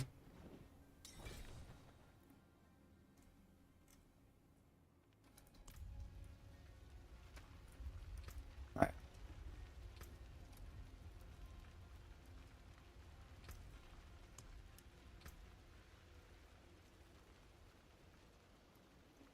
The crit damage is at 1200. True crit damage and like 1800 sheet, 1850.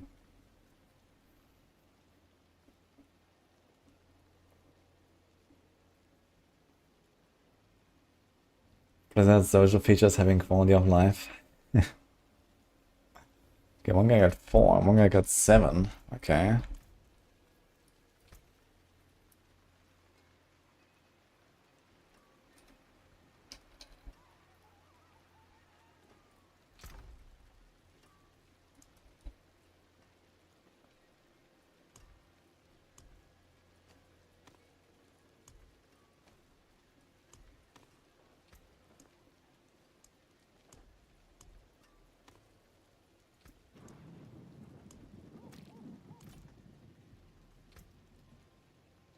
Okay, 4.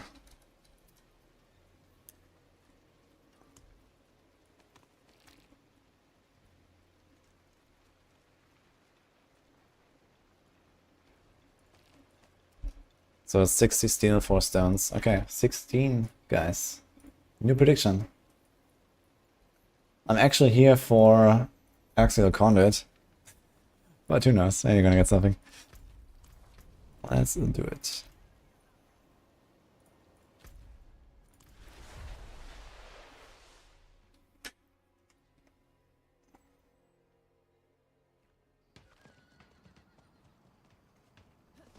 Nice running, okay.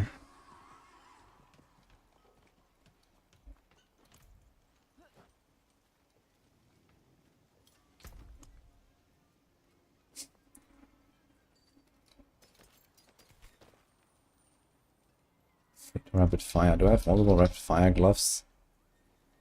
No. I just have this one. What about Mirage? There's one. There's one. I should try to temper this one here. It's a +4, it's kinda nice.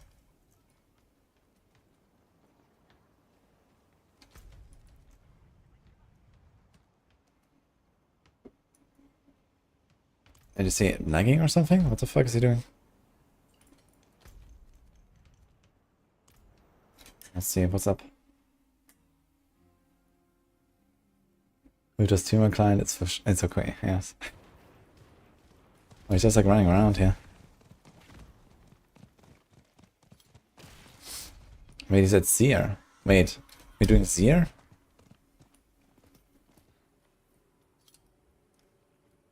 Oh, it's Greek.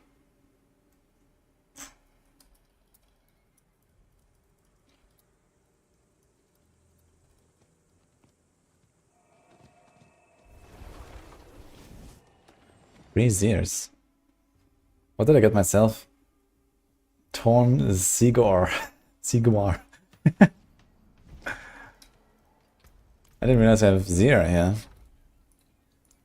I have blood lying around though. Some.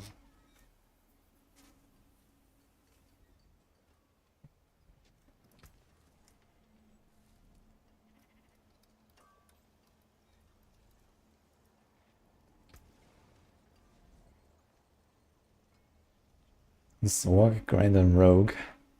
Nope. But a lot of people play Sorc right now.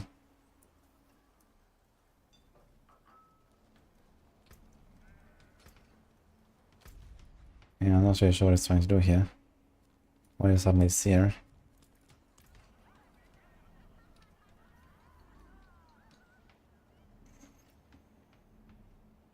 The Heartseeker build? We have Heartseeker build on maximum. Go to the build guides. Rogue. End game. There it is.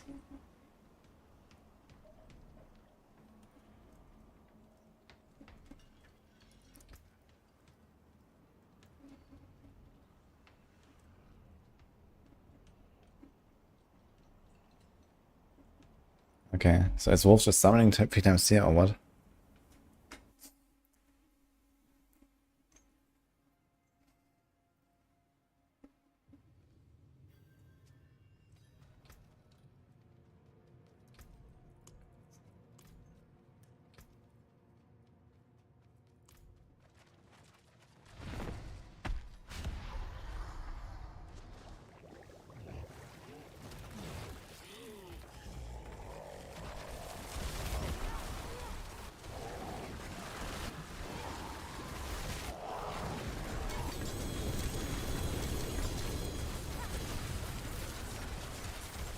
See greater affix amulet.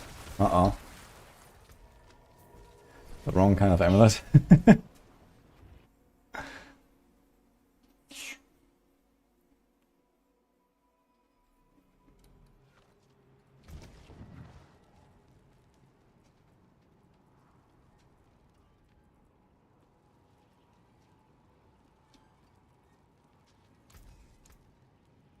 Getting an upgrade here.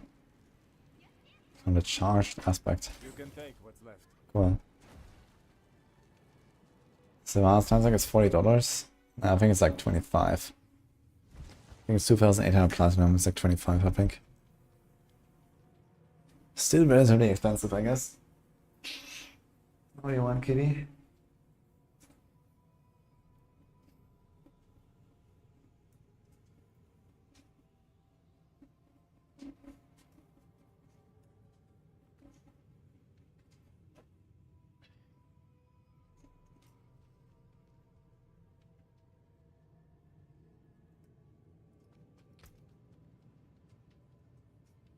Show kitty. He's too fat to live. Sorry. Sometimes jumps here.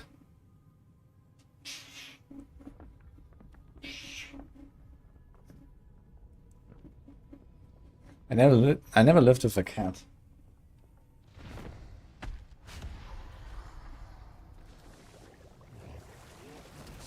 We're cat sitting for a week.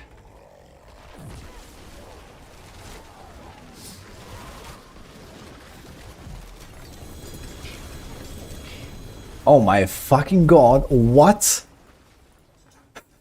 Oh no, which amulet is it, guys? Oh no. Uh-oh.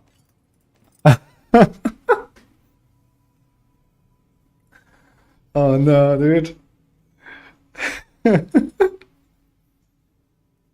There's 2 amulets here. It could be this one. Or it could be this one. Ooh.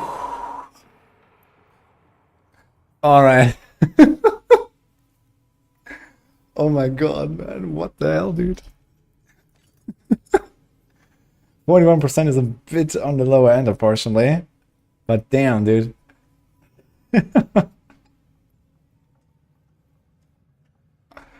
That's insane. Okay. Yeah, too many affixes a little bit low. Holy. Yeah, I'm gonna save that for later, I guess.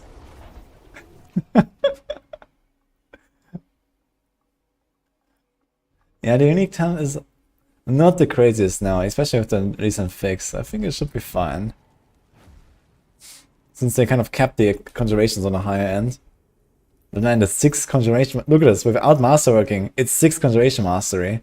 Like mine only has 6, but it's a double master crit because I had the low roll. It also has the same on the conjuration cooldown. It has the same on the chance to cast twice. It has more on the non-physical. Look at this shit, man. That's insane. And I can get actually to rank 10 conjuration mastery if I go all in. Yeah, that was insane. Then I can get 10 even.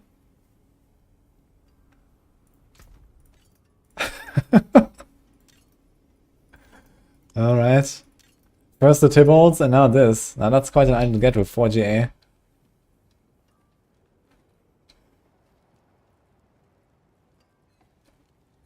Okay, coming back. Better than 12 masterwork, yeah, it's kind of funny, man. I do have a pretty decent roll on the affix though. Actually, perfect roll.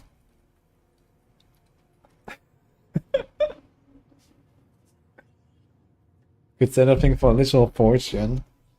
Yeah, so this is like the third Ferrari I'm missing this season, man.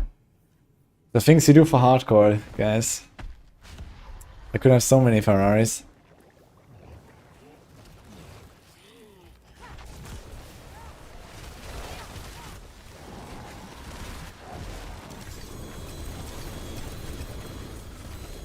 Wow. Okay.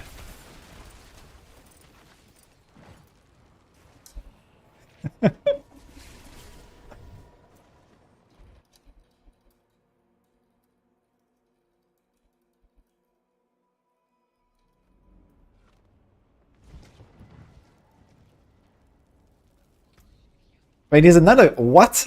At least 1 GA, man. The effect is really low, but it's, I guess, usable anyway. I can try to sell this to someone. What's going on here? Father bless. You can take what's left. We're doing Greek war now. Let's go. I'm running. Sell the G4GA for 5 billion. Dude, I seriously doubt there's anyone on hardcore who has 5 billion gold. Who the hell has 5 billion gold on hardcore? I mean, it is farmable. If you're really good, you can do like 400 or 500 million per hour. So you could farm 5 billion in a day if you just open gold chests and nothing else. Or if you just like sell tons of stitching stones to people and stuff. It's not like out of this world to have 5 billion, I guess.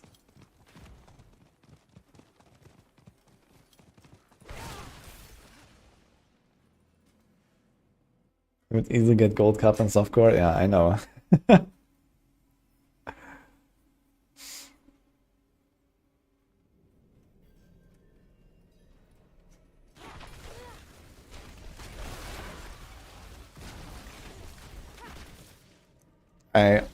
I put my 4GA 20% Tibbot's Will on trade for 2 billion. Which I would probably put on softcore as well for like 15 billion plus. But yeah, I doubt that the Tibbot's will even sell for 2. We'll see. Wait, someone left the party. What happened here? Wait, who was that? I guess he DC'd. Oh, he changed character, I guess.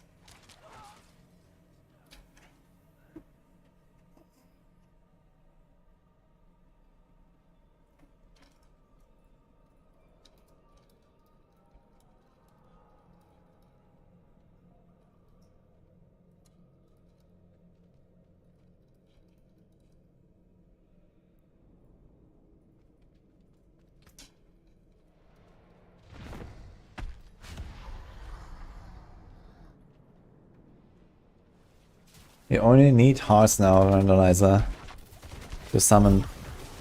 And the other parts you can convert into hearts.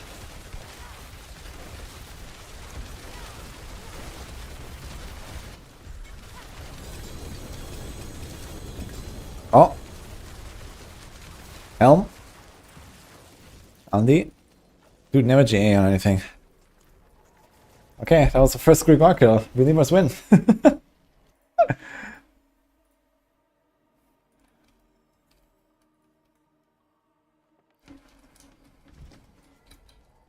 I guess I was gonna straight up salvage it though, at this point. Just clutters my stash. I have like 2, I think, or 3. Dar. And actually, no. That's like my only backup right now since I salvaged having 2.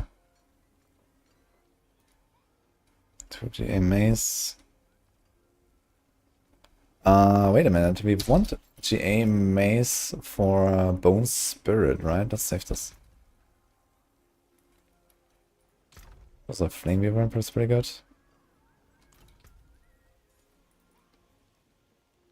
Another Flame Weaver.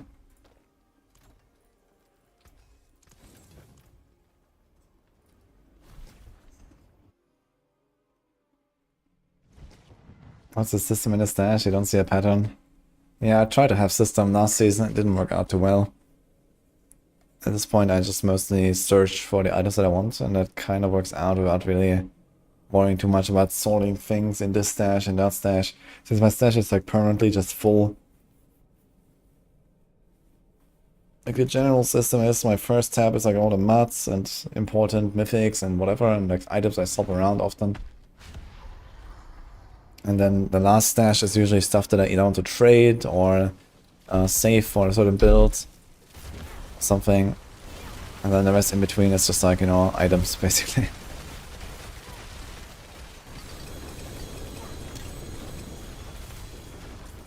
But yeah, I mean, this kind of goes out of hand with like, you know, materials.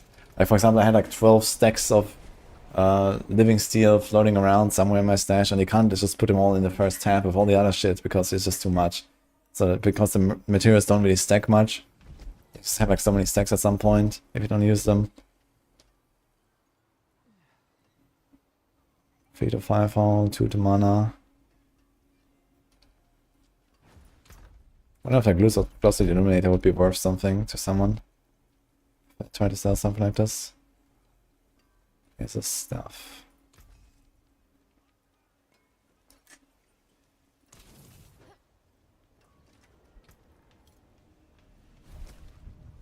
Thanks, Mersing for 50 mass. Any puncture, any barrage. Barrage is very powerful. Puncture is like the comfy version from last season, but the barrage tech is very good. Yo, I have no plans for Zir today actually. I think I'm gonna do Zirs when I have a Barb. I think I need to do some Zirs on Barb.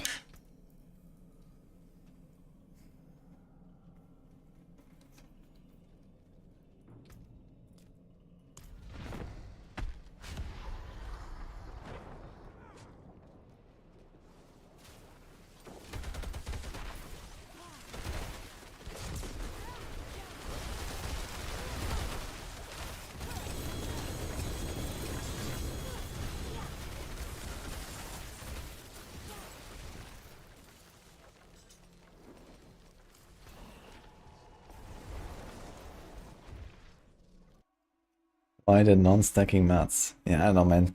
50, dude. Like, I need 50. I need 27 blood of fear to summon a single boss. That's more than half a stack for one boss. On the like, it's kind of wild. I'm not sure what they're thinking exactly. With 50 stack size. 2 to glass cannon, 1 to power frost, huh? Okay. That could be kind of interesting. Permafrost is only for cold skills though, right? That's this one, okay. So it's like Frozen Orb or Blizzard or something.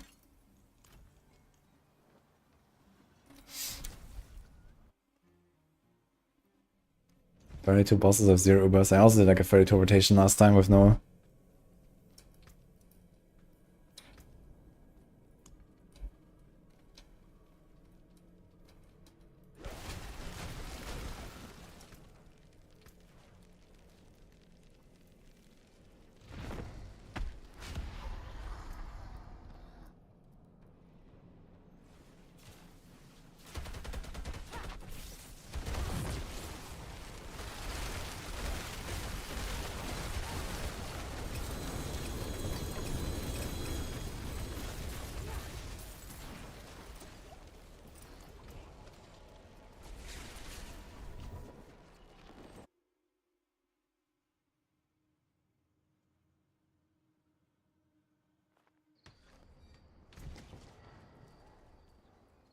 I think they nerfed Marshan a little bit. I think it does very little damage, and they are kind of like okay, even like ramping up a bunch of stacks against Marshan, as long as you kill the ads and then dance a little bit.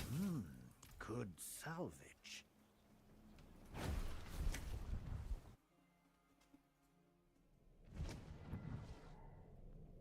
I guess they thought people are going to do 1Z and be like, wow, look at all the items, and then never summon again. Yeah, okay, but what I'm gonna do with like the 100 blood or 200 blood or 500 blood or whatever I'm getting, you know? If you just like do some Helltide stuff and you stand there at the Blood Maiden and there's like some people summoning and you summon and then some other guy summons and suddenly you get like, you know, 10 blood main kills in 10 minutes or 15 minutes. And then you get another 10 here, you do like some whispers here, you get a random goblin that drops 2 blood there, you have Everrise, you stagger him twice, it spawns 4 goblins, 2 of those goblins drop blood, then you go to the Legion event, you get blood, suddenly boom, you have like 3 stacks of blood in your stash, and you don't even have to do that much for it.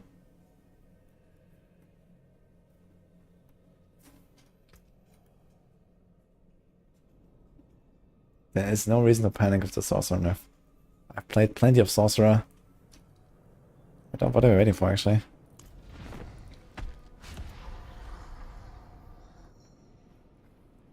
Enough break. Okay, so he wants to summon another boss, maybe, or what? I'm okay with that, I guess.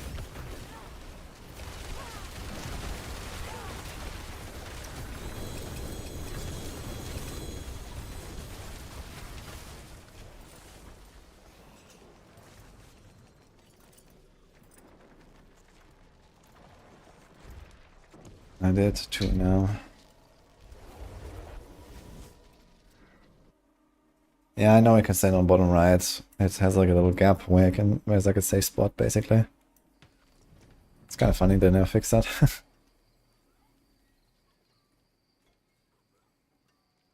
3 mana when a fireball explodes. I wonder if that is relevant with Crown of Lucian, but Crown of Lucian doesn't work for the builds, unfortunately.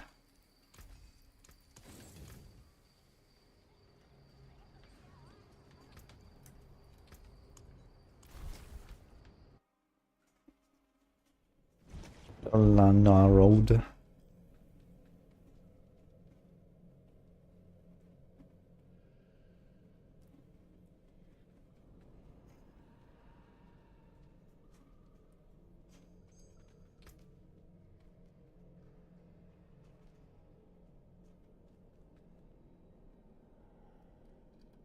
This guy has AFK for a minute or something, so chilling. Meanwhile, I guess there's something we could do, which is math. Actually, I have this here. So, I wanted to find out, is it worth to go for a Dark Shard temper instead of a crit temper on a build like this? Probably not, honestly, because you have so many uniques, but you also have so much crit damage here, so it might be fine. So, how much is this? It has actually 1840, holy. Okay, that's math. 1840 base 1 damage. This. So I have 2469. Nice. Additive damage in this build. So what if we remove this? So it's 2169 minus how much was it? 23. Then we get a shroud, which is that's 400. So the difference here is 11.2% extra damage.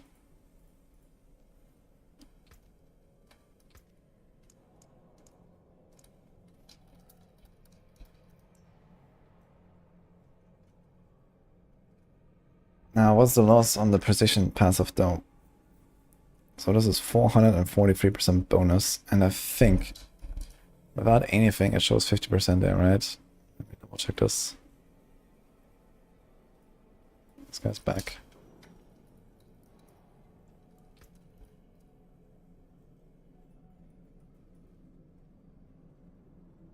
No, it's 57.5. So this is 50% base bonus and then 50% critical strike damage. And now critical strike damage.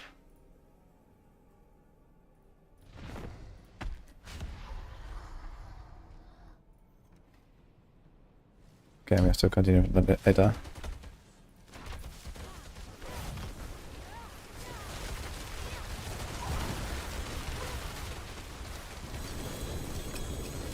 Hands GA. Wrong GA.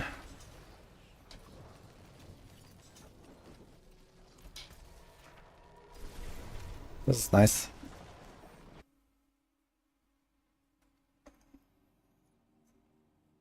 Would it be expensive if you switch to the barrage version? What do you mean with expensive exactly? I mean, you have to make some new items and stuff, yes, because the puncture build needs, like, you know, different tempers on the weapon and so on. But, I mean, barrage build is very powerful.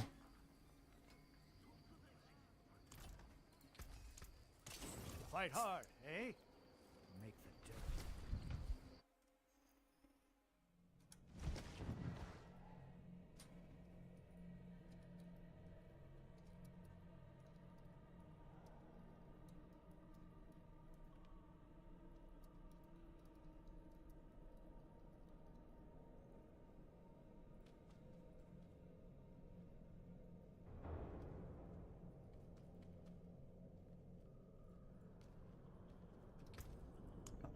I have 2 more actually.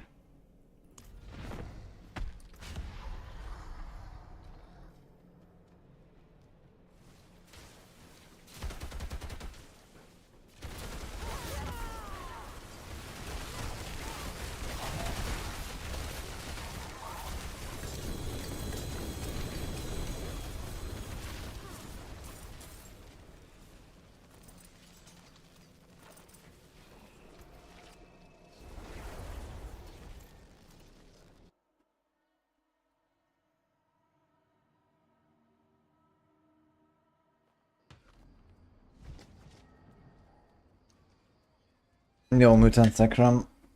I mean, in Diablo 3 the tier list was a bit more of an exact science than in Diablo 4. In Diablo 4 there's also a lot of, like, you know, we have to guess a little bit since we don't have complete information. In Diablo 3 when we make the tier lists, we have, like, you know, exact data. Okay, what are the clears on this build, you know, what tier can it do?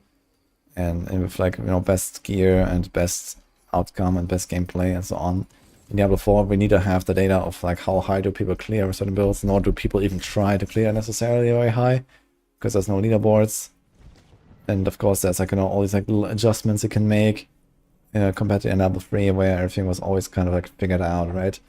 So Diablo 4 is, like, a lot more open when it comes to the tier list. But yeah, we do try to, like, make it as scientific as possible, basically. We do have internal benchmarks of, like, for example, S tier builds need to be able to reach certain pit tiers, A tier builds need to be able to reach certain pit tiers, and so on. The problem, I guess, that people feel that, okay, certain A tier builds are better than S tier might not necessarily be wrong with the tier list. It might be more like either those people don't have the right gear for that build, they don't play it well enough, or these builds also, for example, have, like, very high late game scaling, like Lightning Spear Sorc, right? Lightning Spear Sorc is, like, a super powerful build, especially if you have insane gear. Because everything you put into this build just kind of, like, multiplies everything even more. And this doesn't really happen with other builds, for example. Like, you have kind of, like, an extremely steep late game progression curve on this setup here. Versus, I don't know, if you play, like, a typical Barrage Rogue or something. Yeah, okay, you have, like, the trigger attack stuff as well, that's kind of crazy. But, you know, most builds don't really have such a crazy late game scaling as this one. It just kind of depends on some builds that just pop off really hard once you have, like, 12 out of 12 instead of 8 out of 12. Or you have, like, this right GA on the right item. Like, you know, if you get a GA Shaco with cooldown, this build is suddenly, like, I don't know, 40% stronger at least, or something, just on this one GA, if you're, like, out of this or not. And this doesn't happen on other builds, you know. Most other builds that want a Shaco wouldn't care that much about getting a greater affix cooldown, you know. Maybe they would be, like, 5% stronger or 10% stronger, you know. They press their, you know, mobility skill 1 second earlier. But here, you know, it's actually, like, a massive DPS upgrade to get an extra cooldown CDR, like a greater affix and these kind of things. So this is also why certain builds might feel, like, you know, kind of, like, out of place on the tier list, let's say.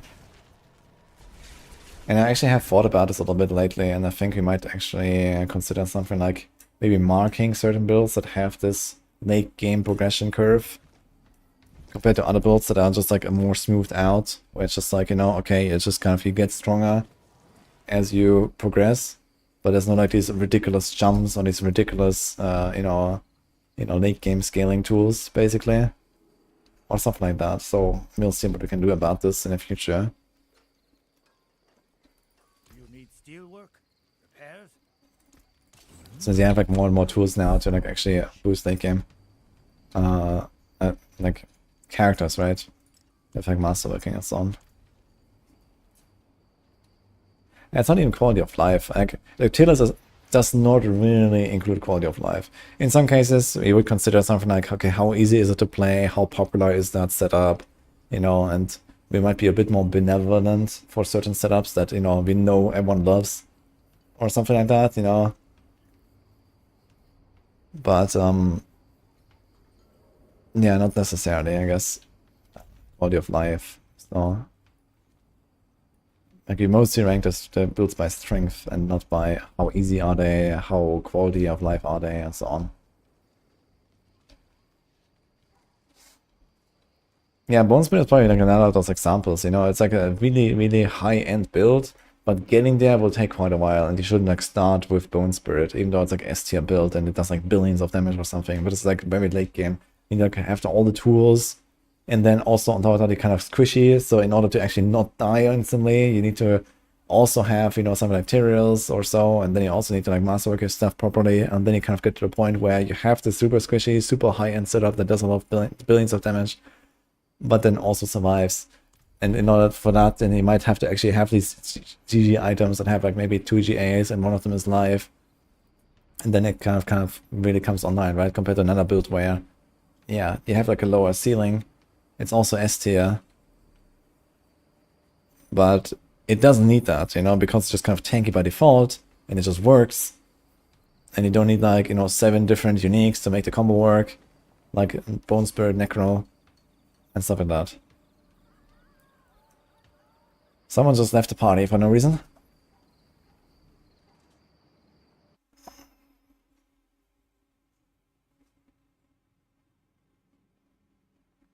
Yo, it's a fair for Sparks Mouse want to get chest piece or Shaco. For this build, definitely the Shaco. Okay, he's coming back.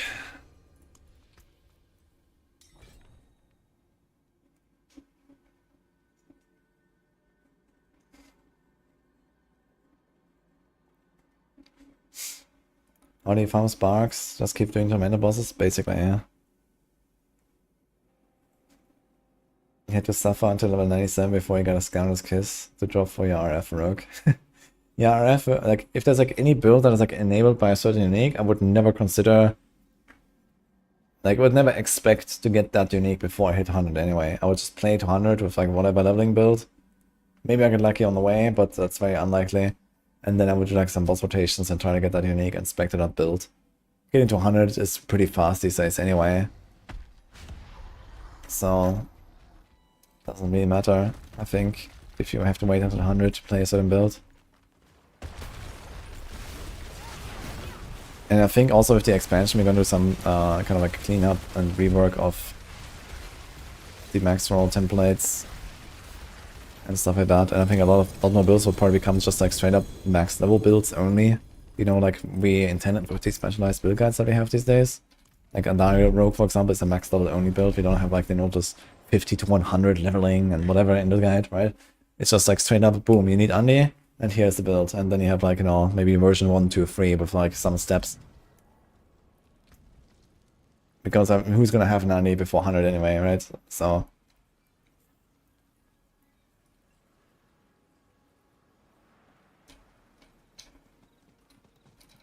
I should start saving some of these maces here that could be useful.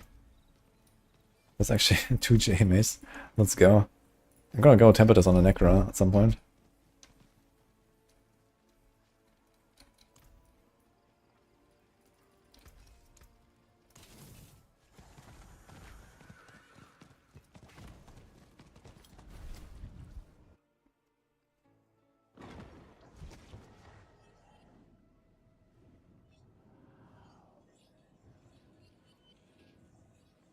You hate when streamers say, look guys, this build is OP and viable, you just need 3 times Masterwork on some stat and 7 items. Yeah, I mean, it's just not realistic for many people, including myself, honestly. Like, okay, I just went ham on my amulet earlier because it's like a fucking ridiculously good amulet. And I just threw like 400 million or 500 million gold at it. But it's like the only item I do that for. You can't do that on like, you know, all these different items, and then you need to hit like, you know, all those skill ranks on this thing and all these skill ranks on the other thing, and then you need to hit like the triple cooldown on that thing.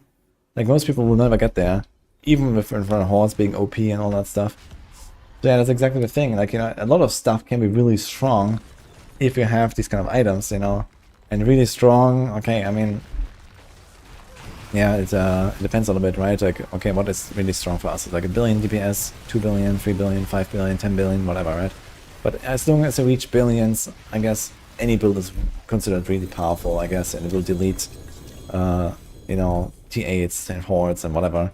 So you're good, I guess. And, yeah, I mean, many builds can get there, actually. Or very close to it, at least. At least hundreds of millions is very doable with, like, you know, many builds in A tier, B tier even. Once you get, like, this insane gear, and if you throw everything at it. But yeah, that's, again, this comes down to actually understanding, like, okay, how does a certain build scale? What items do you need to even make it work? What is the combo behind it? Do you need certain breakpoints? Is it, like, you know, cooldown values to try to hit in order to have, like, certain effects always up? Right, and once you get all these effects like permanently up, then maybe you unlock sort of something else, and then suddenly the whole thing works much better, and there's like a kind of like a jump in power. So, you know, this is basically what happens on the Sorc here, right? If I play the same Sorc and I only have 0.3 seconds cooldown reduction instead of 0.4 on my neck, or I play the same Sorc and I only have 2 Masterwork crits on cooldown instead of 3 on my Shaco, there's a huge difference in power on this build. Because cooldown is so valuable in this setup. And this is just one of those examples, basically.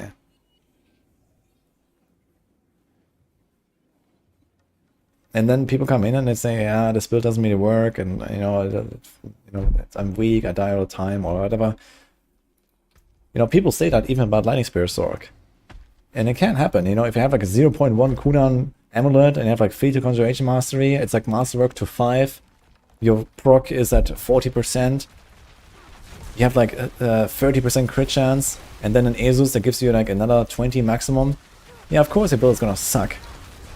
You know, that's just how it is. Because this build just kind of scales so hard with so many different stats.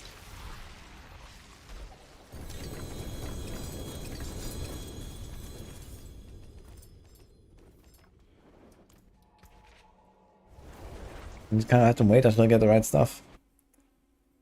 But, you know, trying to teach people that, trying to give them like a general understanding of like when is the point when this build actually is really good or something, it's really hard to do. You know, there's like so much nuance here, basically, right? And then people always ask, okay, is this winter glass better than this one? Is this winter glass better than that one? And even I sometimes can't even answer that properly, because there's like, you know, these different, you know, things you have to consider here. Okay, like how many Conjuration Master stacks do you have? How much does the cooldown actually do? How much does the effect do? And whatever. And a lot of people don't really have necessarily that understanding behind this to even like make these choices. Or necessarily, or maybe just make the wrong choices, you know? Maybe they have multiple winter glasses and they think, man, this one stat is really important. But then they don't look at the other stats and they like go all in on like Conjuration Mastery, but they have like a 0.1 cooldown and a 40% roll. And they're actually just like, you know, destroying the damage or something by having a shitty amulet equipped. Then it's not a good build. Yeah, but it is, the thing is, it is the best, but the good build, right? And everyone wants to play Lightning Spear Sorc, you know? I didn't choose this, you know? Everyone is playing Lightning Spear Sorc. And everyone wants to have this build. And then you can't say this is not a good build because everyone considers this the number 1 build or the number 2 build in the game. What do you mean it's not a good build? Of course it's a good build.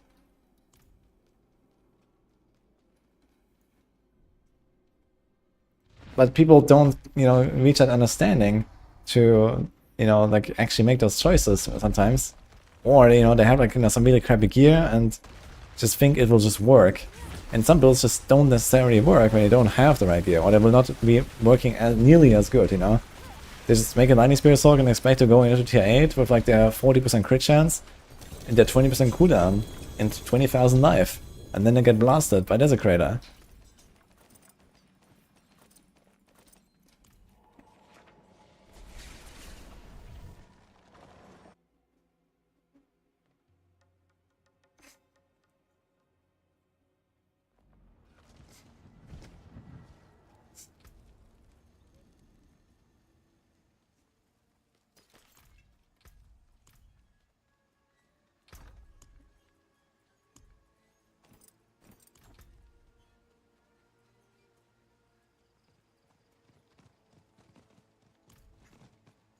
But it's good, it happens to the best of us. I can confirm, actually.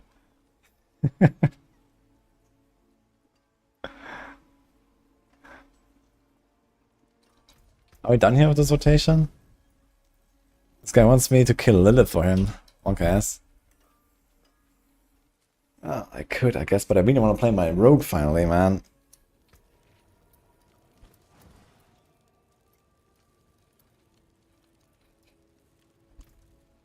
Maybe some of these days I'll do some Lilith carries.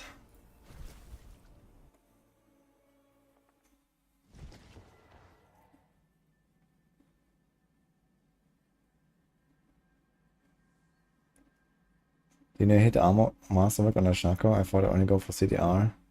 Yeah, on a Shaco. No, you don't go for armor. I mean, it already has more armor than normal. And there's almost no way that you need any more armor after you hit a Shaco and you have like maybe one skull or something like that. Or two. Yeah, I have 2 skulls and a Shaco and nothing else. And I'm overcapped already on a Sorc, and a Sorc doesn't have any armor on Paragon, for example. So you don't go for a masterwork crit on a Shaco on the armor. Unless you're like really desperate early on and maybe you don't have the materials yet and you can't put the skulls in here, then maybe you can do that, you know. If you hit the armor, then fine, you know, it might solve his resource your armor early on and stuff.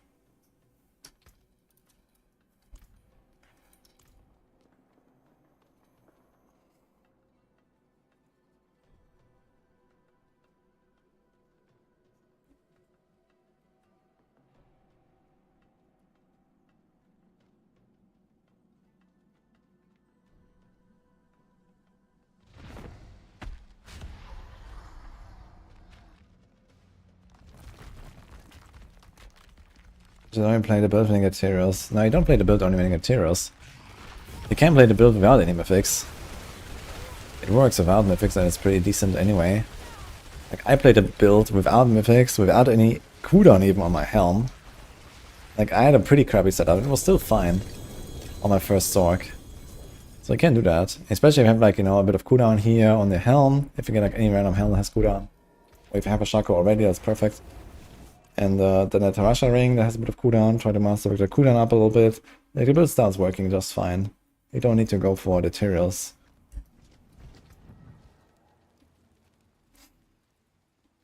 Materials just makes it very tanky, which is nice, but not required.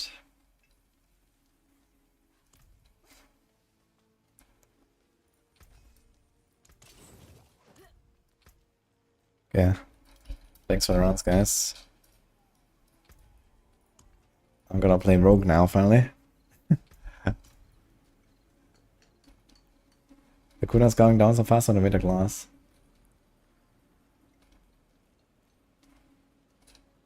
I can do it even faster with overwhelming currents, overflowing energy that I don't use right now.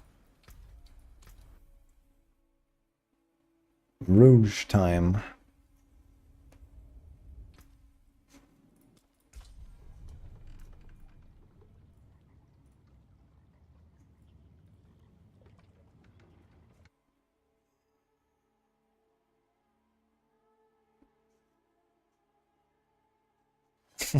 You have a greater affix of that. Well, then the cooldown's gonna go down real fast. I think I forgot materials. Yep. I've not opened Mother's Gift recently. I could check how much we got. Probably a lot. I mean, these bosses don't give much Mother's Gift, do they? I'm not sure about the Infernal Hordes.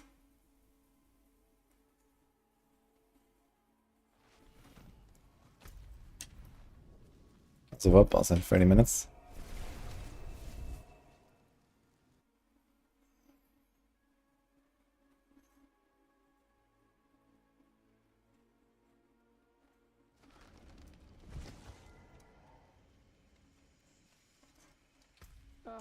Okay, so what do we got? 25. All right, guys.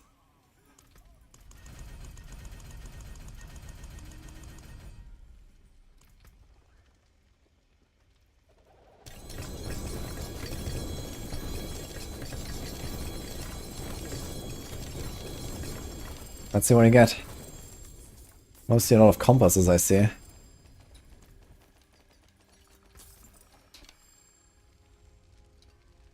Okay, here's some pants. Let's save those.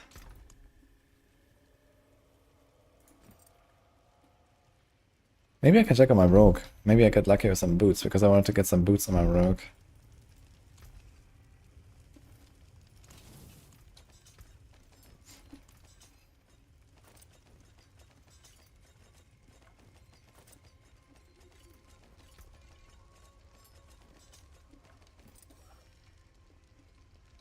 Greater int and movement speed. Okay.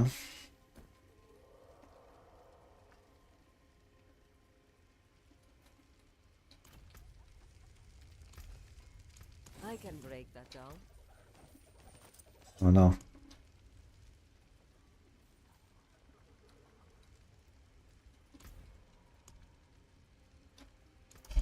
Just damage all sigils, it's fine.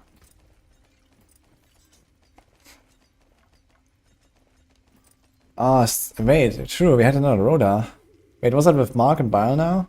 We can do another one, okay. Yes. Yeah, no, you were waiting. Sorry. Sure. How many do you do? There's that. Could do like a small one. I still don't really have axial conduit pants that I'm happy with, so we can do it tomorrow. Okay, let's do it tomorrow. I'm gonna play Rogue then.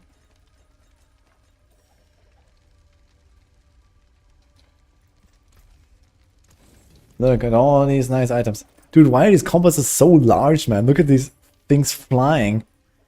Like, look at them, man. Why are they so big?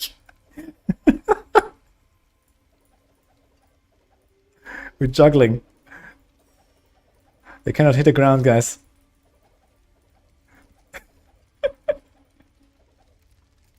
Yeah, I will respect the Sorc to chain lightning soon.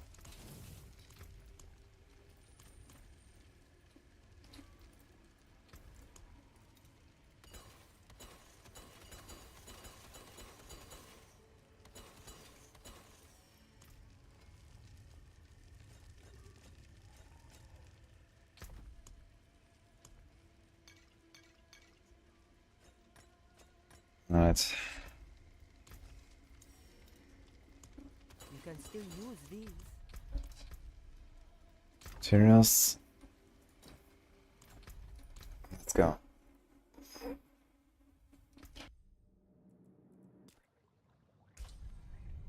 Let's check what we got on the rogue. He died twice at level 20 on Maiden.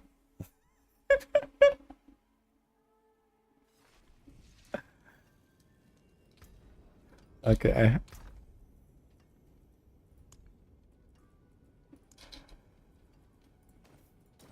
Materials acquired. Okay, let's see how many we have here. White channeling is good, but not better than even the nerfed lightning spear. Yeah, I don't think it's better. I just want to play it. Apparently chain lightning can also destroy tier 8 hordes, so should be fine, I guess. I got 5 here.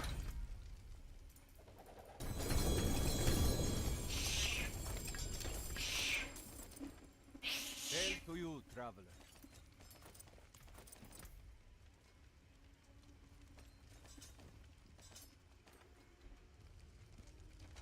Take our flex life. Next life ring, we actually destroyed many of these. What's up?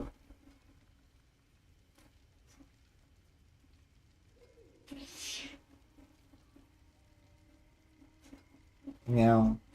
Oh, no.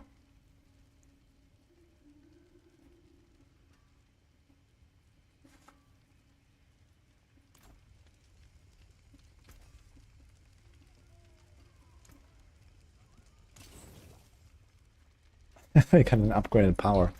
Okay. It's kind of funny to get at this point.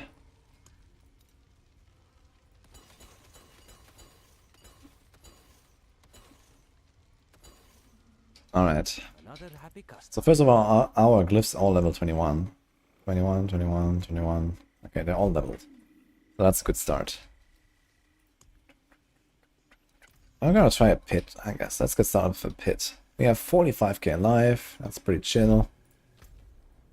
Let's do a run. We have 50% DR from prep. We got Dark Shrouds. We got materials. We don't have any defensive glyphs and stuff though, right? Okay. So not Omega tanky, but okay. And we have a shitty armor crux. T101. Let's try it with some damage numbers just to kind of get a feel for what this is doing here.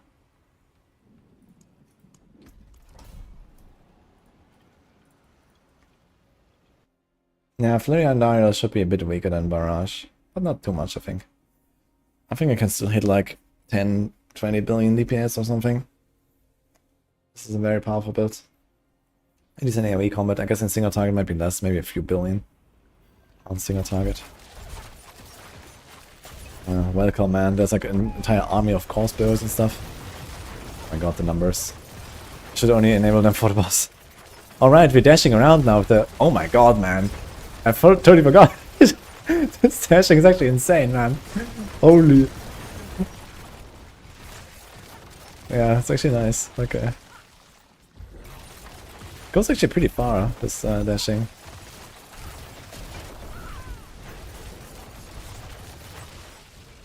Zooming.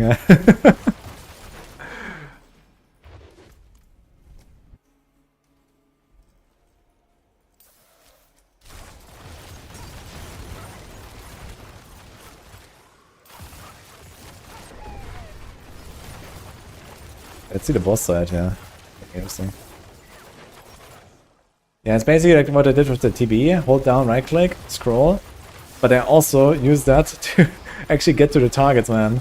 So you just like scroll target over the enemies. Look, there's like a 80-second spawn maybe? 90? It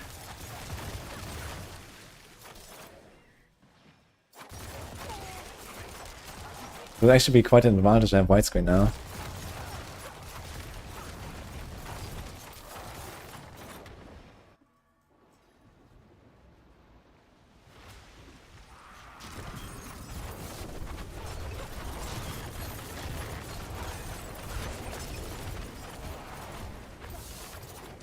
Oh.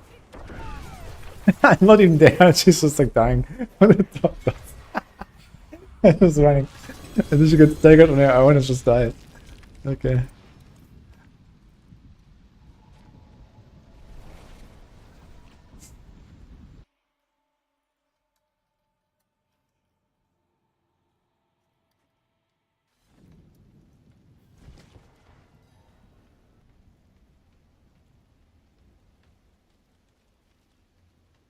Oh, we still have this stuff here open for later, so you have to finish the calculations at some point.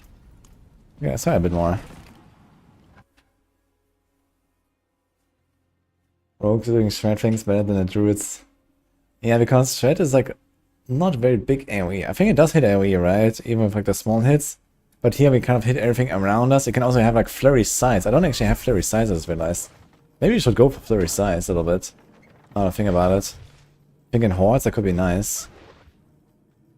So when I get new boots, I might do that. My boots have... Shit, my boots have to freeze. Might need new boots and new pants and do like a flurry size temper.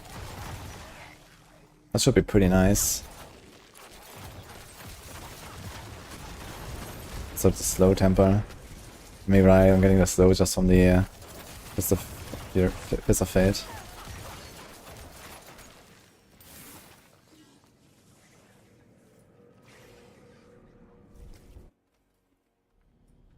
And we're just doing Dark Shroud over all the stuff that scales passives. Now in position builds you don't do that. And then there's only one other passive that scales, which is Close Quarters, and in that case, yes. But there are cases where like one crowd temper is still better.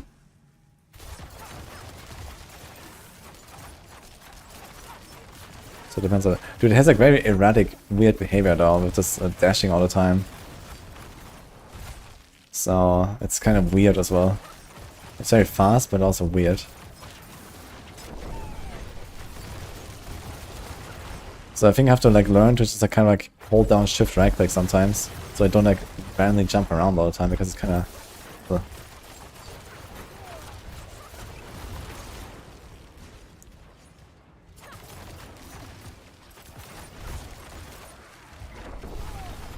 This is a much slower run.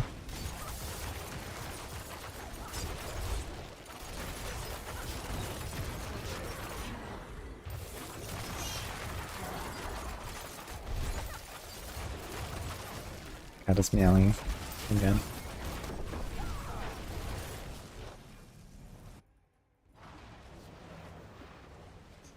Having a lot of fun with Shadow Imbue Flurry. Oh, I love that as well. For leveling and stuff, that's really cool.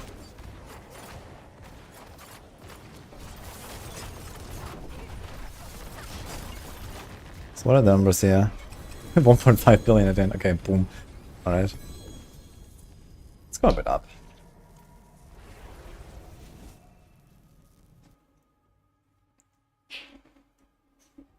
I remember like Flurry RF. Maybe you remember it from back in Season 0. I played with Shadow Imbue, Flurry RF. That was really cool, man. Okay, let's do a 105.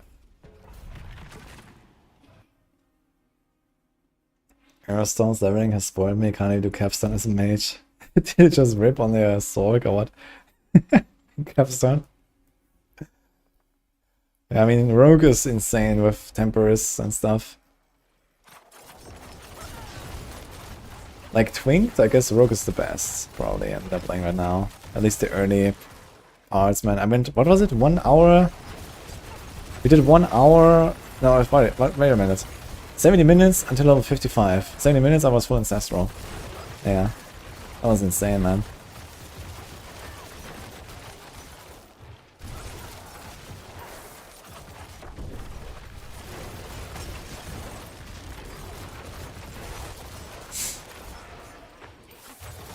Yeah, I mean, I wish Flurry RF would be a thing again.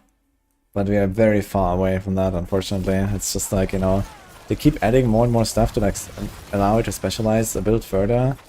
And this makes these hybrids, you know, less and less competitive. So they need to like implement something really powerful that allows you to combine those two skills in some way. Like specifically like unique or something. If you ever want to see something like Flurry RF back. But yeah, Season 0, man, when we had nothing, that was cool shit, man. I love that build.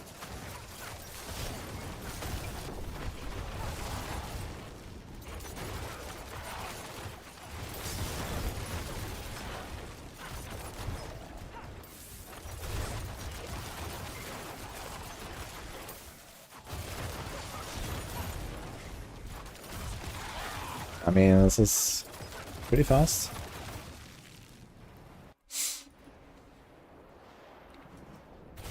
It's a Blood Bishop. Okay.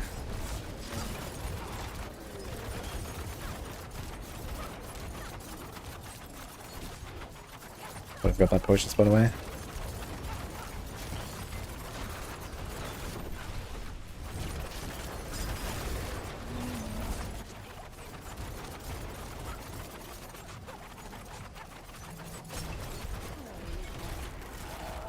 I think I don't have my totem up all the time, because it's such a short duration. I need to time my smoke grenades better and stuff.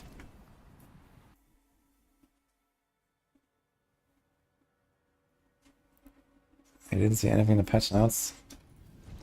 Should try this.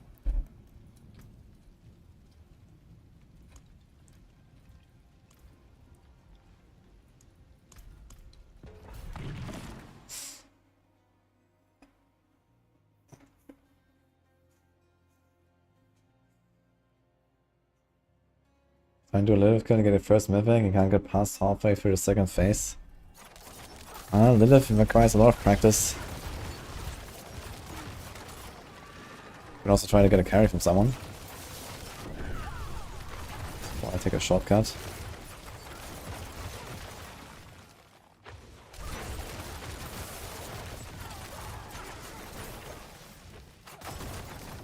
And these big open maps are definitely better than like all these like closed areas here because I can't really jump around so well.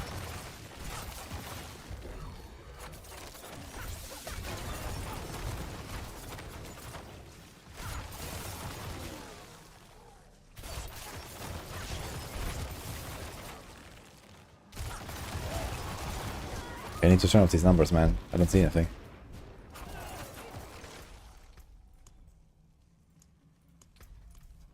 Okay.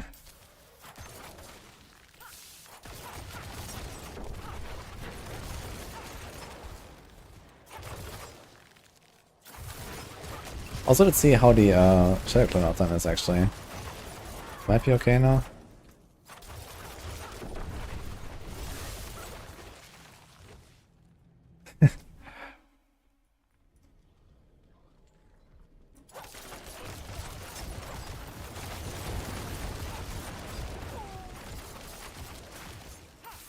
Yeah, one quick Lord Zero after this.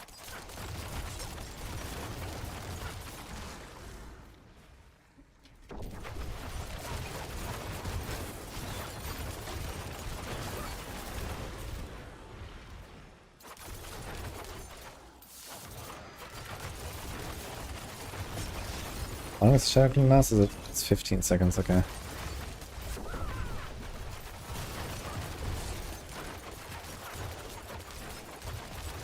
Very hard to reset in 10 seconds, man. I can't, man. Literally doesn't cost enough and doesn't attack fast enough, man. Like, I cannot spend enough energy to get my preparation back. It's actually a bit of a downside instead of with very high attack speed and stuff. Dude, it's Blood Bishop again. I want to see a normal boss. He's bugged. Oh.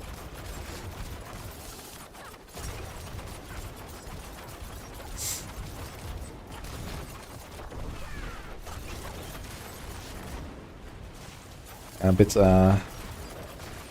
bit strange with the jumping around here on the boss.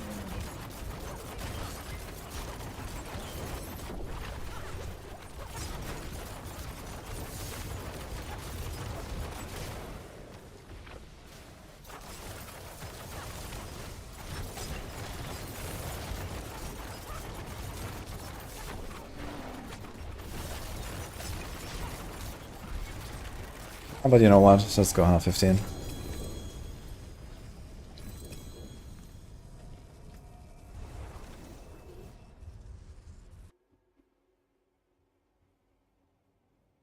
Okay, cast Dark Shadow without having it on a barn. You don't cast it, you trigger it with this aspect here, it's called Umbrus.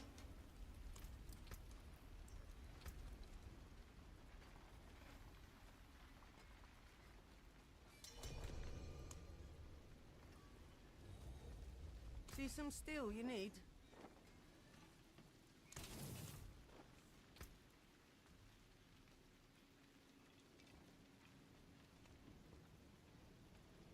Blood Bishop has way too much life for some reason. He's usually a pretty squishy boss, but this season he's like, I don't know, twice as tanky as the next best boss or something.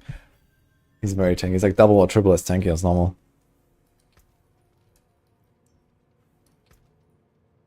This guy tries to set a 4G8 towards Will, but he doesn't even have 20%, man. Look at that guy.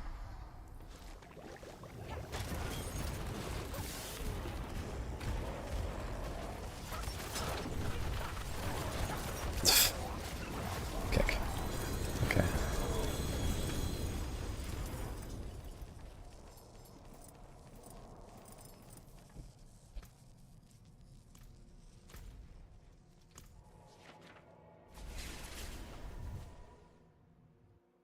Blood Bishop and Mothers are both Uber this season. Yeah, Mother's Judgment is just crazy. I think Mother's Judgment is not even bugged. Blood Bishop is clearly bugged. Yeah, but Mother's Judgment is just kind of crazy. Overtuned boss. Dex Sword. Dex damage over time bow. That's actually good for Andes. If anyone wants a bow, I'm hardcore, I guess. Life Invigorating Strike, unlucky. Okay,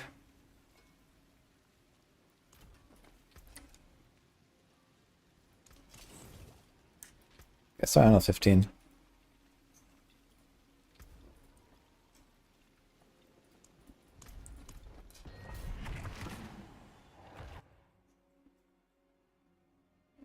Okay, the first Uber is Andariel. Let's go. Cuts. I'm playing Andariel Rogue, yes. I put the link in the description on YouTube if you wanna check out the build.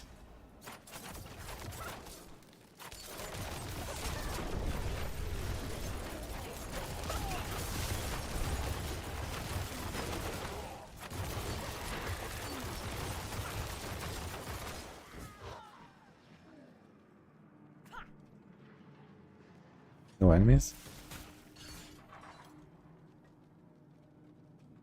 What? What? I thought for a second I'm deceived or something.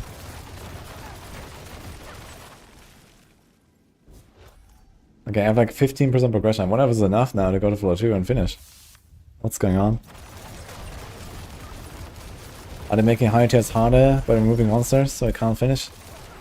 That's the strat.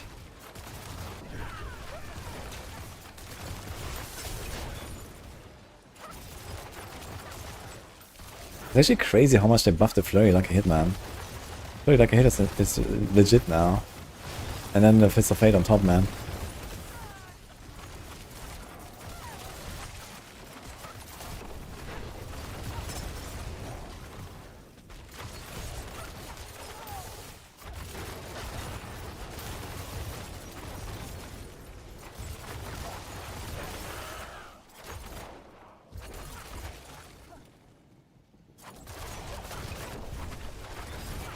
Except gay.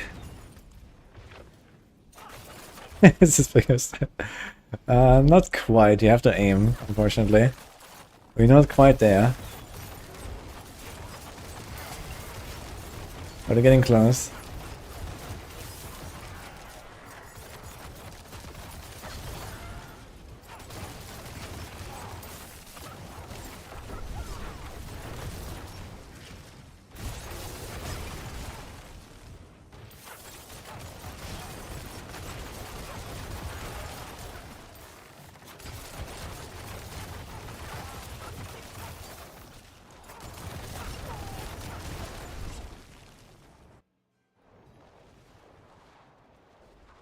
Ramble. Okay, he's a normal boss, I guess.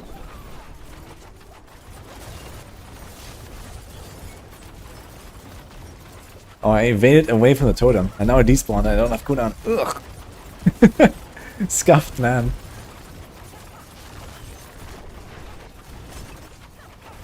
Wait, where are the bosses?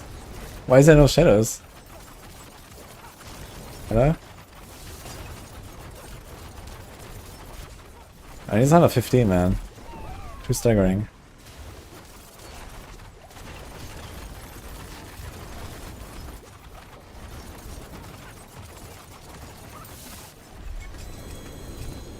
Yeah. 120.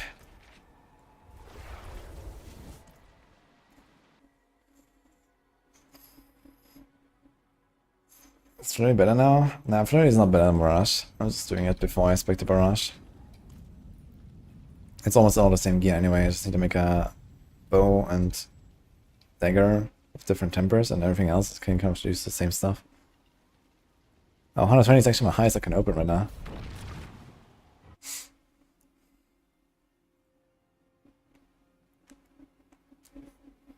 Why is Mirage if Andy's a thing? Oh, it is. It is quite the thing, actually.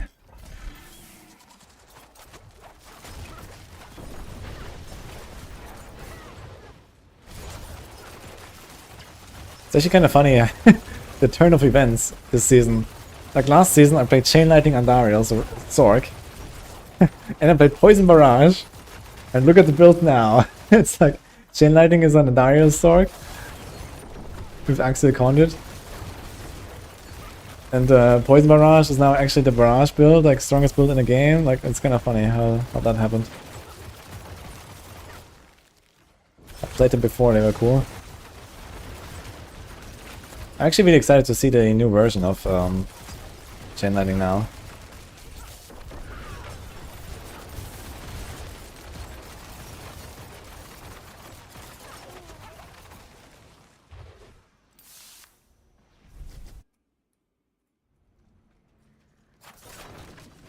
You wonder what's the reason that trade is now separated by world tier? I mean, honestly, I was kind of surprised to read that in patch notes that this was not a thing already. Like, I mean, why would you have a trade chat together with world tier 2 people or world tier 3 people? Because they're most likely, you know, like maybe fresh players or, you know, whatever. I mean, okay, it could be alts later in the season and stuff. But I think it makes total sense that they're separated by world tier. Yeah, maybe it would actually help a little bit with the you know, RMT spam as well and whatever gold side spam. Dude, 1.5 minutes. There's 120. 1.5 minutes to the boss. Okay, let's go, I guess.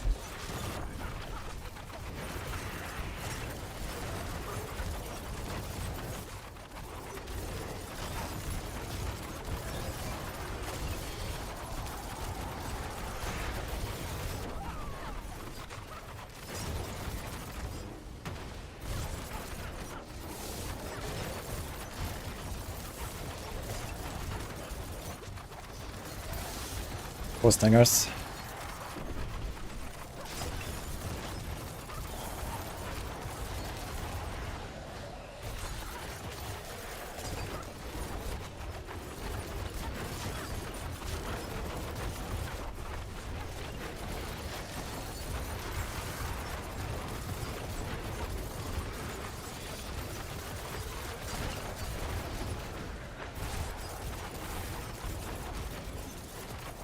I've not seen the second shadow yet. Ah, here we go.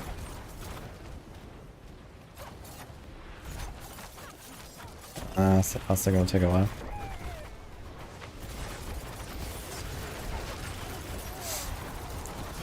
Look at the HP bar. So this is like what people mean, like, oh, the boss is healing. It does look like it's healing, right? But it's not actually healing.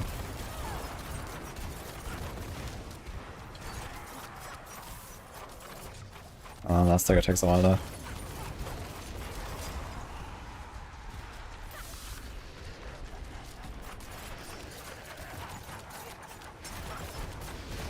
I mean, actually, like, so close to killing him before the stagger. So it's a bit unfortunate. If he had like a bit more damage, I would have killed him in 3 staggers, that was it. Would have saved like, you know, minutes at least.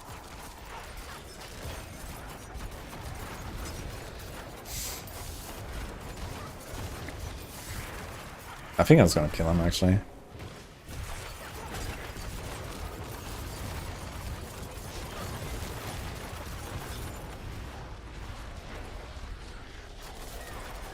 Goes.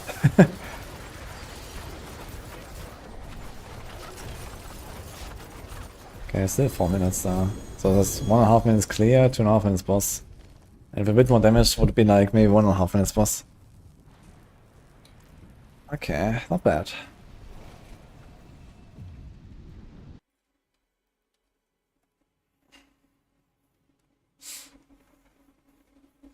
It's not even the most OP version, yes. This is just the just for fun version.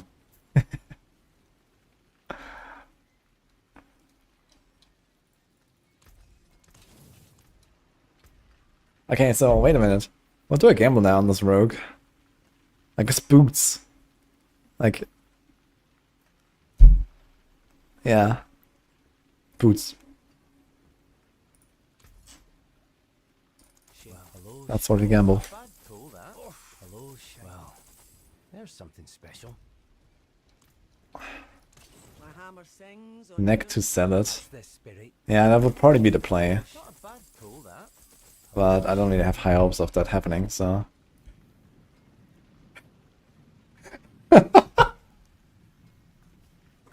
Oh shit. Okay. Wow. What's left? That's insane.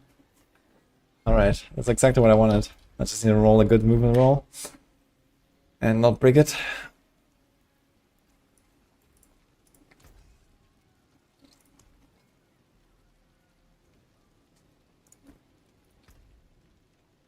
So if you want, do movement production or temper. The question is, can we get away with not movement production or temper, maybe or something else? We have 150 movement speed right now.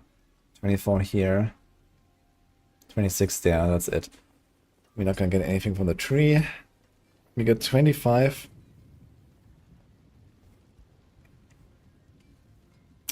Okay, if you masterwork up the movement a little bit, I guess you could be fine, which is like a movement temper and a movement roll. But I think you want a movement per Dark Shroud, if we can get it. It is pretty cool, good.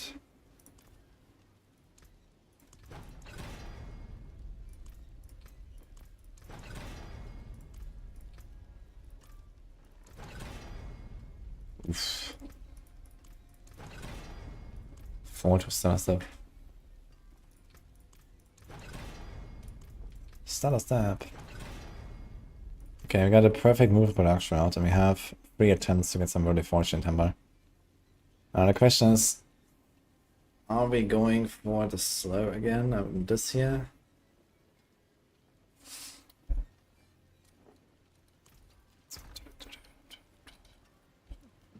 There was something I wanted to switch up here.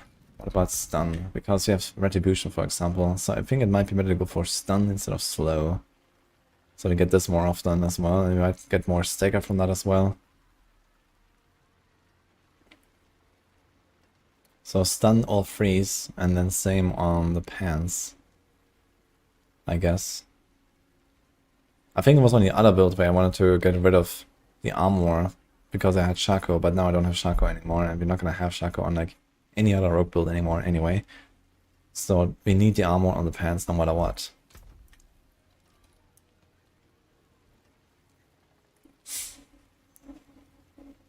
I guess we do the first one and see what we get first of all. Ah, wait a minute. I wanted to get Flurry Size. Now I remember. So freeze and Flurry Size.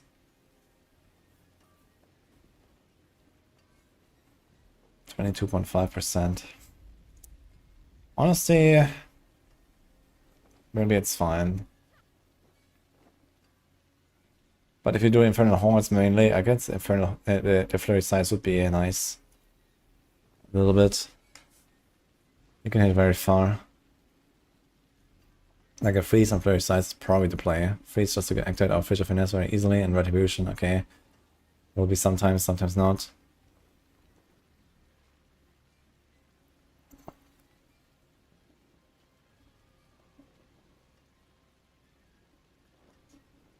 But I think I want to put the Flurry Size on the pants and try to hit a freeze, yeah.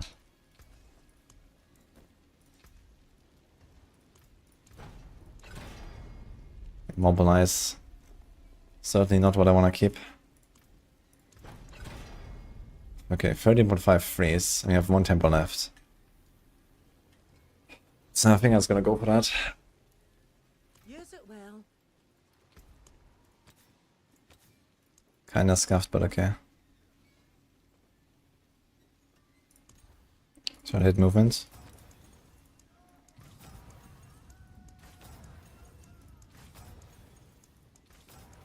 Hopefully not too costly.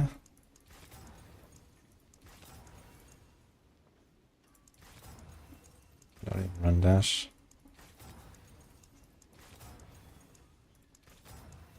And we are at reroll cap. We got 12.5 movement.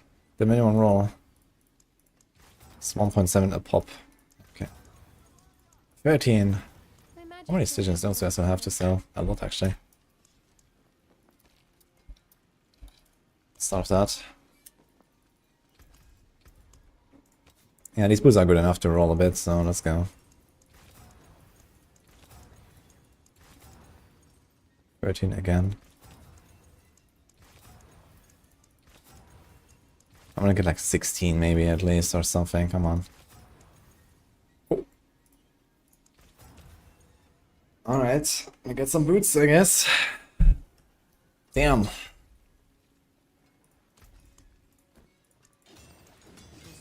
So we try to hit the freeze. And honestly, I don't even mind hitting the freeze, I believe. So maybe I'll just keep that. Don't reset. I don't want to hit the movement speed per... Okay, life is probably fine. How much are we gonna have? We have like 6% movement speed per my shroud, it's like 55. Yeah, we're gonna be capped basically, no matter what. So let's try to hit the decks for the life. More fair than I thought. Hit a double freeze. Ugh. I'll keep Okay, my I'm just gonna watch drop on. that. Return soon. Let's see how it feels. Minimum roll, double crit. Yeah, that's cool. Okay, do Noxious It Eyes. is neither good nor evil. And now we have 50,000 life actually, that's kinda nice.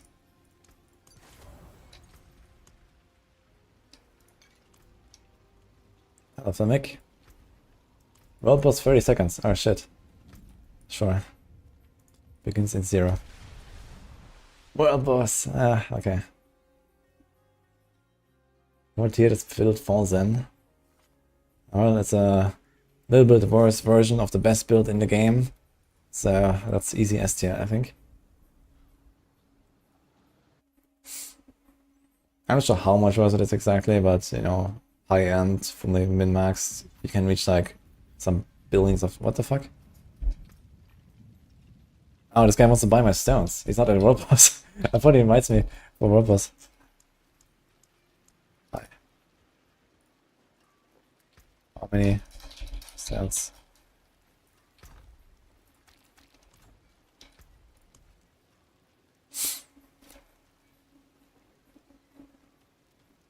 World boss is war friendly?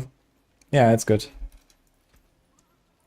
You get 3 bloods, you get maybe some Marshal nuts, you might get 5 Grim Favors, which is Marshal nuts, some loot. Yeah, Tormented Beast is bugged.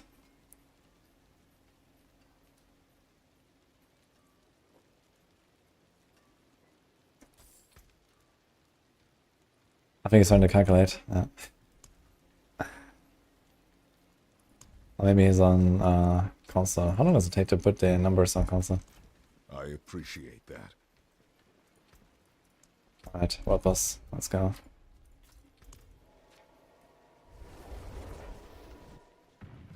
On the Judge and Offmanner build, we see what I can improve on it. On Death Trap spam.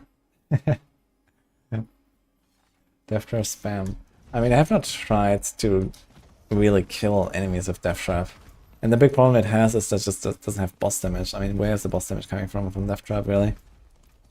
You need some core skill, and then it's just like back to like a regular build, and then it's back to Death Trap as a support. But I guess if you don't really go for like high-end boss like encounters and stuff, it might be fine. Yo, what?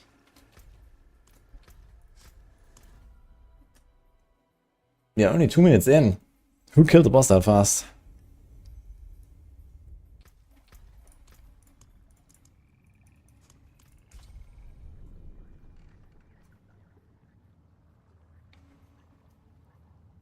Does Shadow Clone count for poison damage? You run a Shadow Clone for preparation for no witnesses. You need any ultimate. And a Shadow Clone also gives you 5 seconds of unstoppable, which is not so important in the pit. But really nice in the Infernal Horns. There's a lot of ground control going on.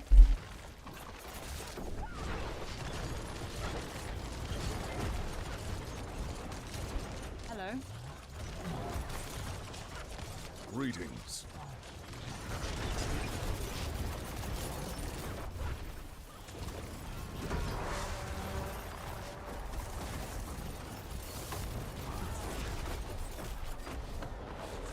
You can get through T7 easy, T8 takes too long. That's nice, actually.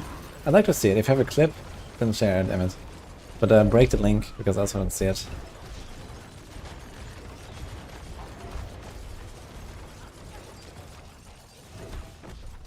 T7 with a Death Trap spam build. That sounds funny.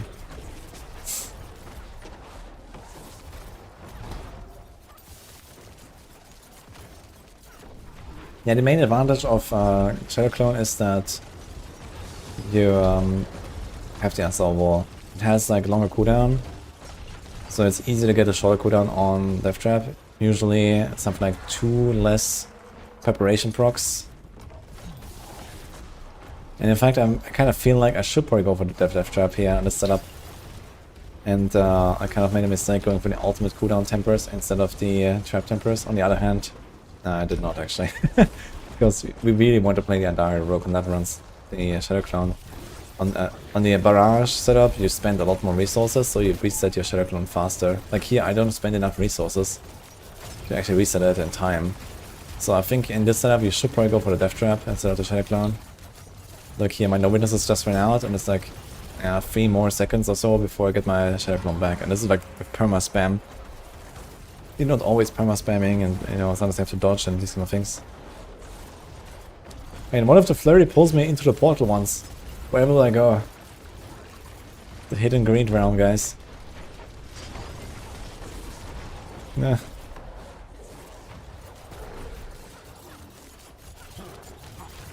Smelt Heart of Zedek any good? I don't really use it on any builds. But there are builds where maybe you don't lose ridiculous amounts of damage when you equip it, and then you can basically become immortal. Like Melted Heart will basically make you immortal. But you lose a lot of damage.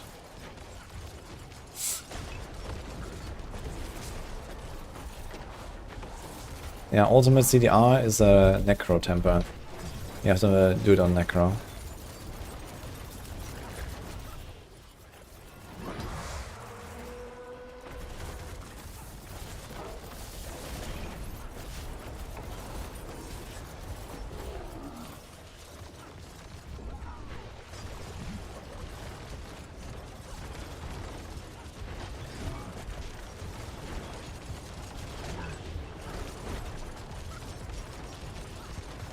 I have a chance to make enemies vulnerable on my ring, yes.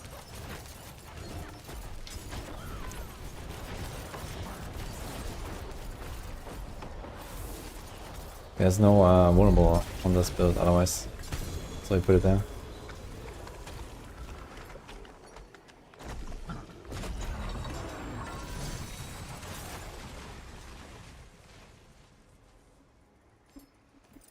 Tree of Whispers. Very tempo on levels of flurry rogue leveling. Yeah, for rogue leveling in general, just having elemental surge on their weapons is really powerful until like at least 50, 60, 70. So you can just do that. In the case of flurry, there's not really much to temper, honestly. It's just, I guess, stick to elemental surge all the way. If you run something like consuming shadows, you can try to get the shadow elemental surge, because that actually counts. If that gets a kill, you get the energy.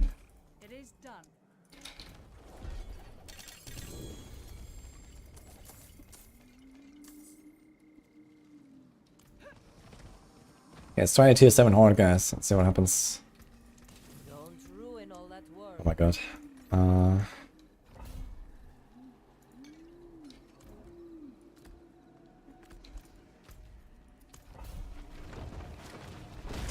It's very Ani better than Barrage Ani. No.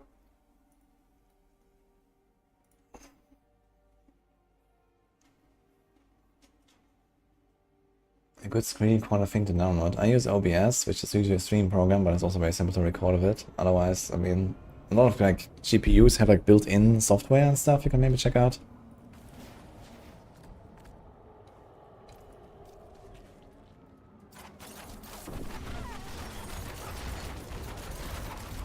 Let's see this. We're going to tier 7, if this feels good, then we're gonna go tier 8. I guess tier 8 should be not a big deal for this. I don't have the flurry size temper yet, so let's see how it feels with normal flurry size.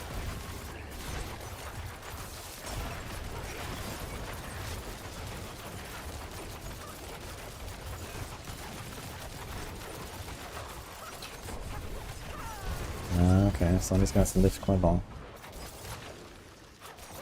I press my push more. Oh my god.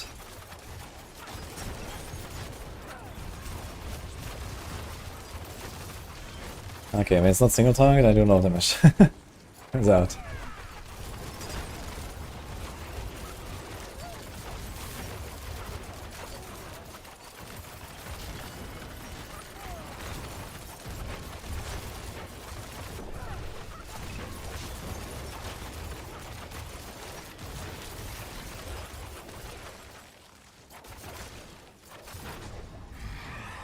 $26 on the first wave. That's quite a lot.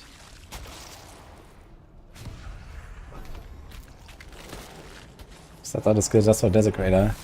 Yeah, this was actually my strategy before I ripped my rogue as well. I just didn't expect I would need it on tier 6. Like when I died with my rogue, that rip clip, that was the first tier 6 I've done. And I walked in, I got one shot.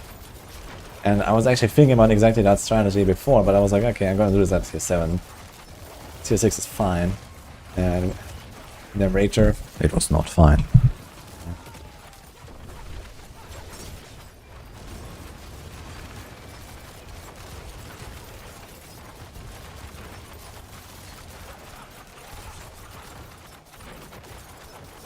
Beast drops are fixed on Tuesday.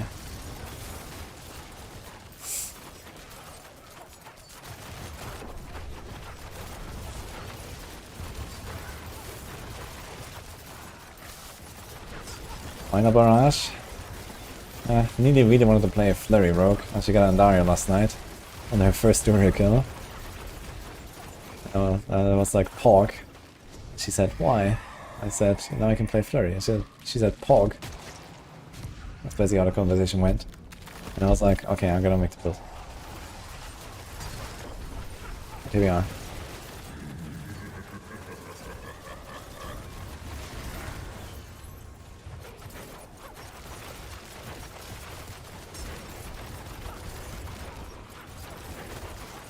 Okay, tier 7 is really smooth this so far, so I wonder how tier 8 is going.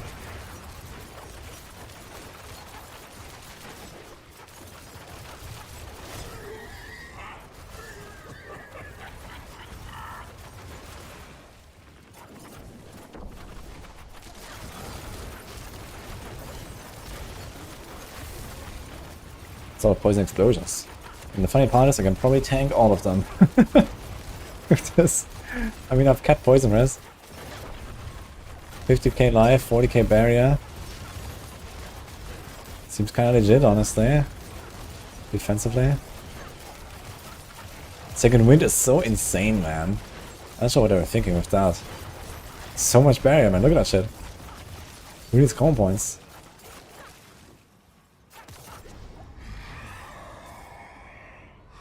Hellborn are hunting me. I like it. Let's come on to current drops on Beast. It's only one dole on Tormented Beast. And then there's a second bug, which is that he just kind of one-shots everyone. So he can't really do him on hardcore very well.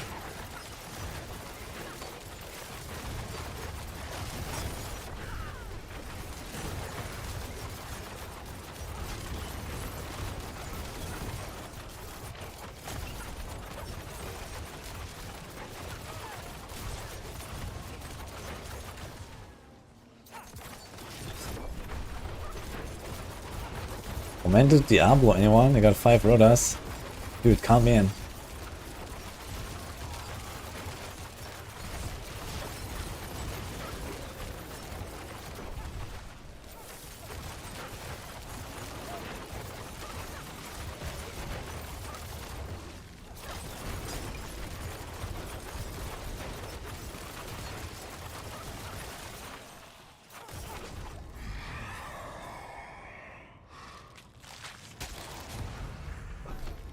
Raj makes a PS5 heating up.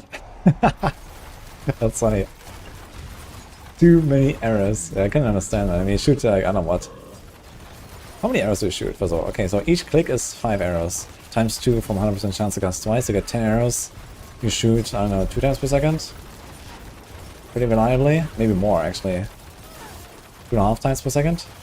25 arrows. Okay. Then you pierce everything. Let's say you shoot in a big pack, and like none of the arrows go to the waste. So you get 50 hits already. And then they split into 2 with 90% chance.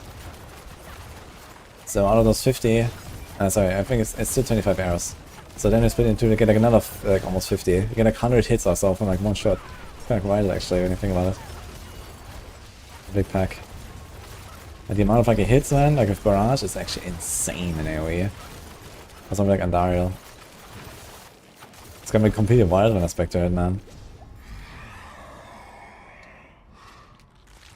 Hellborn invigorates me. Nothing you care that much, but okay. It's more spam of everything, so that's cool.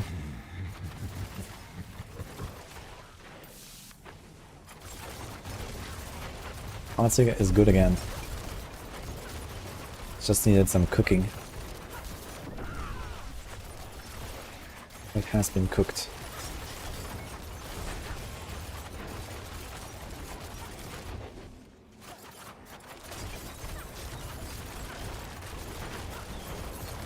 Let me add it to the boss load cheat sheet. We have Infernals on the boss load table D.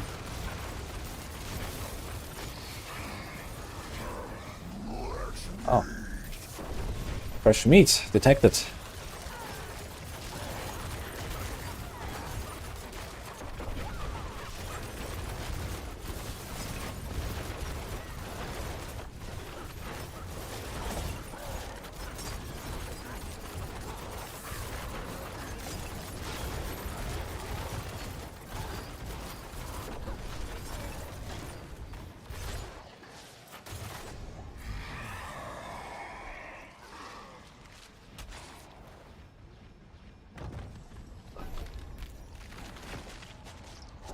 Why doesn't anyone use Heartseeker for Andariels? Because Puncture does the same, but usually does better, so you can just play... I mean, technically you can play Heartseeker if you really want, since they made Andariels ranged. And you can also get vulnerable now with Pole Clip Aspect, for example, if you do that combo. So yeah, you could do Heartseeker, which is like that playstyle more. You play instead of Puncture, you go what does. That works. Probably like slightly worse, not really much though. But yeah, I mean, Andariel is usually a bit of Barrage these days, but that's like the best version. I guess this year's the second best. And then you have Puncture, that's the third, and then I guess you have Heartseeker, that's the fourth. Yeah, there's also Pen Shot somewhere in between, I guess. Technically you can do Pen Shot with Andariel as well. This might be maybe comparable to this Flurry stuff, I'm not sure. I feel like Pen Shot.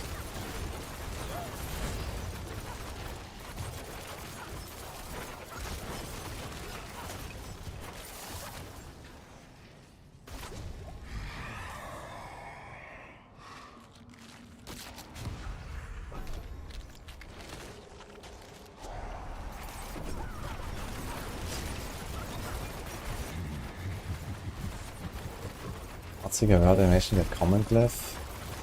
You have 8% animation, resource construction. Wait, why Command Glyph exactly?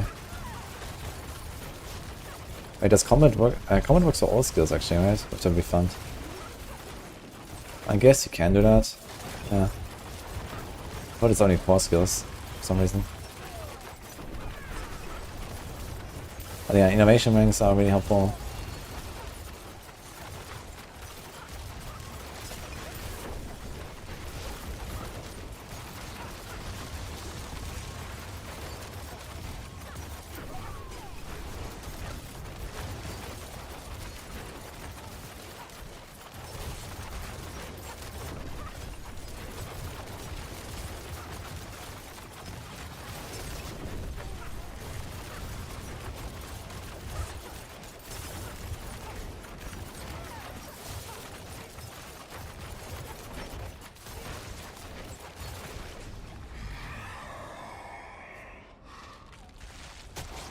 Yeah, well, nothing crazy. I only have like this one Hellborn thing.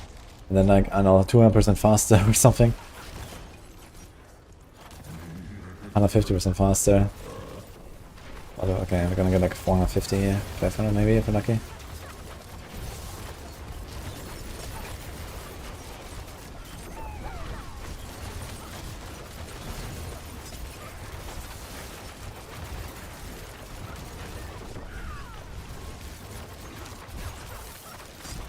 Unless they actually do a bit of damage to my barrier, man.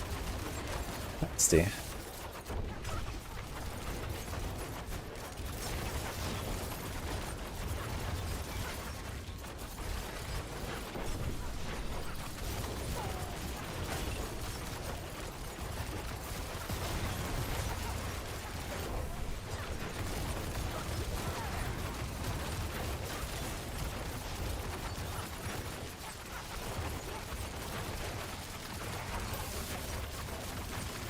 Okay, barely 400 man, probably.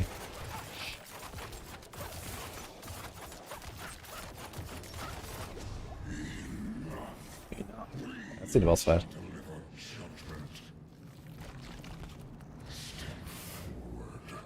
Shadow Clone does not proc an Ariel. Sorry for the ensemble here.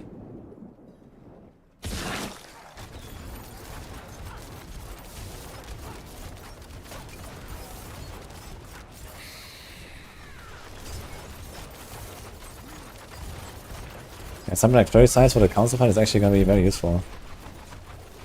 We're kind of melting though. Okay. That looks fine actually. Maybe we can even one rotate them in T8 or 2. One rotate will be optimistic, but 2 rotate is probably quite realistic. Should I open the equipment chest? Maybe get lucky? How about this one?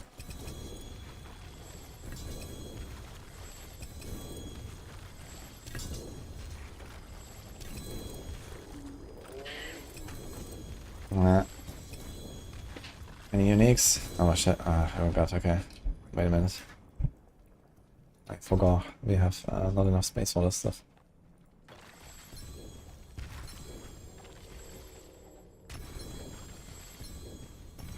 For Blood Search, we got Starless or Shaka. Oof. I'm not sure what they put in there. Should probably check the guide. I haven't like crafted Blood Search lately. I'm not sure if I really want to go for Shako. I mean, it's nice to have cooldown, but usually Shako is only for builds that really have cooldown issues. And I think Blood Search is not really one of them. I'll probably go for something like Lucio and Starless or something combo.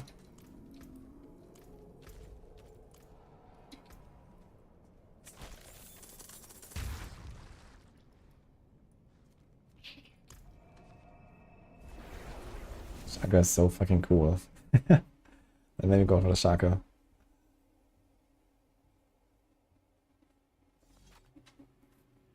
Boss fight is the reason you switch from Flurry to Barrage.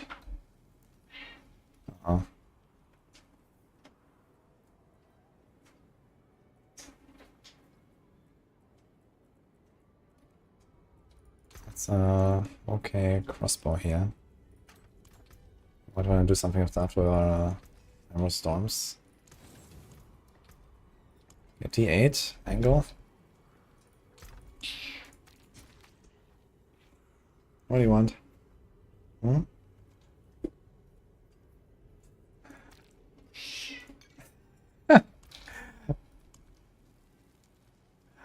Okay.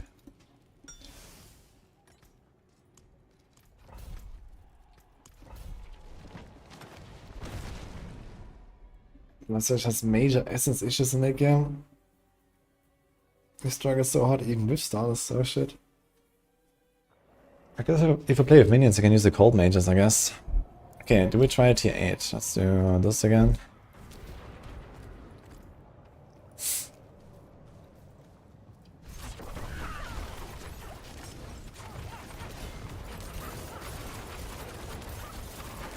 He seems kind of tanky there.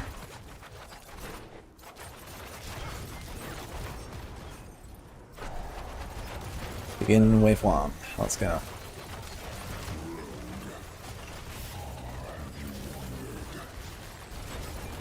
Starless is not crucial for any barrage, but it is a nice damage upgrade, and you want to get it.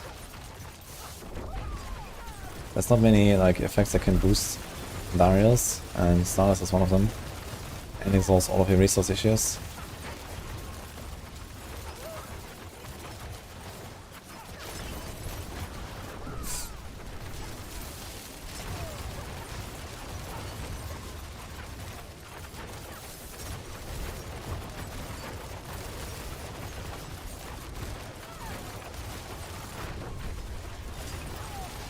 Keep spawning soul spires on the same spot.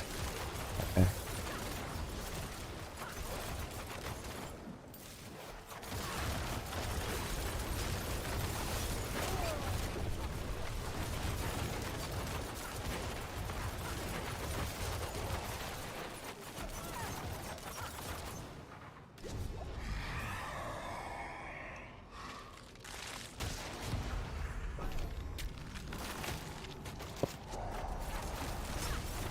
Yeah, you don't have to go for starters just for the resources. You can do it with innovation ranks, you can do a resource cost reduction or chance to restore resource on the weapon.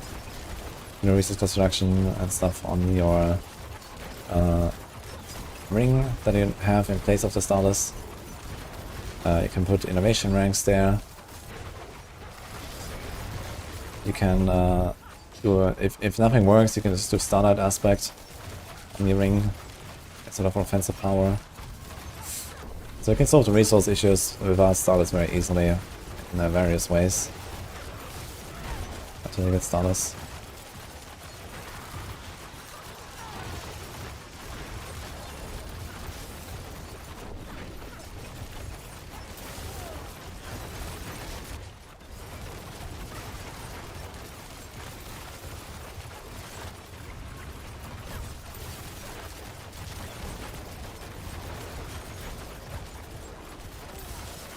So I wonder how the boss fight will be later.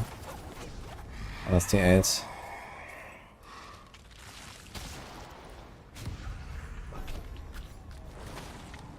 Innovation's not an issue.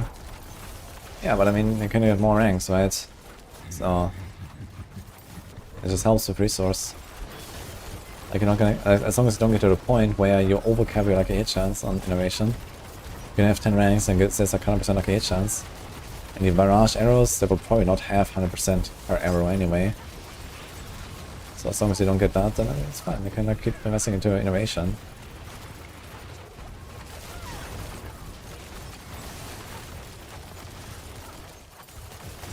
Yeah, it's kind of wild when the stuff doesn't like insta-die, like on the lightning or like the Druid. I don't really have any AoE coverage right now. Like there's so many monsters. Like with barrage is not a problem because you shoot in the pack and then everything starts melting. You have so much density in here that this barrage stuff is actually really going hard.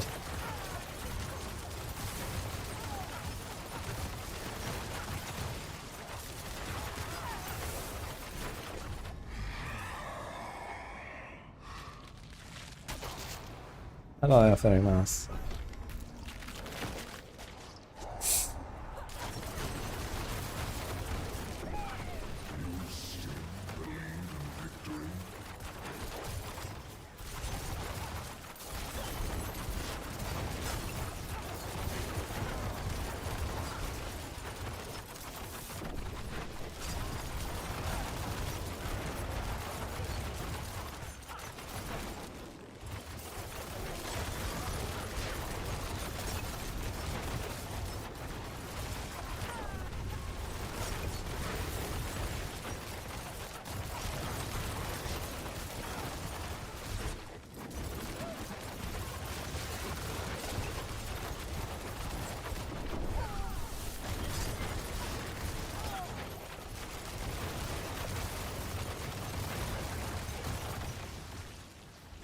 Definitely a lot more action going on here.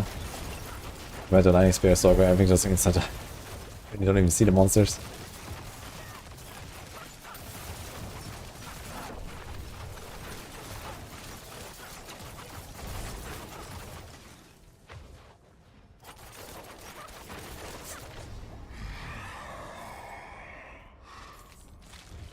WGA Butcher's Cleaver.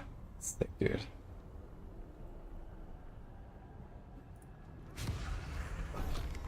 Oh, you need to keep your barrier up? This is the second wind passive. It's near the bottom of the tree. You need to spend 75 energy, I think, or 100 energy to get a barrier. So basically you just need to attack very fast and spam your core skill. It's for like non-call point builds, basically. You can like spam energy really fast, gets a bunch of recovery.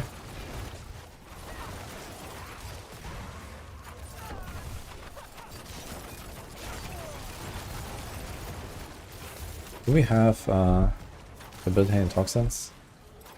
Yes, okay. I kinda like the idea of the build-in toxins more of the desecrators here.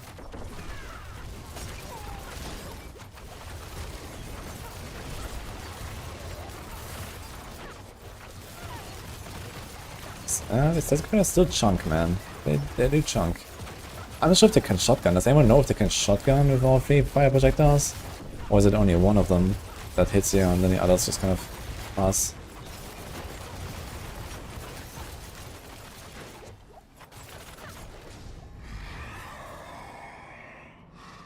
I'm not running Conceded now. But I guess it would be an option instead of Stardust, actually, now I think about it. Conceded would be a pretty okay... Maybe I should put it on the neck, actually. We have relatively good barrier uptime. And before Stardust, you have like insane barrier uptime. Every 100 energy you spend. So I need to spend like 33 energy per second. Which is kind of tough, but yeah. My god. Saying Etheric Mass slows you, man. Let's go.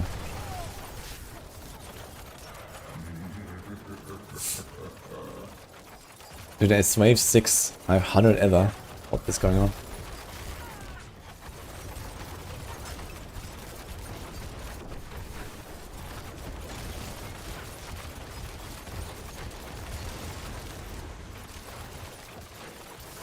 Didn't really feel slow actually, but I think I have my share clone.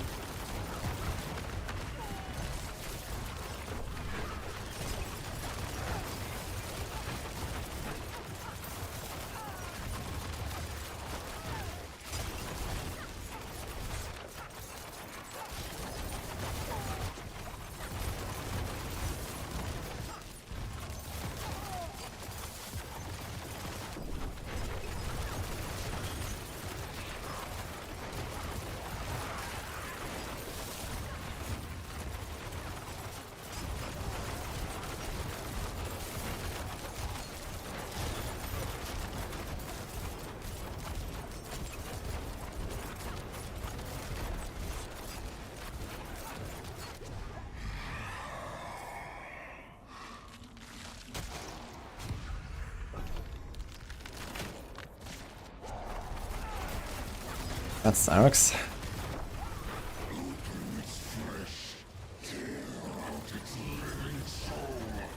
Tears can be used on any build, not feel bad about it. Yeah, I mean there's like not really any like build enabling chess pieces in the game anyway, I guess. I guess the closest to that is something like Scoundrel's Letters or so, but I mean I wouldn't really call this very enabling. And I mean maybe Raymond or something. So yeah, Tyrael's like it doesn't really have competition basically either. What are these boils there that just appeared? What is that? And then it just immediately despawns.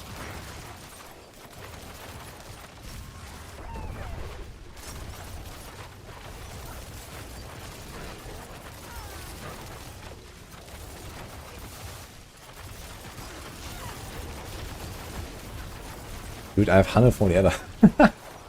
What a shitty run, man. Holy. There's no high level that can change elements now. My god, dude. This can run without Stardust easily. In fact, it might even be better. Now that I think about it.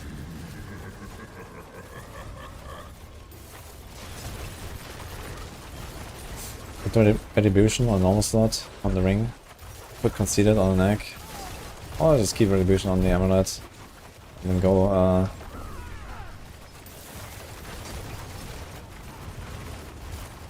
with Conceded. I mean that's like a pretty nice power to put in there. You don't need the resource effect of Stardust, and in fact that makes it build worse because I don't actually reset my Shadow Clone as fast as I could. So maybe I'll try a different normal ring and Conceded. But yeah, I mean we do give up a pretty strong damage bar, 50%, and we gain basically 25. And okay, we gain like a dex roll, I guess, on a normal ring, which kind of makes up a little bit, and then we can do like either a poison imbue count or another cooldown roll. I guess cooldown roll is not required.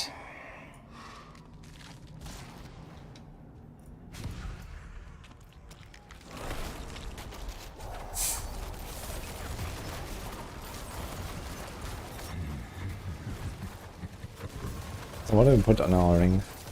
Dex life. Lucky hit. We could put some of the lucky hit back and some of the attack speed. Actually we want to put the attack speed. Because Stardust Guys has a good chunk of attack speed. that we will lose then. So you have to put like a attack speed roll. Dex roll. Okay, we're gonna probably lose something like around 10% DPS. But we're gonna have way more preparation and second wind uptime. No witness uptime. That could kind of make up for it. I'm gonna try it actually with normal ring, I think.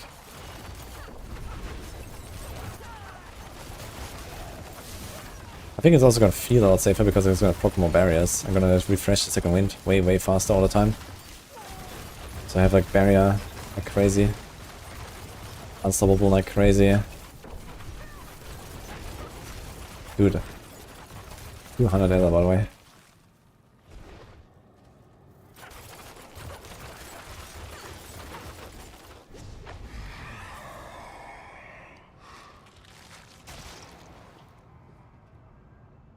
Another ether mass.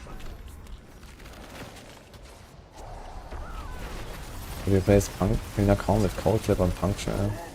You can do that, yeah. Especially with shared misery where you freeze everything around you. It's not a bad idea.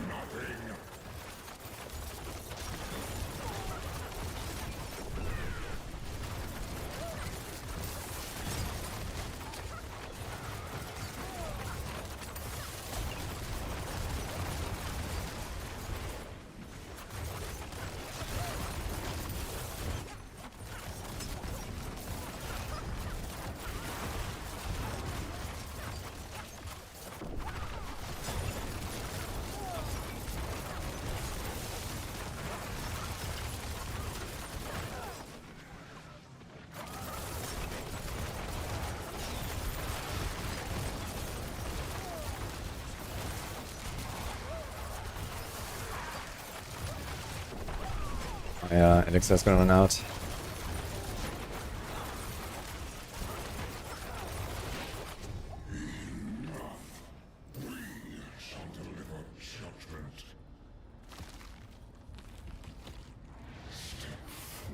Guess we can just pop another advantage. Let's see though. We have no Gillet, I guess that's good.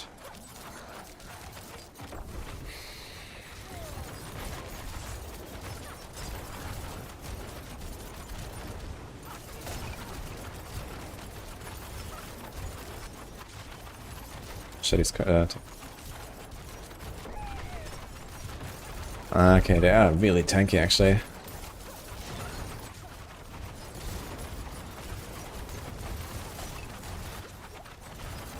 Got some nice chunks, but I need to like at least double stagger them.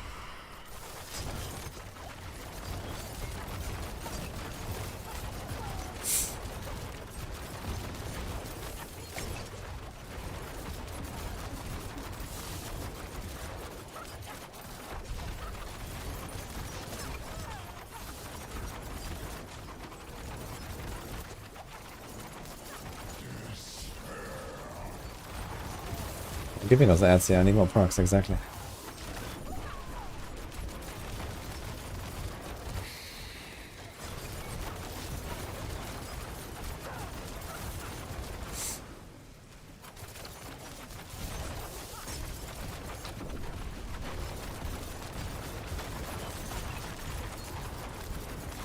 Okay, potions, man, keep pressing potions. For the unstable elixir spot.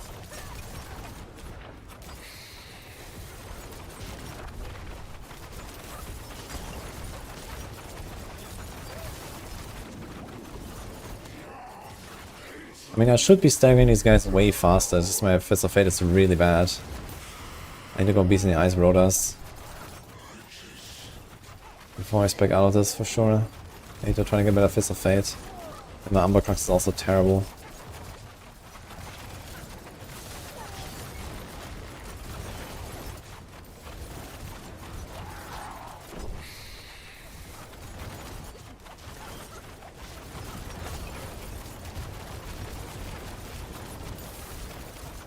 Yeah, but here you just kill him for like, I don't know, third easily. I think on a decent nuke I can do it from like half HP, so 2 staggers.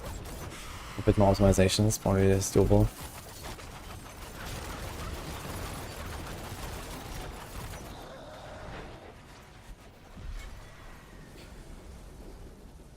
Was a crappy run though. Does this thing always drop one unique? The greater chest? Kinda looks like it. How about this? This mostly seems to drop legendaries. So maybe I should keep opening the greater one.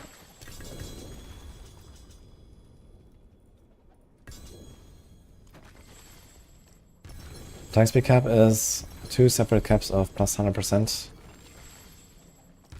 And certain effects are going to one and certain that go in the other cap.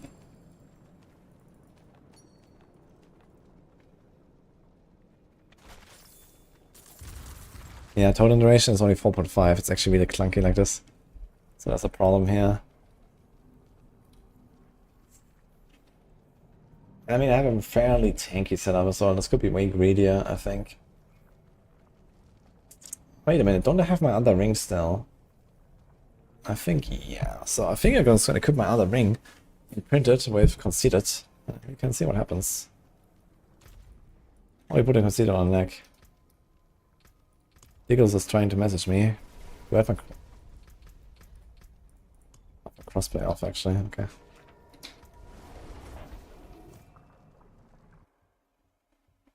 No flat percent for attack speed. Well, I recommend you go read this article. If you want to know more about attack speed. But yeah, TLDR. There's 2 caps, plus 100%. And basically everything in the game is pretty randomly distributed between the two. With almost no, like, system behind it. So you have to learn them by heart, like one by one. A lot of GAs, yeah.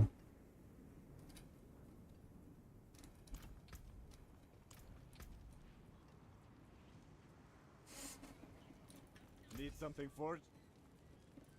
Let's go salvage. Yeah, I'm doing it right now, Diggles. I'm not sure what you're trying to say though. Yeah, I had my cosplay on. Scoundrels helps the death trap spam build. They're actually doing that? That's funny. Will I play Deathblow Bar this season? Yes. Is that probably for Amokrax on Dire Rogue?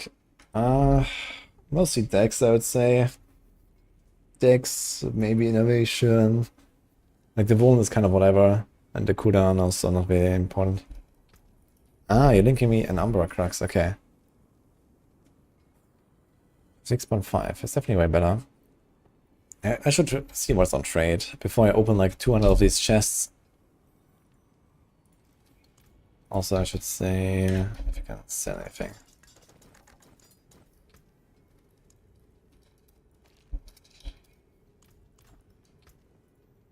Fists of Fate, huh?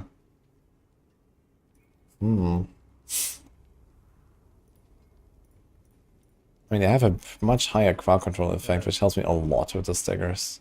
Greetings. Hello. I would actually like this fist. This is a bit less lucky hit than mine. I have an almost perfect lucky hit roll. And the master goes to 12. But it has so much more in the crowd control.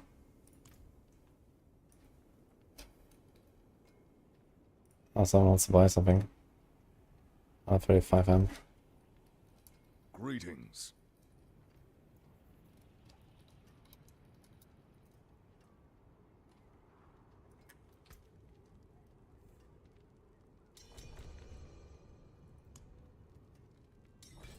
I want to check for an Umber Crux though on trade.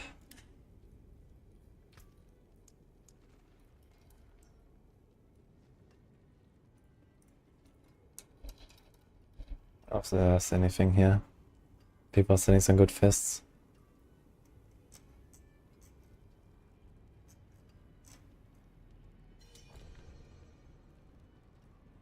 How much is this?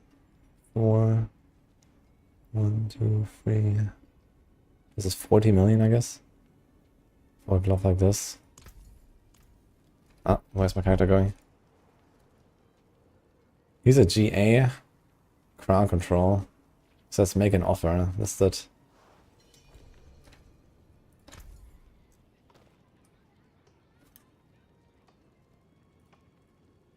Yeah, wait a second, Diggles. Maybe I'm gonna try to contact this guy.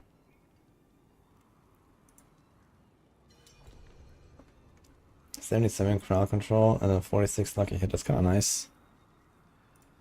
Oh my god, man. Like, why does my character walk when I click on the thing? It just kind of clicks through the UI element, man. Sorry, Diggles. What's going on? Okay, I'll just like hold them for now and I'll see if this guy replies. Should I give him 150M? It's a feature. 50M, 200M. It's pretty decent.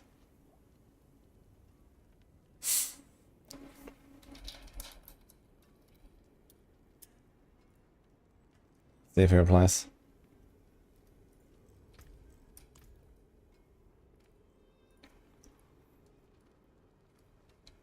We have a settings video. Not like that really.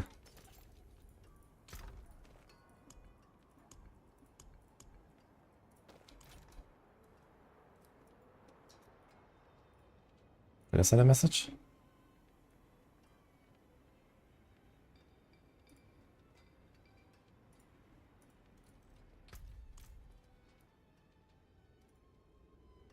This one is sold. We can close this.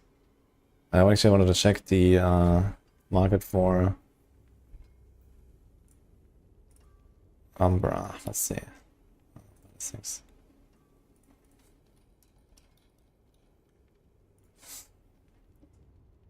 Nothing will be billions on softcore. Okay, there's no one selling Umbra. Fuck. Oh man.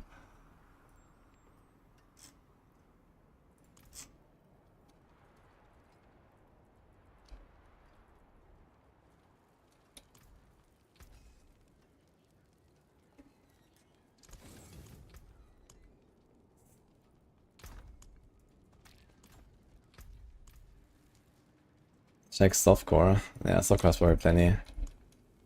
But yeah, I mean, not many people are getting this thing, so I think I'm gonna do like T7 again. T7 is kind of comfy for now. Ah, wait, you want to do the other ring, right? So where's this ring?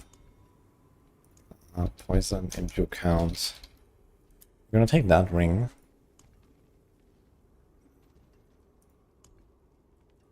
Because here, it has attack speed. This is almost the same attack speed as this. Will I lose a breakpoint from this? Should recalculate this. So we have 90.8 plus the Dario. Plus what do we got here? A whole 2.2. Plus we have 8 ranks in fritted. 7 ranks. Oh, yeah, it's 4. 35. Alchemical advantage, I mean. So that's my bonus. 58. Oh shit, wait a minute. It's actually very close. Okay. We're exactly there. Am I over it? Let's do this again.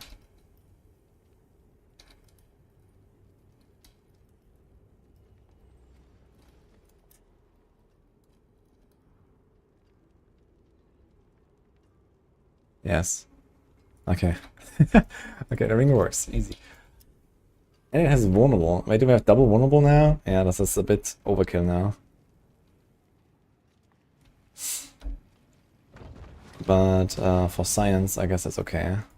So this should be like dex roll. This should be like attack speed, dex, life, and you would actually get a bit of like extra power out of this. Let's put retribution here. And consider it here.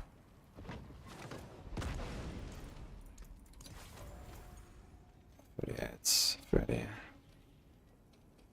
Let's put this here. This is more than fine. Okay.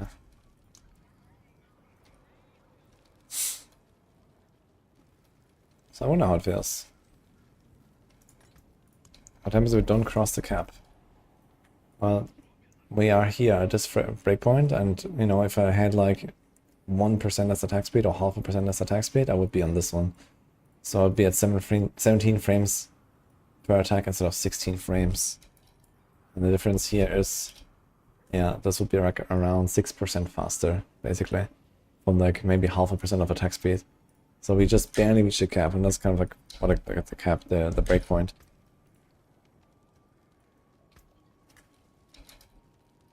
And that one is too low for sure. I also have like a lot of beast rotations I can still do. Did it open already? Yes, we're gonna do now tier 7, and let's see how it goes. With the old Fist of Fate, but with a no Starless Ring.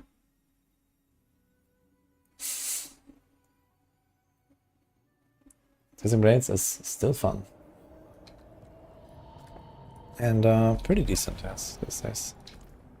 Played a bit lately.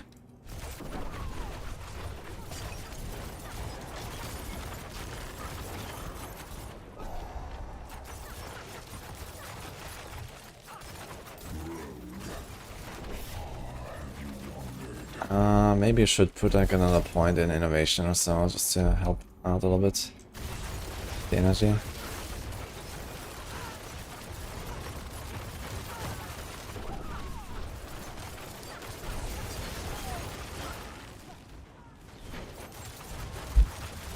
What drops here? Look at my chest.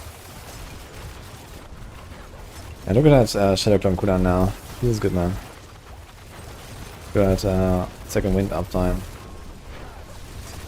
That feels really nice actually without Stardust Skies, because you just have so much more uses of everything.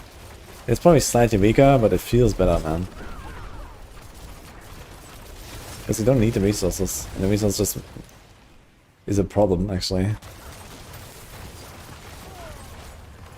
You can't attack fast enough to spend enough resources to get your preparation cooldown low enough.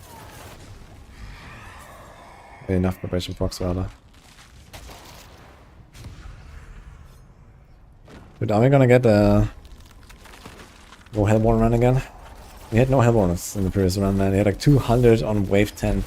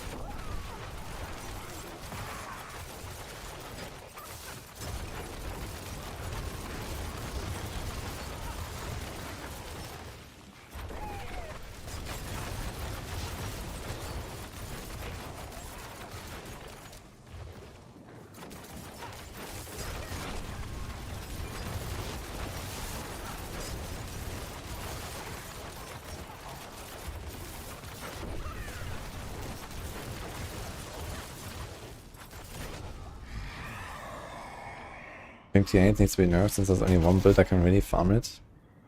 That's very untrue, I think. There's like, you know, multiple builds that do T8s just fine. And even builds that can only do tier 7, I mean, there's not a huge gap between the rewards anyway. So I think that's exactly how it should be, you know, there's like a huge jump in difficulty and a little increase in rewards. It's just like similar to the pit, basically. And, you know, like, do you want to nerf the builds that can farm T101 in 2 minutes?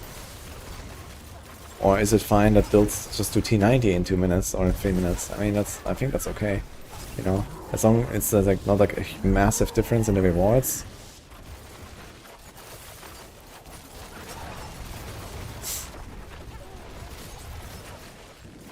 And I mean, Druid can definitely farm T8s on a high end. It might take a bit more investment and stuff.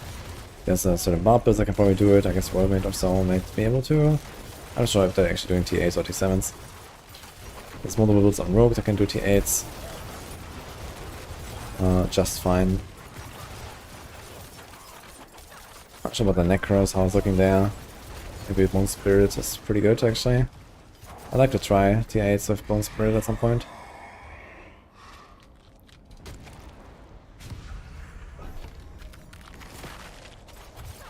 Nice side by the way.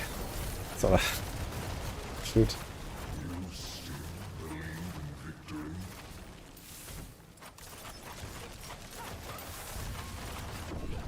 Why do you have a ton of stones and no boss mats?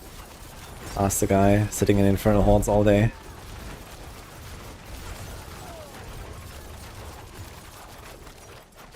Yes, I will play Deathblow. Actually, there was a guy a few days ago in my chat who posted me his build on Billy. Some Chinese guy. He has like a super min-max Deathblow and he's like pumping, man. He's doing like 1-2 billion damage per hit. Kind of crazy damage. It's a bit more than I expected actually. I was expecting like, you know, I don't know, 500 million, maybe 1 billion. But this guy is pumping.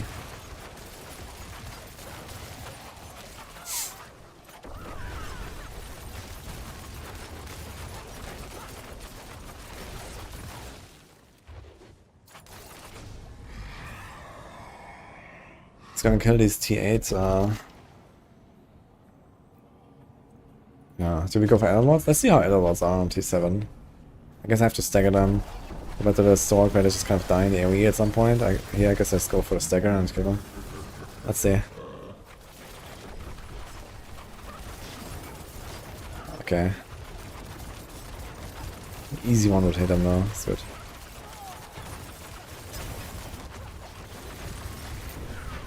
This guy's even squishier. He's just melting. I guess also depends on how many targets are here. Actually, it just keeps popping these Etheric Masters, and then the boss, and then another one, and then another one. Kinda cool. Okay.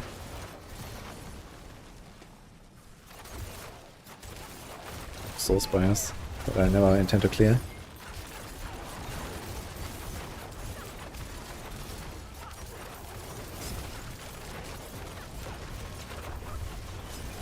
I gotta say, this build feels better without Stardust Guys. It's just like tankier. I think I'm gonna actually remove Stardust Guys from the setup. Tankier, more preparation, more unstoppable. It's just, it's so nice, man. I mean, don't lose that much. I think it's fine.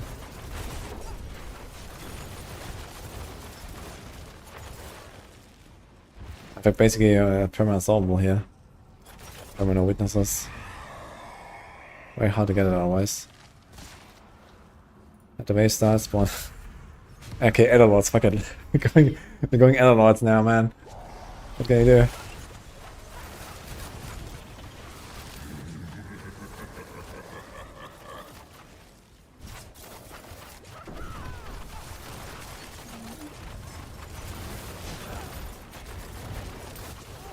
That bishop appeared, Monka.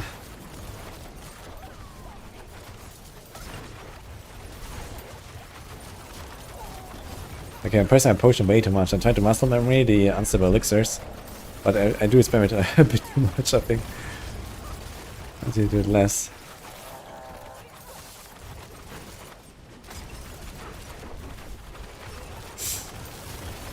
I shall count again. Booyah, shock.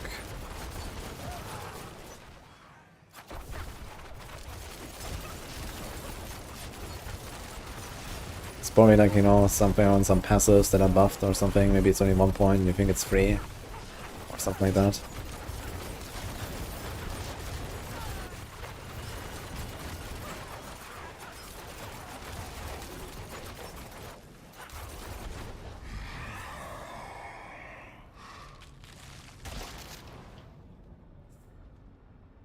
The Fiends, elite damage. Sure.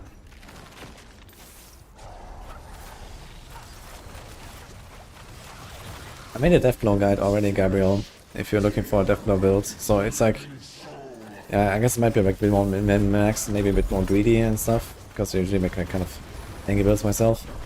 But the Deathblow build is otherwise, like the functionality of it is like almost one-to-one the same of the build that I made on the PTR as well.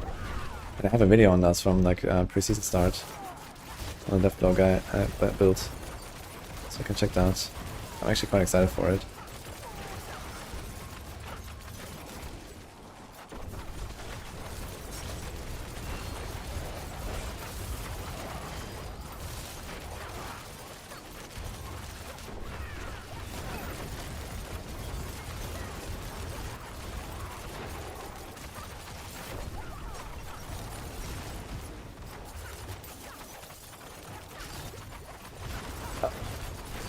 That was.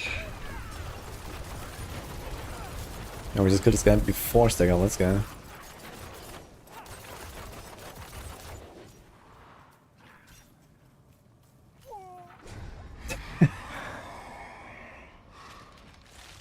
Now the Hellborn. Okay. I'm gonna take it.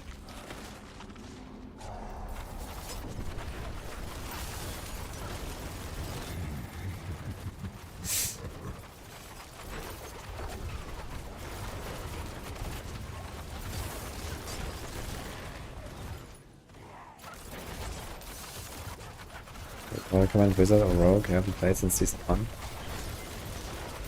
Rogue works just kind of like with many different builds. There's lots of really good stuff on the Rogue. Sorc has a bunch of decent builds. One really shining build.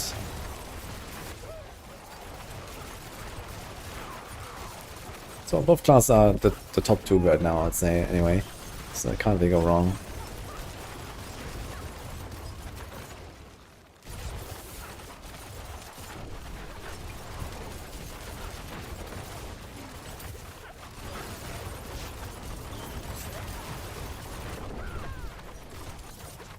Like these Elder Lords all have like vastly different like HP values, I feel.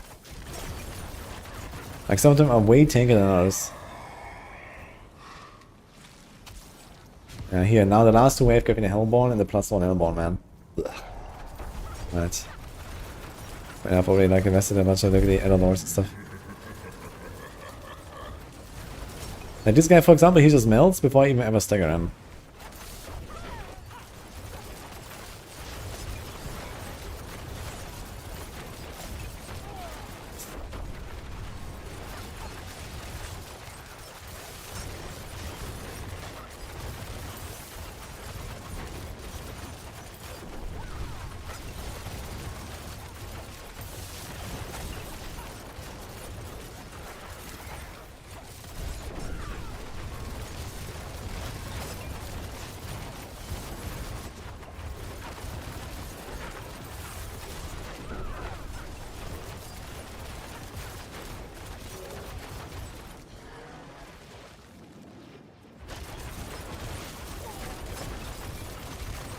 Kinda funny when you go into this thing and then just like an Elrond comes out off the ground.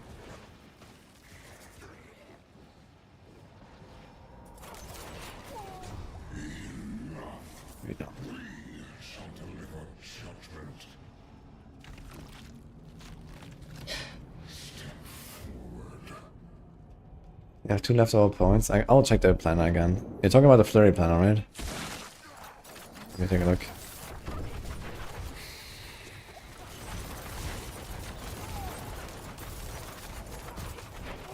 Okay, double. Let's go. Hell yeah. That's what I'm talking about. And let's get this guy.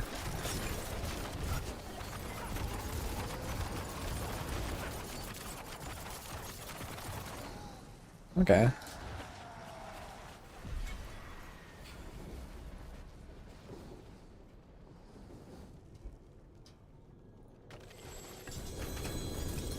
Dagger.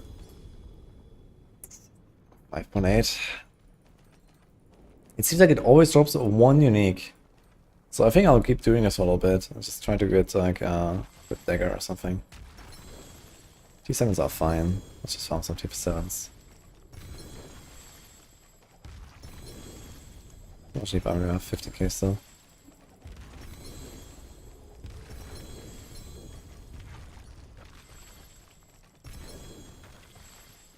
Is it a good or bad thing how much faster you can get to 100?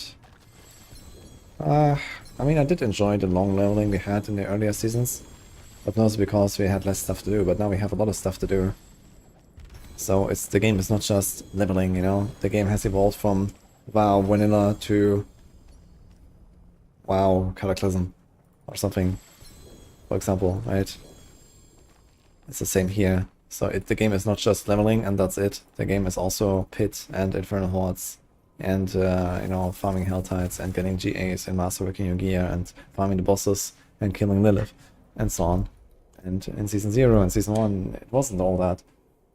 So it's fine that leveling took longer. It's fine that it's faster now, I think.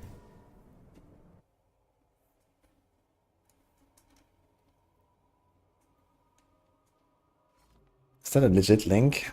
Diablo 4 pit dot versal dot app. What the fuck is that?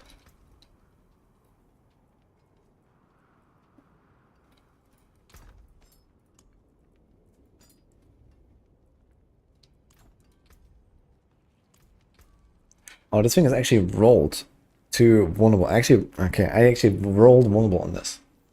I just realized. Gotta try hard. And this one I did not roll at all.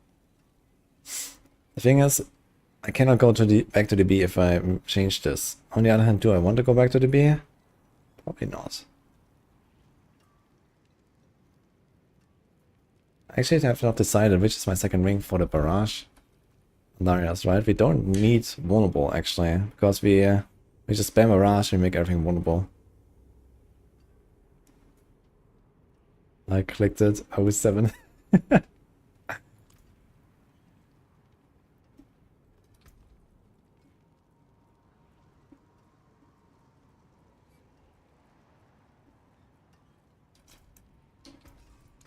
apart nicely.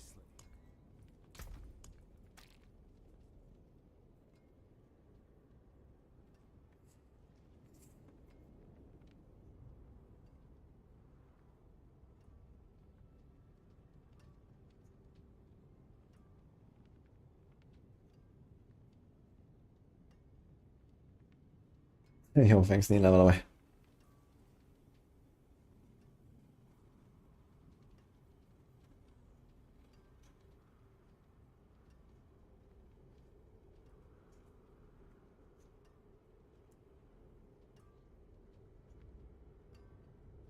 Hello, Artemisia.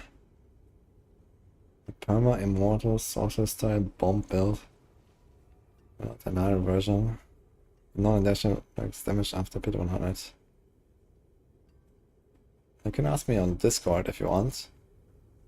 I have a Discord server, you can find me there, you can message me there. Sounds interesting.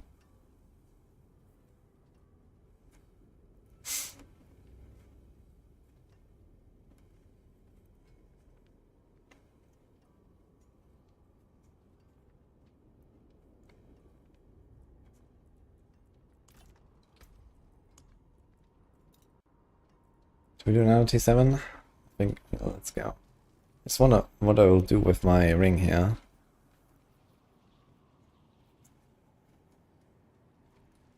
Do I want to roll off this vulnerable? I think it's kind of a sad story trying to roll off, because I could use this for something else. It has 3 tempers though. Which other build would I need this on? Heartseeker? Probably not, because I have Cold Clip and Cold Imbue and stuff, so we don't need this. And what else would I play on Roku in the first place, actually? Not that much either. Andariel Barrage. Maybe normal Barrage or normal Rapid Fire or something. Maybe we go back to Arrow Storms, but we don't need this then.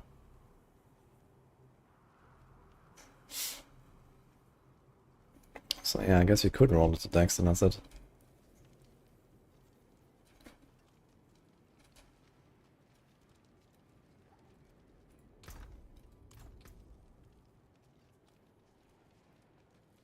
Next we have 1800.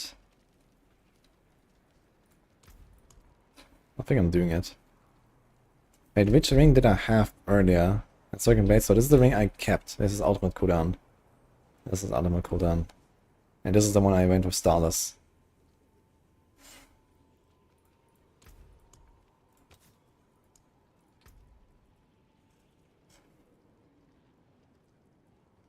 Dude, it feels bad, man, to roll off a chance to make vulnerable, to be honest. Just because I don't want to like temper again on another. It's on.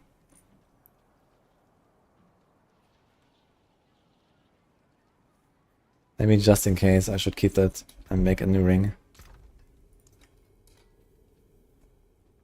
Someone has greater dex or greater life or something here.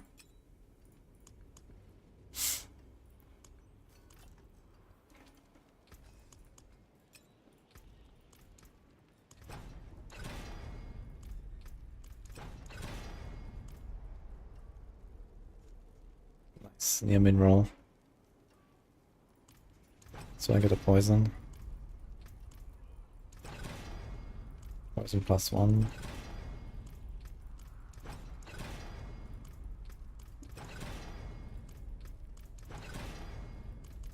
Okay, F.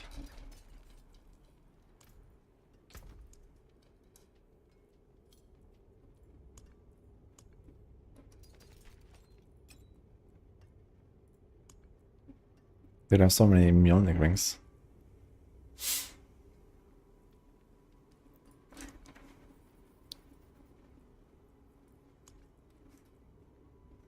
So there's attack speed, attack speed. Oh, wait a minute. Yeah, we actually needed a greater attack speed. I really forgot about this. I want a greater attack speed and masterwork at once. So I actually want to do something like this. Need something forged?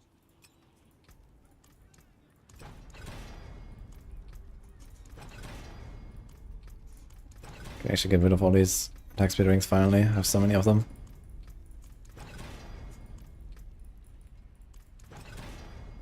And we're getting rid of them just fine.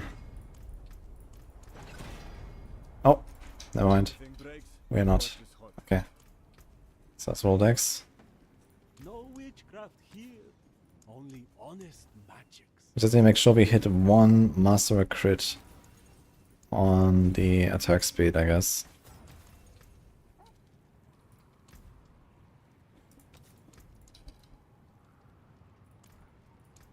Ah, good fortune that is. Let's save this for later. Get a skull here.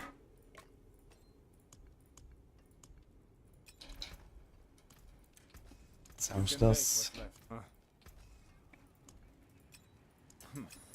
Not bad. So I hit it on the first or the second.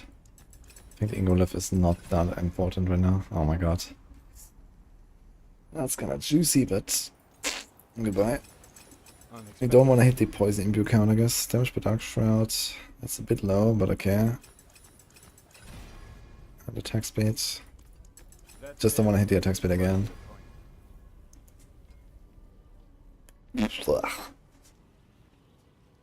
Okay, I knew it, man. Oh, fuck it. Okay. So, retribution. Okay, let's go.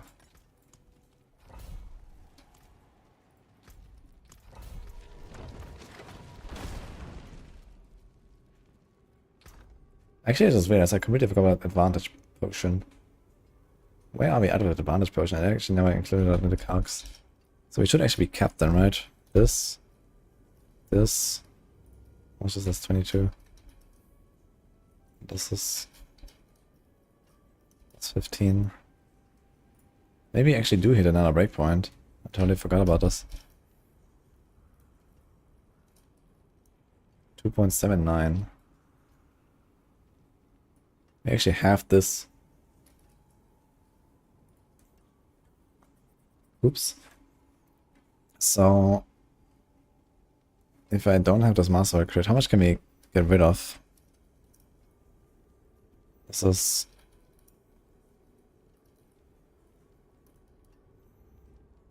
97.8.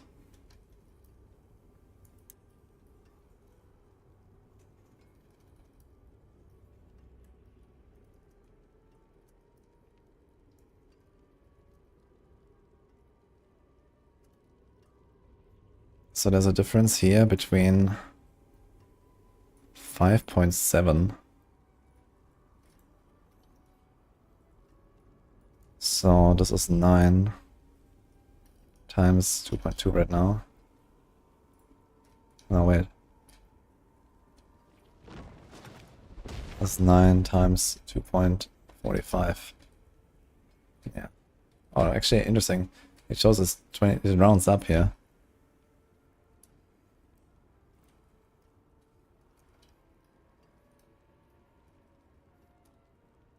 This is not enough. 9 times 1.95 though. 17.55.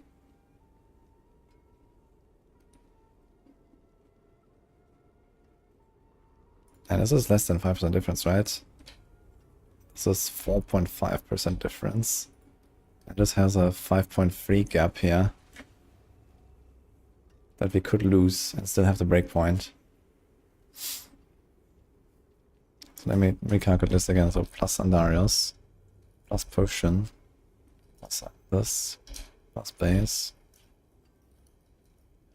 2.712. No, it's not enough. What? Am I missing something? I forgot the Fist of Fate.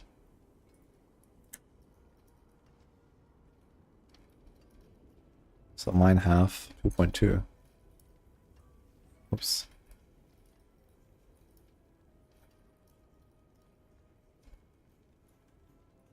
Okay, so actually I would be better off with no attack speed. Crits. Just in GA. I just realized. Ugh.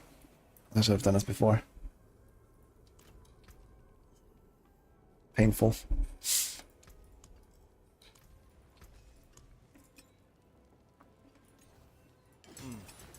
Unexpected. Not, of course.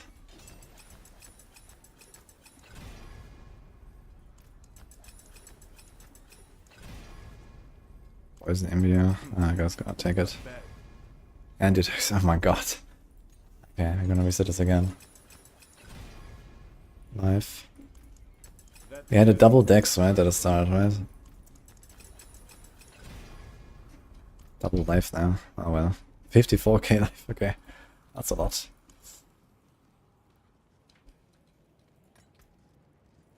Yeah, but I don't know what's running.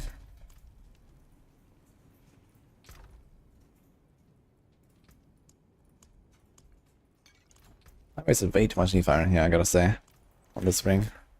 Like 1.5k or something. Almost 2k, I guess, with all the other stuff. Oof. But I guess it's like 2 good runs on T8 or so, and we're fine. I moved Concealer to Amulet and put our Debution there. Because we have basically Perma Barrier now.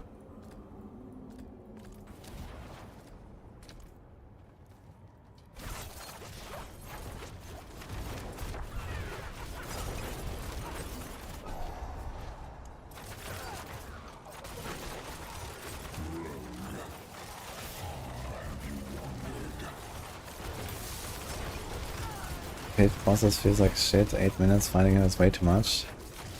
Which boss? What tier?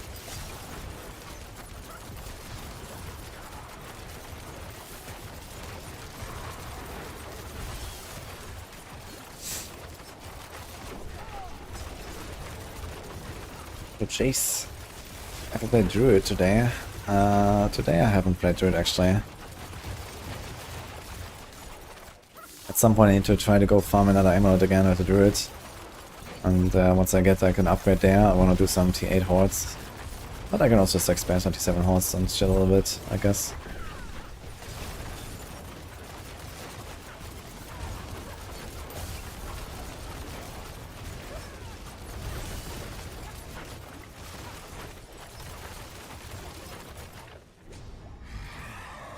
Eight ever for the first wave. I've never seen that little.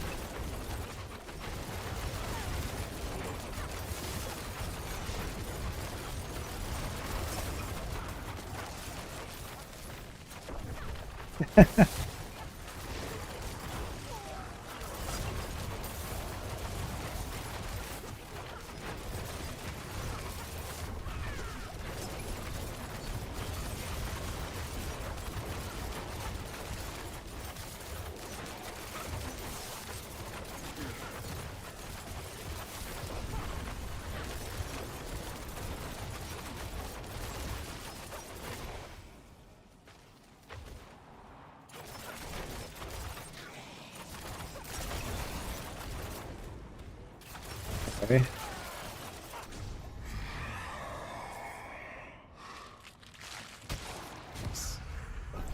Season 5 Horrifying good for horse and pits. Yeah, it's very strong.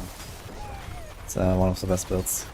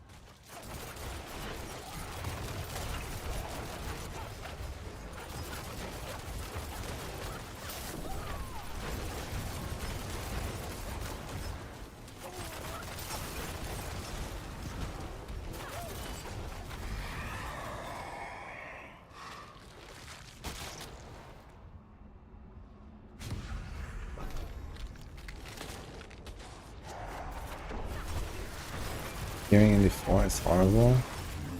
Compared to D3. I know, I think the D3 gearing part is relatively lame. Like you jump through like almost all of the difficulties right into the last one. Then you get a bunch of ancients, try to get good rolls on them. Put counterstans on them that are always exactly the same. But you get almost for free anyway. And that's it. Yo, Emmett. Hey, thanks so much. Got 5 sockets on YouTube, guys. Ding. Appreciate that. Wait, didn't you want to send me your build, by the way?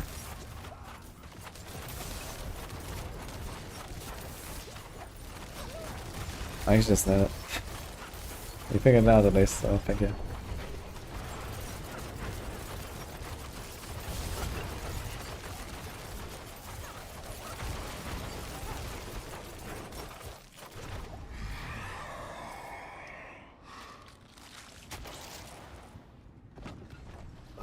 Oh.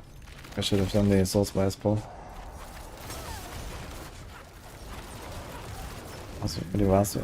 Master crit damage or spear cooldown or ring for Sorc?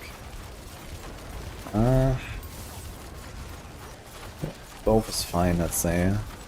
I would go for at least like 1 or 2 on the cooldown. The rest on a crit, I guess. Shadow Clone is not viable, Shadow Clone is just an unstoppable trigger.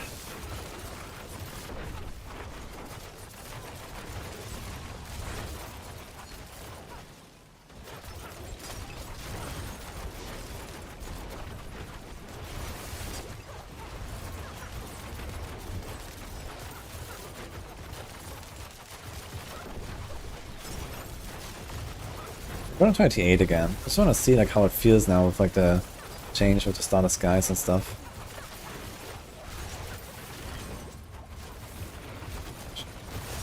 It's definitely gonna feel a lot tankier. I wonder if it's also gonna feel like stronger. Because I have better no-witch uptime and stuff.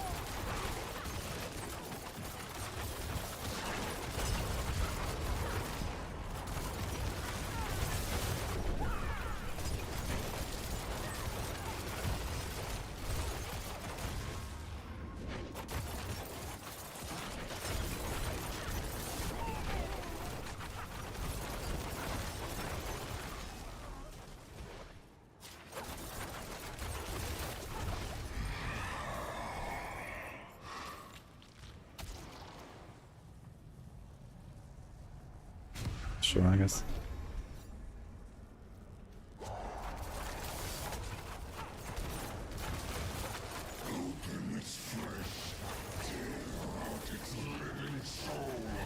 I don't find gold and horns. I can.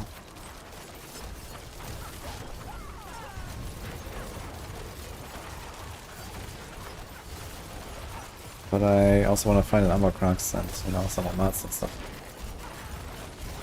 Actually, I would be up for like some more beast spam. Is anyone up for normal beast in the eyes? Seems like they're not fixing the tornado version anyway, so they're fixing the doll drops, but not the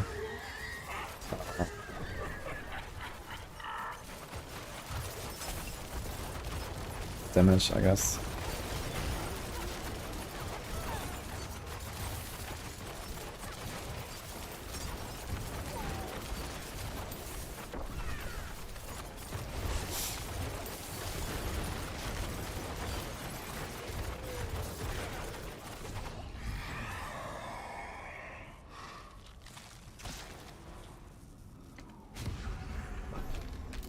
Guess I could have taken the butcher there, but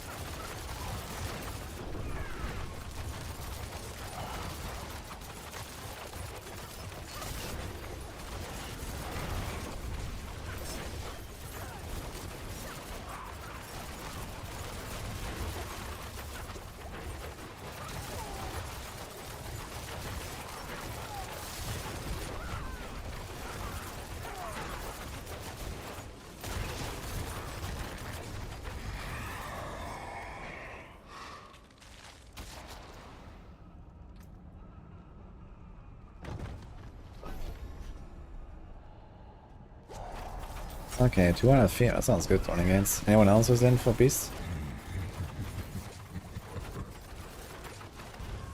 Did you post the damage?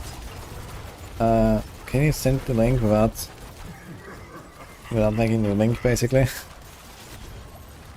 'Cause I can't see it.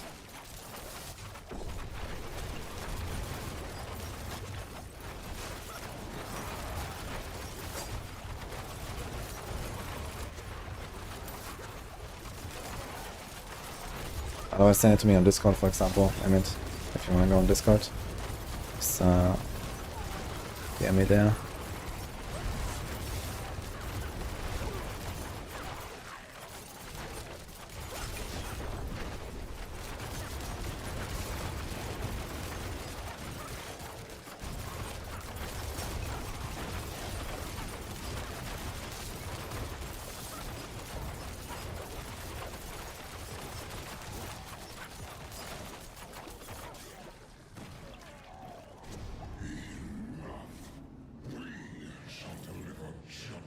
Okay, when you take the link, if you're trying to link something, you need to chat for me. I can't see it, it's just invisible. I have no figuring out why.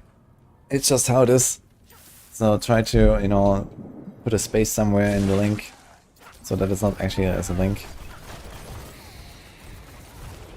Like at the start, for example.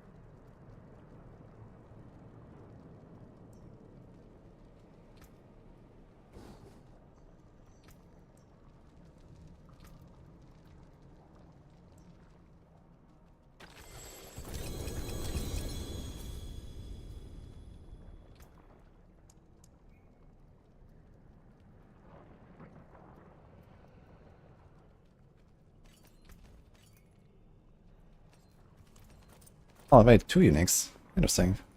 I thought it's always 1.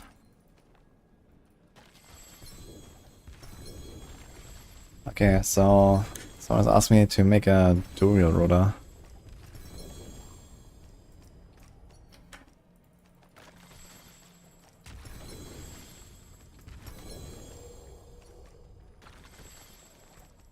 Someone here who wants to do 3 Duriels tormented.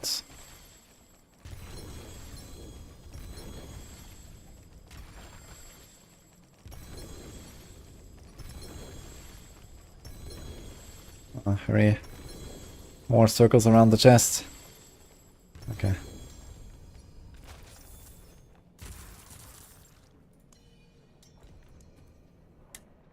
Other boss is not Duriel.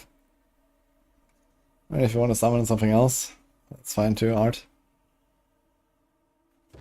I can do 2 Durials. Yeah, this guy, he says he'll summon if I bring the stones. Okay, where's the dude? Where is he? It's gonna go to gear, cool.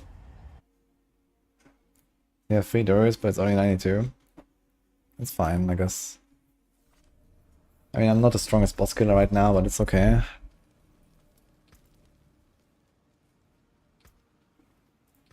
I'm just trading real quick with this guy here. The fierce.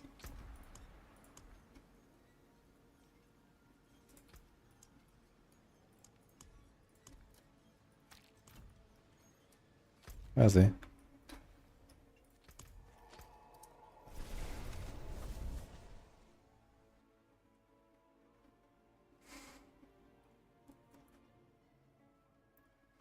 I mean, I really want to see that build, by the way.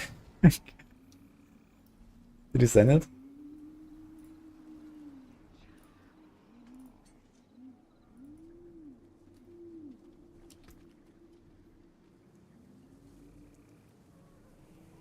Okay.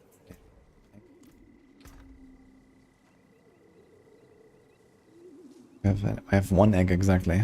Nice. Okay. Shards, I got plenty. Okay. Hello.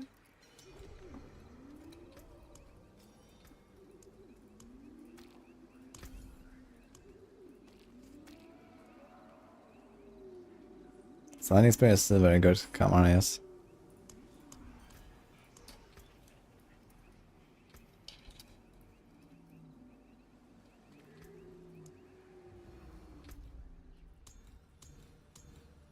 Oh, a lot of requests here right now, suddenly.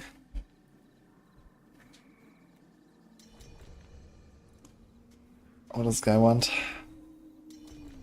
Everyone is joining now. What is this? Do they want to buy stones or is this for real? What are you here for?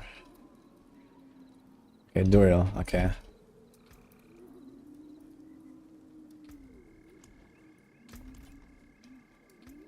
Okay. Okay, requested on me and now he's just not coming. And this guy.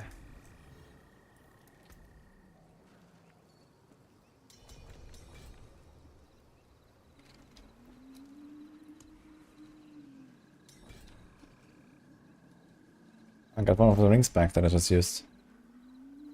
Nice.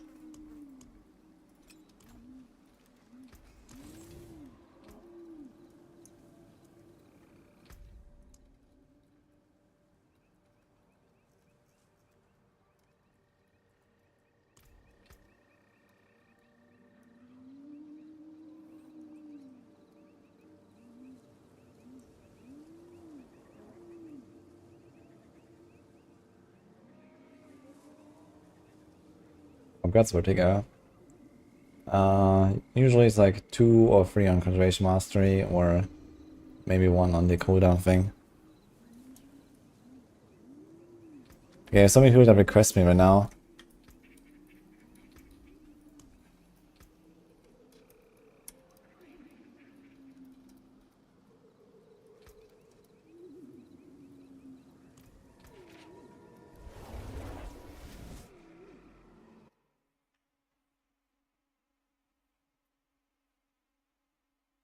Is it allowed to use macros to spam lightning spear and ice blades? I think technically not. I'm not sure how they're policing macros. In the early days in the 3 they were very strict with that. But then they loosened it up a little bit.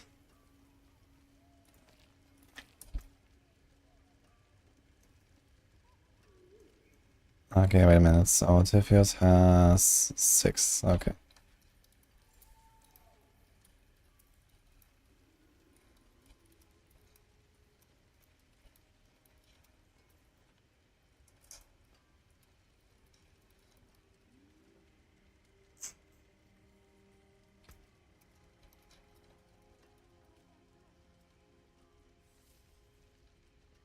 So it needs 6 stones from me. 1 egg. 8 shards.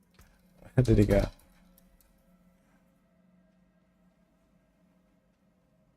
Yeah, Biden's not in party. And I brought here a stone and stuff.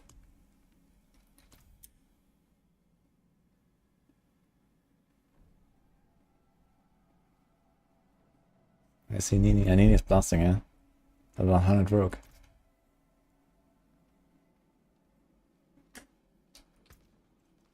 I'm not sure why they filled the party now.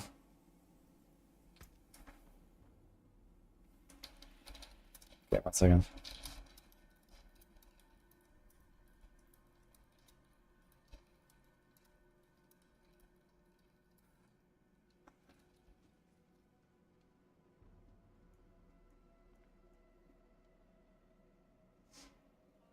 Okay, one guy that's a party, I think, yeah.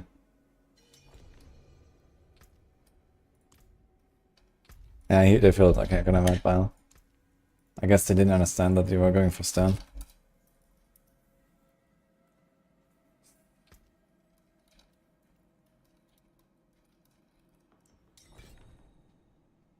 Is Andy stronger than Heartseeker? It is, yes.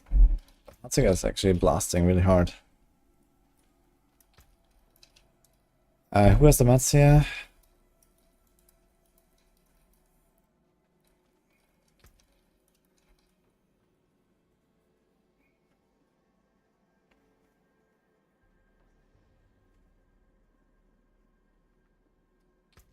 Okay, needs 2 stations for 5 summons.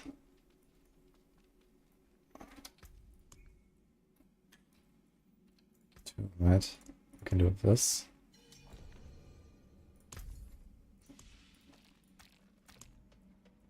I'll just take this. What is it doing now? 15, 18. And we need 3 more X then. Okay, wait a minute. Let's see if we can escape this together later, I guess.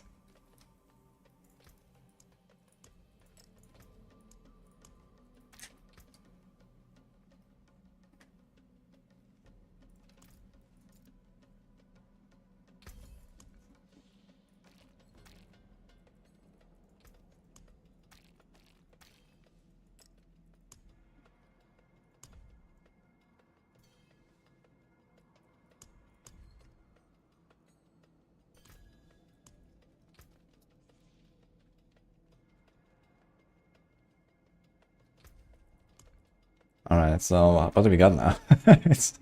Okay, so I have these summons now from Bile. Bile is leeching, that's why. Okay. I'm missing 3. Okay. Missing 3 eggs. Then I can do. Okay.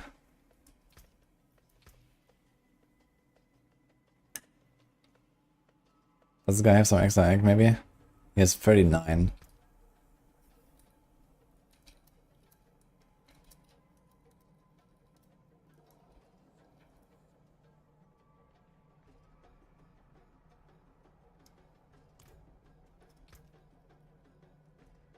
Since I can't split.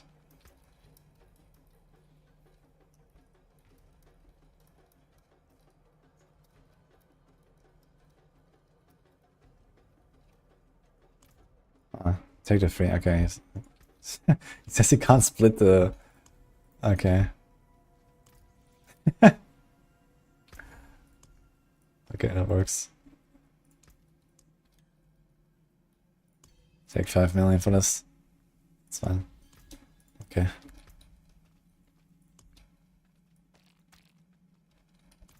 Ready. Yo, Flaco. Thanks, man. It's also Lightning Spear. I'm already use Flame Feeder Glyph and not Invocation. Which one is stronger? Invocation is like the crit damage for conjurations, right? The thing is, you need pure crit damage, basically. Not this conjuration stuff. So this doesn't help you much. Flame Feeder is just like a damage upgrade, 10%. And a bit of additive, so more like probably 14% or something. Oh, Gamba. We should do Gamba, guys. So we have 12 kills now, right? Alright.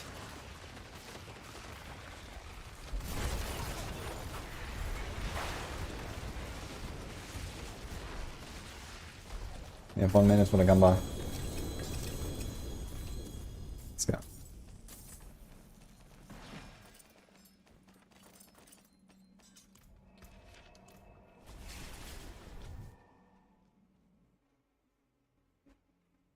There's no stealth nerf jurisdiction drop rates. People are just hysterical. Oh, that was a patch. They stealth nerfed. They do like 1 or 2 runs and they don't get many stones. And you're like, oh man, they nerfed it. Just do more runs. He will figure it out. It will not be. It's not nerfed.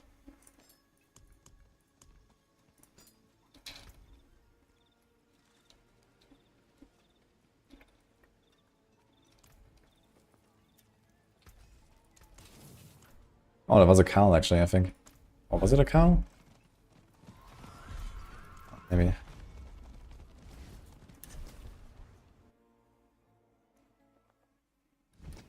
All in Gamba, let's go. Only eggs is for Shan. It's 5 or 15 tormented.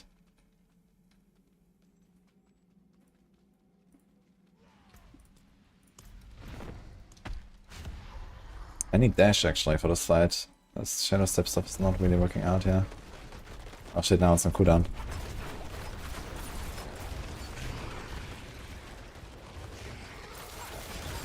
We're just getting deleted. Holy. I have a Druid and a Lightning Spear Sorc and an Armor Crux. I guess it makes sense.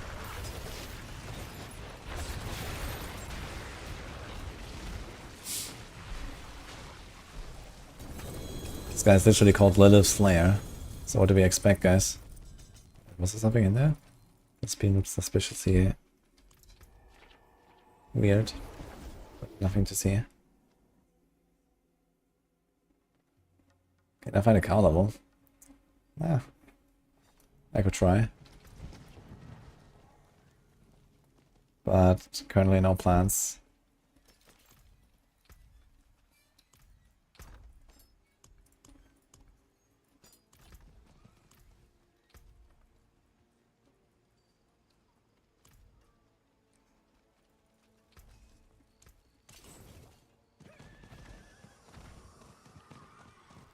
Oh, but I'm gonna Harlequin. Definitely don't expect him to kill Druid. Wait, are you in party now only games or not? Oh, he's gonna do some beast party after. Can do that as well after this.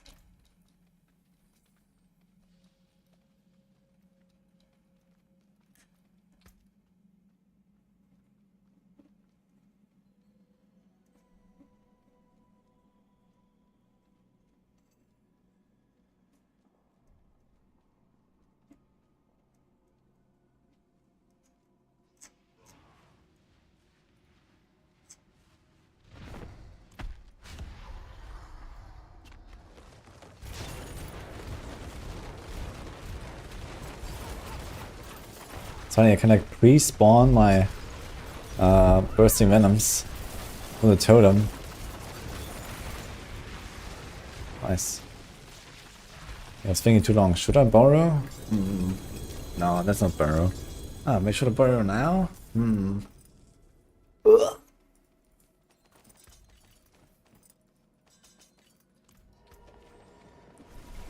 Dude, I see so many druids running around with Doombringers, man. This guy also has Doombringer. It's kind of interesting.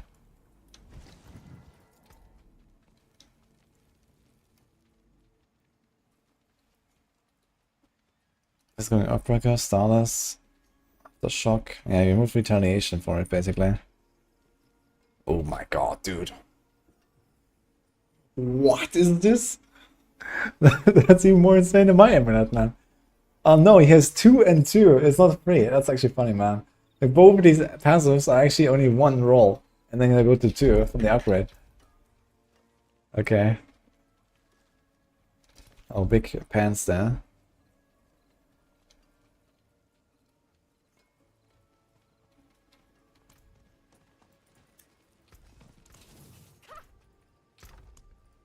Six to 11 though, that's fucking insane.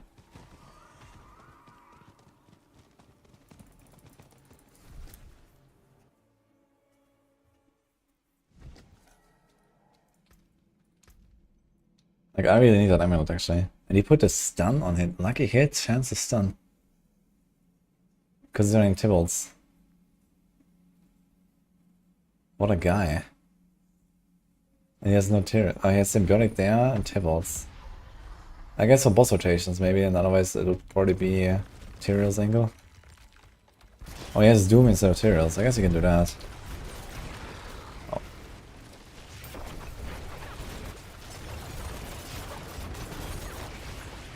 Definitely some serious damage output here.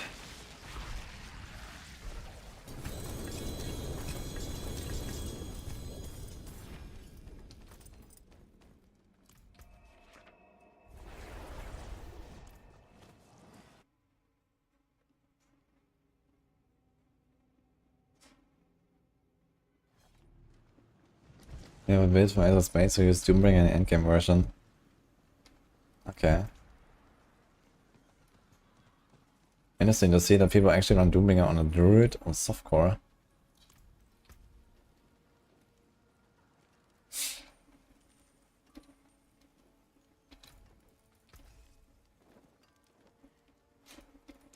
It seems a bit odd. But okay. I mean, Doombringer is a good weapon, but it's like, you know, it has such crazy aspects and stuff. I mean, the stats are pretty good on it too, right? So it's lots of all stats and 100% damage. So I guess the stats are actually kind of comparable to what, for example, you get from a dagger and so on. With like willpower and so on, and this kind of stuff.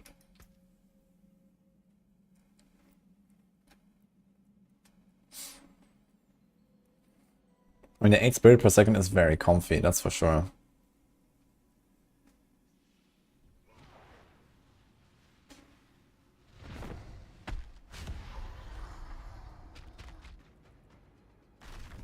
Does he even hit like, okay, it's distant, crowd. He's missing like a second crowd control tempo, no? Don't you need 2 or is it 1 fine? Maybe it's just 1 and the rest is on the Paragon.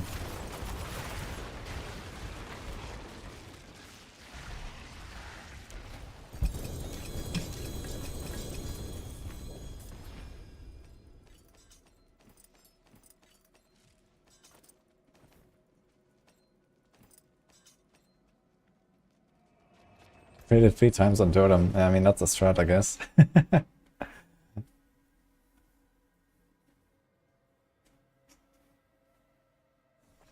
I'm doing more Rodas after this. I think I'll just play more in the Rogue, or I will go Beast in the Eyes farm. Nice ring.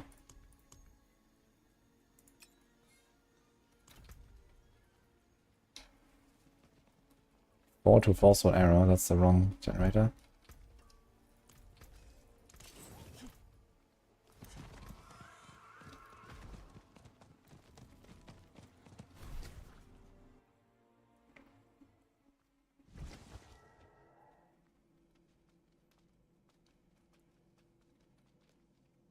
Can run T8 without having the problem of dying since I already have so much damage anyways.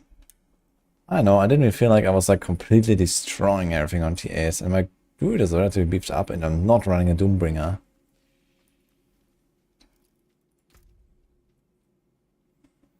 But I mean, I can do T8s just fine. He also has Shred. Okay, that's cool.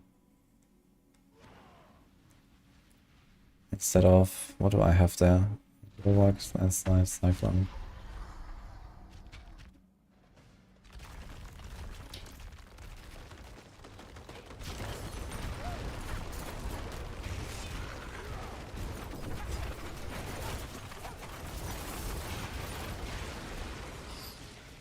Two Static in a row. They're gonna be very tanky now. Never gonna die again.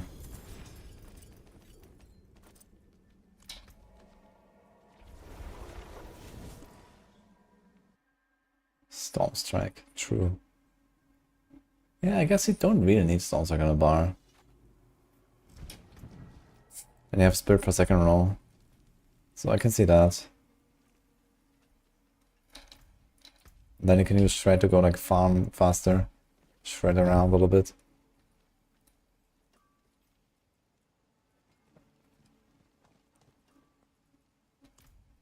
How can I help?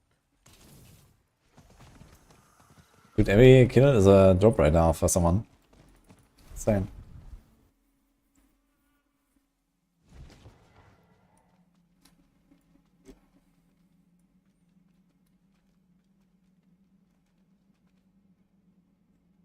Yeah, spirit per second does feel comfy. I also, for example, farm hell tides with boots that have spirit per second or something like that.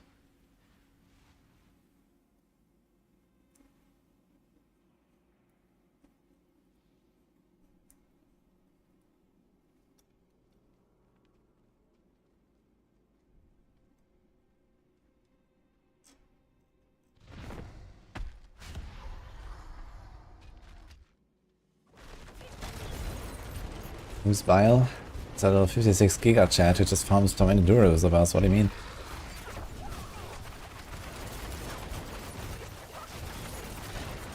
He's playing Barb.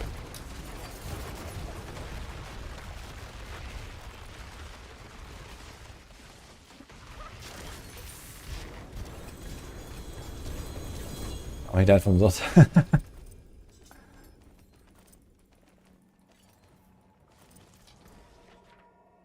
There's not a pair of boots. Should keep those. Your melee attack is nasty now. Yeah, I like the slam that gives you stacks. That doesn't have an indicator anymore. You gotta be careful with that. In general, they made Duriel pretty tanky. And also harder now to dodge the stacks. Duriel is a bit of a challenge now. Which I guess is fine.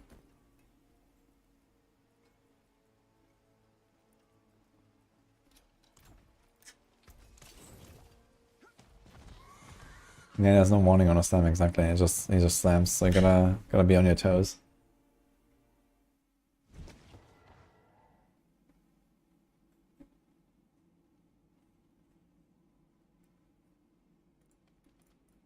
I guess I should summon one.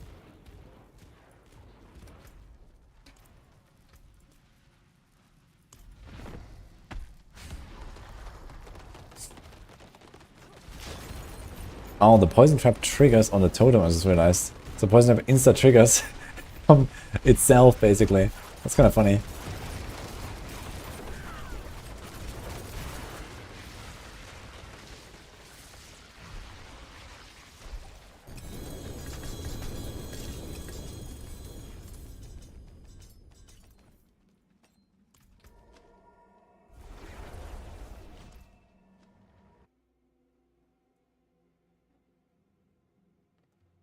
Take Andy and Duriel over Beast.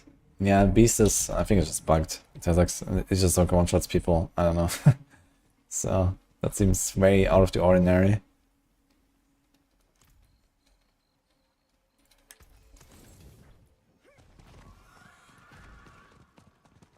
You found Beast earlier, really? I mean, Tormented?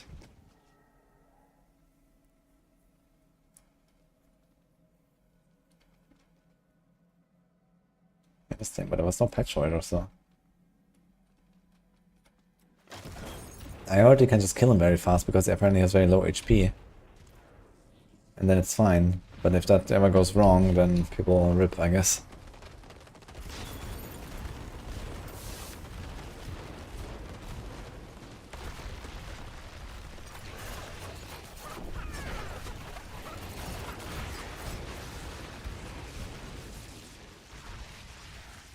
Yeah, apparently he has like very low HP. Eh?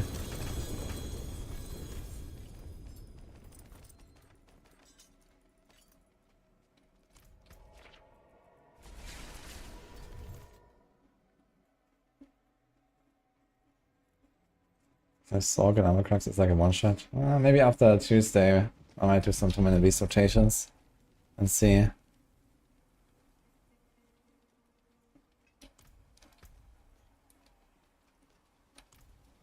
The forge is ready for whatever you need.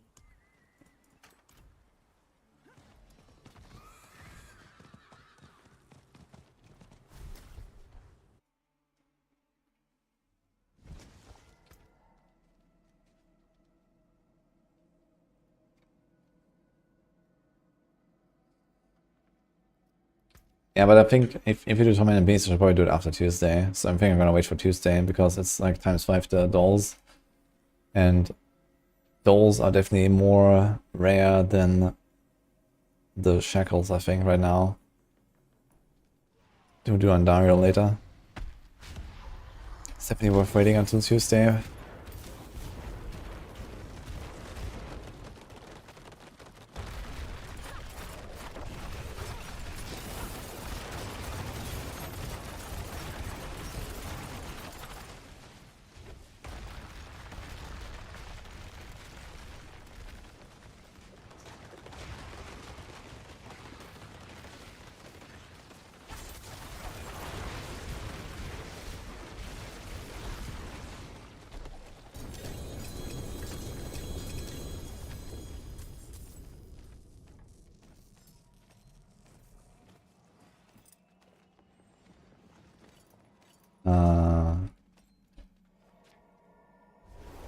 Do I have a second wind in the rapid fire build or what? I mean, I guess you can't really rely on like permanent barrier of second wind. It's just kind of like, okay, it's up sometimes, it's not up sometimes. It's a very high attack speed. I guess you can probably reach something like 50% uptime, I imagine, on a compound build. If you play with Condemnation and Puncture and make like very fast rotations, then I guess you can maybe get even better uptime than that. But you have to like, 1-1 cycles or something with your comp points. So you have to like manage your resources and then get to the point where you can sustain that. Got a pretty good neck there. 2 frigid, 8 cooldown. But I don't think I need any more amulets anymore. I kind of have what I want now. I swear on Kamaya.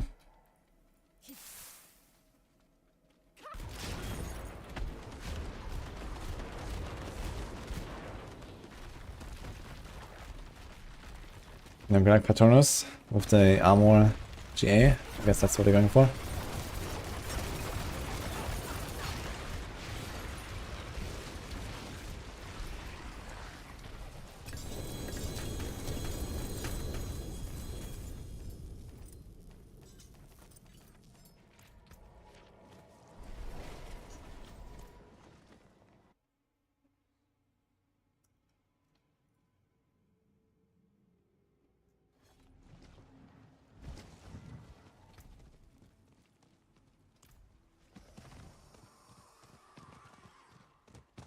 The forge is ready for whatever you need.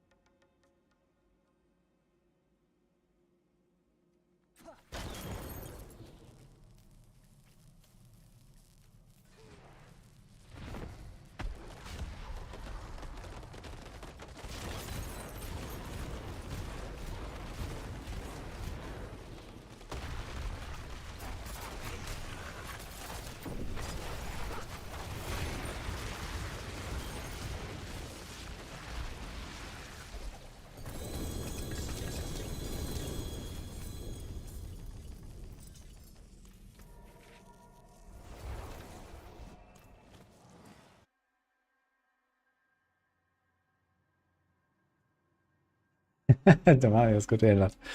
Yeah, no, Hatsuga is going ham.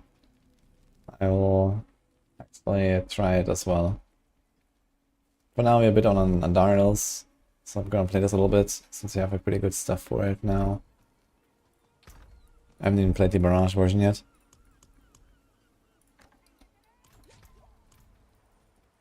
I'll still try to make a good bow. I think I actually made a bow earlier.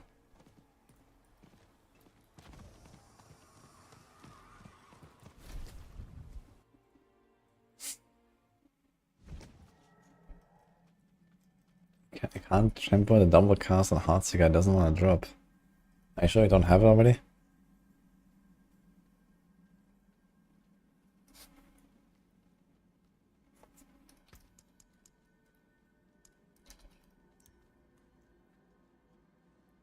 Okay, is there a way on Tormented Beast to actually survive the ice shards if he does it? Or do we just have to kill him before he does it so you don't rip?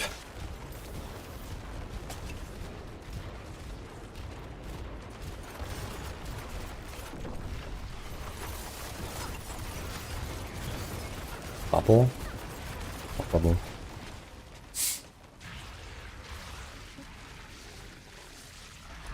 Softcore, you die with 60k life, one shot.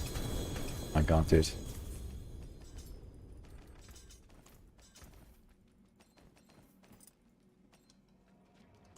Unlimited damage in one shot with 40% glove. Okay, I guess I can do it on the Sorc and then just press Flame Shield.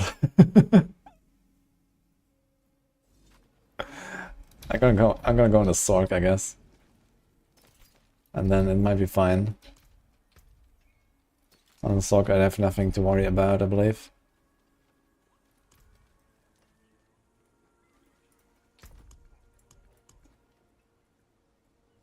Okay, so I can try it.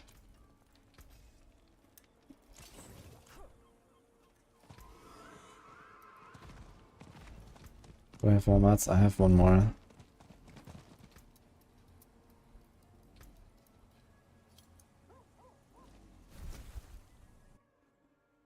Protecting aspect is not for one-shots. There's no one-shot protection. Protecting is two-shot protection. Prudent Heart is also two-shot protection. And what is this other new aspect?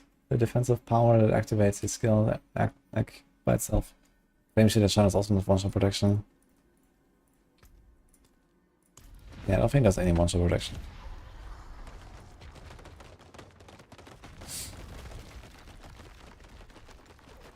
Okay, so what exactly is killing the people? Is it just the ice shots, or can you also, like, I don't know, breath you, or just like slap you and they kill you and that's it? Or is it just the ice shots I have to be careful with? What about the beams on the ground? Like the, you know, the circle that shoots out in 3 directions? Are they one shots? Is everything just one shot? Only the ice circles. So the circles that shoot the 3 beams. The 2 elites. Okay, I'm not too worried about those, I guess.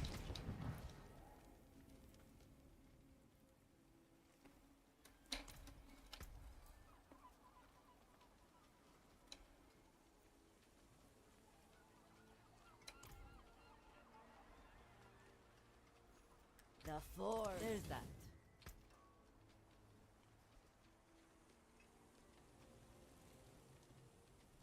It doesn't even cast. Okay, I just want to know, you know, in case something ever happens. You know, it could still have like some guy DC or whatever. And if you're not prepared for it, and suddenly the fight takes much longer and he starts doing stuff, I want to know what is actually the dangerous part here.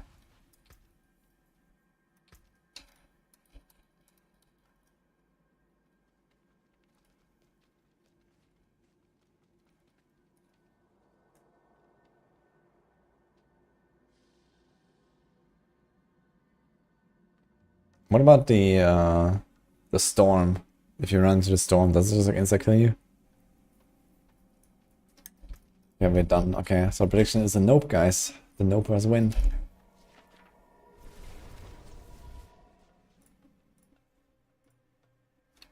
Get nothing.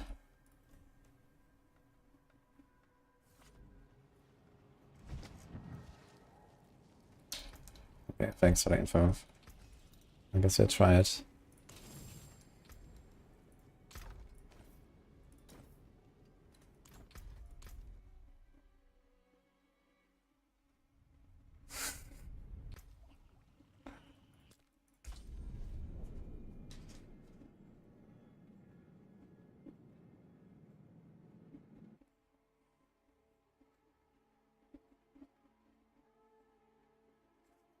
I don't use counters much, is that a problem? It's not a problem if you replace it with Poison Trap and then use that. You need a trap in order to activate Deadly Ambush and maybe even Ambush Glyph. Alright, invite me. I guess we can also do bolts for this if you want.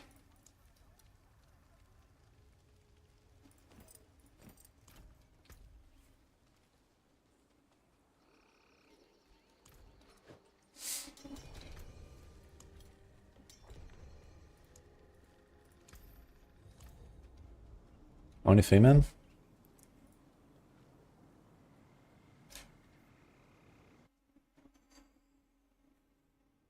I have mats for every boss if we can provide stones. Said no one ever. But here we are. Okay, this is the big blaster druid here that's coming. Little Slayer. He's becoming a beast slayer now.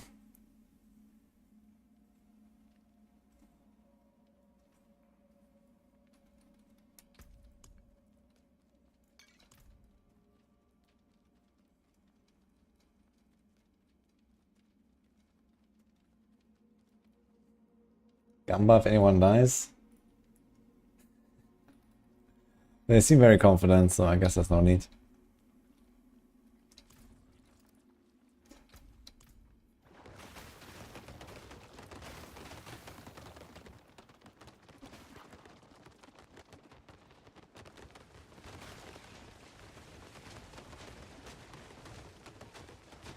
Is there any rogue here? Yeah, there's a rogue.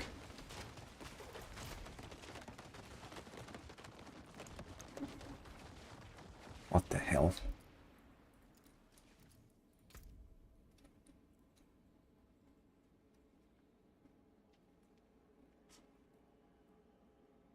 Dude, he has a fucking GA max res, all res. What the hell is this? Holy shit. Crappy masterwork there. That's kinda sick.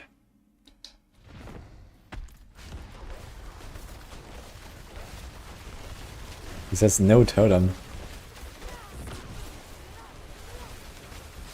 Okay. He actually just inside eyes. That's kind of funny. Alright.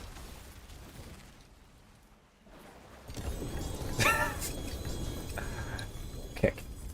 Okay.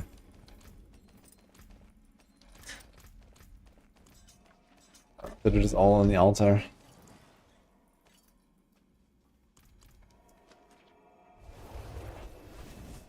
Yeah, it seems like he just has like no HP. He just explodes.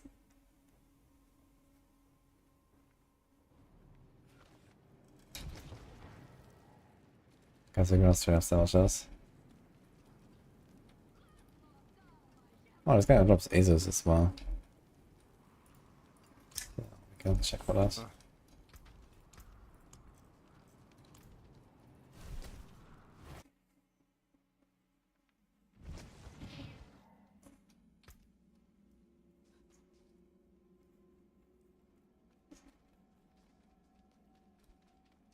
Best rogue build between Andy and Heartsinger. Yeah, Andy wins. But Heartsinger is really strong too.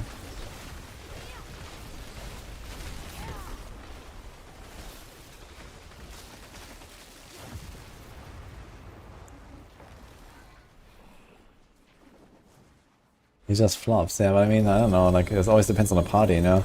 Sometimes we have parties, there's like, you know, one level 80 guy leeching in front of the door, and then you have like a fireball Sorc, and then you have like, I don't know, some guy playing like a blurry shadow imbue rogue without an Umbercrux, and me on like some weird grenade rogue that I just respec to. And that party, I don't want to do peace in the eyes. That's for sure, man. I got an Oculus of greater epics, man. Let's go. What are you gonna do with that?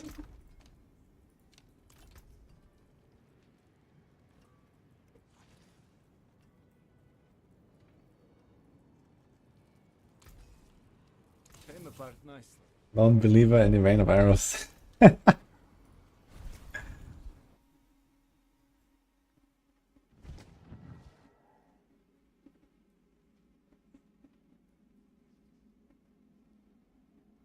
Glad you like it, man. Good luck.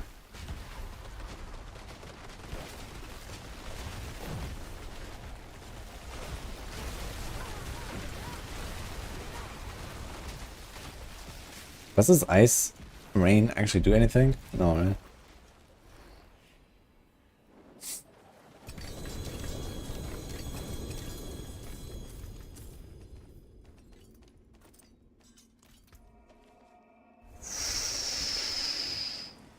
Close, man.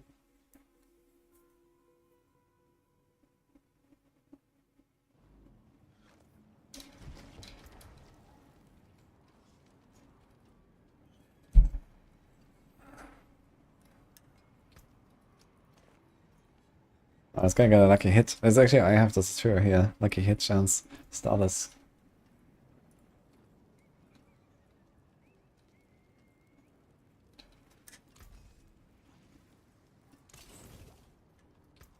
He says grats to my Fist of Fate.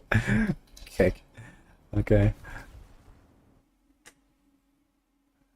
I didn't fix Beast. That's on Tuesday. I'm not sure about it taking Migrate and then Hellborns don't spawn anymore. I've not really paid attention to that very much. Could that be? Yes.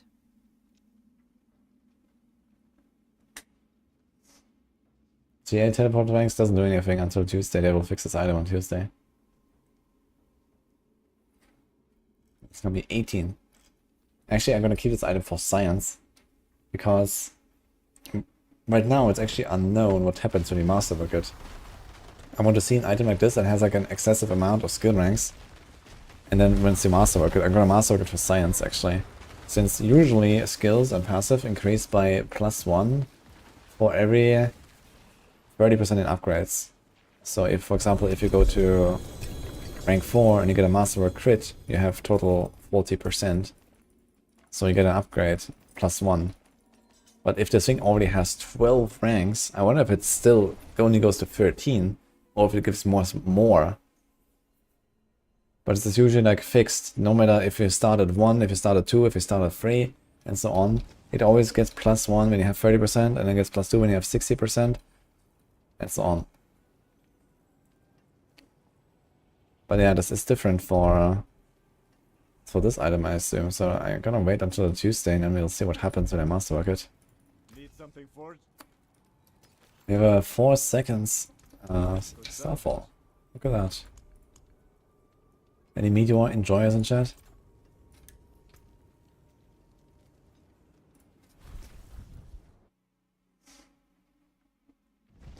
I do know about the goblins and the horde, but I have not seen them. What? Did he just get a cooldown shacker? Oh my god, man.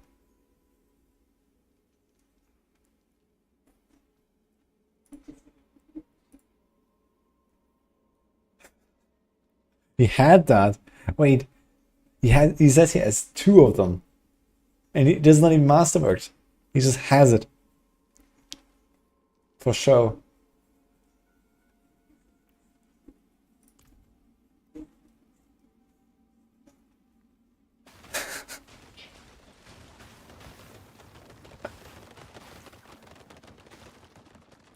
Where is that hardcore items? Yeah, I'm listing my stuff on currency market and it goes relatively well. I've been selling for at least 10 items there or so in the last few days.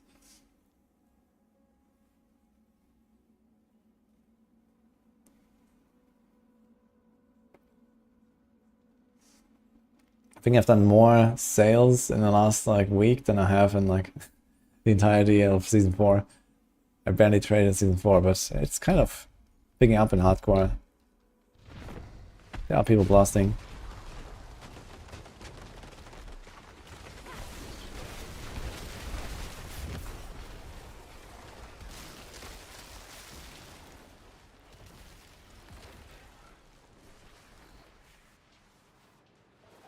Only mark the items as trash, you can do space. You can also just see what the tooltip says. It says here at the bottom, mark as junk.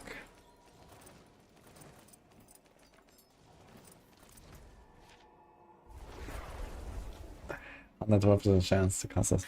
Does it actually go to 200 if I go all in? You can actually triple masterwork it to get 200%. I wonder if it does anything, if there's like some hidden, you know, 200% breakpoint We suddenly get a triple cast. I wonder, man. It's actually a very good roll, this thing. 80%, 6. The GA is just completely pointless.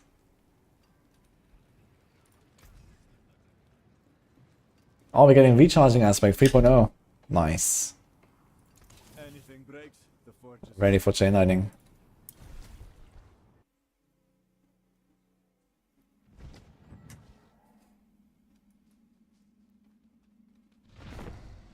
Science needs to be done, yeah, but it's a very costly science.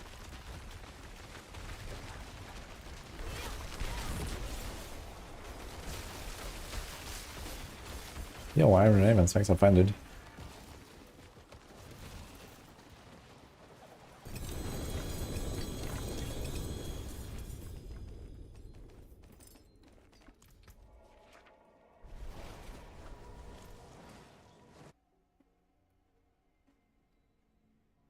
Is Crown of Lucian actually better than Harlequin and Barrage build, like Maxwell says? Yeah, but Crown of Lucian is a lot of damage. Harlequin is not very much damage. It's mostly a defensive item for most builds. You don't really care about... If you don't need a cooldown reduction, then Harlequin is not just more than a lot of defense.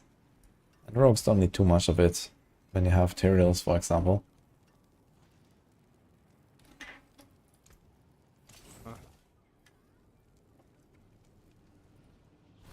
Crown of Lucian can give you 75% extra damage. It's cooldown, which is nice, so you can get kind of a bit of cooldown. Has it life as well, like a little bit. So it's not that terrible. Yeah, if you want to be more on the tanky side, you can go Harlequin. Do less damage. Be quite tanky then. But yeah, rogue builds these days, they go mostly for Cow of the Nameless. Maybe Crown of Lucian. And then, yeah, some exceptions are like Crown of Lucian, I guess. Or like something like Shaco. You can do Shaco on some builds. I've done it on TB, for example.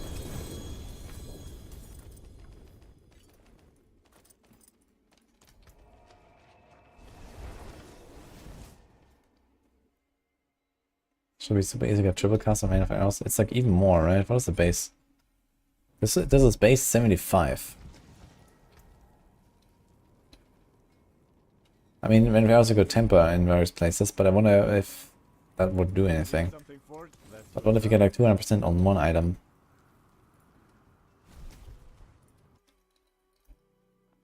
How much is Word of Hakan? It's actually 90%, okay.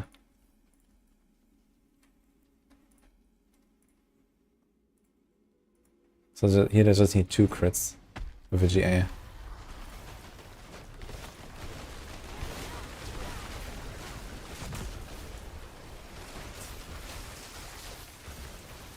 So reason to put stars and Lightning Spear? Not too much. Maybe if you have... I mean, it's not bad. Maybe if you have like really high... Like maybe, for example, greater affix conjuration cooldowns when you cast a Frozen Orb. Like if this was greater affix and then mastered up, I think it would be 0.5 or 0.6 instead of 0.4. So you could get away with like less cooldown reduction from the ring. And then you make up for it with that. And Stardust Skies also gives you like a juicy damage buff. But it doesn't really beat Stormswell that much. But it also gives you a lot more crit chance, which is kind of nice. Father bless. What do you need?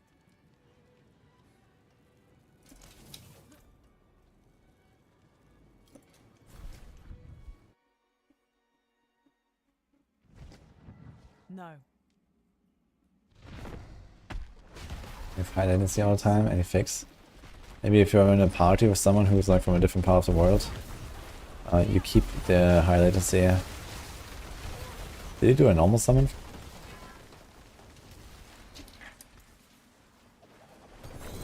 Yeah. Oh.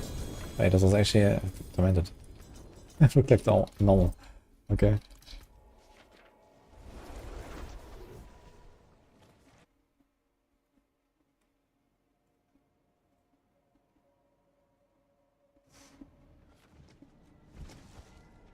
What's the best way to get an emerald that has 2 or 3 skills for only builds?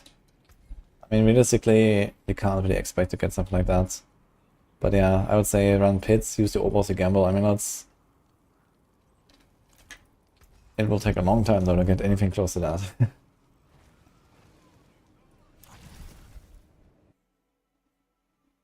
Why don't I convert my Marchand mods to hearts for space in the chest? Yeah, because I play for 5 minutes and then get another bone and another hand. And then what?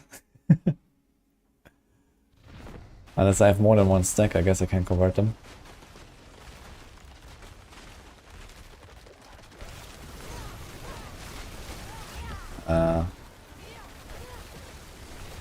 What?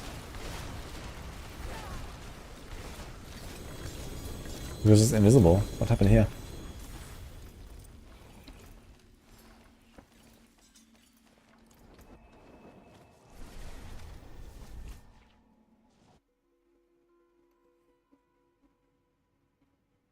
You have Elixir and the Alchemical. I mean, that's a pretty good neck. You're missing Frigid, which is very powerful, but you have 2 of the really good passives anyway.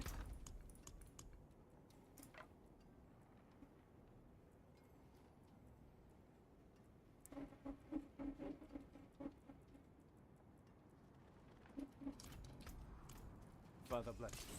What do you need?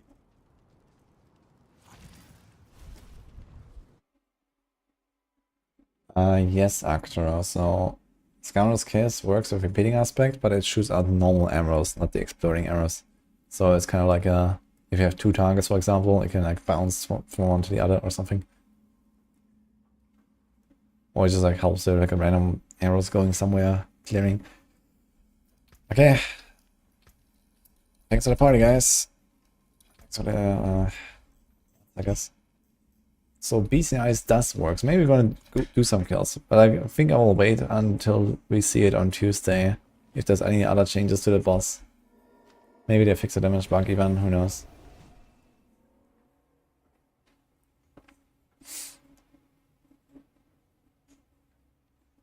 What's the max skill ranks possible on a core skill?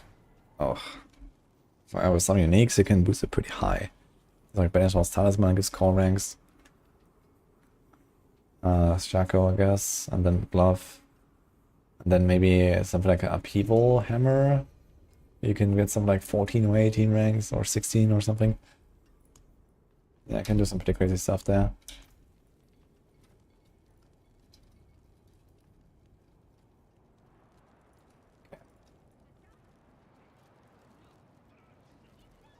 Got Fireball to 47. Yeah, I you also have the gloves and you have the staff.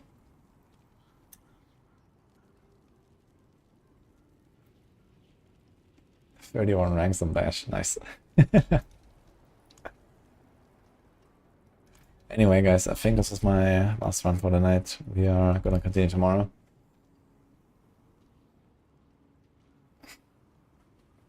Hopefully, I need a bit of Fist of Fate, man. What is this Fist of Fate here that we got earlier? We get this, yeah, maybe I'll use it actually. It has decent amount of lucky hits. And decent crowd control effect. I might just use this one.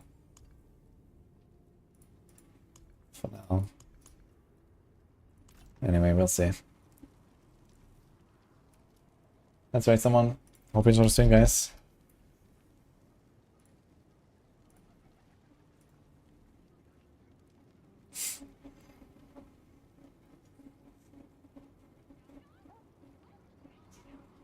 Oh, Rax is back.